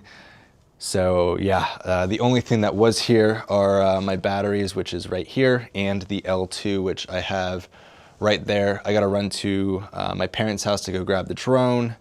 And my rover pole and bipod is already in the truck, but my ground control targets are also at my parents' house, so I gotta go pick those up before I go out to the site. So yeah, gonna run there real quick, grab what I need, and then we'll hop on the computer at the actual project site itself to show you exactly what it is that we're doing, walk you through my mission plan, and show you how easy it is to execute all of this in, quite frankly, a short amount of time. So let's get into this episode. So actually, one of the things that I want to do before I go out into the field, given that I want to have good observations, basically a good base setting for my Emerald Reach RS3, because as always with LiDAR, I want to have good control. Now, given that this site, they weren't able to give me the survey files themselves, which actually, let me go ahead and pull up the control book that they sent over, which it's actually not a control book. Where's it at here? They had issues. They couldn't get the control book from the survey, but they do have the survey that was done. So let me show you guys here what that looks like. It looks like they want me to just open it as a PDF here. Okay, so I'm going to share my screen real quick. So this is the entire survey of the site, and if we scroll down, we can see right here, let me move my camera on the other side. This is the entire survey that we're looking at. The only issue is that I don't have any of the boundary northing, easting, and elevations. They only give me a line table and a curve table, which that doesn't do anything for me. And unfortunately, my client wasn't able to give me the control book. So what I'm going to be doing for them is actually creating my own quote-unquote controls from the site. I'm going to be referencing using the FPRN network, which that's the free network that exists here in the state of Florida. And actually on this this sheet here as part of the project datum, if I scroll in, or zoom in I should say, we can see the project datum right here. They give me the horizontal with the bearings and coordinates in survey feet. It says, are based on a National Geodetic Survey NGS state plane coordinates, Florida West Zone, North American datum, 1983-2011 adjustment. They use the Florida Permanent Reference Network, the FPRN, and then it shows which specific ones were used. So I'm going to be using the exact same thing whenever I create the ground controls. And then in addition to that, I want to set up my base station on a known point, a known marker. Given that they didn't send me over a control book, what I had to do was first, here is the site that I'm going to. So it's this, this big open area right here that I'm flying. So I needed to find an NGS mark that was nearby. So what I did was I copied, I just took an address that was nearby because this place isn't developed yet, copied the address, I went into NGS map, and it basically brought me over here. Now, what I'm specifically looking for is if I pull up my legend here, which you'll see right above, I'm looking for a combined control. I want both a horizontal, so my X and Y, and a vertical, my Z. Reason why that's important is I need to set my base station, my Emerald Reach RS3, on a known point, and I need both the horizontal and the vertical. And if we see here, we have one called Apollo A, and then I have Humphreys here. So Apollo A looks pretty promising, so if we click on it, we'll get over to this passive mark page. The way that we do that is we click on Apollo A, and I'm going to use this third link right here where it says more info, and it brings me over to this Apollo A. Now, given that this wasn't used in an up-to-date datum, which I can see this position datum was done on NAD 83 1990, not 1993, or not 2011. I want a 2011, and we're also missing an elliptical height. Now it does say that it was found, right? We do have all of these photos here that we can zip through. Yes, I know that this marker exists. However, I don't have an elliptical height, and I don't want to take a guess either. So what's cool is on this passive mark page, we can scroll down, and here's the map of it, and it looks like there's another one nearby. It also shows you other nearby marks. So I want to use a point source and a vertical source, both adjusted, and it looks like the condition is good. So if I hover over, this one is Humphreys. So I open that in a new page, and there we go. We have NAD 83 for 2011 for our position datum.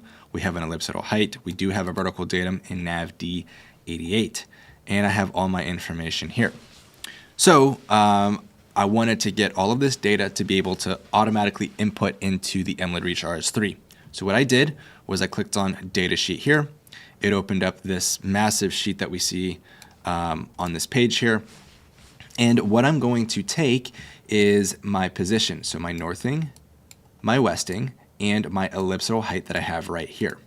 The way that we're going to input that is I'm going to open up the MLID Flow application that we have right here, and I'll just restart this from scratch so you can see exactly what I did. I'm going to click on a new project. This is the same application that I have on my phone, except I pay for the subscription so I can do it both on the computer, and then it'll automatically sync to my mobile device. You don't have to do this. I could literally set this up on the phone, but I'm going to just call this, we'll call it Humphreys. I'm just going to do V2. We need to make sure that we set up the coordinate system correctly. Now, this is not the coordinate system that I'm going to be using. Let me move my camera over a little bit more. This is not the coordinate system that I'm going to be using to set my ground controls. This is just the coordinate system that I'm inputting into the base station so it knows where it lives in the real world. So on here, we're going to go to the coordinate systems. We're going to choose from library. I am going to look for Florida West. Now we notice there's two of them here. We have Florida West foot US and then just Florida West. This top one is in metric because if we go back to our data sheet, everything here is in meters. So we need to be sure that we input this in meters.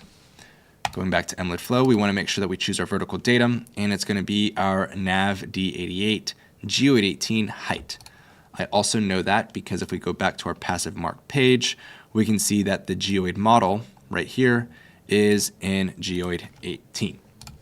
So we will select that guy, hit apply, and make sure our linear units is in meters, and we'll click create project. Now we want to create a point. So we'll click on the plus button here, we'll click add a point, and we have two different options here on how we can add it in. I'm just going to go to DMS for degrees, minutes, and seconds. And we will first start, the way I'll do this, I'm going to drag this over to the right, and I will bring in my data sheet. Let's move this over a little bit more. Let's start with our longitude. So it's going to be this position right here.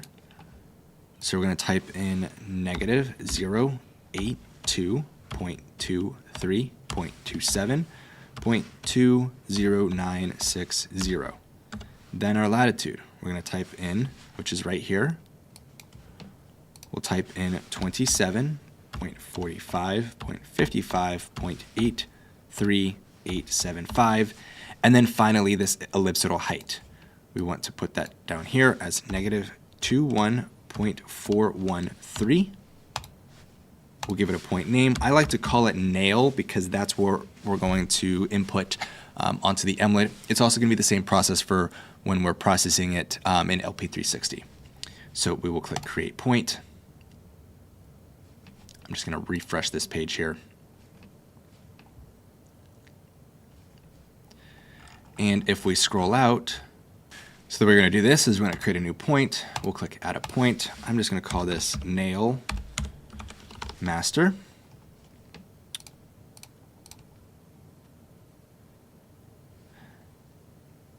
we're going to go to DMS, and we'll start with the longitude, which is this guy right here. So we will type in negative 082.23.37.20960. Then we'll type in 27.45.55.83875. I got that from right here. And then finally, we'll type in our ellipsoidal height, which is this guy right here. So we'll type in negative 21.413. Create the point, and there we go. So to reference and make sure that this is where the point was actually set, if we go back to our NGS map page, and let's switch this over to a imagery, and we look at where Humphreys is, well, that looks pretty much the same spot, which it should be because we imported it properly. So now that we have this imported properly, we can now go out into the field. Obviously, we still need to go pick up the drone and my aerial targets. But this will actually be the last thing that we do. We first need to go on site to set ground control points. We'll do that. Then we'll get the base station set up. So let's meet you out there. Set up the control points out here. Again, the surveyor wasn't able to, or the company that I'm working with was not able to send over the control book. So I told them that I will be able to get within the margin of error that they need in order for this LiDAR aerial survey. Again, I know the word survey can get you in some trouble, but I explained it to them that I can't certify the data that I'm providing to them. However, I can get highly accurate data. So here, we're on site right now. I've actually already gone ahead and located where the NGS monument is. That's actually not too far down the road from where I'm at, about like a mile. But what we're gonna do is first set controls. So behind me, you can kind of see there is construction going on. There actually is, I'm not sure if you can see, it's like right here-ish. They do actually have a base station on here. They have somebody's truck battery connected to it, which is pretty funny. But I'm not going to be able to tie into that. So I am going to just set some points out on the outskirts because I am going to have my drone fly on this outer portion that I'm at right now. It is part of the site plan. So I want to make sure that I can, see what I'm capturing out here. So I'm going to set a point pretty much like just to the right of my truck here. There's one down by the intersection, then I'm going to go on the other side of the project site here and set 2 more points up. I only really need 4 total controls for this site. I don't need a whole lot more. I might set 1 more if I can get a little bit closer. I might set one next to the project site trailer. We'll see about that, but let's go ahead and start getting these points in. But first things first is we need to get the MLID configured here. So I have my standard 2-meter pole that I always use. Get that out, and then we'll get my rover, the bottom of it with my bipod legs. Put this guy here. I'm just gonna fold this up, get my MLID out. So let's get this guy on. And I will be driving around the site here, so I'm going to open up this bed cover so that I can just quickly throw basically the MLID setup in here so I can drive from site to site. I'm not walking this side. I'm just going to be driving around. Just make it a little bit easier for me here. So let me get this guy in here. I'm going to go ahead and just boot on my MLID. And I do have a data sim in my MLID, so it will be talking to the internet. I'm going to use ntrip to talk to that FPRN network. And I will also set this whenever we set it up over that known point that's not too far from here. I'm gonna turn the base corrections on and I'm gonna send it through ntrip so that I can have my drone connect directly to the base station that's being referenced from, again, that known point. So we'll let this guy boot on. What I'm gonna go ahead and do on my phone here, let me just go ahead and get this recording going. Turn the microphone on, start recording. I'm going to go into the Emlet Flow application here, and I'm going to set up a brand new, I call it a survey. So top right-hand corner, we'll click the plus button. I am going to call this Apollo, call it Walmart, just for now. We're going to use a coordinate system. We'll be using Florida, West, and we're going to use the foot US here. And then I'm going to use my NavD88, Geode 18, height foot US, and our linear units in US survey feet. We'll hit save. All right, cool. So now that that is set there, let's go over to our Wi-Fi. It looks like we just connected over to our base. So we'll go back into Emlid. We will refresh for our receivers. There she is. Now correction input, I want to switch this over to Ntrip, but I want to set this over to my Florida one. So this F dot right here, waiting for corrections. Should kick in here any moment.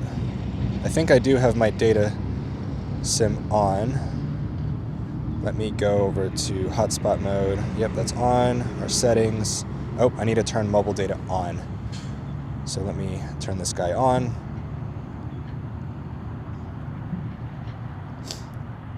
Okay. It is booting on here. I can see it in the top left-hand corner. And there is service out here. I do have T-Mobile, so I should be able to get connected here very quickly. Let me close out of the app and open Emlid Flow one more time. We'll get connected to it. Looks like it's still waiting to get connected to the internet here, so we'll just give that a second. There we go. Okay, it switched over to 2G for whatever reason. Come on, give me my LTE. Let's figure out my correction input. It says receiving corrections. It's on a float. It's getting more accurate here. Oh, it just went out, came back. What's going on here? It says we are receiving corrections. Okay, there we go. There we go. Maybe. Let me restart the app just one more time here. Okay, looks like it's working. I do want to turn off the IMU because I don't need that on, so we'll turn it off. Go back. Why are we having issues here? Let me go to my survey, go to Walmart here. Why am I connected to that one over there? That one's pretty far. Let's diagnose this real quick. So let me go in.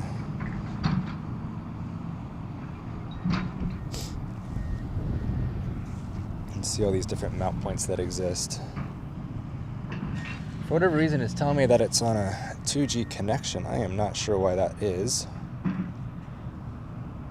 Let's go to our settings. Let's go to our mobile data. It looks like it's connected properly. So I'm not sure why that it's on 2G. But regardless, I mean, we are getting our accuracy. We're 21 kilometers away. That's not ideal. Let's look at the FPRN network here. FPRN base. Let me just disconnect from my Emlet real quick. Yeah, I know. Okay, let's see here. Once it loads. What I might do is I might just restart my Emlet. Okay, why is this being dumb? Do I need to go into this mode here? No.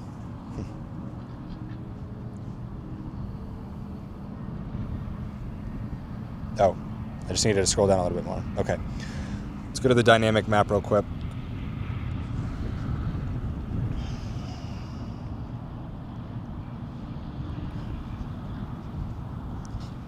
So I am down. Oh, I guess that one is the closest one. Okay, well. That seems fair enough to me. Okay.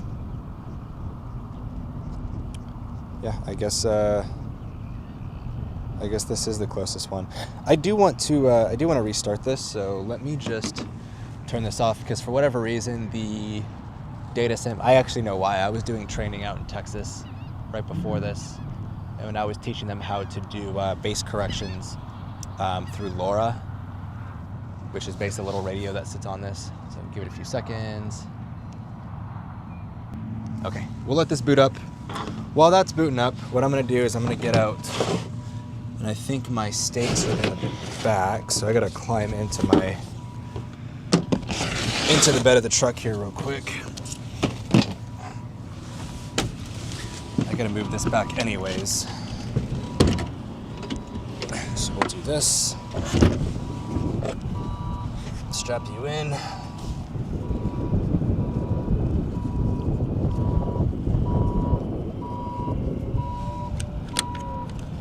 Alright, just need one buckled in. Alright, my rebar, so I need to get some gloves. Oh no, I didn't pack any gloves, did I? Do I have any in here? Let's see.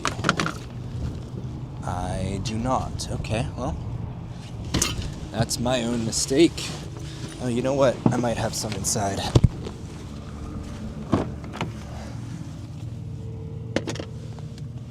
Well, that was lost hope there. So just move all this stuff aside. I'm going to grab a single rod here, nice and dusty. Sounds like my Emlid just turned on too. All right, well, we got a rod. Okay, let me turn my screen recording back on here. All right, let's go to the Wi-Fi, connect to our Emlid, go over to Emlid Flow, do a little refresh, connect to it. I mean, it says it doesn't have internet, but I am connected. Okay, so I guess it is going to connect to that one that's in St. Pete. That's okay. I'm still getting good accuracy on everything. That's fine. Okay, so we can go to the survey tab here. Let's move some of this trash out of the way here. All right, I'm gonna put it just right here. Flat enough ground. There we go. And we'll just drive this into the ground.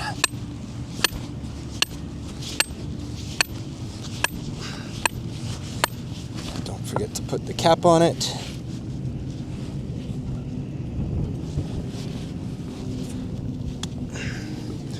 And pound it the rest of the way in. Okay. It's gonna look something like this. You can see that it is perfectly flush with the ground here.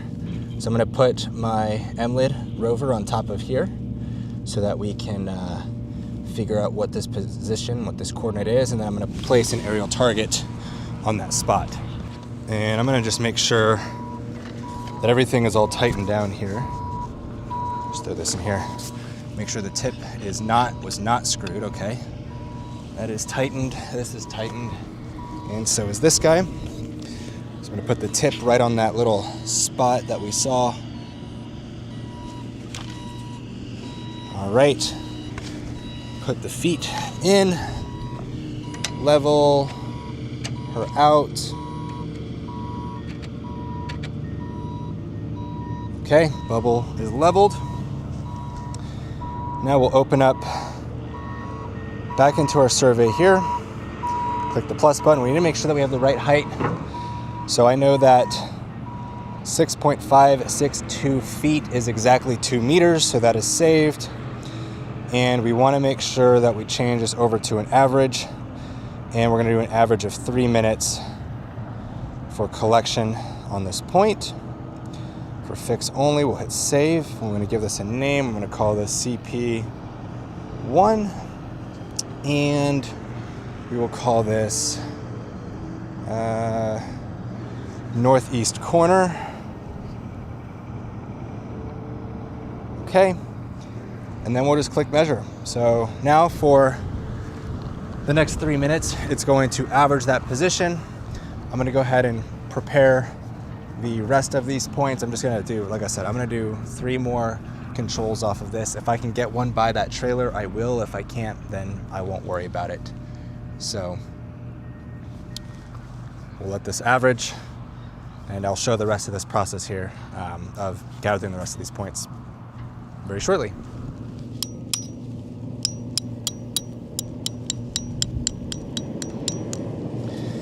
Now, the key to making sure that you get highly accurate aerial targets is by making sure it is flush with the ground. So this last stake that I just drove, I literally drove it straight into the actual mesh itself. I did that to ensure that this center part is sitting with the ground. Otherwise, it would have been sitting about an inch or two above. Because I measured where that cap that I placed it on top of, the coordinates for it, I want to make sure that this aerial target is sitting flush with this, so that when I tie my data in later, which you'll see, it's exactly where it needs to be. So now let's go set up the rest of these controls on this site. Set another one right here. By the way, I forgot to put my hard hat on. Must do that, otherwise they're gonna yell at you.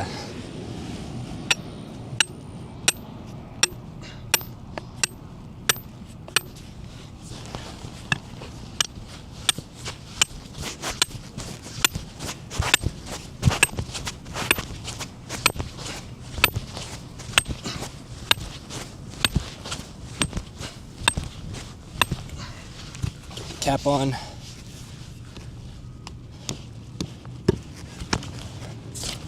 And finish pounding this into the ground. Just like that. Get our emlet on it. Level her out. And once again, rinse and repeat. Just gonna grab another point here. It's the same process as what I did just at that other point. Now, one thing I want to say is this entire time I am not turning my emlet off and turning it back on. I'm just keeping it on, throwing it into the back of the truck, and pulling it out and gathering a new point on this same survey here. So CP2, we will do southeast corner for the description. And measure. I'm gonna get spray paint so I can write CP2.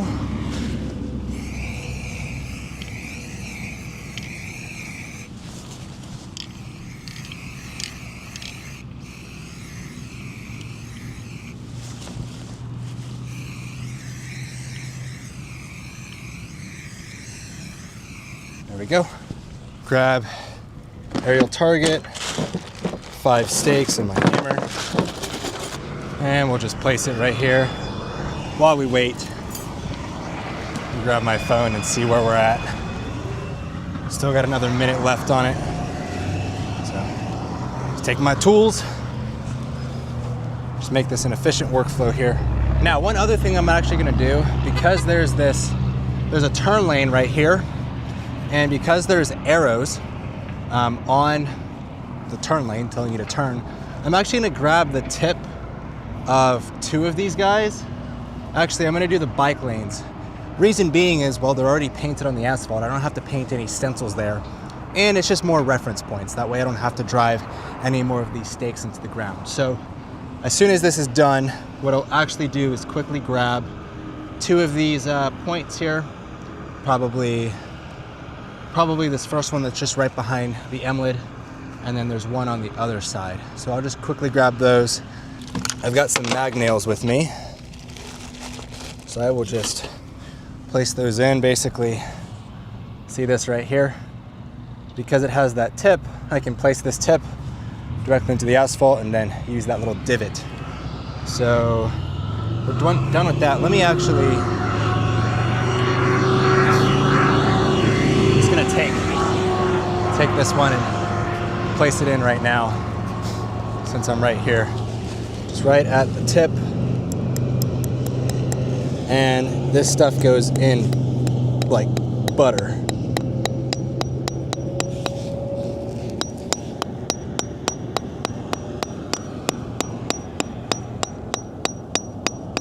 All right, there's one. And then let me grab this second one across the street here. Let's see if I can get this done really quickly.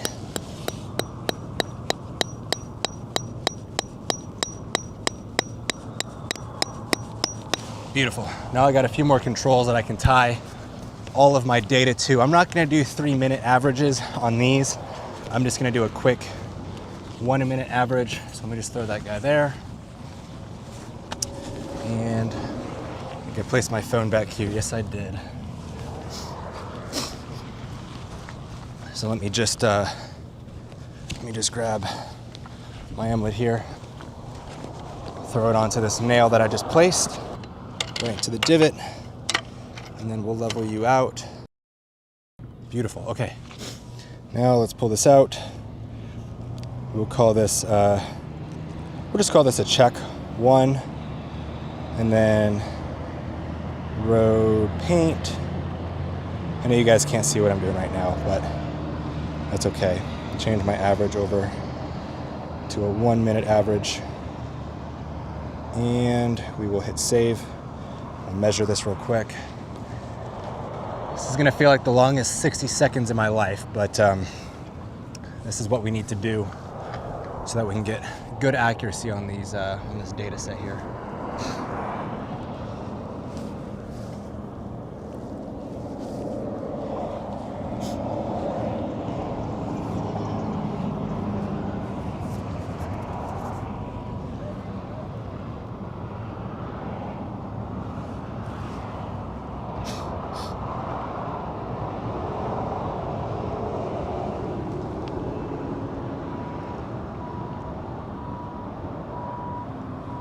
Come on, 15 more seconds.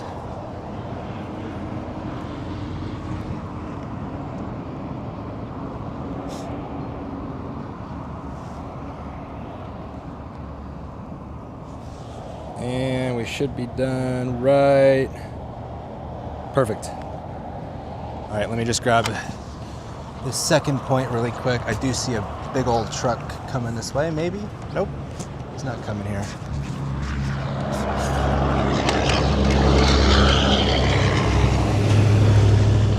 I have another truck coming now. All right, let's quickly get this, because I don't like being in the road. All right. This should just be check 2, another measure.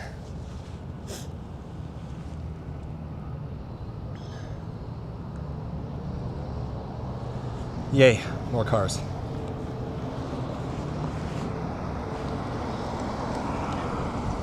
Kind of the best part of wearing a high-vis vest, people do not question what you're doing.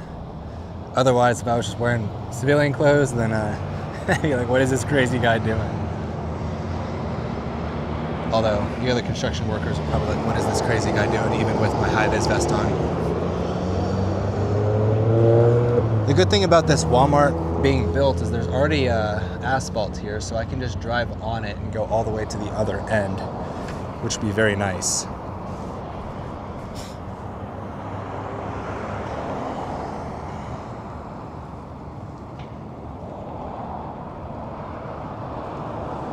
Right, and we are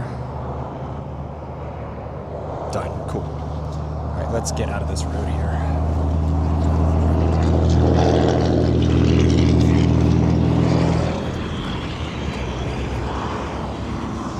Just gonna place this here for a second so that I can get my next aerial target in. I always start with opposite corners, kind of like what I did on the other one, so that I can stretch it tight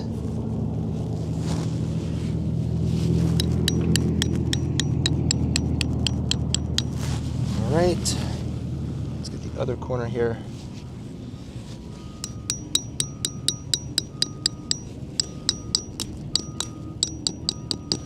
And last corner.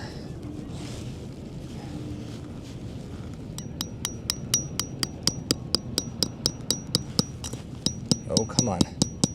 Looks like I hit some rock there, so I'm gonna go at an angle. Perfect.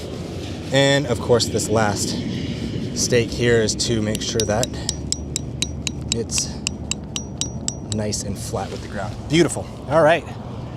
2 more to go. Probably won't record, but we'll pick up at setting our base station back at that known point that's just down the road. So, okay. So this marker right here is that Humphreys NGS marker that I was telling you about that we're gonna set up on. Looks like it's been marked a few different times because there's so many different wood stakes here. But let me actually show you what this marker looks like. Obviously we saw what it looks like on Google Chrome, but let me show you this here. So here's our marker, and basically, let me just move the camera down in this hole. If I move all of this grass out, there is our Humphreys marker. We can see it was set in 2000, and it's Hillsborough County Primary Geodetic Control. So this, let me get all this stuff out of the way. This triangle that's right here is where I'm going to place my emlid, because it's on that rover pole. I'm going to make sure I place it right in this divot, just right here. So my emlid is already on because I just drove over. It was about a mile away from the site. So literally all I have to do, make sure that all of my connections are tight. I'm just going to use my foot to guide so it's right on top of that divot. For some reason it feels really loose. Okay, that's better. So let's put it right on the divot. Let's stake bipods into the ground. And for whatever reason, it always keeps getting stuck on this left side. Not sure why. Oh no, oh come on. And place that one in, and there we go. Now we can get you leveled out. We are now staked into the ground. Let me turn on my phone screen here. So the first thing that we'll do is we'll make sure that we are connected to our emlid, which we can see here. Now we can go into our emlid flow application. On the receiver's page, let's reconnect. Corrections input, I'll keep on, it's totally fine, but corrections output, I do want to turn that on. We're gonna make sure that we select end trip here and mount point 7678, perfect. All right, the next thing that we need to do is reset our base settings here. So I'm gonna go to the configure. I'm gonna go to the coordinates entry method. I'm gonna click on manual. I'm gonna choose from project, and we'll do Humphreys V2. We'll click nail master. We will click apply. Make sure that our antenna is exactly, or our pole height is 2 meters like what we see right here. So I'll click save, and I'm gonna click save. There we go. Now, our base is set up directly on that nail. The last thing I want to do is go over to my recording. I'm going to stop. We're going to go into the logs and settings. I'm going to click on the settings here. I want to make sure that we are recording in full rate. Perfect. I want all of these constellations here, and believe we are going to, Rhinex, let's do 3.0.4. Beautiful. I will click apply. I'll click start recording, and there we go. So pretty much, ideally I want to do like a 30-minute timer before I start doing my data collection here. By the time I get the drone set up, connected to my base, it's probably going to be about 15 minutes. Realistically, that is okay, given that we are set up on a known point. So, you know, it's not the end of the world if I don't wait 30 minutes to get set up, but I do want to wait at least 15 minutes. So that'll give me enough time to get back over to the site, establish my safe area of operation to take the drone off, do any of my last checks, which now that I think about it, I forgot to bring my other drone because I wanted to capture some photos and videos of the site. But given that I didn't do that, I'm actually going to use the L2 RGB camera to gather my photos and video of the site. So that'll be the first time I ever do that. So we'll see how that goes. But I'll leverage that opportunity to just give me a bit extra time, because it's actually going to take about, I think, 27 minutes to do my entire flight. I'm flying really slow. I might actually speed up my flight time or my flight speed, because I don't need to fly as slow as I was going to fly. And I'm actually going to change over a few settings, which we'll do that on the controller. So let's hop back over to the project site so that we can do our photos, our videos, and ultimately our LiDAR data collection. One other thing I quickly want to do here is I want to throw down some cones so that people don't mess with this. I don't know if this is just highlighting it even more, but there we go. Alrighty. Let's go to the site. So one of the things that I actually love about back of my truck here is that I can use this as my base of operations pretty much. So I'm gonna get the drone all set up, batteries in. Let me actually show you one little hack that I always do. So I recently just got back my T-Mobile home internet, which I did talk about that, I believe, in the one of the last episodes or earlier episodes. But that essentially gives me high-speed internet just about anywhere, and that means I don't have to rely on my phone. Basically, I'm going to be using the T-Mobile home internet to give, internet to my drone so that I can get the N-Trip up and running. So with that being said, let me actually get the drone out. Let me get the batteries and the L2, which of course the batteries are always the heaviest. L2. All right, so let's get the drone set up here. Beautiful. I'm gonna get the controller on so that I can just connect to the internet already. All right, I know. You want the drone on. Okay, so let's get this guy in here. Just close you. I'm gonna get my batteries in. Do I have an SD card in? I do not. Let me grab that real quick. Always have my tech bag with me. So I believe it goes in. Actually, you know what I just realized? I have a P1 camera with me. So let me actually throw this guy on. Just grab one from here.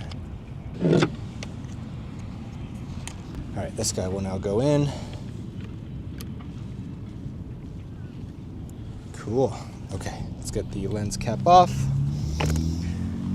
And I'm gonna set you up right there.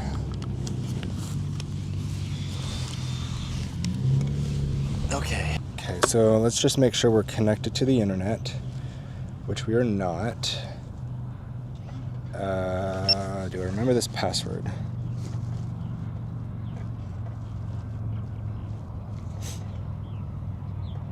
Yes, I did. Okay, cool. So let me record my screen here. So let's go into the drone. You know what I did not do, and this is because I've been away for 10 days. I just got back from Texas. I didn't mention that earlier. Okay, cool. There's no firmware to update. So let's go into our camera view. We'll click X. Let's go into our P1, and yeah, we do have storage. Cool. Okay. So I'm just gonna get some photos, some videos real quick. Oh, let's see. Our RTK is already connected. Let me go to the Yeah, I'm already connected to my base station, which that's freaking awesome. Ooh, and we're getting 3/100ths of a foot of accuracy. Beautiful. So let's take her off.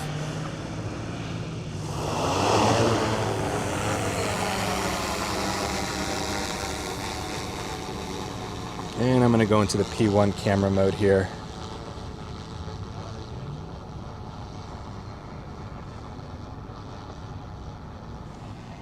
I might need to go back because I do have a much tighter camera on here.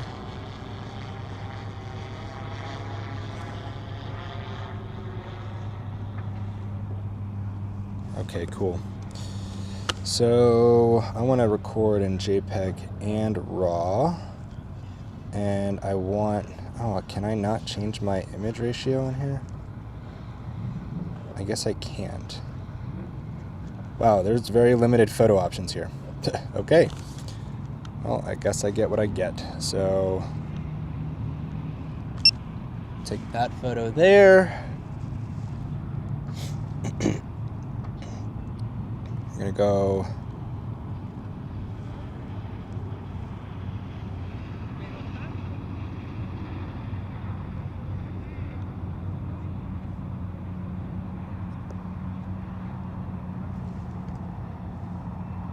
okay, another photo there. Let's get one from the back.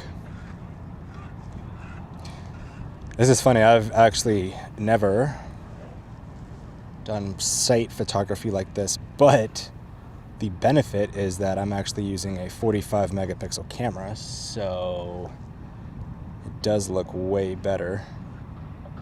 Well, theoretically should. And just to show you where I'm at, I'm literally in the middle of, oh, I don't have it preset for that. Okay, never mind. I literally have nothing behind me. Keep on going. I can even see where I am on the map. Yeah, literally just the railroad. And there's nothing out there. Perfect.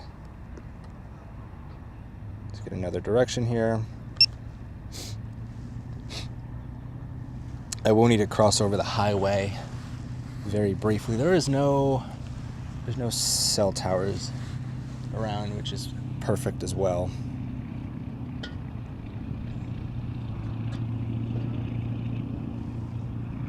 Almost to the back.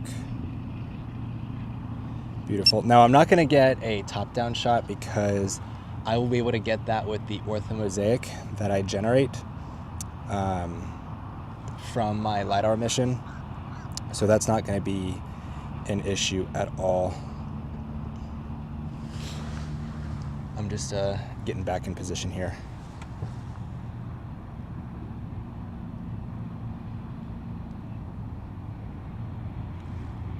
And that should be good right here.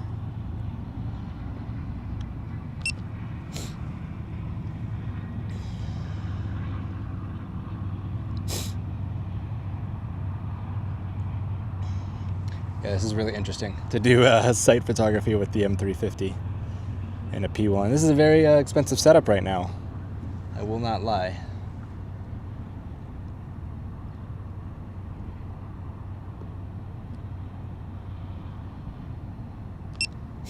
Okay, and now let's get myself over the road here.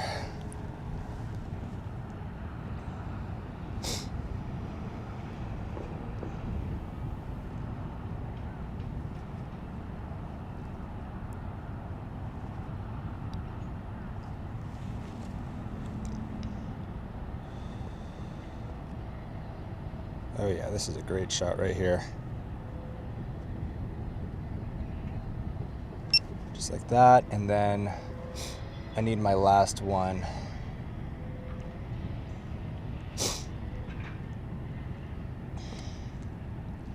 Quickly, quickly, quickly, just traverse over the road. Okay.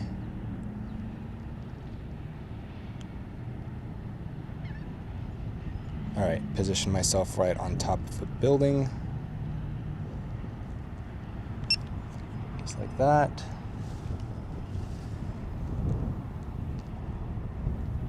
And then I just want one dead on with the property. And I will do that POI. I think I can do the POI. If not, I'll just have to do a manual orbit around the entire site.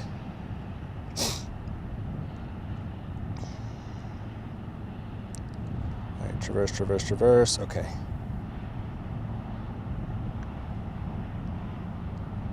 Perfect. So let me just get to the center here. While it's flying, let me switch over to video mode. I want 4K. Okay.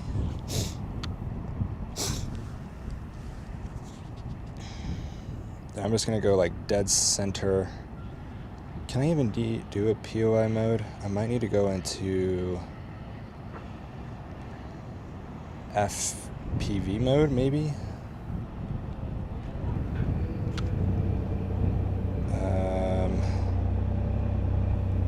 Yeah, I'm not sure. Let me. Straight 90. Is it here? No, that's my flights. Yeah, I don't think this this drone is made to do this. What is this? Nope. What about you? Yeah, okay. Well, I guess we're finding out new things right now, so we'll just have to do a manual orbit, which that's okay. Not ideal, but it'll work. Let me go right up to like 400 feet. There we go, right underneath it.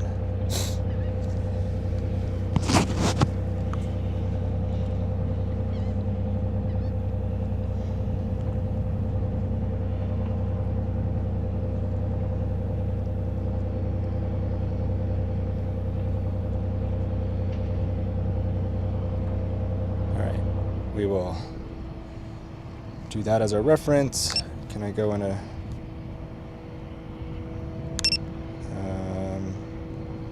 okay, I guess I can't switch into tripod mode, which that's okay.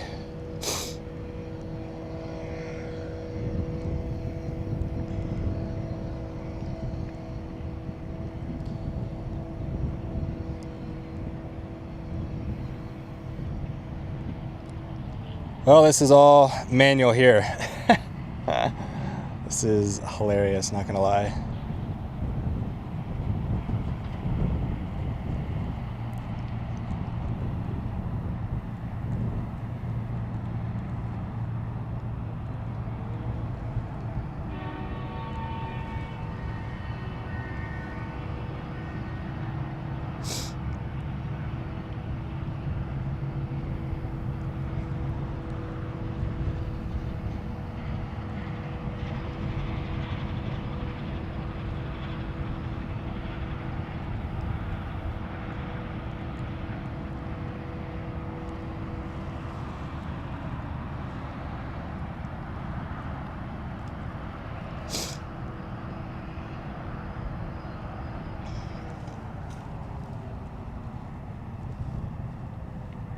Sorry, I'm being a little quiet here. I'm just focused. I've never done this with M350 before.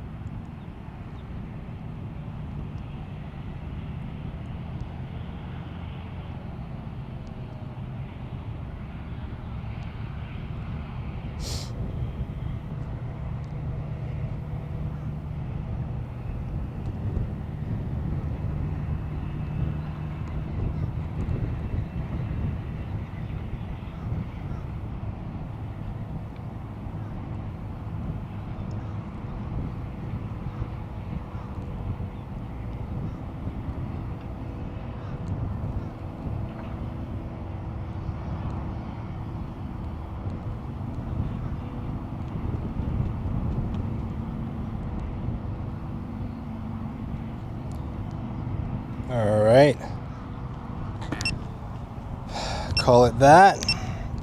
Let's bring her back home.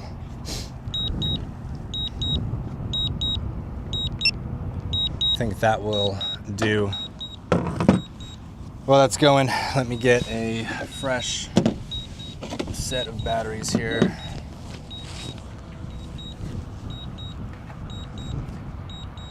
Come on home, girl. Let's look at our map. I would say that's a pretty good circle. I'm gonna give myself a pat on the back for that one. That was hard. I know, I'm complaining here, but I've never done that with an M300 before, or I should say M350. And I accidentally flew a little bit higher than 400 feet, so I do apologize for that. I was so focused on trying to nail doing the perfect circle. So we will wait for her to land. I've already got an SD card inputted into the L2, so it's just a matter of turning the drone off, swapping payloads, and then flying this mission here.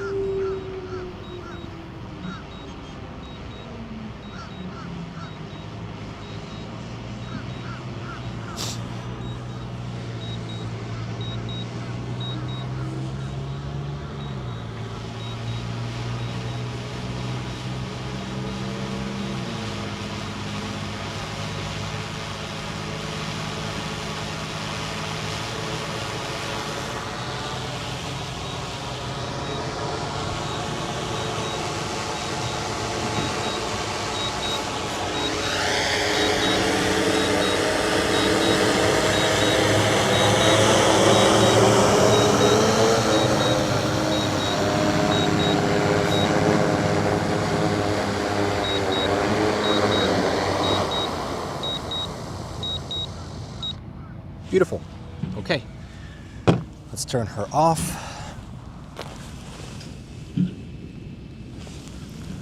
And do a payload swap here. Open up my case.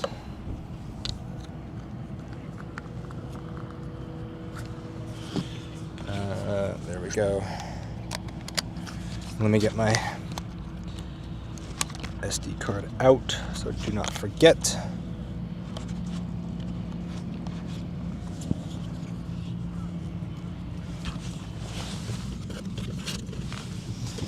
Okay, let's get you on. Take my lens cover off, and let's get 2 new batteries in.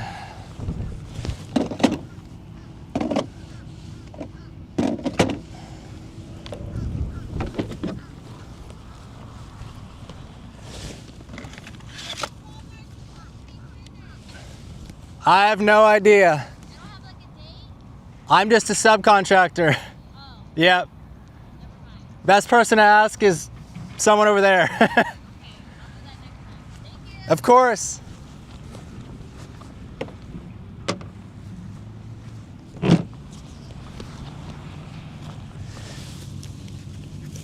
Okay, boot you on. It's funny, you always kind of get these interactions where, you know, perks of wearing the high-vis vest is people don't ask you what you're doing when you're flying a drone or doing other random things, but they also ask you other information that you have no idea. Again, I was just subcontracted to come out here and just gather some data for LiDAR. I have no idea when this Walmart's gonna be done, but that's just part of the job. Anyways, back on the controller here, we're gonna go into our flight route, and I believe it's this area 1. Nope. That's not it. Oh, you know what? I did all my mission planning before on my M4E when I was in Texas. So we're just going to create a brand new route here. And it's going to encompass pretty much to here, down here, and across. Yep, 62 acres.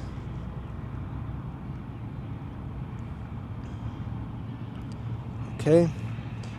The L2 M300, and I think I'm just gonna do a triple return. There is no vegetation here, so I don't need 5 returns. We'll hit OK. And we will call this Apollo. I'm just gonna call it Wall.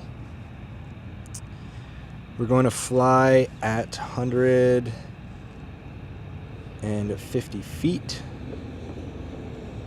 IMU calibration on. Speed, not that fast. I think we can do like 18 miles an hour.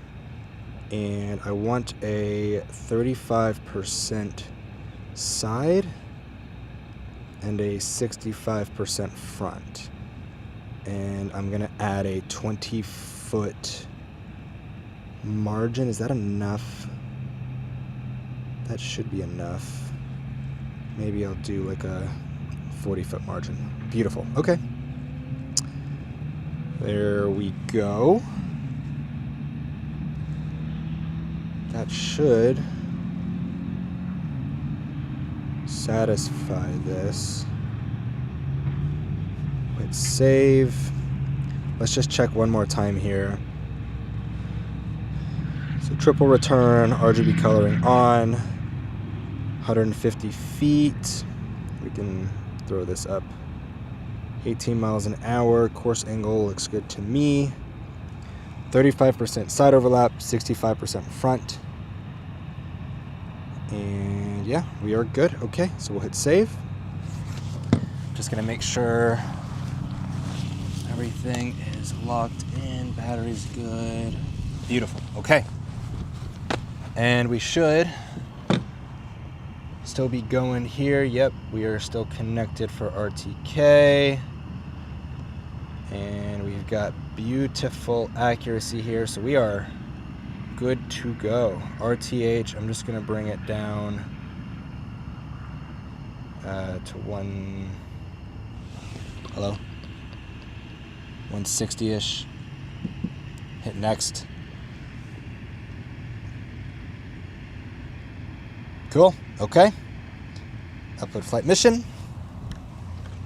Hit start.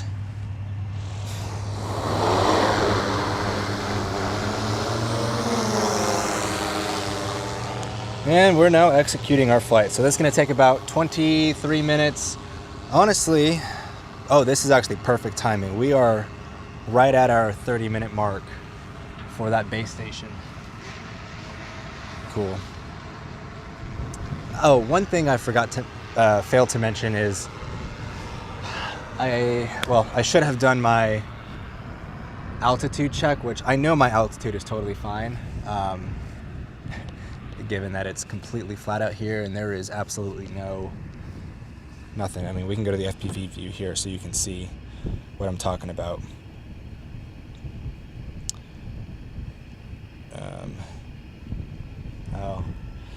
All right, hopefully you guys don't get mad at me, but I'm doing my calibration right over the road. That was an accident. Do apologize.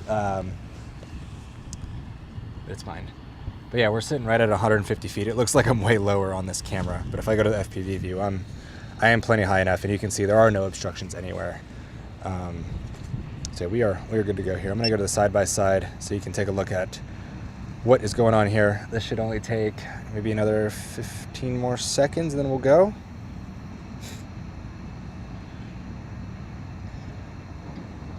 Maybe, maybe not.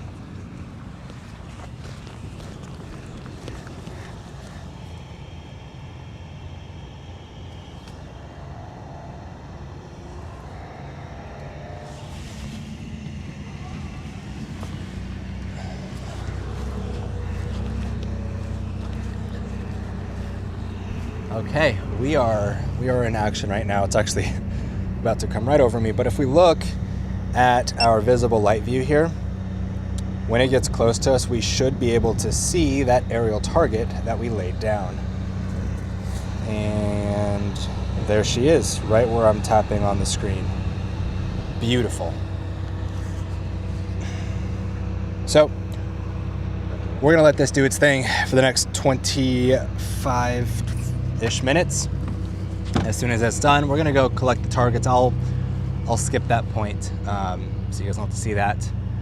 Okay, just got back out here to the M-lid. I am gonna make sure that I am connected to it, and I'm gonna show you guys how I pull the data off of it. I've done this before in the past, but okay, connected Wi-Fi on M-lid flow. Gonna go to my receiver, we go to the logging, we can see that we've been logging for 1 hour and 20 minutes, which that is perfect. So I'm gonna stop the logging here. We're gonna go into the recorded logs and settings.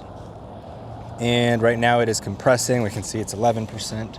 So while it's compressing, I'm going to pack everything up right here to just throw.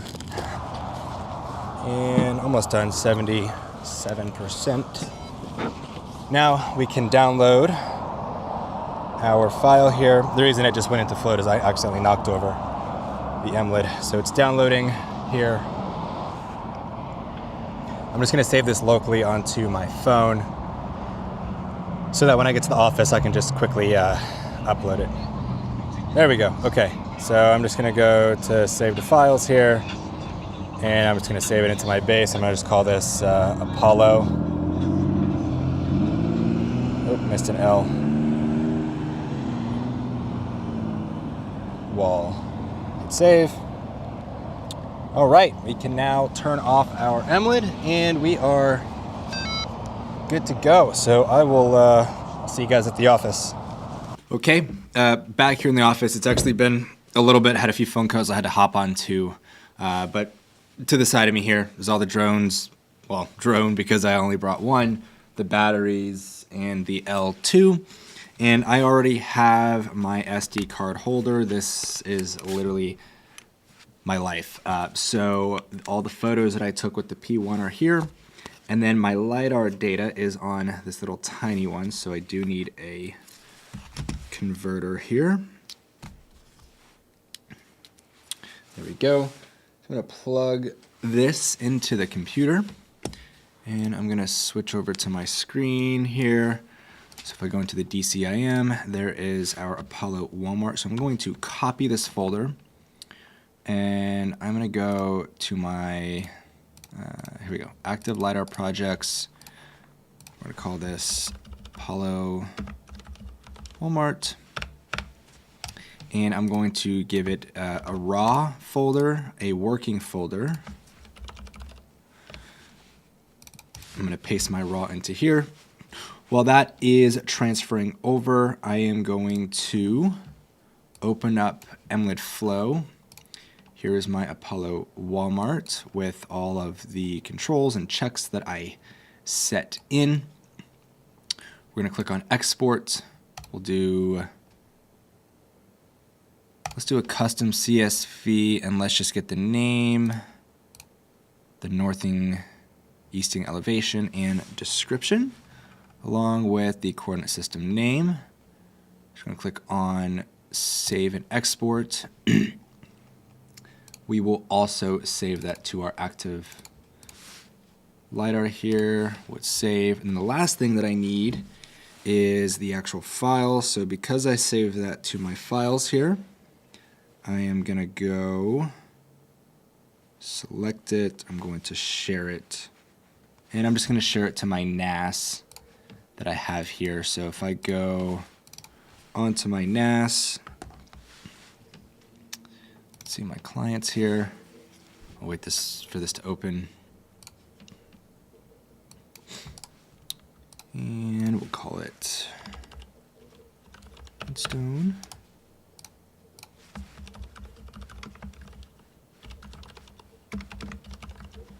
LiDAR. And we'll give it a date. Today is the 18th of March. Okay, so on my drive here, my clients, Redstone, and we'll click select, upload.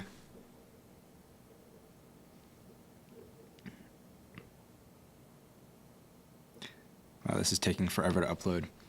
Meanwhile, I'm going to go to Opus because that is the process that I do need to take this through. Here we go. So as soon as it downloads onto Opus here, or not Opus, and as soon as my base file from the MLID downloads, I'm going to extract it. I'm going to rename. I don't think it's too big. Let me see. Maybe I might need to run it through MLID Studio. Yeah, we'll do a convert to Rhinex here. All right, it should be fully uploaded here in about 5 seconds.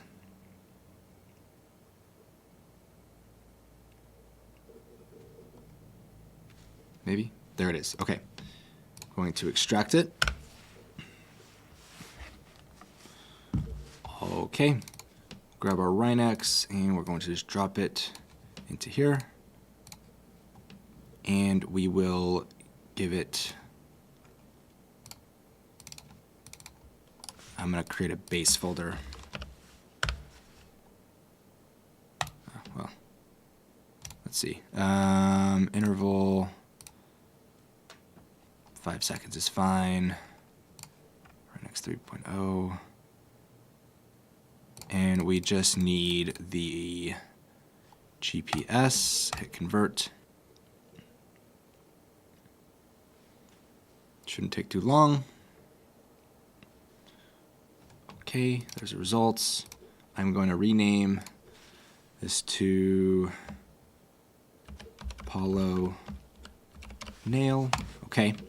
Now, all I got to do is go into Opus here. We're going to choose the file. By the way, I'm already getting into the workflow for processing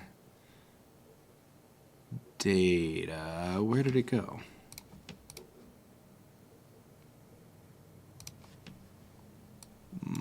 Hello? So we'll just copy this and we'll paste it into this base here. Okay, so we'll click open. We use the MLID Reach RS3 and we were 2.134 meters above. We'll send it to my email address and extended. And we were under 2 hours, so it's rapid static. So we'll wait for this. But yeah, basically what I'm doing, we're already getting into the workflow. I'm just getting a few steps ahead. Cool, it's all sent. Basically, I need to run my base observation file. So when I set up the MLID on that nail, which was this guy right here, this Humphreys, it's just gonna give me a new coordinate, an updated coordinate, I should say, based on the project site. From there, I'll be able to import everything directly into LP360 because we're about to go through that entire workflow. I'm just making sure I'm getting all the files in there first. So we'll copy this guy, Apollo Walmart, go into base again, and I'm just going to get the full file because we can see one is 120 megs and one's 1 megabyte. Okay. I think that's all I need. And then I have my control file here. So let's actually clean this up. It opened up on this side. Name, easting, northing, elevation, description. Okay, I'm just gonna delete these. Hit save. Cool. And my email, I should have, maybe. Might take one more minute to get this this output here. But while we're waiting, I'm going to create a brand new file, text document, call this Apollo Nail. I'm going to open this up. Now, while we wait, let's go ahead and open up LP 360. Oh, I just got the email. Maybe I did. Oh no. Okay, let me bring over LP360. So we are going to open up our startup dialog. We're going to create a new project. We're going to import raw missions into new project. Hit OK. And we're going to click the raw L1, L2. Click next. We're going to click on add flight. And we'll go to Apollo Walmart. We meant to go to working, so I did not copy this over. So let me paste this into working. Take like 2 seconds. Come on, where's my Opus output?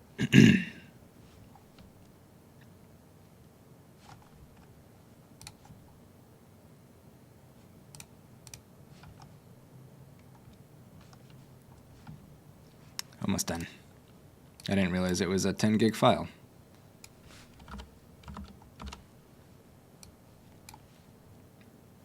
Well, I'll have it pre-selected.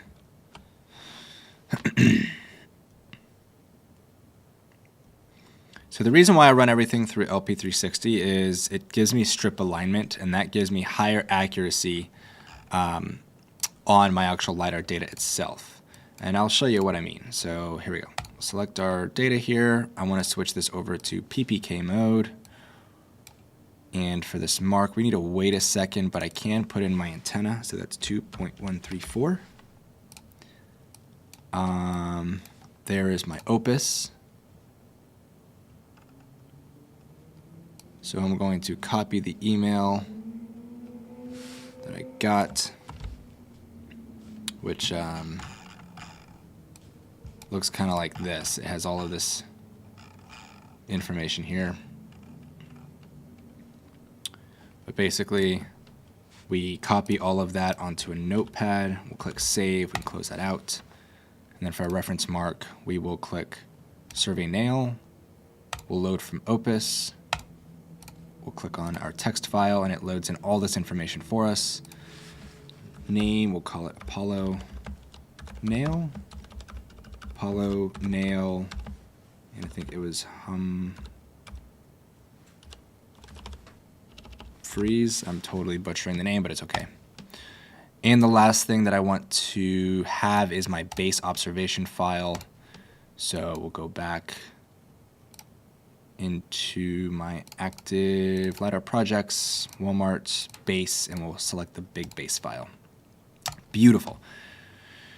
So now we click next. We are going to give it a folder to sit in. We'll click select folder, and we'll do LP360 _ Apollo Walmart. For our coordinate reference system, we are going to do Florida West plus our geoid. Okay. And we will hit finish. Hit yes. Now it's importing all of this data into LP360.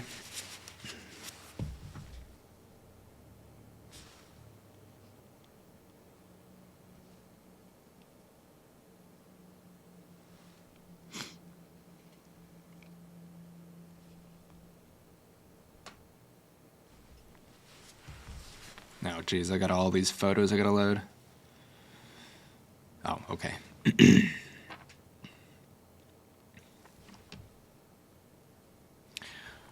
While we wait here, I'm gonna open up my rock cloud. We will create a new project, and we are gonna go to Apollo Beach here, and this is where the project is at. Let's call this Redstone Apollo LiDAR, and we're going to give it the date 18/25. Continue. All right, so now that this is waiting for us, we can now go into LP360. So I'm going to run through all of the workflows here in LP360 so we can get our output. We'll take that output, we'll then put it into Rock Cloud. So let's see here. Okay, that looks good. So now let's do a trajectory processing. We want to once again make sure that we are doing PPK mode. We have our reference mark, and we have our base file. Okay, so we'll click on Submit Jobs. And now this is just a process of sitting and waiting. This is going to process in LP360's cloud for about 20 to 30 minutes. Once that's done, it will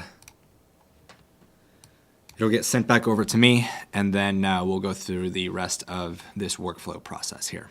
All right, this took a little bit longer than 20 to 30 minutes. We are sitting here about 42 minutes. It is almost done getting me the rest of my data that I need. Let's just take a look here. So if I go to my internet, we can see that we are receiving 600 megs a second, which means we are downloading our processed trajectory from LP360. Obviously, it's a bit quicker to do this through DJI Terra. However, I personally like the results that I get straight through LP360 rather than running it through DJI Terra and then LP360. Okay, so we'll see. I prefer running all of this through LP360 than DJI Terra because you're going to see, well, you're not going to see it in this, but for whatever reason, LP360 does a much better job at doing what's called bore sight alignment, which means the RGB images the L2 has, since there's that there's a 20 megapixel camera on there, and then the actual LiDAR sensor itself. For whatever reason, Terra has like a 2 to 4 foot offset. At least that's what I've seen from where the RGB images are and where the LiDAR data is, the point cloud. But LP360, I guess, fixes that for whatever reason. So, and we'll see that whenever we do our ground control point alignment, once we bring it into Rock Cloud here. So I'm just waiting for this to finish, and then I'll be able to dump it all straight into this project here. All right, so once it finishes, we will select this ready. We will click complete job, and then it's going to bring it directly into our LP360 project here, which this is going to take just a second here to fully load it all in. This is a decent sized LiDAR project. I'm not going to create flight lines just yet. I just want to show you what came through. So let me click on close here. Let me hide Google Hybrid here, and this is just our raw LiDAR data that we get straight off of the L2 that is processed directly in LP360, and it looks pretty good, to be honest. We can see this is where I was flying from. We can see there is my targets, should be the other one right over here, as well as the one that I placed. She's right here. So yeah, this is an excellent capture that I got of this entire site here. So super happy. Now the reason why I didn't get the rest of this area that's over here, am I blocking it? I'm kind of blocking it a little bit. The reason I didn't get this area over here is, well, that just wasn't part of the project site. So anyways, let me close out of this. We're going to select our LiDAR layer here, and we're going to do auto create flight lines. We have this little compute, so let's see, deviation, I think this is like supposed to be 50 and this is 150. Compute. That looks good, and I think I just need to delete this guy here. Anything else?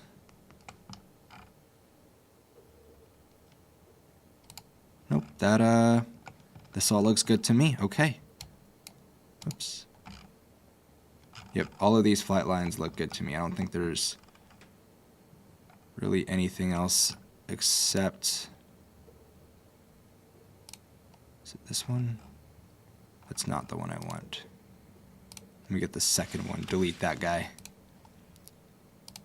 Perfect, okay. Okay, so once we're happy with that, we can click close. Now we can click on post-process, and it's going to be these new flight lines here. So we will click post-processing, because what's going to happen, let me close out of this. If I click on this point source, this is all just one. So we need to do a strip alignment to make this data more accurate. And I'll show you exactly what I mean. So we go here, we click on post-process. We will click run post-processing here. This should only take like a minute at most, maybe a little bit longer. I just did a much smaller data set earlier today, so that is why I am getting off with my estimates. Oh, come on. I can see my CPU has kicked in here, so it's definitely running.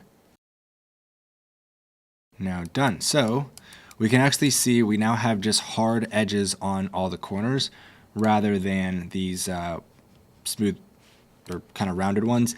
We don't want those rounded ones because that's all noisy data. That's not good data that we want to retain. So from here, if I actually go and turn on our point source, we now have all the different strips segmented out. And what I want to show you, let me just quickly find the road, which is right here, I believe. Yep, okay, here's the road. And what I'm going to do is I'm going to grab just a segment of this road. We'll do 2/10 of a foot. And I'm going to switch this over to point source. So if I go right here in the middle, it may be kind of hard to see these points here, but there is a misalignment of all the data that we're looking at on here, especially when we kind of get into the ground. You can see the green is sitting just a little bit above the red. So in order to fix that, what we're going to do is we'll select our post-processed and we will click strip alignment. We'll make sure that we have our post-process selected. I'm going to call this strip aligned LAS. We'll submit the job. We'll click yes, click OK. In the job manager here, it is going to do all the computations. This process actually doesn't really take that long. But once we're done here, we can export this out and then we'll bring it into Rock Cloud. So speaking of that, let me just make sure my control book is set properly. So yes, name, easting, northing, elevation. And on my Rock Cloud, let me make sure we are set properly here. So yep, Florida West foot US and nav D88 height foot US. We'll click on save. Perfect. And then if I bring in my ground control point data, we will make sure that we select our Apollo Walmart. Beautiful. And then we need to bring in, here we go. Nat 83, 2011, Florida West foot US. Hit save. Cool. Okay, there is everything. Actually, I need to set the checks to checkpoints. Same with these two. Okay, and we'll save. Cool. So now there's checkpoints and then there's ground control points. So we've got that preset. We go back in here. I think this will just take a few minutes. Running correction. I think it's almost done here. Okay, there we go. So now my strip align, if I go into my point source, well, let me see intensity real quick. Okay, and we do the same thing. Do 2/10. Yeah, that is so much tighter. So if I go right on this segment right here, switch it back over just to our post-process, I can already tell. It may be like almost indistinguishable for you guys, but I can already tell it's much tighter, especially when we go over something like here. Yeah, that's a big difference. By the way, I only did 3 returns, so it's not going to be as fuzzy. Yep, there we go. Okay, so you'll see the green and red are in a line together, where this one, the green is sitting just slightly above the red. And let's see what that deviation is here. So where's a good area? Let's just maybe use the road. It's probably the best, huh? Let me go over more.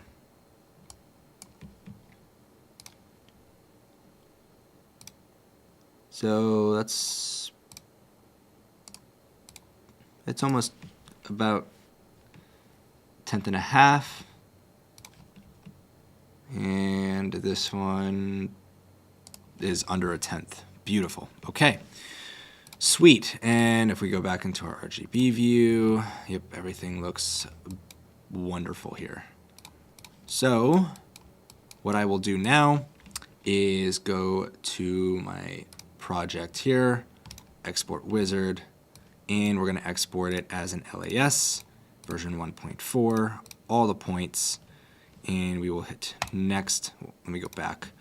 And we have our coordinate system here, so nat 83, Florida West, foot US, and then our height, nav D88, geoid 18, US feet, which it's the same thing.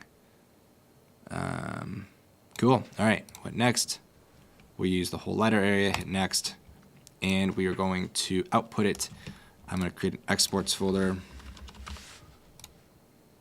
into here, and we'll call this Apollo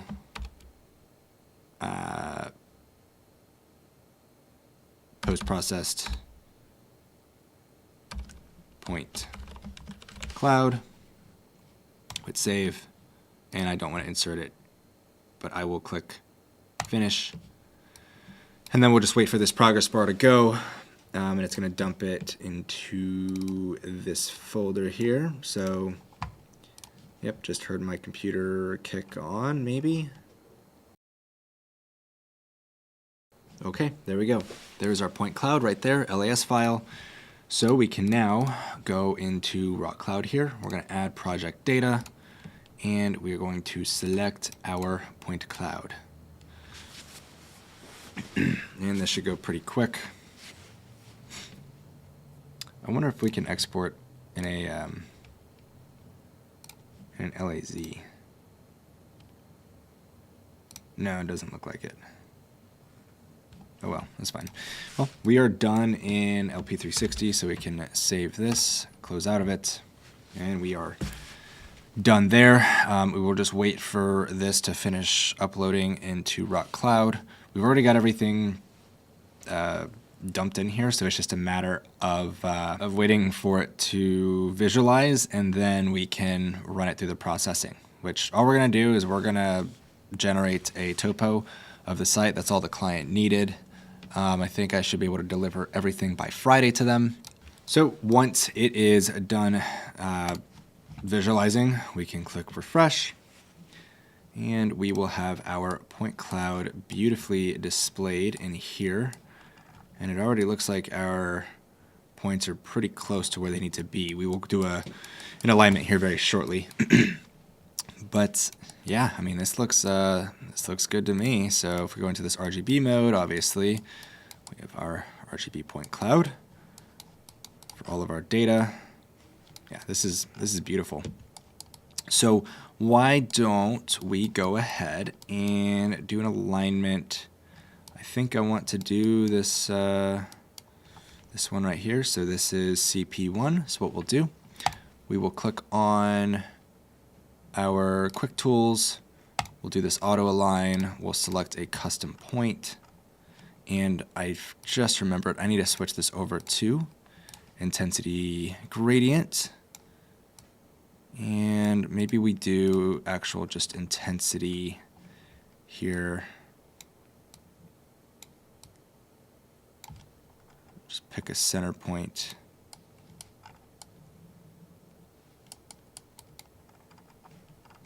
Maybe intensity gradient was the move here. Okay, yeah. So I'm gonna. That looks like the center point there. Okay. So we will move that to CP1. We'll click align. Moved it by 7 feet. So let's go check our other ground controls. That looks pretty in line. Looks like this check did not make it in, which that's okay. So check 4. I'll just have to remember to remove it. Oh yeah, butter. Butter. And because we did our strip alignment, yeah, that's a pretty tight point cloud. Oh, I didn't even realize, look at that. There is a gutter in the ground there. Very cool. Okay, so that one looks good. Let's look at these guys. Yep. Right on the tip, right where it's supposed to be. Same with that guy. That one should be aligned. And finally, that one looks like it's in the ground just a little bit, so we might need to do a little elevation adjustment. This one looks good. So let me see here. Let me go back to this point. It was just in the ground just a little bit. So what I will do, go like that. That should split the difference. So if I go back over to this point, yep, that is sitting right on ground level. You should also be good, except you're just a little too high. So right there.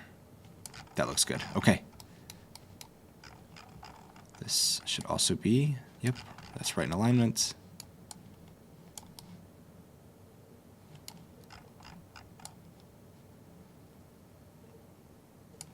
You should be sitting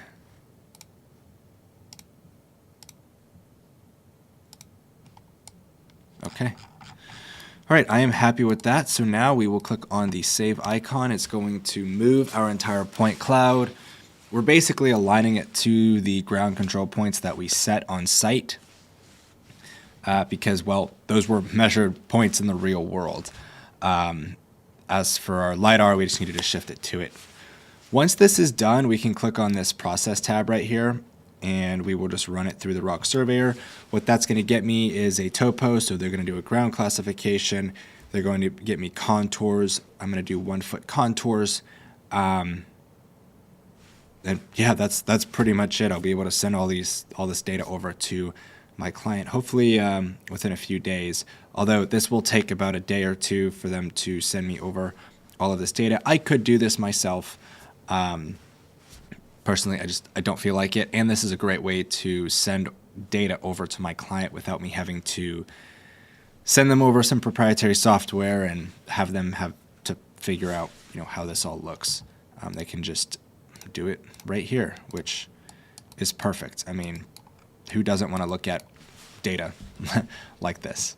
So we'll wait for this to finish up, and then I'll pop back on to pretty much wrap up this video here. But I'll show you what the processing looks like.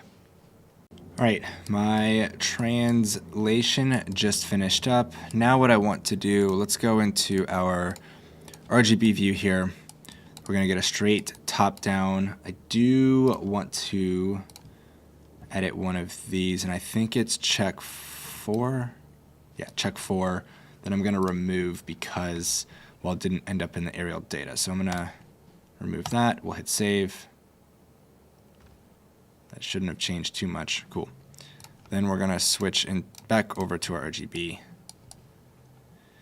Do a straight top down.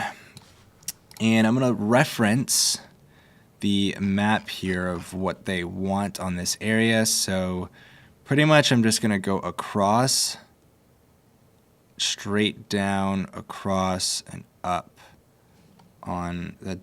Literally made no sense. Sorry. So I'm just going to define the area. Just do this rock ground here. Click I agree, and it's about $300 to process it, which is totally fine. I already charged my client for it, so I'll click order. I gotta load some stuff into here. So let me. Oh, sweet. All right, I already got everything loaded. Click pay. Okay, there we go. So now, in about a day or two, this will be finished up. I will show you that right now. And we are now completed with the data processing. So if I go here to the deliverables, and let's just take a look at our accuracy report, we can see that we were 0.05 of a foot on the vertical accuracy, which is incredible. And then with our checkpoints, we were a little over 0.06 of a foot, which this is exactly what my client was looking for. So if I go here to our layers, and it looks like I need to just move my camera a bit, move it over here, and I will go into the roughest, turn this up. Here is our contour map that was generated from raw cloud. So you can get your stockpile right here. I did this all 1 foot contours, obviously you saw that. Here's our retention ponds. You can see where the actual Walmart is going to be right here. Another retention pond in the back. So this is very, very simple data set here. But I mean, that's relatively how easy it can be to go out and gather LiDAR data like this for my clients. Obviously, I'm leveraging the power of Rock Cloud and their services to do some of the data processing. So some of the cost did get eaten out of what I actually charged my client. I charged them about $1,500. So we'll call it like $300 worth of expense that was taken out because of the processing that I ran through Rock. However, it generates all of the data that I need, and I don't have to worry about it. I go out, set my control, set the checkpoints, gather the data, process it, throw it into the cloud, and then it'll create all of the other deliverables that I need for it. It can be just as easy as that. And I'm doing projects like this all the time. So relying on Rock Cloud and not relying on having to send this off to my surveyors to go and process all this data because they're already bogged down with other projects, it just helps speed up that entire process. There's obviously so much more that I can extract out of the Rock Cloud. So yeah, this is a service that I do pay for alongside with LP360 to get my actual good accuracy, my point cloud data itself. But yeah, hopefully you enjoyed this episode of Drone Pilot Insider Uncut, working on doing LiDAR data acquisition for my clients, specifically for their Walmart site. I've got a lot more in store in terms of videos coming out here. So again, appreciate you watching this episode, and we'll see you in the next one. Hey guys, Dylan Gorman here. Welcome back to another episode of Drone Pilot Insider Uncut. And yes, you did hear that right. This is going to be another unfiltered, practically unedited video where you guys get to come alongside with me on some real world projects. Now, this is going to be a little bit different, actually a little bit closer to the first episode that I ever posted in this series, where we're going to be taking a look at what it's like to fly for RAD. Now, if you've never heard of RAD before, that's okay, because they're brand new to the market. Similar to Fly Guys or Droners or ZiteView, they're another drone provider network within the industry here in the United States. So basically, if you are having issues or having trouble finding jobs, you can go and apply to be a contract pilot for one of these platforms. And if there's projects or missions available in your area, they'll pop up on a job board, or they'll just pop up and you can accept the mission or you can bid on it. Well, apparently RAD is doing something a little bit different. It had a unique opportunity. I saw 5 projects pop up in the Northeast up in Maine. That's some basic mapping projects, but I wanted to just pretty much scratch my curiosity at what is RAD and what are they trying to do different, and are they actually a platform that you should join? Given, well, there are some that have come and gone, and you know, the perception around drone provider networks are pretty negative. And well, rather than you guys going out and trying it yourself, I figured, why not? I'm gonna go do it myself. So obviously I am here in my office in Tampa, Florida. And well, in this entire video here, I'm gonna take you step by step of taking a look at their platform, understanding the missions that they have. We'll do some mission planning here at the office. And then over the next 48 hours, I'm actually gonna be flying up to Maine. You guys will be joining alongside with me, seeing exactly how these projects go and really seeing if the pay is actually worth what I'm doing. Right? The one thing that they have said and that they've been pushing out in the industry is that they are trying to have more qualified pilots in their network to have more qualified and higher paying jobs. Now, we'll see if that's true, right? This is the first time I'm ever doing anything for them. And well, hopefully everything goes well. But with that being said, let's go ahead and just jump into what it is that we're doing and taking a look at the, well, equipment that I have that I'm gonna be bringing with me, how I actually set up these missions before I get out onto the site itself, and how I'm tracking everything. Given that it's not just one project or one job that I'm doing for them, I had the opportunity to accept 5 solar fields that I'll be mapping. I've got an M3T with me, I've got plenty of batteries, but let me actually show you what their platform looks like and how we actually accepted those jobs and the information that they give us, rather than me trying to explain it here. So let me hop onto my desktop. Let's take a look at the RAD Pilot dashboard and see exactly what it is that they want me to do on these sites. So welcome to the RAD Pilot dashboard. Right now I am on the My Missions tab, and we can see that we have these 5 mapping projects that I'm going to be doing up in Maine over the next 48 hours of this video being produced here. And honestly, it's actually kind of nice. It's it's way different compared to some of the other platforms that I've seen. So let's just go and take a look at this first project here. So by clicking on it, it's going to show the rough area of where it's at, and it's going to tell me the pay scale. Let's actually take a look at what this mission is. So all I have to do is click on View Mission. And okay, so some of the cool stuff on here is, well, we have an overview of it, so what the mission name is, how early they want the flight date to be, which obviously today is the 25th of May, so I'm kind of on the back end of the flight date that they want me to fly on. And they actually have a pretty cool site information in terms of the solar radiance or radiation that's going to be on there. Given that I am flying with a Mavic 3T Enterprise, they want to have the radiometric information from the thermal camera that I'll be collecting the data on. And what's really cool is they built this whole API on basically when the best time of day to collect the data would be. So today is Sunday, May the 25th. Tomorrow is May 26th, Memorial Day. I'm only going to be mapping one site tomorrow and then 4 sites on Tuesday, May 27th. And we can see with this graphic here, if actually I zoom in, we can see that on the 26th, we're going to have actually pretty high optimal score in terms of when I'll be able to gather the data. And then on the 27th, they have here the optimal flight window. Given that there's been some shifts in terms of when I'm actually going out there, they kind of shifted these optimal flight windows to these 2 days. So I'll probably have to ask them to shift one of them over to Monday.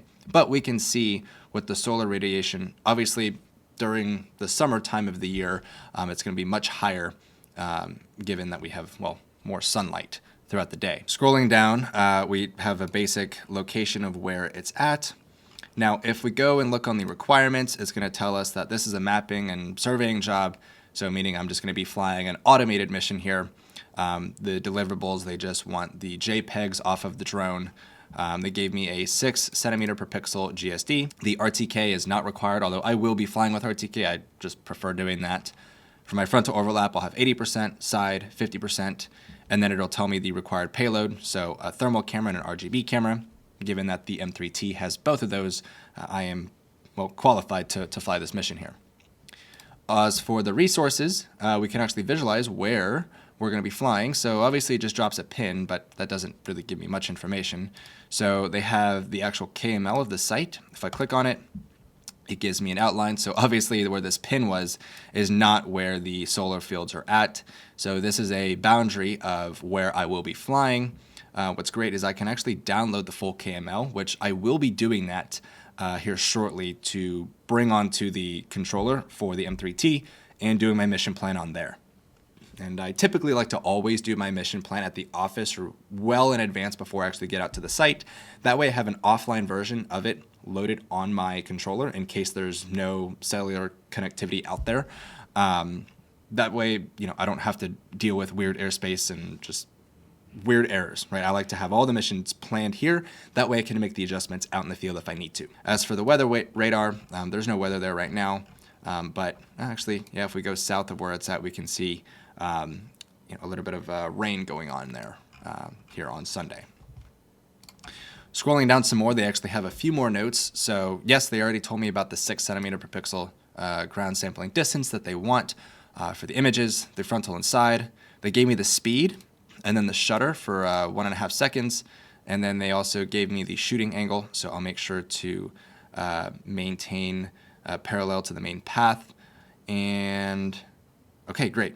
Oh, and given that this is a solar mapping project, some of the solar fields, I believe, are on trackers, so I'll have to adjust the panels negative 15 degrees either to the east or to the west, depending on what time of day for solar noon, which they do actually give me that information here on the overview.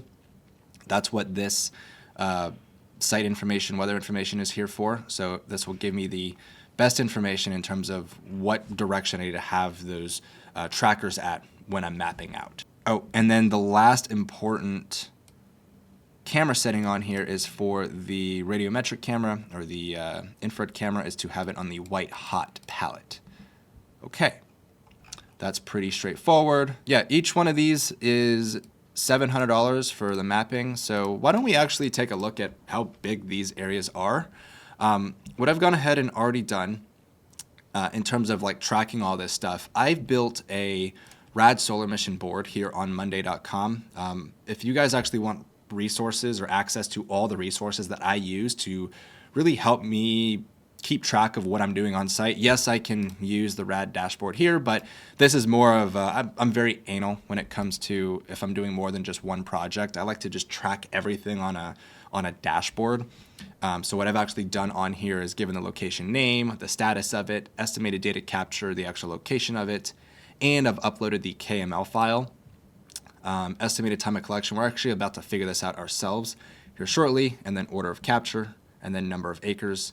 Let's actually do one of them live together. So I have Pittsfield, Manmouth, Harmony, Augusta.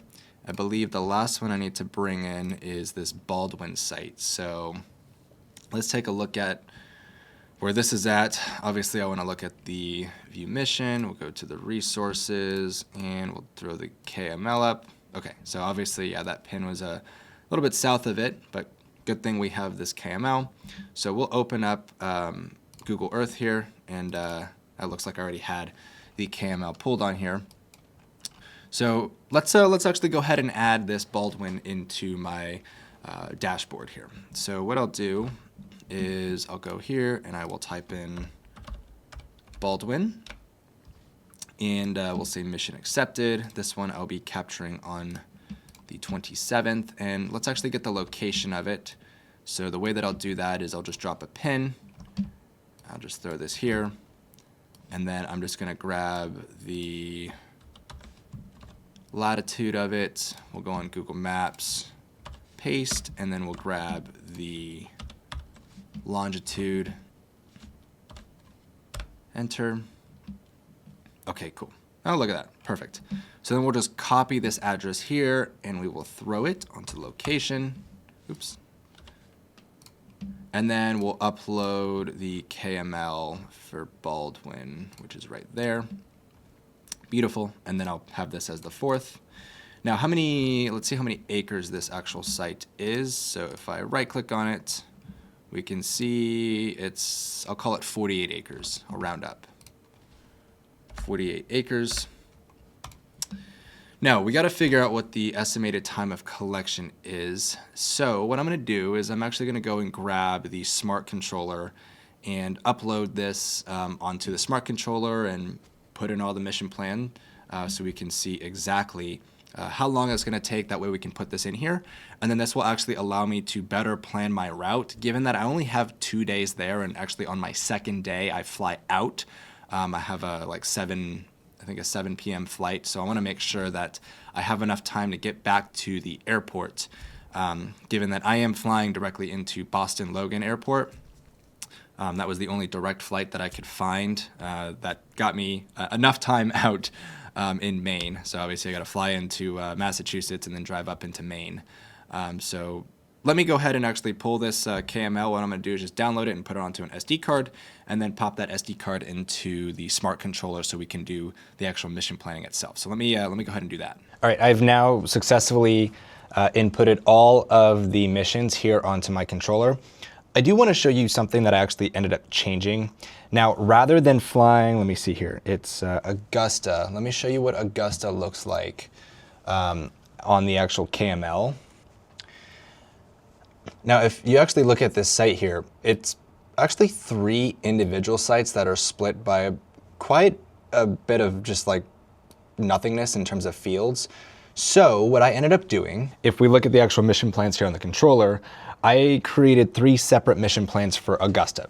So the way that I split it up is based off of the orientation in terms of the cardinal plane of where each one of these solar fields in the master solar field is located. I did basically an Augusta West on the west side that you can see. So here's the Augusta West, here is Augusta Central, and then Augusta East. So what I'll end up doing in the actual upload or data collection is I'll fly each mission plan themselves. So each one is about 2 of them are about 4 minutes long, and then the longest one is about 10 minutes. So it's still about 18 minutes of flight. But this actually makes my flight way more efficient.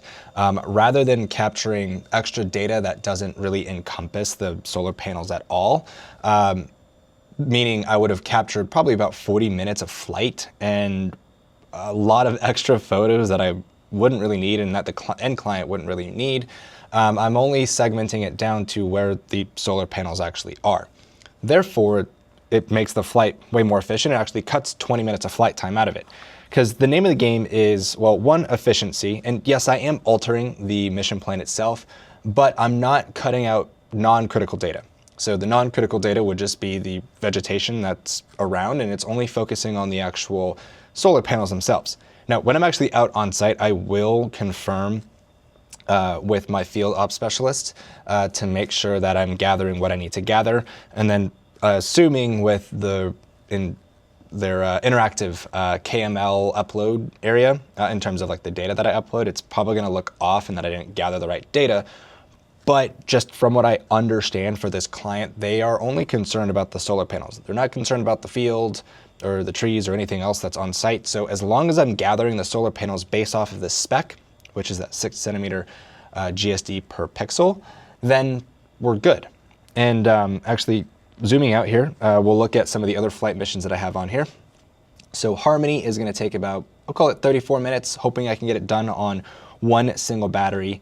Like I said, Augusta is going to take about 18 minutes once I combine all 3 of those flights together. Menmouth is going to take about 30 minutes. I did alter this one. The flight actually went way far north up into where I'm tapping here on the screen, as well as down south into where we can see this snow patch is, as well as just over all of these trees here. That's not where any of the solar panels are, so I cut it down. It went from about a 50-minute flight down to a 30-minute flight. So again, hoping I can get this done in one single battery. And now for this Pittsfield, you're gonna notice I'm actually doing terrain following on this one. Now, it doesn't specify for me to not use terrain following. It's actually not a requirement, just like RTK is not a requirement. But given that both on the satellite imagery here on the controller, as well as what I have on Google Earth, it's not up to date. So I assume that there are solar panels here, but I just don't know. So I want to fly as safe as I can. Therefore, I'm going to be using terrain following. I brought in just a terrain map from wherever DJI Pilot pulls it in, but I will be monitoring this out in the field. We'll be doing it together. So you'll see me monitoring the actual flight to make sure that it's not going to crash into anything. This is a 40-minute flight, so I probably will have to do a battery swap on this specific mission here. This is actually going to be the first flight of all 5 missions that we'll be doing. So that's the only reason why we see the different colorization in terms of the mission plan itself is, well, because it's going to be it's going to be terrain following. And then our last one is this Baldwin. This is a very easy site. I didn't split it up like I did with Augusta. I think Augusta was really the more unique site that I think it made more sense to cut it up into smaller mission plans than, therefore, when I upload all the data, I'll upload it all as one entire data set for the site. But that's pretty much it in terms of like the mission planning itself.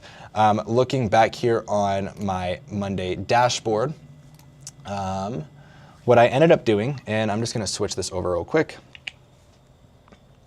We can see here's all of my mission plans.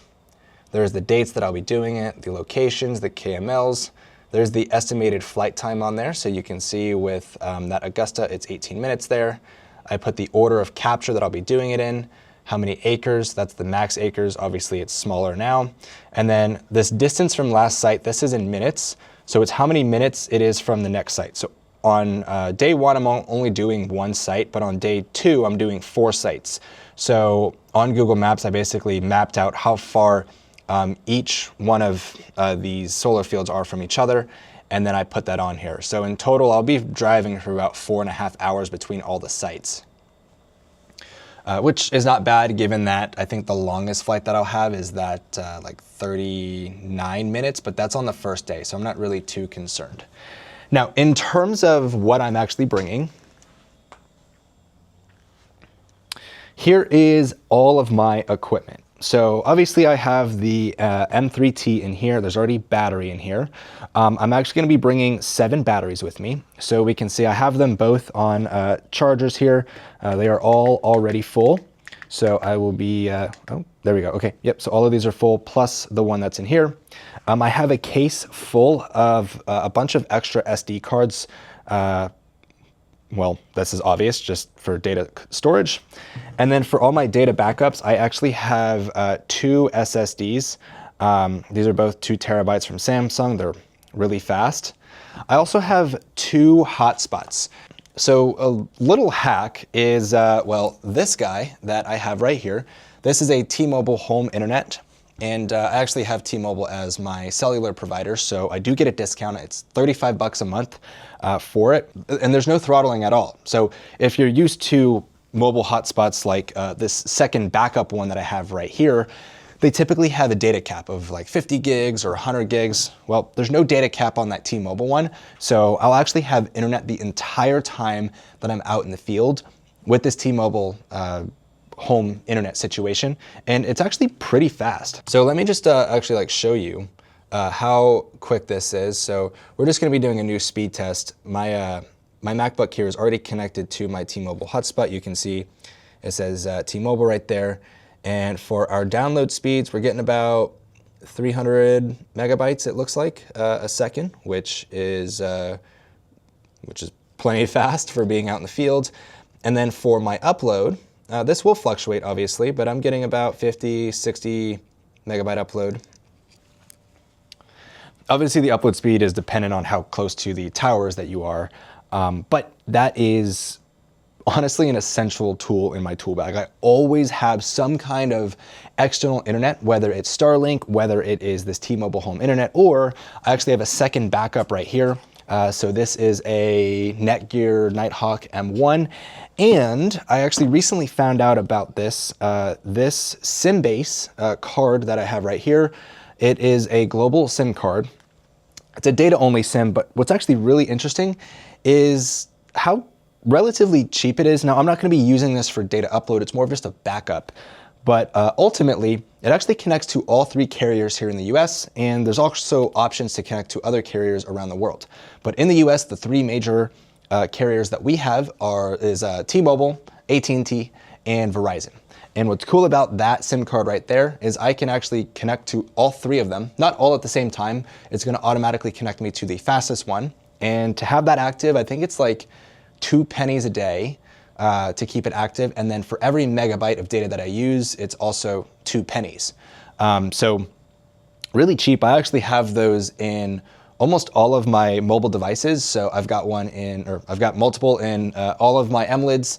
I also have them on my M4E and my M350 smart controller because I have the cellular dongle on those. So again, this is just a very easy data sim. All the resources that I'm talking about right now, I'm going to put them in the description so you guys can just see kind of my tool bag and how I operate and how I'm able to, have redundancy, because the name of the game is to have redundancy. You don't want to be left dry, especially when I'm traveling pretty far to be able to get this done. And then honestly, my last silver bullet that I have is this guy right here. This is a 300 watt charger. There are, you can see on here, there's 4 USB-C ports and a regular USB port on there. And it's a fast charger, meaning I can get things charged quickly. Again, it's a 300 watt charger. So I can have my laptop charged, I can have all my batteries charged, I can have multiple devices plugged in. And it's a great way, especially when you're traveling and bouncing from site to site, to just have things constantly charging, but at a fast speed. You want fast charging. That's really important. Where most other chargers are like 35 watt or 65 watt, this is 300 watt. But that's everything that I have and I'm gonna be traveling with in my tool bag. Again, I'm gonna put links to literally everything that I have here. Oh, and the last and most important thing, given that I am gathering data, especially infrared data for solar panels, I have a solar power meter here. Basically, it's going to tell me the strength of, well, the radiation from the sun. The value on here needs to be at 600. So given that I'm inside right now, this is showing 3. But if we go outside here, just gonna go just outside of my office. Right now, I believe it's like 4 o'clock in the afternoon. Yep, very, very bright. And well, it's overcast right now, so we can see, okay, now the sun is starting to come out. If I, there it is. Now that the sun fully came out, we're looking at pretty high values, 800, 850, 900, 1,000. Yep, so I'll have this, this power meter, the solar power meter with me, because also on the spec, I need to have at least 600. This value needs to be at 600. So when it's overcast, I'm probably gonna have to pause the drone. I'll have to keep my finger on the drone while this is out, given that if I don't hit those values, it's not gonna be able to give the right information for the deliverables to the client. But with all that prep being done, all that's left for me to do is, well, pack all of this stuff up and head to the airport. And I will see you guys pretty much on the way out there and out in the field to, well, do these projects for RAD. I'm a little skeptical. Again, I've never done any projects for RAD, so this will be a very unique experience to see what it's like to be a pilot for them. So hopefully everything goes well, and there's really only one way to find out, and that's by, well, you guys joining me on this journey. So I'll see you guys in Maine. All right, it is the next day here in Maine. I actually didn't realize the night that I was gonna have last night. After landing at Boston Logan Airport at around 10 o'clock, took me about 30 minutes to get to my rental car, which that kind of sucked. And then, well, given that the schedule changed a bit from when I was initially planning, I actually was able to get a second site scheduled for today, which we're actually going to that site right now. I switched my hotels around, so I ended up driving for almost 4 hours last night. Didn't get to my hotel until pretty late in the morning. But one great thing about being up in the Northeast during the summer is, well, sunrise. Sunrise was at 5 o'clock this morning, actually 4:56 this morning, which means I'm gonna have a ton of sunlight for the day, which is perfect. So I've got an hour drive to get to this first site. I picked the hotel that was closest to the site, and it just so happened to be an hour away.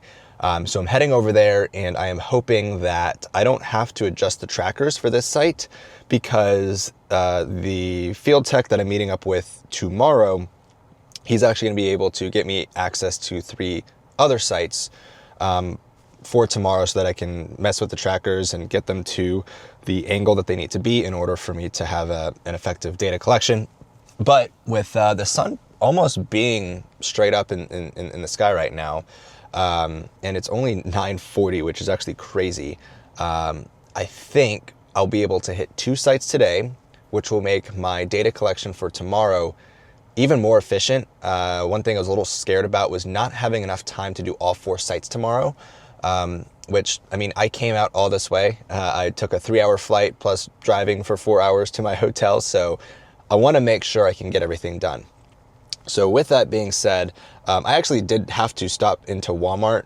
I made the bad assumption that the car that I rented was going to have a regular 110 or 120 outlet. That was not the case. So I actually couldn't use my T-Mobile hotspot that I brought with me. So I ended up buying this power inverter, and I got some road snacks. So we'll be fed, we'll be happy. But let's go ahead and get to this first site so we can start doing some data collection. All right, after our hour drive to our first site here, I am now on the access road. See right here.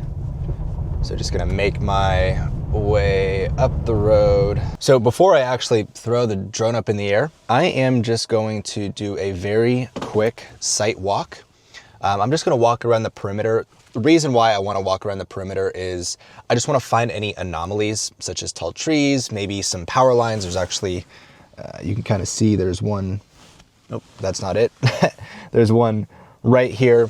But given the altitude that I'll be flying at 150 feet, I don't think I'll run into anything. I definitely will be doing a terrain following mission out here. So I do have 2 bars, which is perfect. And that is enough for my T-Mobile hotspot as well. So let me go ahead and get on my high-vis vest. We're going to do a site walk just to, well, make sure that there's no issues, or there's not going to be any issues for our flight here. Honestly, I should be able to do this in 1 battery. I'm not really seeing much here that's going to mess up the flight, and there is practically no wind today, so I don't have to deal with any head or tailwind on the drone. But yeah, let's go do our site walk. I will say, as a drone operator, it is always important to wear a high-vis vest. That way, when you're in unfamiliar territory, like where I'm at today, people don't question you as to why are you flying a drone and all these other things. But I think with the site that I'm at right now, I should be totally fine, given that I did have to drive up an access road. Let me get my car keys here, and we're on our way here. So I would usually have the site access right now, but given that today is Memorial Day, the field tech, it was not available. But again, I wanted to make efficient use of my time while I'm out here. So given that this was the furthest site away, and was not going to be one that the field tech could meet me at, I figured I'd do this one. These ones are on tracker, so I will probably have to wait a little bit to make sure that these are all at the right angle. And I will be able to check that here very shortly. But yeah, so the first part of the site assessment is, well, to do a walk. Again, I would be driving in here, but it is a holiday. So I'm just gonna walk around the perimeter on this site. And then the second thing that I'm gonna do is I'm gonna be flying the drone up at the desired altitude for where I'll be doing the data collection, and just checking with the drone first before I actually throw it into an automated flight path. And there's actually the tracker controls right behind me here. But I don't really think there's going to be any issues with this site here. It's actually relatively accessible, given the environment that I'm in right now. Now I am on the back of, well, just about, I don't know, about 500 feet. There are other people's properties right there, but yeah, I shouldn't really have any issues getting around this site here. But yeah, this does look pretty clear. So as you can see, I'm on the back side of just these solar panels here. And yeah, it is nice and clear.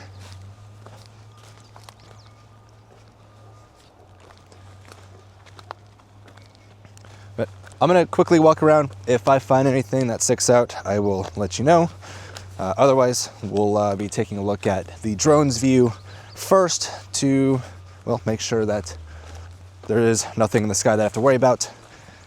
Given that this will be a fully automated flight, I don't think there's going to be much that I'm going to have to really do other than just monitor the actual drone itself. So should be pretty straightforward here. All right, so given that I am early here, right, we just finished up this site walk. I didn't find anything that stood out. Granted, I did only fly about half the site, but what I'm now gonna do is I'm just gonna pop the drone up to make sure there's nothing that I couldn't see from the ground level here.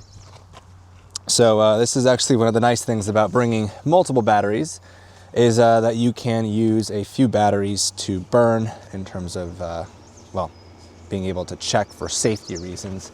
And I do this on every site. You've seen this from several other episodes that I've done. You saw this from the very first episode that I did. I don't typically put the drone up first. That's actually one of the more later steps in my full walkthrough inspection, because at the end of the day, it's all about safety. You want to make sure that you can confidently and comfortably fly your site without putting your drone into a situation that's gonna, well, cause you to crash it.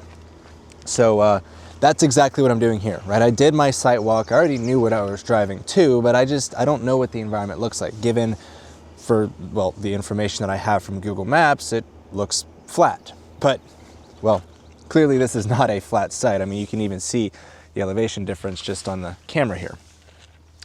I've got the drone booted up. Let me go ahead and get my screen recording going here. And we're just gonna go into the camera view. We're not gonna fly with RTK right now because I don't need to. Actually, let me take my sunglasses off so I can see this a little bit better. We'll go ahead and take off here.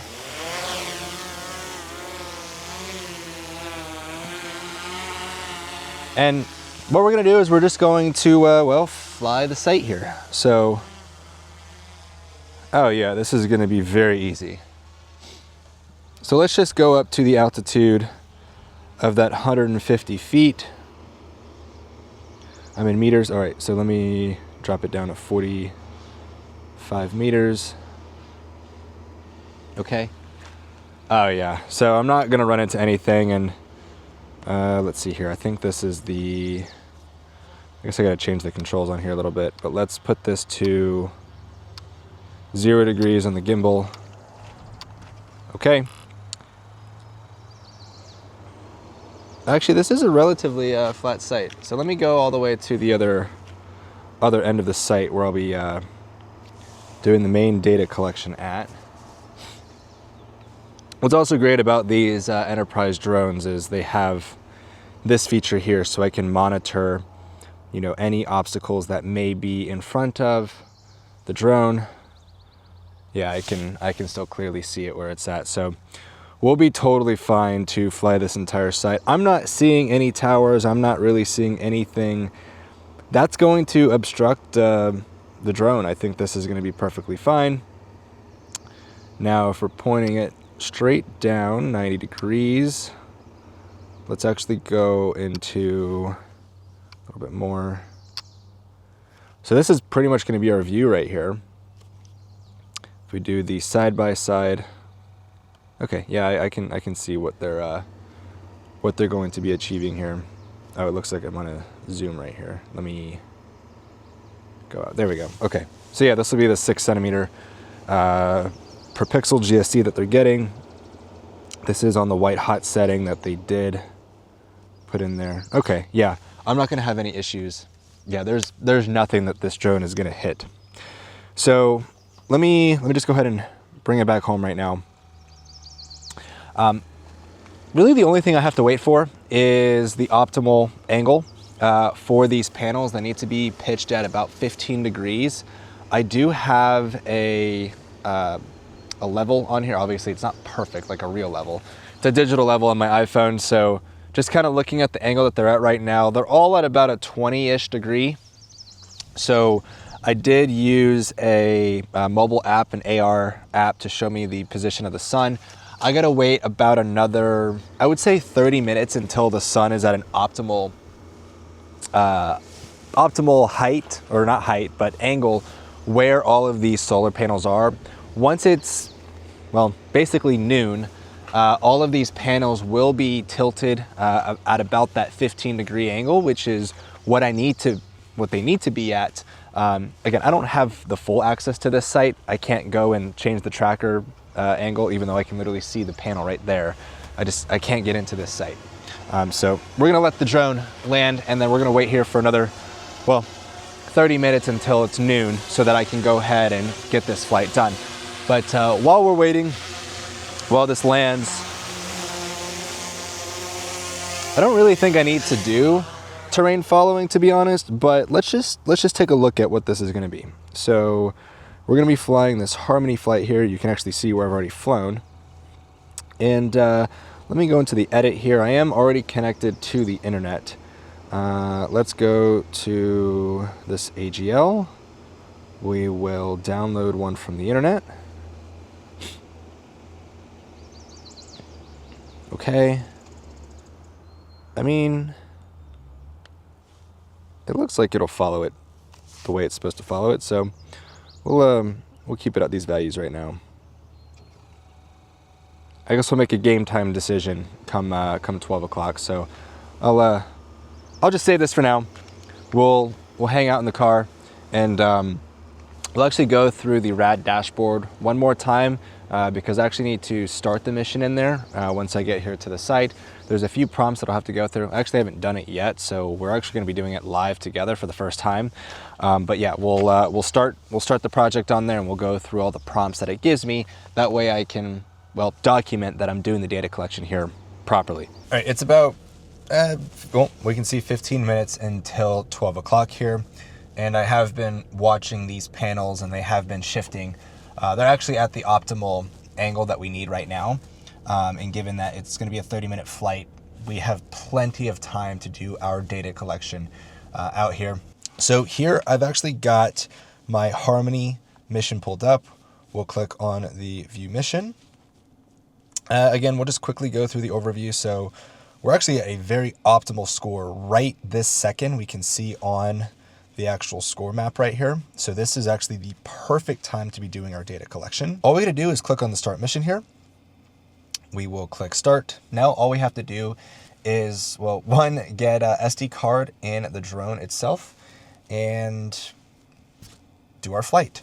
So we're done here on the desktop. All I'll have to do is just come back on here and do the mission complete, and then we'll do a live upload. I might have to drive over to the other site first, which is not too far from where I'm at here to do the upload, given I only have like 1 or 2 bars of cellular connectivity, given I am kind of somewhat in the middle of nowhere. But anyways, let's get an SD card in the drone, which I've got my tech pack right here with all of my SD cards. I'm gonna put a fresh one in there. I've got 128 gig cards. That'll be more than enough space for all the images that we'll be gathering here. All right. And I'm gonna get a fresh battery for the drone. That way we're able to do our full data collection. So let me go swap out the battery. All right. And actually, let's get an SD card in here first. Plug this guy in. Okay. And a fresh battery. Let's get it booted on.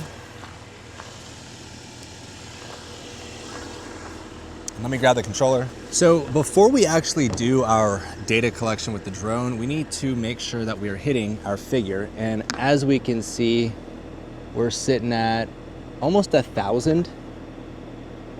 900, there it is, 1,000. So we're actually at our rate, and I'm pointing it the direction that all of these panels are roughly facing. So if I just, slightly tilt in multiple different directions, I'm still hitting about 1,000. It dips down to 850, but it's above the 600 value that we need in order to do our proper data collection. So with this properly verified here, which you can see the values that we're hitting, I still think it's about 1,000 now, 850. We're actually flying and there's no clouds out, which is actually perfect, even though the radar said or the weather said otherwise here on my weather app. Yeah, all that's left is to, well, send the drone off. So we are going to hit the play button here. And we'll set the RTH to 50 meters, given that I'm flying 45. Click next. Yep, this is totally fine. And upload. Start.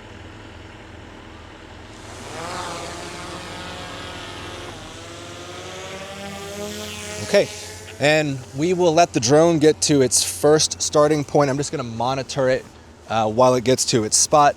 And I wish I had my sunglasses on right now. Perfect. Perfect, perfect. Okay, so now we let it do its thing for the next 33 minutes. We've got about, looks like we're actually getting a lot of time in this. About 39 minutes of flight time available on the actual system itself with, 33 minutes left. So I think we'll be absolutely golden for doing all of our data collection in one single battery. If anything comes up, I will pop back on here and let you know. But now it's time to just play, babysitter with the drone, making sure that, we're doing our optimal data collection and yeah, so I'll pop back on here if there's anything that I got to update you with. Other than that, carry on with this flight, and we'll show you what it looks like to close it out within the rad dashboard. Okay, now that we're out of the sun and all the bugs, I don't know if you noticed, but they are literally everywhere. Crawling in my ear, my nose, not fun. But hey, it's part of the job. We're gonna get the SD card out, which I just pulled out of the drone here. Be very careful with this because I just spent the last 40 minutes flying. And let me get my laptop out here, so that one, we can confirm that we completed our data collection. I'm also, let's get my SD card converter here. First, let's actually take a look at the SD card here. There are multiple folders here, and we should see a radiometric and an RGB in succession with each other. Excellent. Okay. Well, first things first, let's get my SSD so we can immediately back up all of this data. I'm going to make a new folder called RAD, and this will be Harmony. And in here, we will take, what is this folder here? I think I accidentally just hit the button, but that's fine. We'll take all of this, so it's a total of 15 and a half gigs. So I will definitely not be able to upload all this out here in the field. And I guess in the meantime, we'll just go ahead and click Mark Flight Complete. We do need to go to the upload, and I'll have to do this at the other site once I actually have some proper internet connectivity here, because yeah, this is going to take about 40 minutes, and I think it's about a 40, okay, there we go, much faster now. I think we're about like 30 minutes from the other site that I'm supposed to fly for today, which the other site that we're going to, those are not on trackers at all, which means they're all fixed. So we're at an optimal time of day today to fly. Okay, we are now here at the second site here in Pittsfield. We can actually see, we do have a little bit of overcast. It's honestly just this one big cloud that's going over. So obviously my solar irradiance levels of the 600 will not be met right this second. However, what I will do, just like I did on the other site, is I'm gonna just pop the drone up and double check this entire area, making sure that, well, there's no anomalies. I do see a little bit of taller trees, but they look like the same species trees from the other site. So I don't really think I'm gonna run into any issues on that front. One thing I did notice when I got here though is you can see there's some solar panels right here. I'm not sure if they've actually been added into this, well, boundary that I've uploaded. So I'm actually gonna show you a little trick that I like to do on sites. Well, because given the Google satellite imagery is not up to date, this literally just looks like trees, like a ton of trees around. And so obviously I'm basing my entire mission plan based off of what the client gave me. So to ensure that the drone will be flying within, well, the boundary that was given to me, I'm going to manually pop the drone up. And what's really cool is on the DJI Pilot 2 app, when you do a manual flight, it's gonna put white lines in terms of where the drone flew, the trajectory path. So I'm gonna fly to each corner of this entire site here, and then I will pop into the actual mission plan and then see if, well, the corners that I fly to correlate to the actual area that encompasses the solar panels out here. By doing that, it'll also give me a bit of time to let these clouds pass over to give me a little bit more, well, solar irradiance. This actually was expected. I was actually more so expecting these clouds to be at the other site, but I actually had no clouds the entire time. But anyways, let me go ahead and get the drone up. We'll do a quick little check. I'll show you exactly how that works. And yeah, from there, we'll be doing another automated mission, which should be pretty easy here. Let's take her off.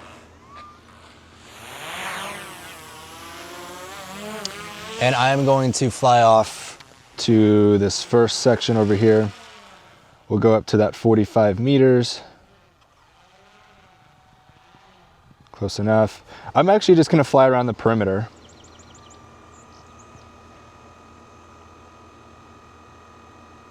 A little bit higher. And I'm not doing this perfect. I just wanna create one basic flight path that goes around the entire site here. And this site is actually really not that big at all. Excellent. So we'll now let this return home. Basically, I'm just gonna let it land by itself. But what we're gonna do is we're gonna go out, we're gonna go into our flight route, and we are going to go into Pittsfield right here. Oh, wow, okay. So you can see the actual flight path that I flew in the white. I am gonna make some adjustments to this mission plan so that, well, I don't have to actually cover as far out as it goes. It actually looks like it's just eating up a lot more. So I can go in and actually adjust this a little bit, which I will. So let me just bring this out to here. This was fine. Bring this down a little bit and save. There we go.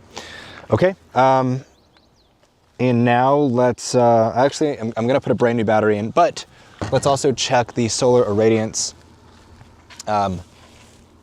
Oh, perfect. Okay, all the clouds are going this way and there's no clouds behind me right now. So let me grab my meter real quick. Okay, and while the drone boots on, we'll turn this on and let's see. Oh yeah, we're sitting at about 1,000, it should say. Let me see here.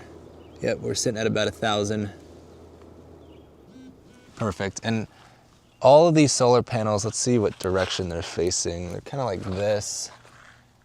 So they're actually getting about 700, 800 right now, which is perfect. Okay, that is all set. So now all that's left is to send the drone off. We'll hit next. Yes, this is totally fine. And start. Another successful data collection. Man, I really wish I had access to those other sites today for the trackers, although that's not gonna be the case because the next site I think is about like an hour and a half away.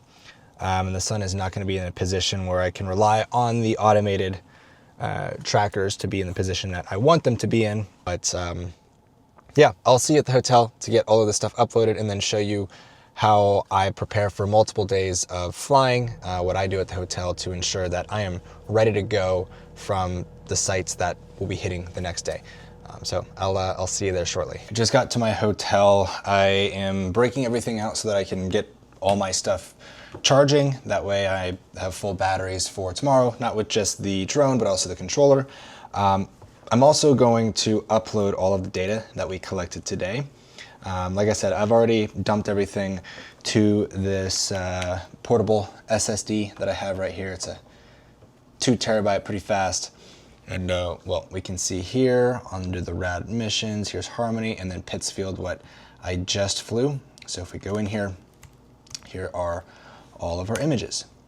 So the way that we want to, I believe, get this all uploaded properly, first start with Harmony, which we did this morning. Click on the view mission and upload. Go to the browse files here. And let's make sure that we have the right, all right, we'll do this first folder here, we'll hit open. We will add more photos. I will do the second folder. And we'll do one more for that fix that we did. Okay, over 3,000 photos. Nice. That's a lot of data. Click upload. This is gonna take some time, so we are just gonna let it do its thing here. Opening this up, let's go ahead and pull out controller. And actually a little system that I did here to categorize which batteries I used versus which ones I didn't use. If you take a look here, you can see I actually put all of these in backwards. This one is facing the right way, so that's full. This one was used, that one was used, that one was used, and that one was used. This one I believe is still full, and then I also put a fresh battery in here, but we'll take out all of these used ones.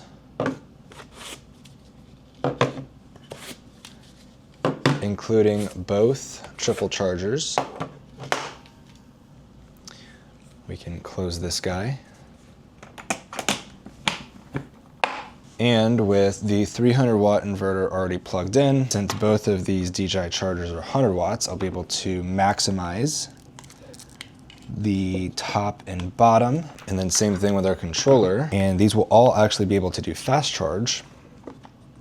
So if I plug the controller in, we will notice that it is doing the fast charge. Whenever the indicator lights here are blinking really fast, like what we see here, that's fast charge. We will also notice the same thing with these batteries here when we plug these in. These will also do fast charge. Very effective way to get at least 2 batteries at a time charging. Perfect. So now I've got batteries charging, controller charging, and my computer charging, all with one device here.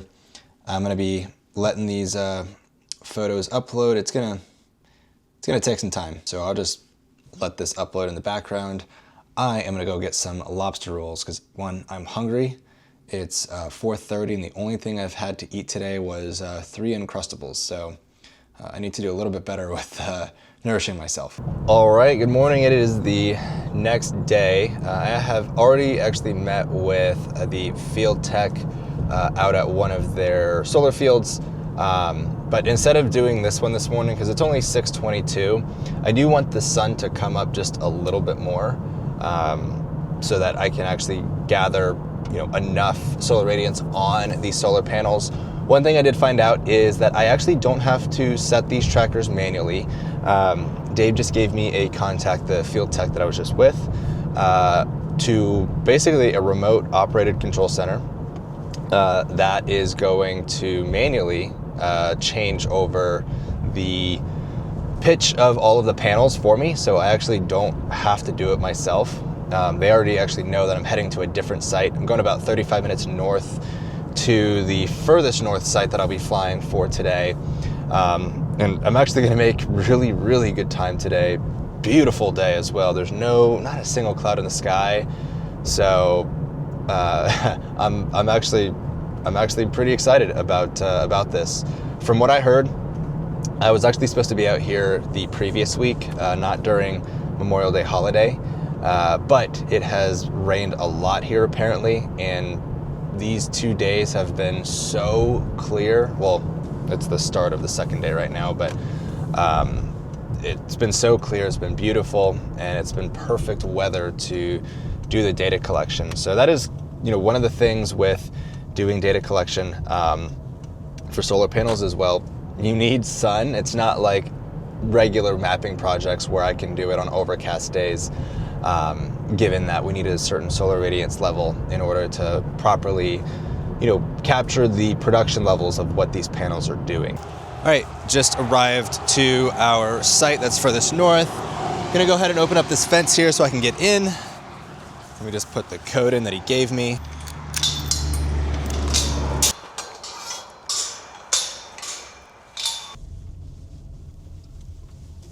Given that this is the site that I broke up into 3 individual flights, what I'm going to do is I'm actually going to put myself, I'm going to essentially locate myself in between all 3 of these sites. That way I can, maintain visual line of sight of the drone the entire time. I was given a number to call because I don't actually have to manually do the trackers. Actually, before I do that, let me get out my solar radiance meter here, and let's actually go and take a look at what the levels are reading right now. If I point it at the direction of where the sun is, okay, actually we are getting some good values right now, but I think the panels need to be kind of like this. So reading at that level, we can kind of see, let's see here. Actually, we are hitting decent levels. We can see, hold on, it's kind of hard to see what this is spitting out, but at about a 15-degree angle, it's gonna look at something like this. So what are we getting on the readings? 570-ish? Yep, so we'll probably wait another 20 or 30 minutes for the sun to move a little bit more. I'll pull this back out, but in the meantime, let me go ahead and get the panels all set in position. On the block, this is Andrew. Hey Andrew, this is Dylan, the drone pilot. I'm over at the Augusta site. Okay. Are you able to set the panels to about 15 degrees to the east? Yeah, let me take a look here. You said 15 degrees east. Yep. All right, they should be moving. Yep, they are. Awesome, I appreciate it. I will give you a call as soon as I'm done so you guys can get back to production. Perfect, sounds good. All right, appreciate it. Bye. Talk to you later. No problem. Bye. Look at that. There they go. All of them are moving. This is pretty cool.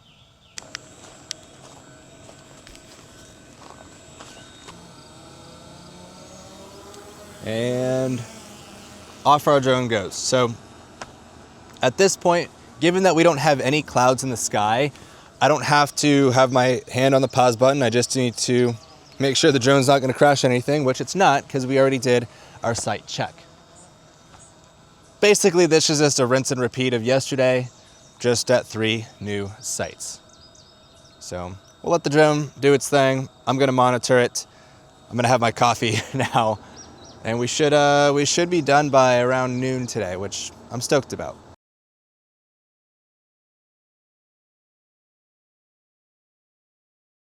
All right, just finished up with the last flight here. So now we get to bring the drone back home. So now all that's left is to give, I believe Andrew is his name, a call to let him know that we are all done here. On the block, this is Andrew. Hey Andrew, it's Dylan. I am all wrapped up here at Augusta. All right, perfect. I'll send it back to Otto. All right, I appreciate it. I'll be heading over to Monmouth. So I'll be giving you a call in about like 35, 40 minutes or so.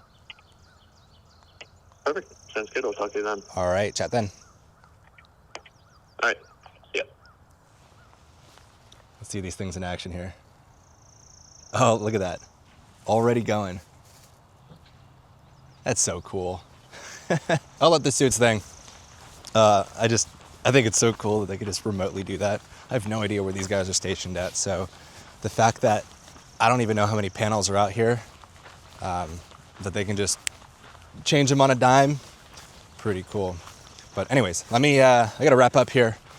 I gotta go 35 minutes back south to that first site that I was at, that I met up with David.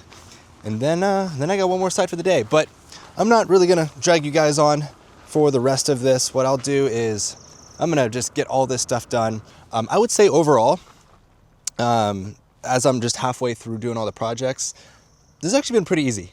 And typically some of the other platforms that I've worked on, jobs this easy, I mean, okay, I shouldn't say that easy. Obviously I have to have the right equipment. So, having an M3T or an M4T is about a $7,000 to $10,000 investment. So obviously you have to have that equipment in hand before you can even get qualified to do this job, plus have a little bit of mapping experience.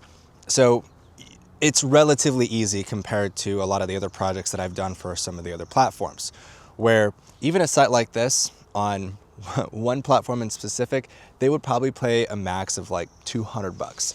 These are $700 a site. They're all about the same amount of work. I would say that this has been like the shortest amount of time per flight, given that it was about 20 or so minutes a flight. The other 2 or 4 sites that I'm gonna be doing, the 2 that I did yesterday and the 2 that I have left for today, are also about 40-minute flights. And then obviously there's the time in between.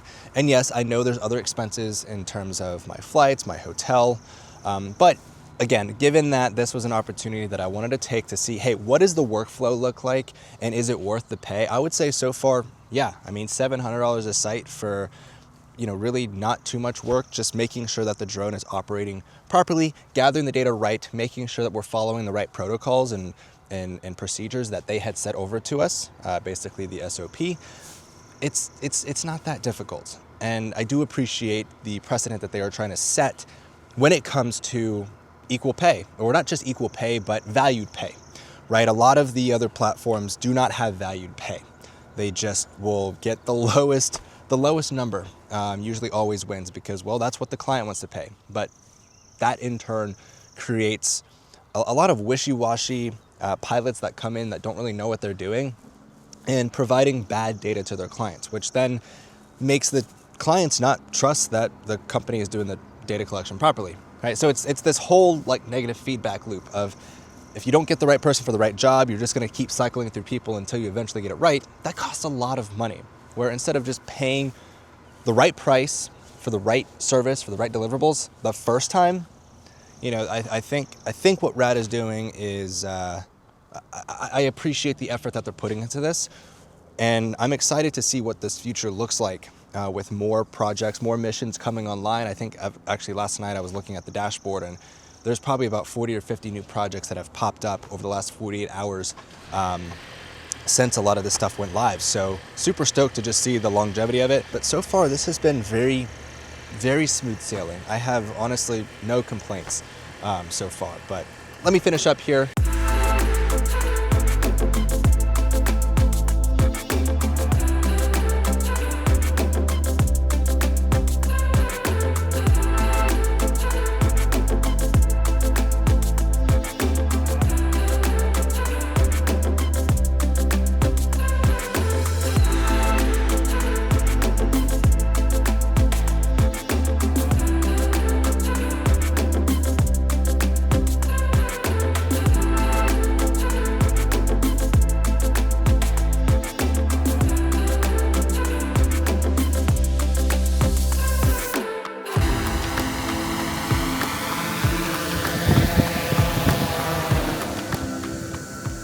So to keep this video from going much longer than it needs to be, I finished up all of the projects out in the field. You were obviously with me for most of it. I just cut out a lot of the boring parts, aka me babysitting the drone.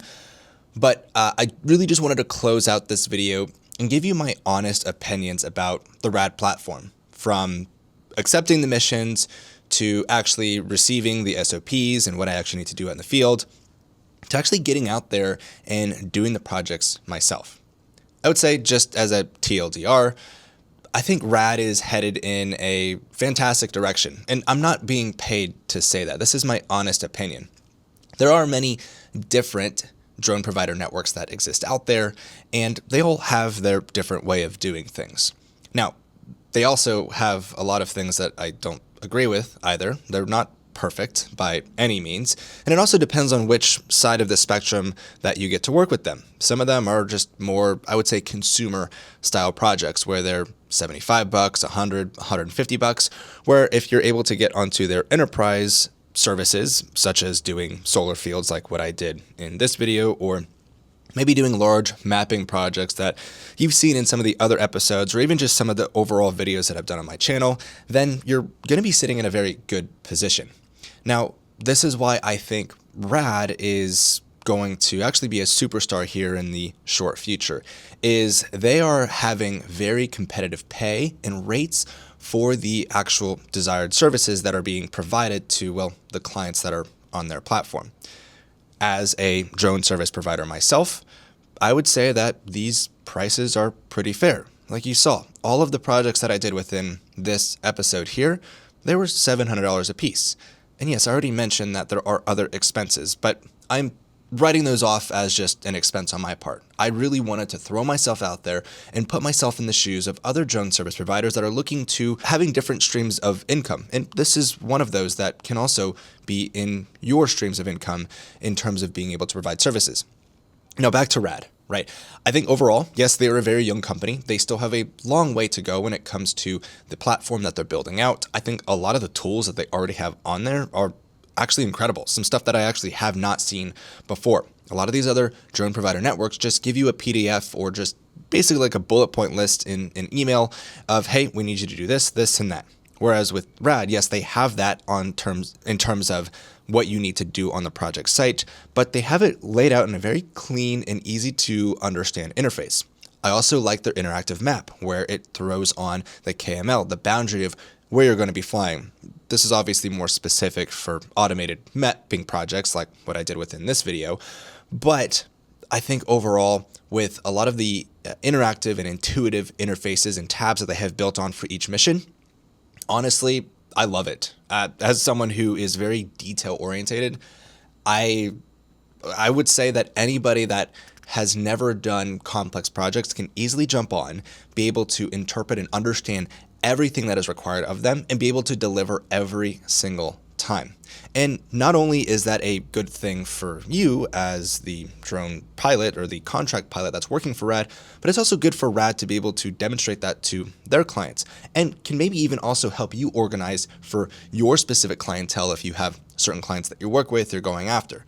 Right? I think this entire ecosystem of what RAD has built out, what they're building out, and what they're aiming to achieve for really the long-term growth of their company, I think is fantastic. And I think they have more than just two legs to stand on. I think they're going to be a real competitor within the drone provider network space, where they're able to provide very high quality deliverables to any and all clients that they bring onto their platform, as well as be able to pay the pilots properly, the guys that are actually out in the field, that are using their equipment, that are driving, flying, going to these properties physically and being able to actually deliver on what needs to be delivered the first time, not the second, third, fourth, or fifth time like the lower paying jobs in terms of you pay what you get for, or you get what you pay for, as that saying goes. And again, $700 I think is pretty fair for, we'll call it about an hour's worth of work. I'm totally taking out the travel time involved with it. Again, if I lived in Maine, the expenses would be very minimal, but that's beside the point. Overall, I think RAD is headed in a great direction. If you guys want to check out RAD, again, I'm not being paid for this. You can go check out the link down below to learn more about RAD, see what they're doing, and become a pilot for them. It's totally free, just like all the other provider networks, as well as all of the resources to all the equipment that I use within this video. I think a lot of them are necessities when it comes to being proficient out in the field, such as having these SSDs and multiple different hotspots, and just everything that I brought with me allows me to be super efficient and proficient out in the field. So I have links to all of that down below. If you want to see more style videos like this, I have several other episodes that are live. I have more episodes that are coming here in the future. Be sure to become a member on the channel or become a member on the Pilot Byte platform. But with that being said, if you guys enjoyed this video, please be sure to give it a like. I'd love to hear your thoughts about RAD, maybe some of the concerns that you guys may have so that we can have a conversation about it. And if you want to see more from me in the future, be sure to subscribe. With that being said, I will see you guys in the next one.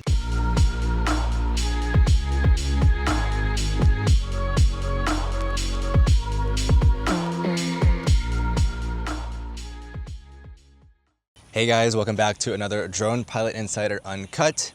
In this video, or I should say this episode, we actually have a pretty simple project. I am here in Central Florida, only doing a small 7-acre LiDAR data collection, except I'm going to be showing you a few, I guess, different workflows that I like to go through, especially when we come to, well, some thick vegetation. Well, this is grass, but really what I have behind me here, it's kind of hard to see. Well, my truck is in the way. Let me move over here. Basically, the rest of the lot is behind here. And as we can see, very, very thick vegetation back here. So there's a few things that we actually need to do before we can actually fly. And what that consists of is getting ground control points set in here. So the goal is to, I think, get 5 ground control points set. So I'm gonna set 4 of them here primarily on this property, and then I actually have to go around on the backside. There's a small access road that I'll be able to go to and set a control point over there. Once those are set, I can throw the drone up in the air and really just go through those simple workflows. But I actually did bring a weed whacker with me today because, as you can see, this is really thick grass.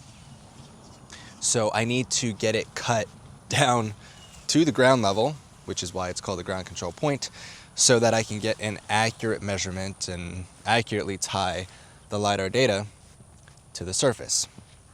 So the first thing is, well, we gotta shave the top of the grass. So I actually ended up bringing my weed eater. or I should say my weed whacker, which I do have right here. So I'm gonna clear a few different spots. I'm gonna be clearing a 2 foot by 2 foot patch. One, because that's the size of the aerial targets that I'll be using. Actually, I'm making it a little bit bigger. But two, because I need that target to sit as flush with the ground as possible. And the only way to do that is to, well, trim this really tall grass here. Now, as much as I want to get into the corners of the properties, I can't really do that because, well, you can see there's trees here. So I'm gonna get as close to these corners of the property as I can.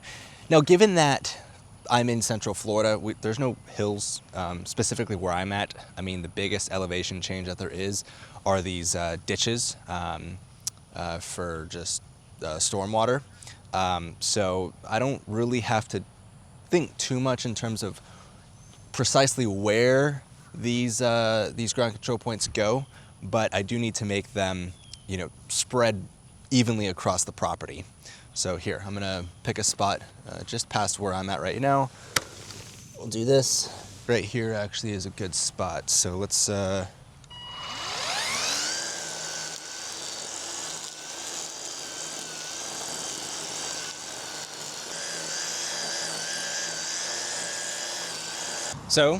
here you can see, here's my 2 foot by 2 foot small patch. And if we take a look, if I come in here, look at this difference here, right? If I were to place my target up above, we'd be sitting a good 5, 6, even 7 inches above of where this actual ground level is at, right? So by clearing this entire area, I'm gonna be placing the ground control point right here. It's just gonna be a 5/8 rod. But look at that difference, especially with this really tall grass right here. And an issue that I see, or a mistake that I see a lot of drone pilots that first start out by placing ground control points, if a client asks them to do it, is they don't make it flush, right? It's in the name, a ground control point. It needs to be on the ground. It can't be floating above on the vegetation here, which is why we need to make it as flush as possible. Ideally, what I could even do is go and pretty much cut and kill all that grass right there and make it as flat as possible. Ultimately, what's gonna be developed here, apparently it's gonna be like a little condo complex or condominium complex. But, you know, with that being said, I need to tie the data to the ground. That's why we give it a very nice buzz cut. So I'm gonna do a few more of these. That way we have all of our spots that are evenly cut for our ground control points to precisely sit flat on the ground. We'll then put our 5/8 rods in, and then we'll gather the points. So let me get a few more of these spots cut out, and we'll keep going from here.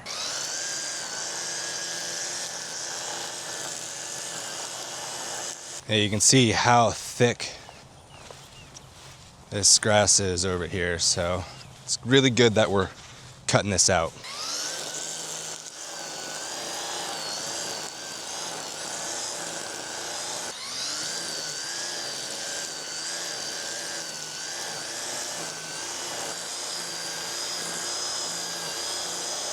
All right, so I just found the last spot that I'm gonna be putting a ground control point on. You can already see I've got my Emlid Reach set up on it. Just waiting for it to boot up. Had to go onto basically the outskirts of the property. I mean, you can see we've got this man-made lake that's right behind me here. But the reason I had to go on the outskirts is because there is nowhere else that I can actually place a ground control point within the property. I mean, it's really thick vegetation. Look, let me show you here. Like all of this here, and then it goes back pretty far that direction as well. Like I cannot get in there. And this property line for where I'm gathering pretty much ends right where this lake here, well, pond I should say, starts. So I am having to set a ground control point just on the outskirts of the property. I'm gonna fly just a little bit more than what the client is asking for, just so that I can actually get this target in here, given that this is the furthest target out that I can actually, well, gather on the site. all this vegetation here is the primary reason why we're using LiDAR. Cannot use photogrammetry to figure out what the ground or what the topography looks like here. So I think this guy is done booting up. Let me go ahead and just connect directly to it. Let me just turn my truck off so that my phone stops connecting to it. Looks like I've already joined my MLID here. So let's go into the MLID flow application. All right, let's go into the MLID. We will be using ntrip as our correction input. I'm gonna be using the rock base network. I believe there is something close by. The reason it's not working is because I need to make sure that my hotspot is booted on. So let's see here. I'm using the sim base data sim in here. Basically it connects to whatever the closest cellular tower is and whatever the fastest cellular provider is. Typically it always uses T-Mobile from my experience here, but I've enabled it to connect to Verizon and AT&T if needed. But this one, as you can see, it likes to use T-Mobile. So it usually takes about like a minute or two for it to decide to start working, but once it's working, it works great. So I'm just gonna keep playing around with these until I actually get a connection here. Well, I guess while we wait for that, what I'm gonna do is I'm gonna set up our actual survey project. So I'm gonna go to the survey tab here, click the plus button, and this is St. Cloud, the actual property, all right, 495 Orange Ave. I'll just do this, 495 Orange Ave. And our coordinate system, we're on the east side of Florida, so I need to do Florida East. So they're NAT 83, 2011 Florida East US survey feet. And then we're gonna be using Geoid 18 for our height. Linear units, US survey feet. Beautiful, so hit save on that. Now that we've created this, that map is not correct there. So let me go back here to the mobile data. Let's see if we can get this working now. Okay, finally got it working. It took me a little bit longer. Just had to basically reboot the MLID and now it's working. So we can see in the top left-hand corner, it says LTE, which means I'm connected. So if I back out of here and I go into our ntrip corrections, we should, theoretically here in a few seconds, start receiving corrections. Let's see what's going on here. It shows I've got internet, but let me boot it off, boot it back on.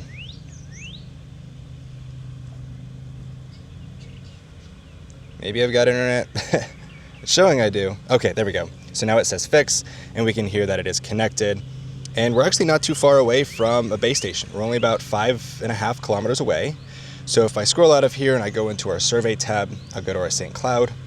And if I scroll out, we can see, yep, actually it's not too far away. So yeah, about 5.5 kilometers away is the base station that we're connected to. And we're actually be flying RTK for this flight as well. And when I do my PPK processing, which we'll do later on in this episode, I'm just gonna pull a file from that base station. That way I don't have to have my MLID running, which is very nice.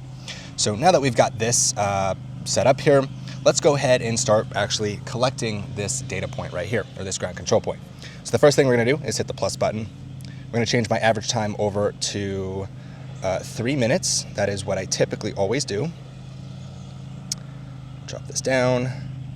We'll save only on fix. Let's save. And we already have our pole height. So this is a standard 2-meter pole. 2 meters converted into feet is 6.562 feet. So we've got that set up properly. Let's check our PDOP. Perfect, our PDOP is 1.3. Beautiful. This is talking to 32 satellites. Our base station is talking to 29 satellites. So everything here looks great. So all we have to do, we're gonna call this GCP1 description. We'll do lake or pond, whatever, pond. And I'll call it temp because I've got a feeling that the neighbor across the street right now is looking at me and he's been staring at me for the last 15 minutes that I've been here. So he may or may not tear this up. So we'll click done and we'll click measure. So now we wait 3 minutes to gather this point. I'm not going to let this run on for 3 minutes. So I'll go ahead and just meet you at the other points or other ground control points that we'll set. This one, like I said, I've got a neighbor across the street, so I kind of put my truck in the way just so that I'm not bothered. So I'll go and film those other ones of setting in the 5/8 rod and putting the cap on and kind of showing you my process on how I do that. So I'll let this run here and I'll meet you at the other ground control points that we set. Okay, so now that we just finished gathering our point, we can now take off the M-lid off of the point and we'll set our aerial target. So the key here is to get the center of this target placed on, well, the center of where the point was marked. So I've got it set there. Go ahead and get one of these stakes here in the ground.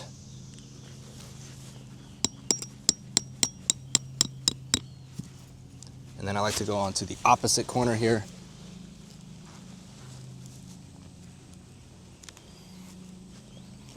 Oh, that one went in very smooth. This guy in.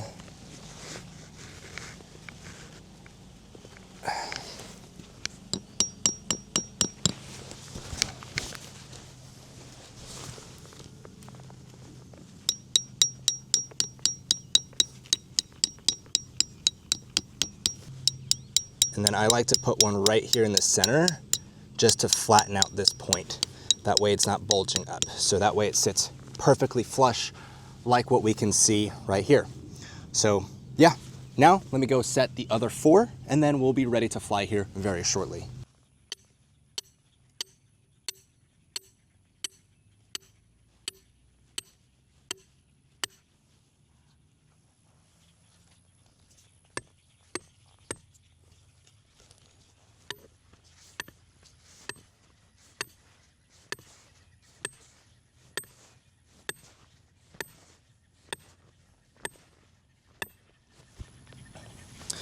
Now this orange tape that I have here, use this so that I can easily identify it if I ever need to come back out here or if anybody else needs to come and maybe reshoot these targets in, or I should say these ground control points in. Just go like that, and then we'll just finish pounding this all the way in so that it is flush with the ground that we can see here. So I'm going to do this 3 more times to finish out, and then we'll gather these points with our M-lid.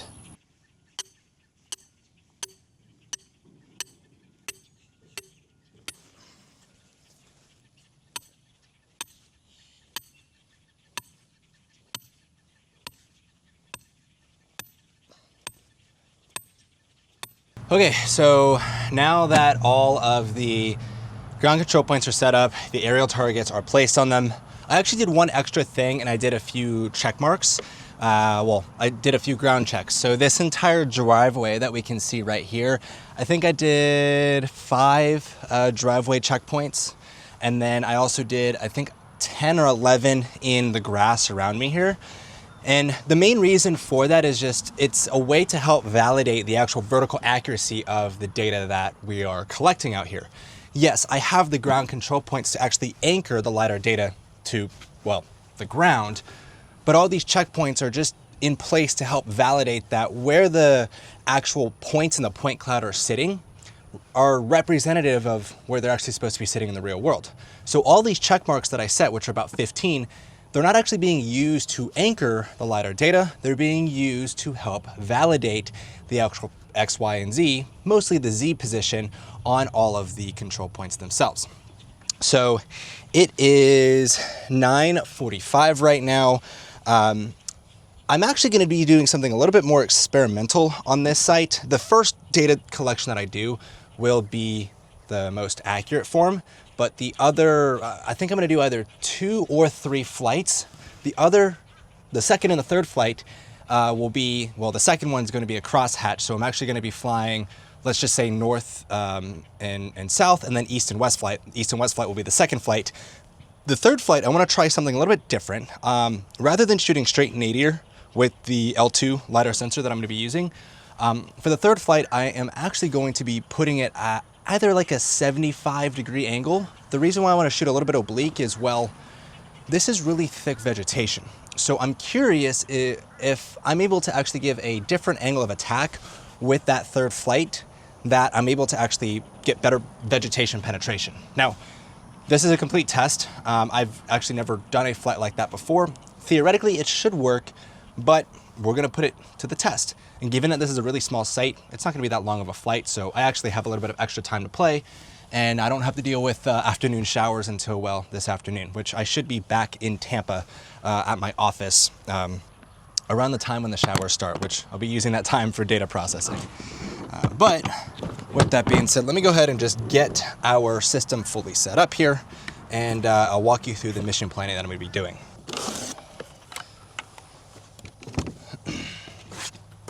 All right, got the controller out. So I am just gonna put this case down right here. Oh, there we go. All right, so let's get the batteries in. I'm gonna go ahead and get the controller booted up. Now, one cool thing is I recently did buy the cellular dongle for the RC Plus controller here that I have for my M350. The reason I did that is so that I don't have to rely on a hotspot, such as the one on my phone or the T-Mobile or Starlink. I actually just get straight LTE connectivity straight on the controller here. So actually, if I swipe down here and I turn my screen recording on, and I think it's booting up. Yep, so if we see here in the top right-hand corner, maybe kind of hard to see. Let me go to the home screen here. If we see in the top right-hand corner, it says T-Mobile 4G. So right now I am connected to the internet. And to validate that, we can go to Firefox, and it looks like it's loading a YouTube video of a light that I was looking at. So just like that, perfect. But anyways, I'm gonna close out of this. I'm just gonna keep this on for a second. Let me go ahead and get batteries in. Now here on the controller, while I get connected, let me just do a little bit of organizing right here, because again I do have an internet connection on the controller itself. I will be able to load the map here. So all right, it looks like I'm already connected. Let me go into the flight route right here. We're going to create a new route, area route, and there we go. Okay, we're loaded in. So the property, I'm actually going to make it just a bit bigger because I do have that aerial target that I placed in the top right-hand corner here. Okay, that should suffice here. And it already has my LiDAR payload in. I do want to do a penta return. I typically like flying a triple return, but because of how thick this vegetation is, I will be flying with a penta. We will click OK. Obviously, I do want to drop this down. I think I'm only going to fly, I'm going to do a 130-foot flight. There's no towers around here. I do have tall trees, but the tallest tree is about, I think, like 70 feet right here. So I don't really have to worry about anything else other than that. We'll call this, I'll call this east-west. Let's see here. East-west, Saint Cloud. Cool. Okay. And then for our overlap setting, yes, I do want IMU calibration. I do want to slow this flight down though. We're going to fly at 20 miles an hour. Actually, a little bit slower. Let's do like 12. What does 12 look like? Okay, 7.5 minutes. Perfect. Advanced settings. I do want to fly a minimum of 40% side overlap, primarily because of just how thick this vegetation is right here. One little alteration, whoops, not that alteration, but one alteration I want to make is actually bringing these guys out a little bit further. Okay, that looks good. But I don't like though. Okay, perfect. All right, that looks good now. So it's gonna be about a 10-minute flight. Everything else here looks good. What I'm actually gonna do is I'm gonna start the drone actually on the north side and have it finish out by me. Okay, that looks good. So now we will click save. RTK, I do want to use the rock base network. So there it is. Turn both of these on. I've got a fix already. Okay, wow, that was very quick. Perfect. So I'm going to go out now. I am going to create a duplicate of this. But this one, we're going to do a north-south flight. So let me just update the text here. Whoops. Do north-south. And then we're going to change this Orientation, we'll do 180. Beautiful. That looks good to me. All right, I'm not really sure where my camera shut out. It is very hot here in Florida, so it actually overheated. But anyways, I'm just gonna go ahead and execute these flights. Basically what I did is I created a north-south flight, an east-west flight, and an oblique flight. The oblique flight is that 75-degree camera angle, because I do just wanna do a little bit of a test. But anyways, these flights are about 10 minutes each. They won't really take it that long. I've got plenty of battery life here, so I don't really have to do any extra charging. I do have the LTE already set up on my controller, so I don't need a hotspot. I already have RTK connected. All that's left is to execute the flight. So on here, I'm just gonna hit the play button for the east-west flight. And our RTH, I'm just gonna put at 150. Click next. We will upload the flight mission here. We'll click start. There we go. Wait, of course, because I'm right next to it. Okay, there it goes. So now we wait. We just babysit the drone, and we should be done here in about half an hour. But I'll check in if there's anything that comes out. All right, quick battery swap, and we are on for the very last flight. This will be the oblique flight that I want to do with the L2 pitched at a 75-degree angle. This should be pretty interesting. I'm actually curious at how this data shows up when we actually do the processing later on in this this episode here, but should be pretty interesting.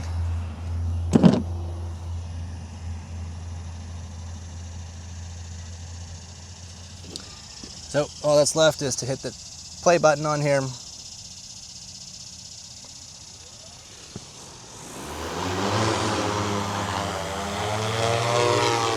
There we go. As this last flight finishes up wherever the drone is, right there, we are done.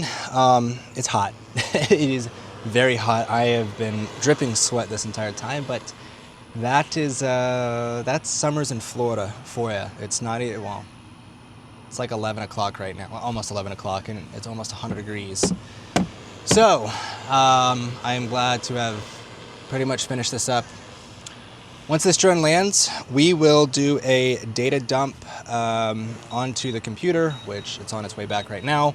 While it's doing the data dump, I am going to pick up all of the targets here, and then we'll transition and go and pick up that last target that is back behind here on the other property.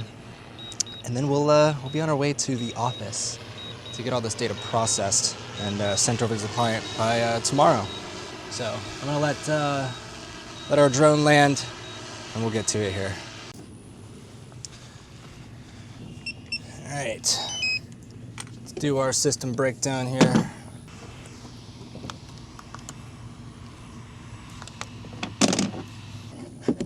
And get our little SD card out. Alrighty. It is, man, it is brutal, this temperature right now. Oh man, everything is super hot right now. I should have put this in the shade. Whew.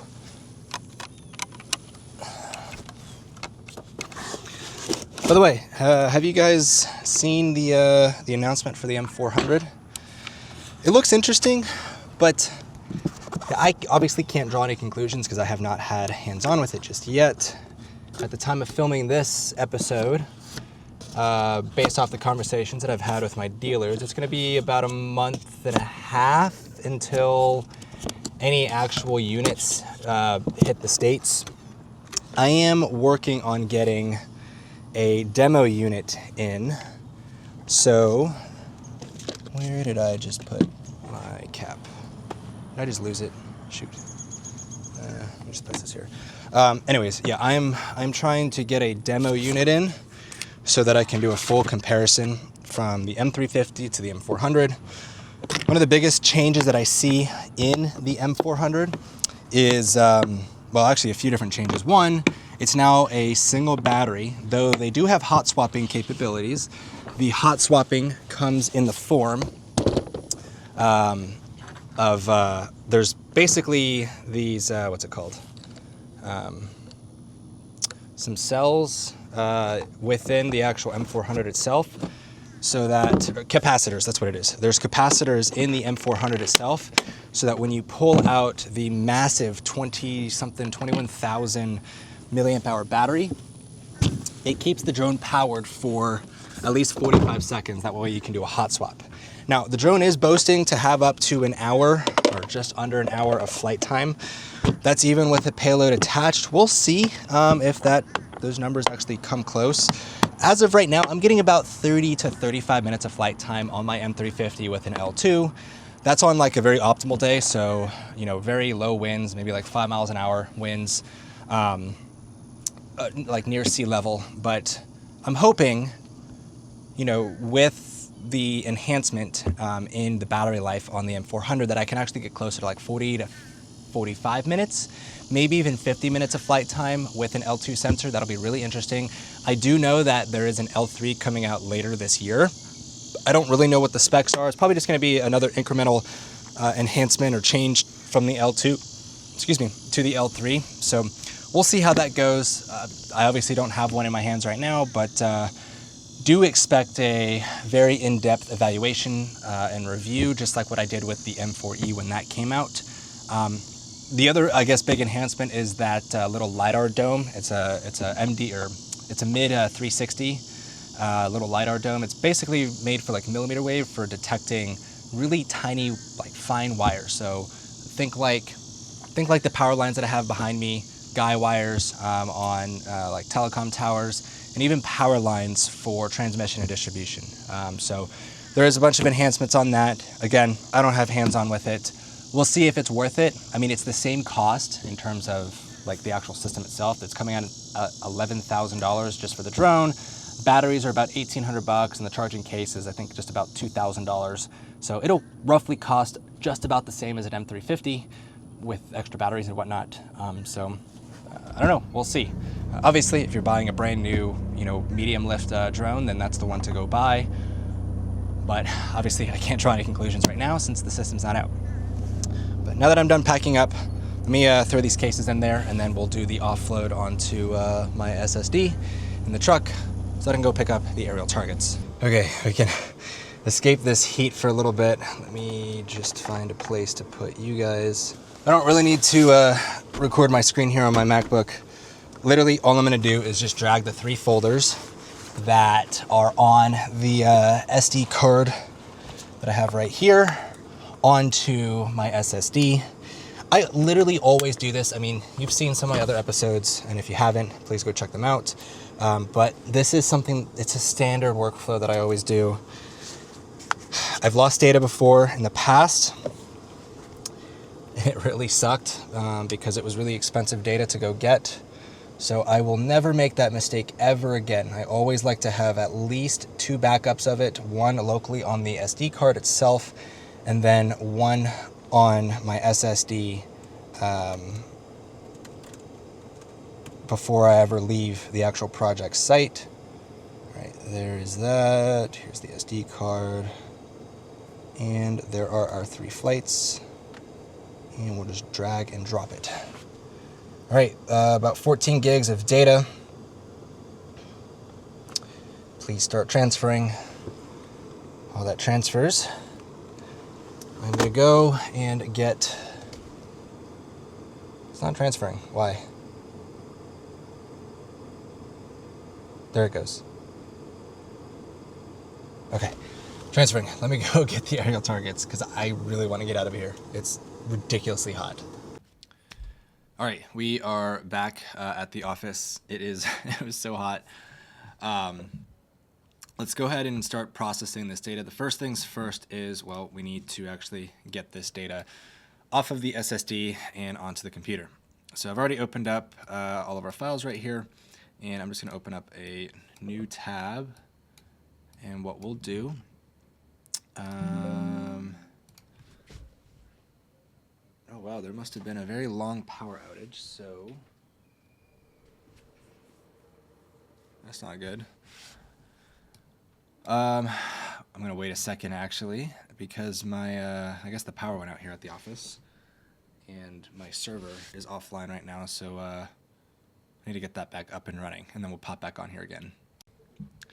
Okay, we are back online. So what I'm going to do is I'm going to go to my clients folder here. This is actually for a buddy of mine. He usually hires me for projects, typically LiDAR projects. So we're going to call this, I think it's 425 Orange Ave. Let me see if that's right. Or 495. I was close. Orange Ave. All right. And as always, we are going to create a folder called raw data, and we will copy all of these guys here. While that copies over, I am going to open up DJI Terra. And with Terra open, we're going to create a brand new project here. We'll call this 495 Orange Ave. And we'll call this crosshatch because I want to be able to bring in the north-south and east-west flights in together. So here we'll click OK. Let's do this. So we'll select the folders that we want. I am just going to back out into our clients folder. And I'm going to bring in this folder and this folder. There we go. So we can actually see both. Actually, one thing I want to do beforehand is I actually want to pull the observation file. So I want to do a PPK processing for this LiDAR data set because we can see it's doing RTK. Well, actually, it is pulling from this guy over here. Yeah, it should be the same spot. Okay, cool. So actually, we don't need to do that. It will do a PPK. It actually already brought in the file that we need. For our parameters, though, I'm going to turn the 2D map off. For our point cloud, I'm going to do by percentage. We'll do 100%, and then I need to make sure that I turn both of these guys off because we're going to do the rest of our data processing within LP360. So now that this is set here, I'm going to just click Start Processing, and we'll click OK, and we'll just let this run in the background. Once it's done, we will bring all of this data into LP360 and do the rest of our data processing. All right, so now that it has finished up, I'm just going to click OK here, and we can see, well, all of our LiDAR data, which looks really good here. But obviously, all the magic is going to be done within the LP360 application so that we can do our strip alignment, clean up the data, and, well, just make it that much better. But, I mean, this does look pretty cool. And I did, again, do a penta return on this entire data set here. So, should be looking pretty good. But anyways, like I said, we are going to now bring this into LP360. So I can actually just close out entirely from DJI Terra. And I'm going to open up LP360 here. Okay, so first things first. Let's do this guy here. We are going to import raw missions into a new project. And we're going to do a processed L1, L2. We're going to add our folder here, which should be, yep, this one right here. We'll select the folder. Give it a second. While that is going, what I do want to do is create, let's see here. I'm going to create a folder, 495, Orange Ave. We'll call this LP360. Sweet.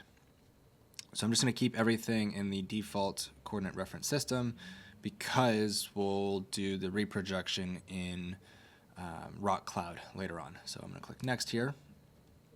We're going to change the destination folder into here, and we'll call this 495 Orange Ave LP360, and we'll click on Finish. Yes. So now it's just going to import all this data into LP360, and then we'll just go through the dialogues of what we need to do here for the L2 data. There is the first flight, and then the second one should pull in right now. Excellent. So now we're going to create our flight lines for both. I'm actually going to close out of this window here. I'm just going to turn off the Google Hybrid for a second, and we'll compute. So let's see if this separated it properly. No, it did not. So let me run it one more time here. Let's do this. How about now? Nope. Let's do this. No.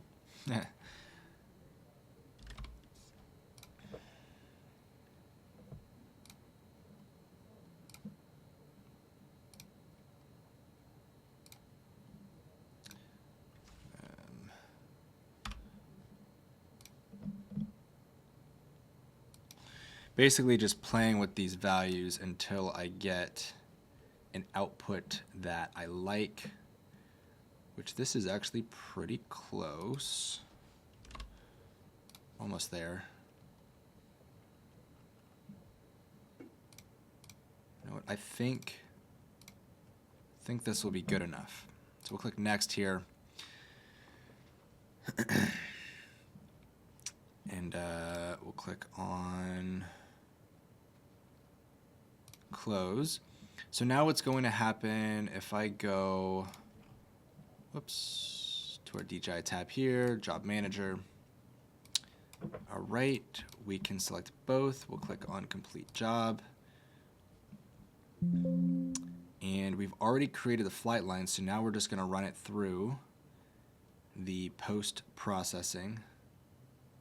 Let me make sure. Okay, it did. So we'll click on post-processing here. I can close out of the job menu. Come on. And we're going to turn both of these into just a single. Actually, I think it's going to create two different. Yeah, it's going to create two different ones. So wait for this to run through. Okay, now all that's left to do, close out of this guy, just to help validate that it actually ran through what we needed to run through. Let's see. Here's our post-process. I'm going to go into the point source for this guy and the point source for this guy. So we should see everything pretty much split out into their own colors, each flight line into its own colors. All that's left is to do a strip alignment. And we're going to select this one and this one because these are the post-process that we can see where it says PP. And we'll call this LES strip aligned. Submit. Yes. Hit OK. And we'll just wait for this to run. And basically it's going to combine both of those flights into a single point cloud while doing the strip alignment, basically making sure that all the flight lines are where they're supposed to be in terms of where the convergence are for the overlap on both the north, south, and east and west flights. So this will take about, I think like 5-ish, 10 minutes. So again, I'm just going to let this run so that we can finish it up here. Now that the strip alignment has been completed, we just click on Complete Job. We'll click Yes. And if I pull up my task manager here, we can see that it's now going to start working and combining all that data and spitting it out here into the viewer. While that's working, what I'm going to do is I'm going to open up the rock cloud here. Just going to log in real quick. And we will get our project started. It's almost done. Okay. So we're just going to go ahead and get our project started here in the rock cloud. So on here, I'm just going to put the address. There we go. That was, oh, I didn't type that in right. 495 Orange Ave. Maybe maybe I'll just scroll over to it. I am over here, and the property is somewhere around here. Let me is that not the right address? Oh, I guess I got to be more specific here. 495 St. Cloud.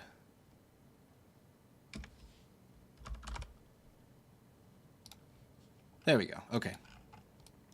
So we'll click create project here.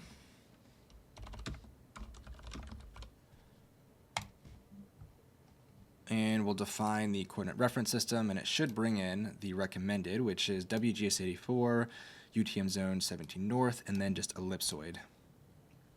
Excellent. So now let me just open up LP360 here, close, and we're just going to view.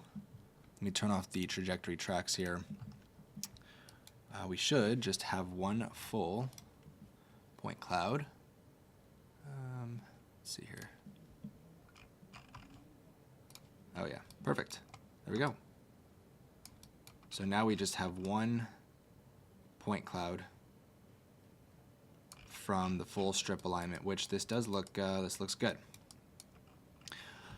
All that's left to do here is to export it. So go to the project. We're going to do the export wizard, and we're just going to export all of the points, make sure that it's still in the WGS84 coordinate system. I'm going to click the input points filter, which we're just going to make sure that we select all of the points, so all point systems. Hit refresh, and it should be, okay, hold on one sec. This thing's just being a little annoying. Give me 1 second here. So we should now be able to hit the export, and we'll make sure that it's all the point systems. Hit refresh, and we have just under 1 million points, well, just under 750,000 points. So we'll click OK. We'll click next, the entire point cloud layer, and we're going to dump it into this folder, but we're going to create an exports folder here. And we'll call this 495 Orange Ave. And it's going to save it as an LAS. Click Save. Don't want to export it back into the project because we already have it, so I'll click Finish. There we go. Okay, so now we can actually close out of LP360, so I'm just going to save the project. And now we can add project data. I'm just going to go like this. So 7.5 gigs. Shouldn't take too long. I do have pretty fast internet here that we can see. Uploading almost at a gig a second. There it goes. While that is downloading, what I actually want to bring over now is our ground control points. So here we go. So here's our project. That looks excellent to me. So we're going to click on the export, and I'm going to save it as the PENZ, PENZD. So that is the point name, the easting, northing, elevation, and the description of that point. So I'm going to click export. I'm going to go to our project folder here, and we'll call this control. We'll hit save. Great, so that got brought in. Wait for this to upload. And we'll click save. So now all we gotta do is just wait for it to process in the cloud, and then we're gonna do a reprojection. What we'll do here, it's gonna be grayed out, but basically we'll reproject it into the state plane coordinate system so that it matches what we have here that we can actually see right above my camera, so that it's Florida East, US Survey feet, and NAVD 88 for our height. And you can actually see here's all the checkpoints that I actually set on this site here. So I did some ground checks. I might need to remove ground check 6 because I think I parked my truck right here, but if I parked on top of ground check 6, then I gotta remove it. But yeah, so we have all of our ground control points, even with the one that I placed out way over here. Ideally, I would have liked to place some where the trees were in this specific segment right here, but I couldn't get in there, and there was no open spots for the LiDAR to be able to actually see the ground in there. So we're doing the best that we can. That's ultimately why we're using a LiDAR. And the main reason why I use the crosshatch version, not version, but the crosshatch pattern, is to give the LiDAR data a second angle of attack. That way I wasn't relying on just one direction of the LiDAR coming through for, let's say, the north and south. I gave it that east and west. That way we just had more data to work with, because ultimately we're trying to find the ground and trying to penetrate through all that thick vegetation so that we can actually generate a topo map of this site here. But anyways, we're gonna have to wait for a little bit to wait for this to visualize. So I'll wait until this is completed. All right, now that it has, well, reprojected here into the rock cloud, first thing we need to do is do our reprojection here. We're gonna go to feet, and it should give us a suggestion here, and we should be doing this Florida East that we have right here. And we're gonna be doing the Navigate 88 height. There we go. Click on save. Now it's just gonna go through the reprojection again, so this should take a few minutes, and then I'll import the ground control points. Now we can finally bring in the ground control points. So what we're gonna do here is upload that CSV file, which I should have right here. Ah, that's right. I need to actually do a little finagling with it. So open it up. Okay. I'm actually gonna bring in the whole control file here, so let me open this up. We are going to save all of these. We'll open up a new, actually I'll just open up this guy, paste it, and we will delete this column here. Save, actually need to save it as a, it is already saved as a CSV. Let me try that. Yes, close it out. Okay. Now let's try this again. Beautiful. So now I need to set these all as checkpoints except for the ground control points. Beautiful. And then we need to change this over to Florida East. So I need to just type it in. Oh man.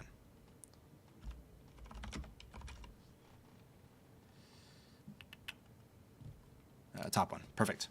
So we'll click save, and we should see the control points get pulled directly into here.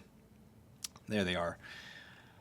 Quickly, I need to just do an alignment on these ground control points.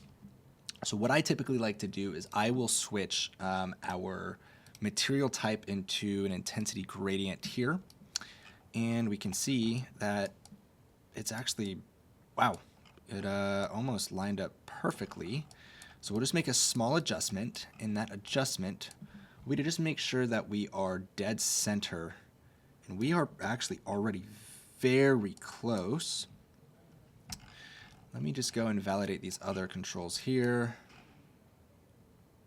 This one looks like it's pretty much dead center as well. Let's look at this guy. This guy is pretty much dead center as well. Actually, it's sitting up just a little bit above the target. So what I'm actually going to do, let me just make this a little bit more drastic. Okay. So I'm going to click on this quick tool. Can you see it? No, my camera's in the way. Let me just move this here. We're going to click on the quick tool. We'll do an auto align. This is GCP2. So we'll click on a custom point. I believe it's this point right here. Maybe that one. And we'll do GCP2. We'll do align. And it should only do a very tiny shift. Yeah, so we can see 200ths on the X, a 10th on the Y, and a 10th on the Z. Which means everything else should, theoretically, line up. Let's see here. I'm going to go and... Oops, wrong way.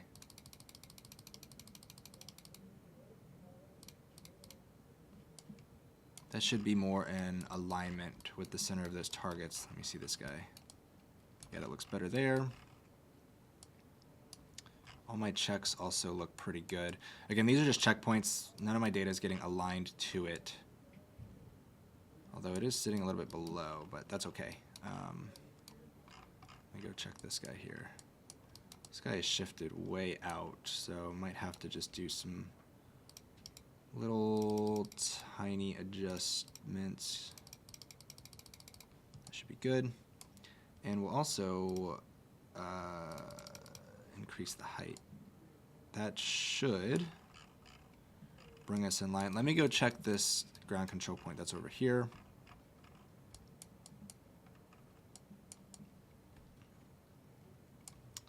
Yeah, it's a little too much.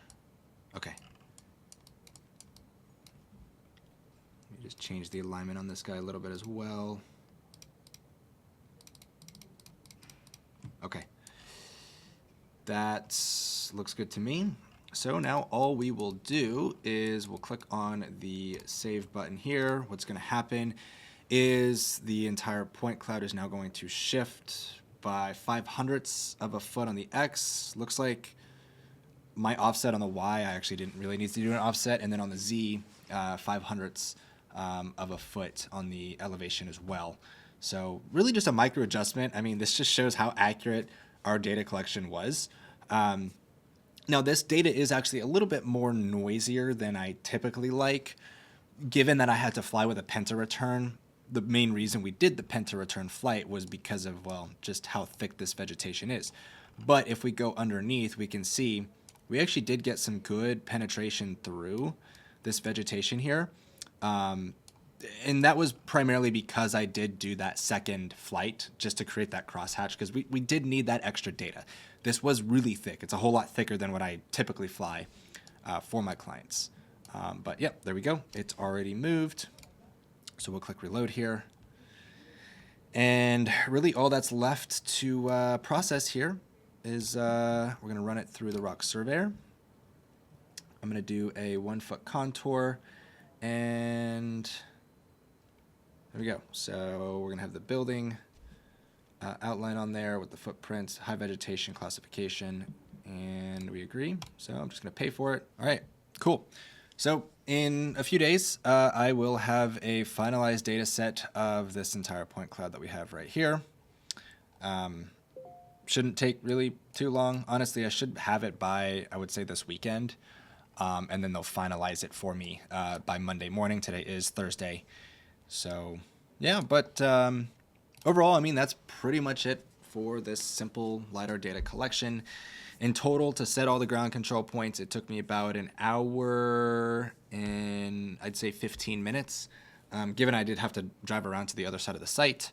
And then for our actual LiDAR collection, it only took about 20 minutes. I did do that third flight. Obviously, I didn't include it into this one. That was that 75-degree oblique capture that I did. I'm just going to do some testing on the back end just so I can mess around and see how that data comes out. But in total, I charged my client $17.50 for this material cost. I did have to go buy brand new 5/8 rod and some new caps. So in total, it cost me about like $115 for all that, plus the mileage to go out there. So we'll call it like $40 in gas, maybe a little bit less than that. And then another $100 for the data processing. So I think in total I profited about $1,500 for, we'll call it 3 hours worth of work. Yeah, really not that bad. But yeah, if you want to see more projects like this in the future, obviously keep watching, keep staying tuned in to the Drone Pilot Insider Uncut series. I've honestly really been enjoying this whole series that I've been doing. It's actually been really insightful, you know, to make sure that I'm actually following the steps properly, you know, identifying issues that come up. Obviously, that one project that I did, I completely messed up, and that's because, well, I didn't see the notes that my client had sent over while I was out on site, but stuff happens, right? If you want to attend workshops here in the future for LiDAR workshops, given that you guys are part of this series, you can take advantage of a $150 discount, not just only for the actual workshops themselves, but if you just want to get the online course, you can get $150 off of the online course. Just use $150 off for either the workshops or the course. If you attend the workshop, you get the LiDAR course for free. Not trying to upsell you, just giving you guys an offer, just a thank you. But with that being said, hopefully you guys enjoyed this episode, and we'll see you in the next episode of Drone Pilot Insider Uncut. Hey guys, Dylan here. Welcome back to another episode of Drone Pilot Insider Uncut. This one's actually a little bit different. I'm not doing anything with mapping. I'm not doing LiDAR. I'm not even doing thermal. This project that I got asked to be a part of actually has nothing to do with mapping or data collection. In fact, it has to do with this guy right here. This is the DJI S1. It's their Spotlight one. Recently came out for the M300 and M350. And typically this payload is used for search and rescue at night. But this project that I'm going to be working on actually has to do with a film set. They are doing some kind of production in Clearwater, which is about like 35, 40 minutes from where I am on the west coast here of Florida. And can't really disclose too much about it. I'm not really sure how much I can actually show within this video. But I wanted to show you guys something a little bit unconventional compared to what I typically get paid to do for my drone projects.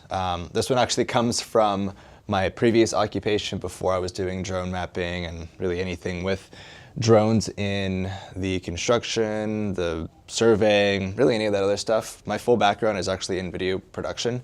Well, kind of hence why I have this whole studio back behind me here, which even before that, if you guys have seen any of my stuff from the last few years, I shot a lot of the stuff in my bedroom. But anyways, yeah, my full background is in video production. I used to shoot TV shows and music videos and did a bit of directing. And so one of my old friends, old buddies from the industry actually reached out to me where they really were looking for somebody that had a drone that could hold a powerful light to do some video production at night in a mobile location. And they didn't want to have any light stands or any video production lights kind of like what I have in here. I mean, you can kind of see a standard light that I have right here is pretty big. And you have to get power to it. There's all kinds of stuff that you got to do in order to actually, well, make a system like that work. So what I have right here was actually very fortunate to be able to get this in time. If I pull this out, you can even see that it's a demo unit.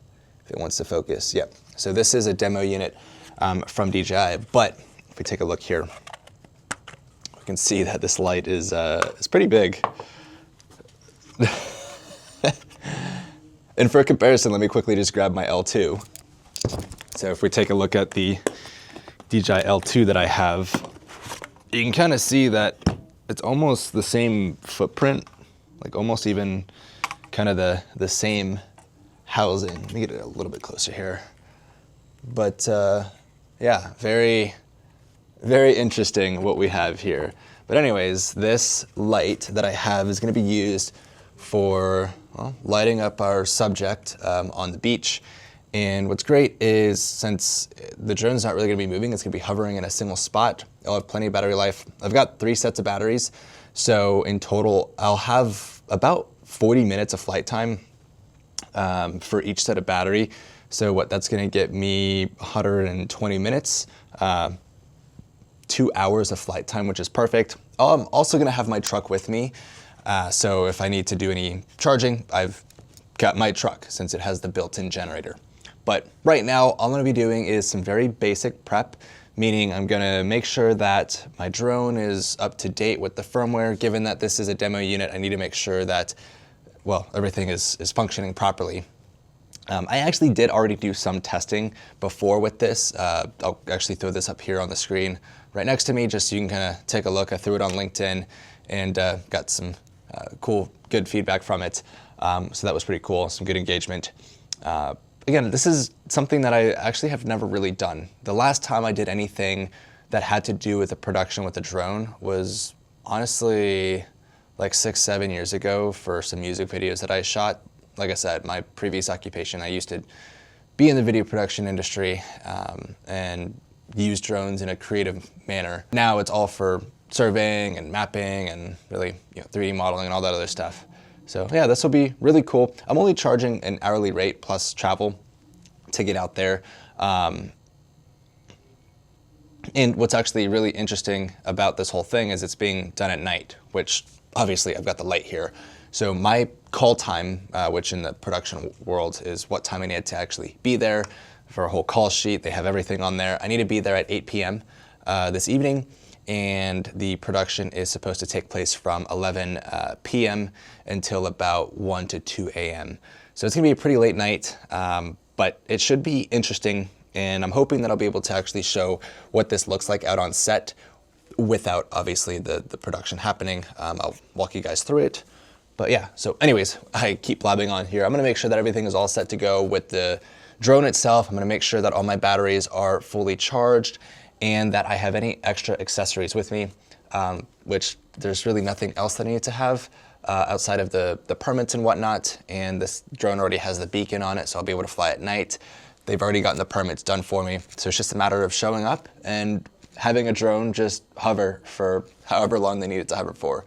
But yeah, I just wanted to bring you guys along. This is a little bit different compared to what I typically do, but also I'm still making money from it. And I really want to show you guys that you don't have to make money by doing mapping and LiDAR and all this other stuff. There's many different ways to make money with your drone.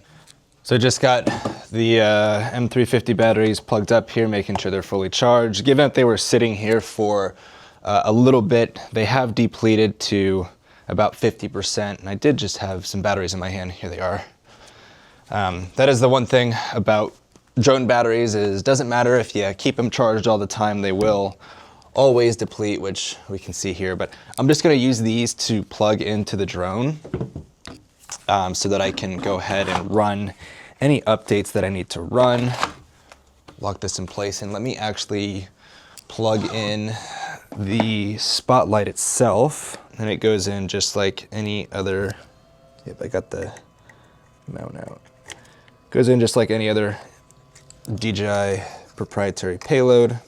And it's on a 3-axis gimbal, so I can position it wherever I want. And the last thing I need is the controller, which is in the box over there. So I'll turn the controller on, we'll get the drone on.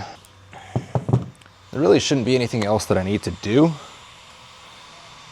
other than just to check if there is an update, which, let's see here. Got this pulled up, and we've got, it's all up to date. Well, oh, checking it again. Am I connected to the internet? I am, okay. Oh wait, there is an update. Yeah, okay. So just a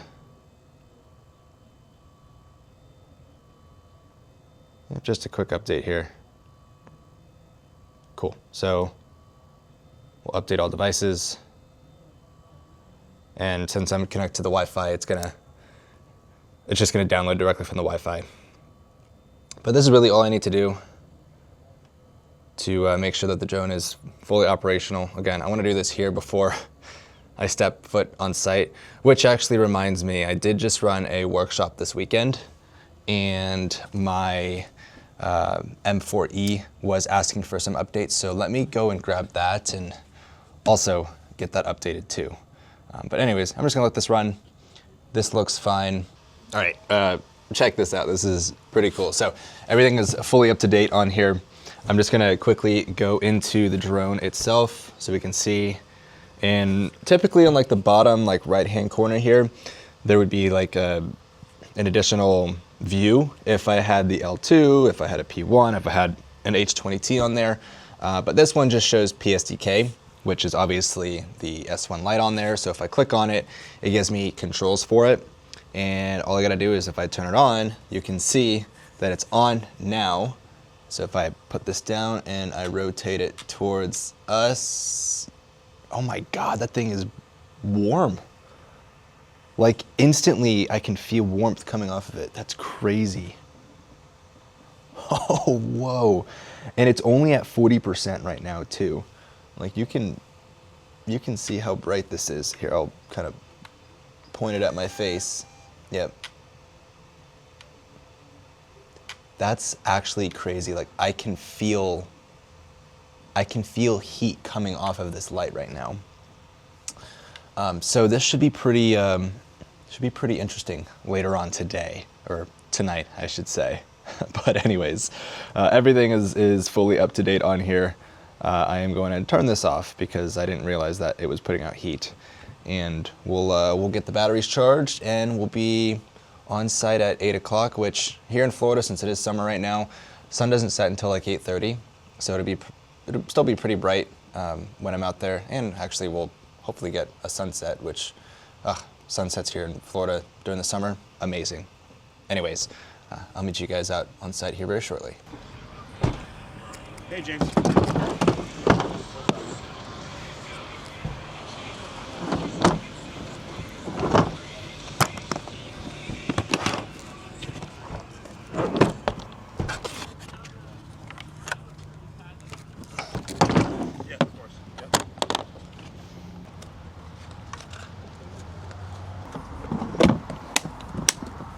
Just got the drone fully set up here, back with our nice big trusty light. Just met with the crew. They're getting everything set up here on the beach. Well, you can see right behind me here. So should be a pretty cool shoot overall. And first time ever putting this light into full production, but pretty excited. Now as for where I'm gonna be launching, because I am on the beach here, it did just rain for a good hour or so it is hard packed, but I'm gonna be using the bed here of my truck to take off and land, given that we're pretty close, so I don't have to run over to the parking lot and do any of the battery swaps over there. Plus I can also use my truck to keep batteries charged. I do get about 40 minutes of flight time with this setup here, so honestly shouldn't be having to constantly swap out batteries given that we're out here and mosquitoes are fully out in full force right now, so I need to go get some bug spray. Just taking a peek at the drone. This thing's so cool. I'm Taylor. Dylan. Dylan, nice to meet you. Nice to meet you too. Wow, it's huge. This is actually one of my smaller ones. Is it? Oh my god. Yeah. So used to the little ones? I have a bunch, I mean those are all at my office right Yeah. now, but these are... Very cool. I love it. I'm gonna get some photos of it. Oh yeah. That's awesome. Thank you so much for being here. Oh my god, It's really absolutely. cool. I'm actually in Tampa, so I'm You local. are? Yeah, Oh, I'm nice. local. Perfect. Yeah. Yeah, all of us are Tampa St. Oh. Yeah. It's been so long since I've been on a production. Oh, really? 'Cause I used to do that. What do you do now? I run a tech company. Oh, okay. With drones. I see. I used drones before to do a bunch of cinematography, so I used Oh, to cool. shoot music videos and Nice. TV shows. Oh, yeah, that's awesome. But that's been 4 or 5 years now. Yeah. And one of my friends reached out because she knows that I'm the drone person. Uh-huh. She's like, hey, do you have this? I'm like, let me see what I can pull up. And Yeah. I was telling the other Dylan Yeah. that there's only 2 or 3 of these in the US right now. Really? The light specifically. light, So I had to yeah. pull some strings and it got here literally a few days ago. Oh my god, that's so awesome. Yeah, we appreciate it so much. I'm glad that all that worked out. Oh, me too. Welcome back to production. Hopefully many more. Yeah. I love this. This is always good. fun. Yeah. Oh, that's great. Yeah, I'm being attacked. Oh, me too. I really need to go Do you find need- some. I put the bug spray over there. Okay. If you need it, you're welcome. I'm gonna go grab it. 30 people, one can of bug Oh spray. goodness. Well, good thing there's a CVS not too far. This is our main subject, right? So we'll always try to keep the light kind of centered up on him, right? Okay. And then I'm gonna try to throw haze on the beach so we see the light. Oh, it's so good. That's just 10%, yeah. I'm gonna go get the light meter, but I think you can turn it up. I know you got. Does it waste your battery, or is it? Oh no. We can fly for about 40 to 45 minutes. Okay. Per battery. This is about 20%. Okay, now do your visas again. Ow.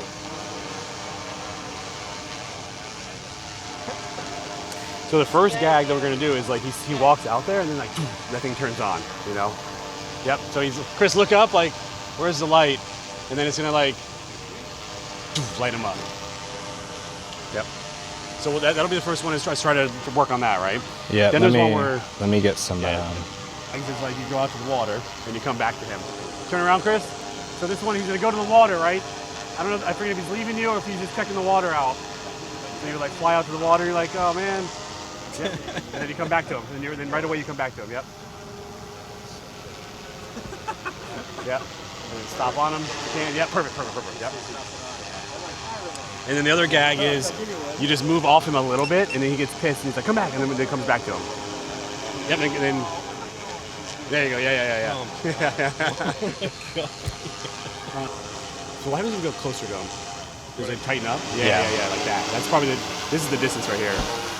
I like that tightness. See, we're out of frame still, right? Yep.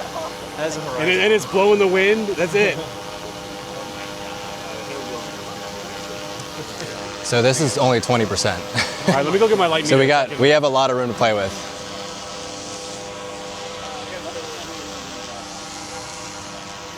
It's only 20%. Yeah. I want to see it. It's bright. Move out to the water and back. Oh, yeah, hold on. Let me, there we go. So I have another mode I can do that's a more focused beam. I can go much higher up so that it's not pushing this. Let's You see want to try it? I like the wind on him, but let's try it, yeah. Okay. I'm gonna. That's good, yep. I'm gonna turn it off. Tilt down a little bit. Just a little tilt. Yep. Don't have him look up because this light is pretty bright. Don't look up. Don't look at the light. It's gonna get real bright.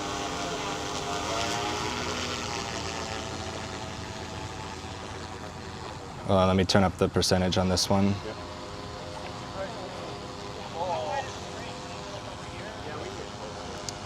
I'll let you know. So this one's the more Out, go focused. out, go out. This one's the more focused beam, but it looks like it has a green tint to it. Bobby. Yeah, you're right. I like the other one better. Yeah, me too.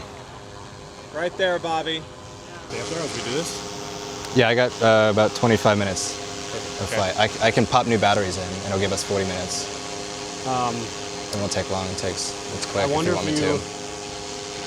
Pop in a new battery right now. I can do that. Yeah, why don't we do that real quick? Hey, we're gonna pop it in battery, so we have a 40-minute flight, and then we're gonna do the takes. All right? And I realize you won't be able to test it unless it goes on. You can turn the light a little bit. Up. The intensity. Yep. And maybe come a little closer to him. This is 45. Okay. Got me? Yep.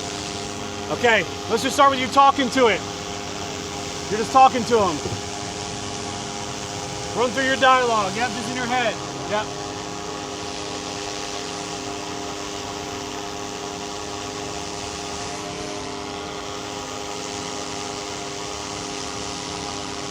Turn it off. And turn it on. Here he is.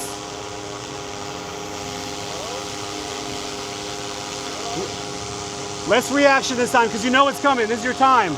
Turn it off. Action. Yeah, this is your time, baby. Talking, yep, yeah. Pointing around the beach.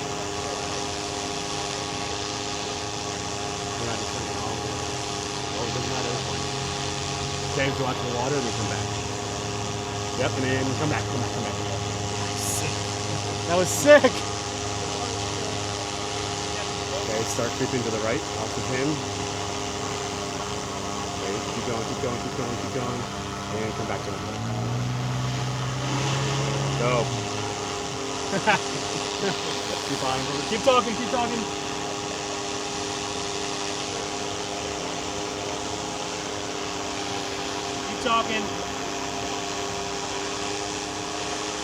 Point. Look at him. And cover your eyes. And shield your eyes. Yeah.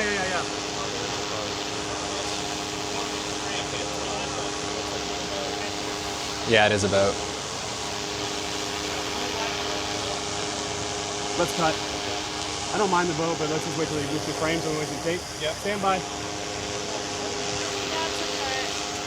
Yeah, they're definitely in. It's all right. We got it. Yep. I mean, I could point it at them for a second and make them move. No, we're fine. They're just curious what the hell's going on. We cut for a second, Chris. Just wait.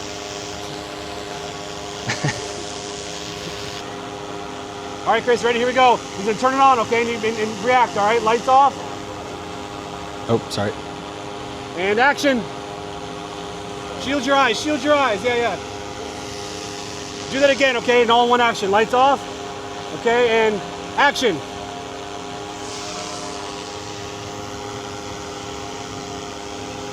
Yeah, that's great. Yeah, that's great. Talking a little bit. Out to the water. And back. Okay. And go to the side. Go to the right. Yep.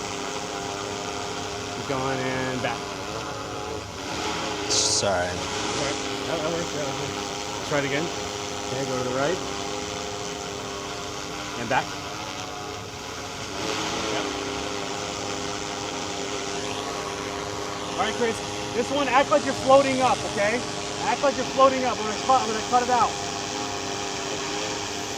You're floating up in the air. Your hands are waving a little bit.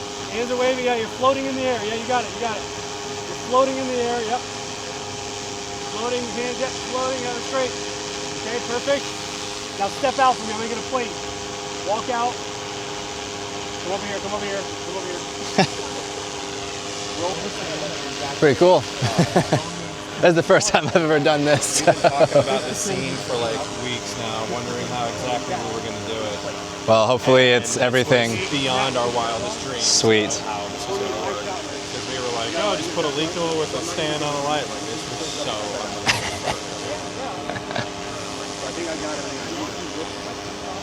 Might have to tell my contact, hey, I lost it in shipping. It's my light now. Yeah, I don't blame you, man. This is awesome. There's a lot you can do with this. I mean, Oh, I know. I'm getting a ton of ideas now. Yeah. It was made for law enforcement is what it was for. This is perfect.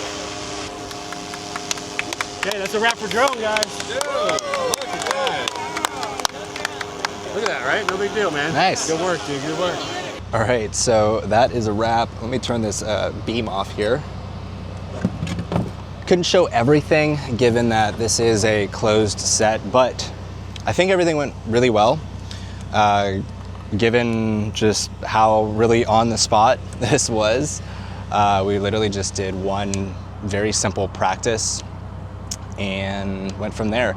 But the actual flight time that I was getting out of this system with it hovering was showing about 48 minutes, which is actually really impressive. Now granted, I'm not flying far, I'm not doing a mapping mission, so there wasn't really gonna be much battery burn outside of me taking off from the truck here and then putting the drone over the talent. But man, this thing is actually really, really cool. I'm gonna have to see if my dealer will let me keep this, this light, because I'm sure you might have overheard that there's several other opportunities that they would potentially want to take advantage of with this light itself. So yeah, again, this had nothing to do with mapping, had nothing to do with LiDAR, had nothing to do with thermal. This is just a light on a big drone. Granted, I know the drone, 10 grand plus about $2,000 for the light, but I mean, you saw that. I mean, I made 200 bucks just doing that. Yes, like I came out here a little bit earlier, and actually they only needed me for like, it's been about an hour. So yeah, really cool. I'm gonna finish wrapping up here. But yeah, super quick video. There's really no data processing that needs to be done. I'm actually just gonna hang out here. These people are really cool. And yeah, but other than that, I will see you guys in the next episode.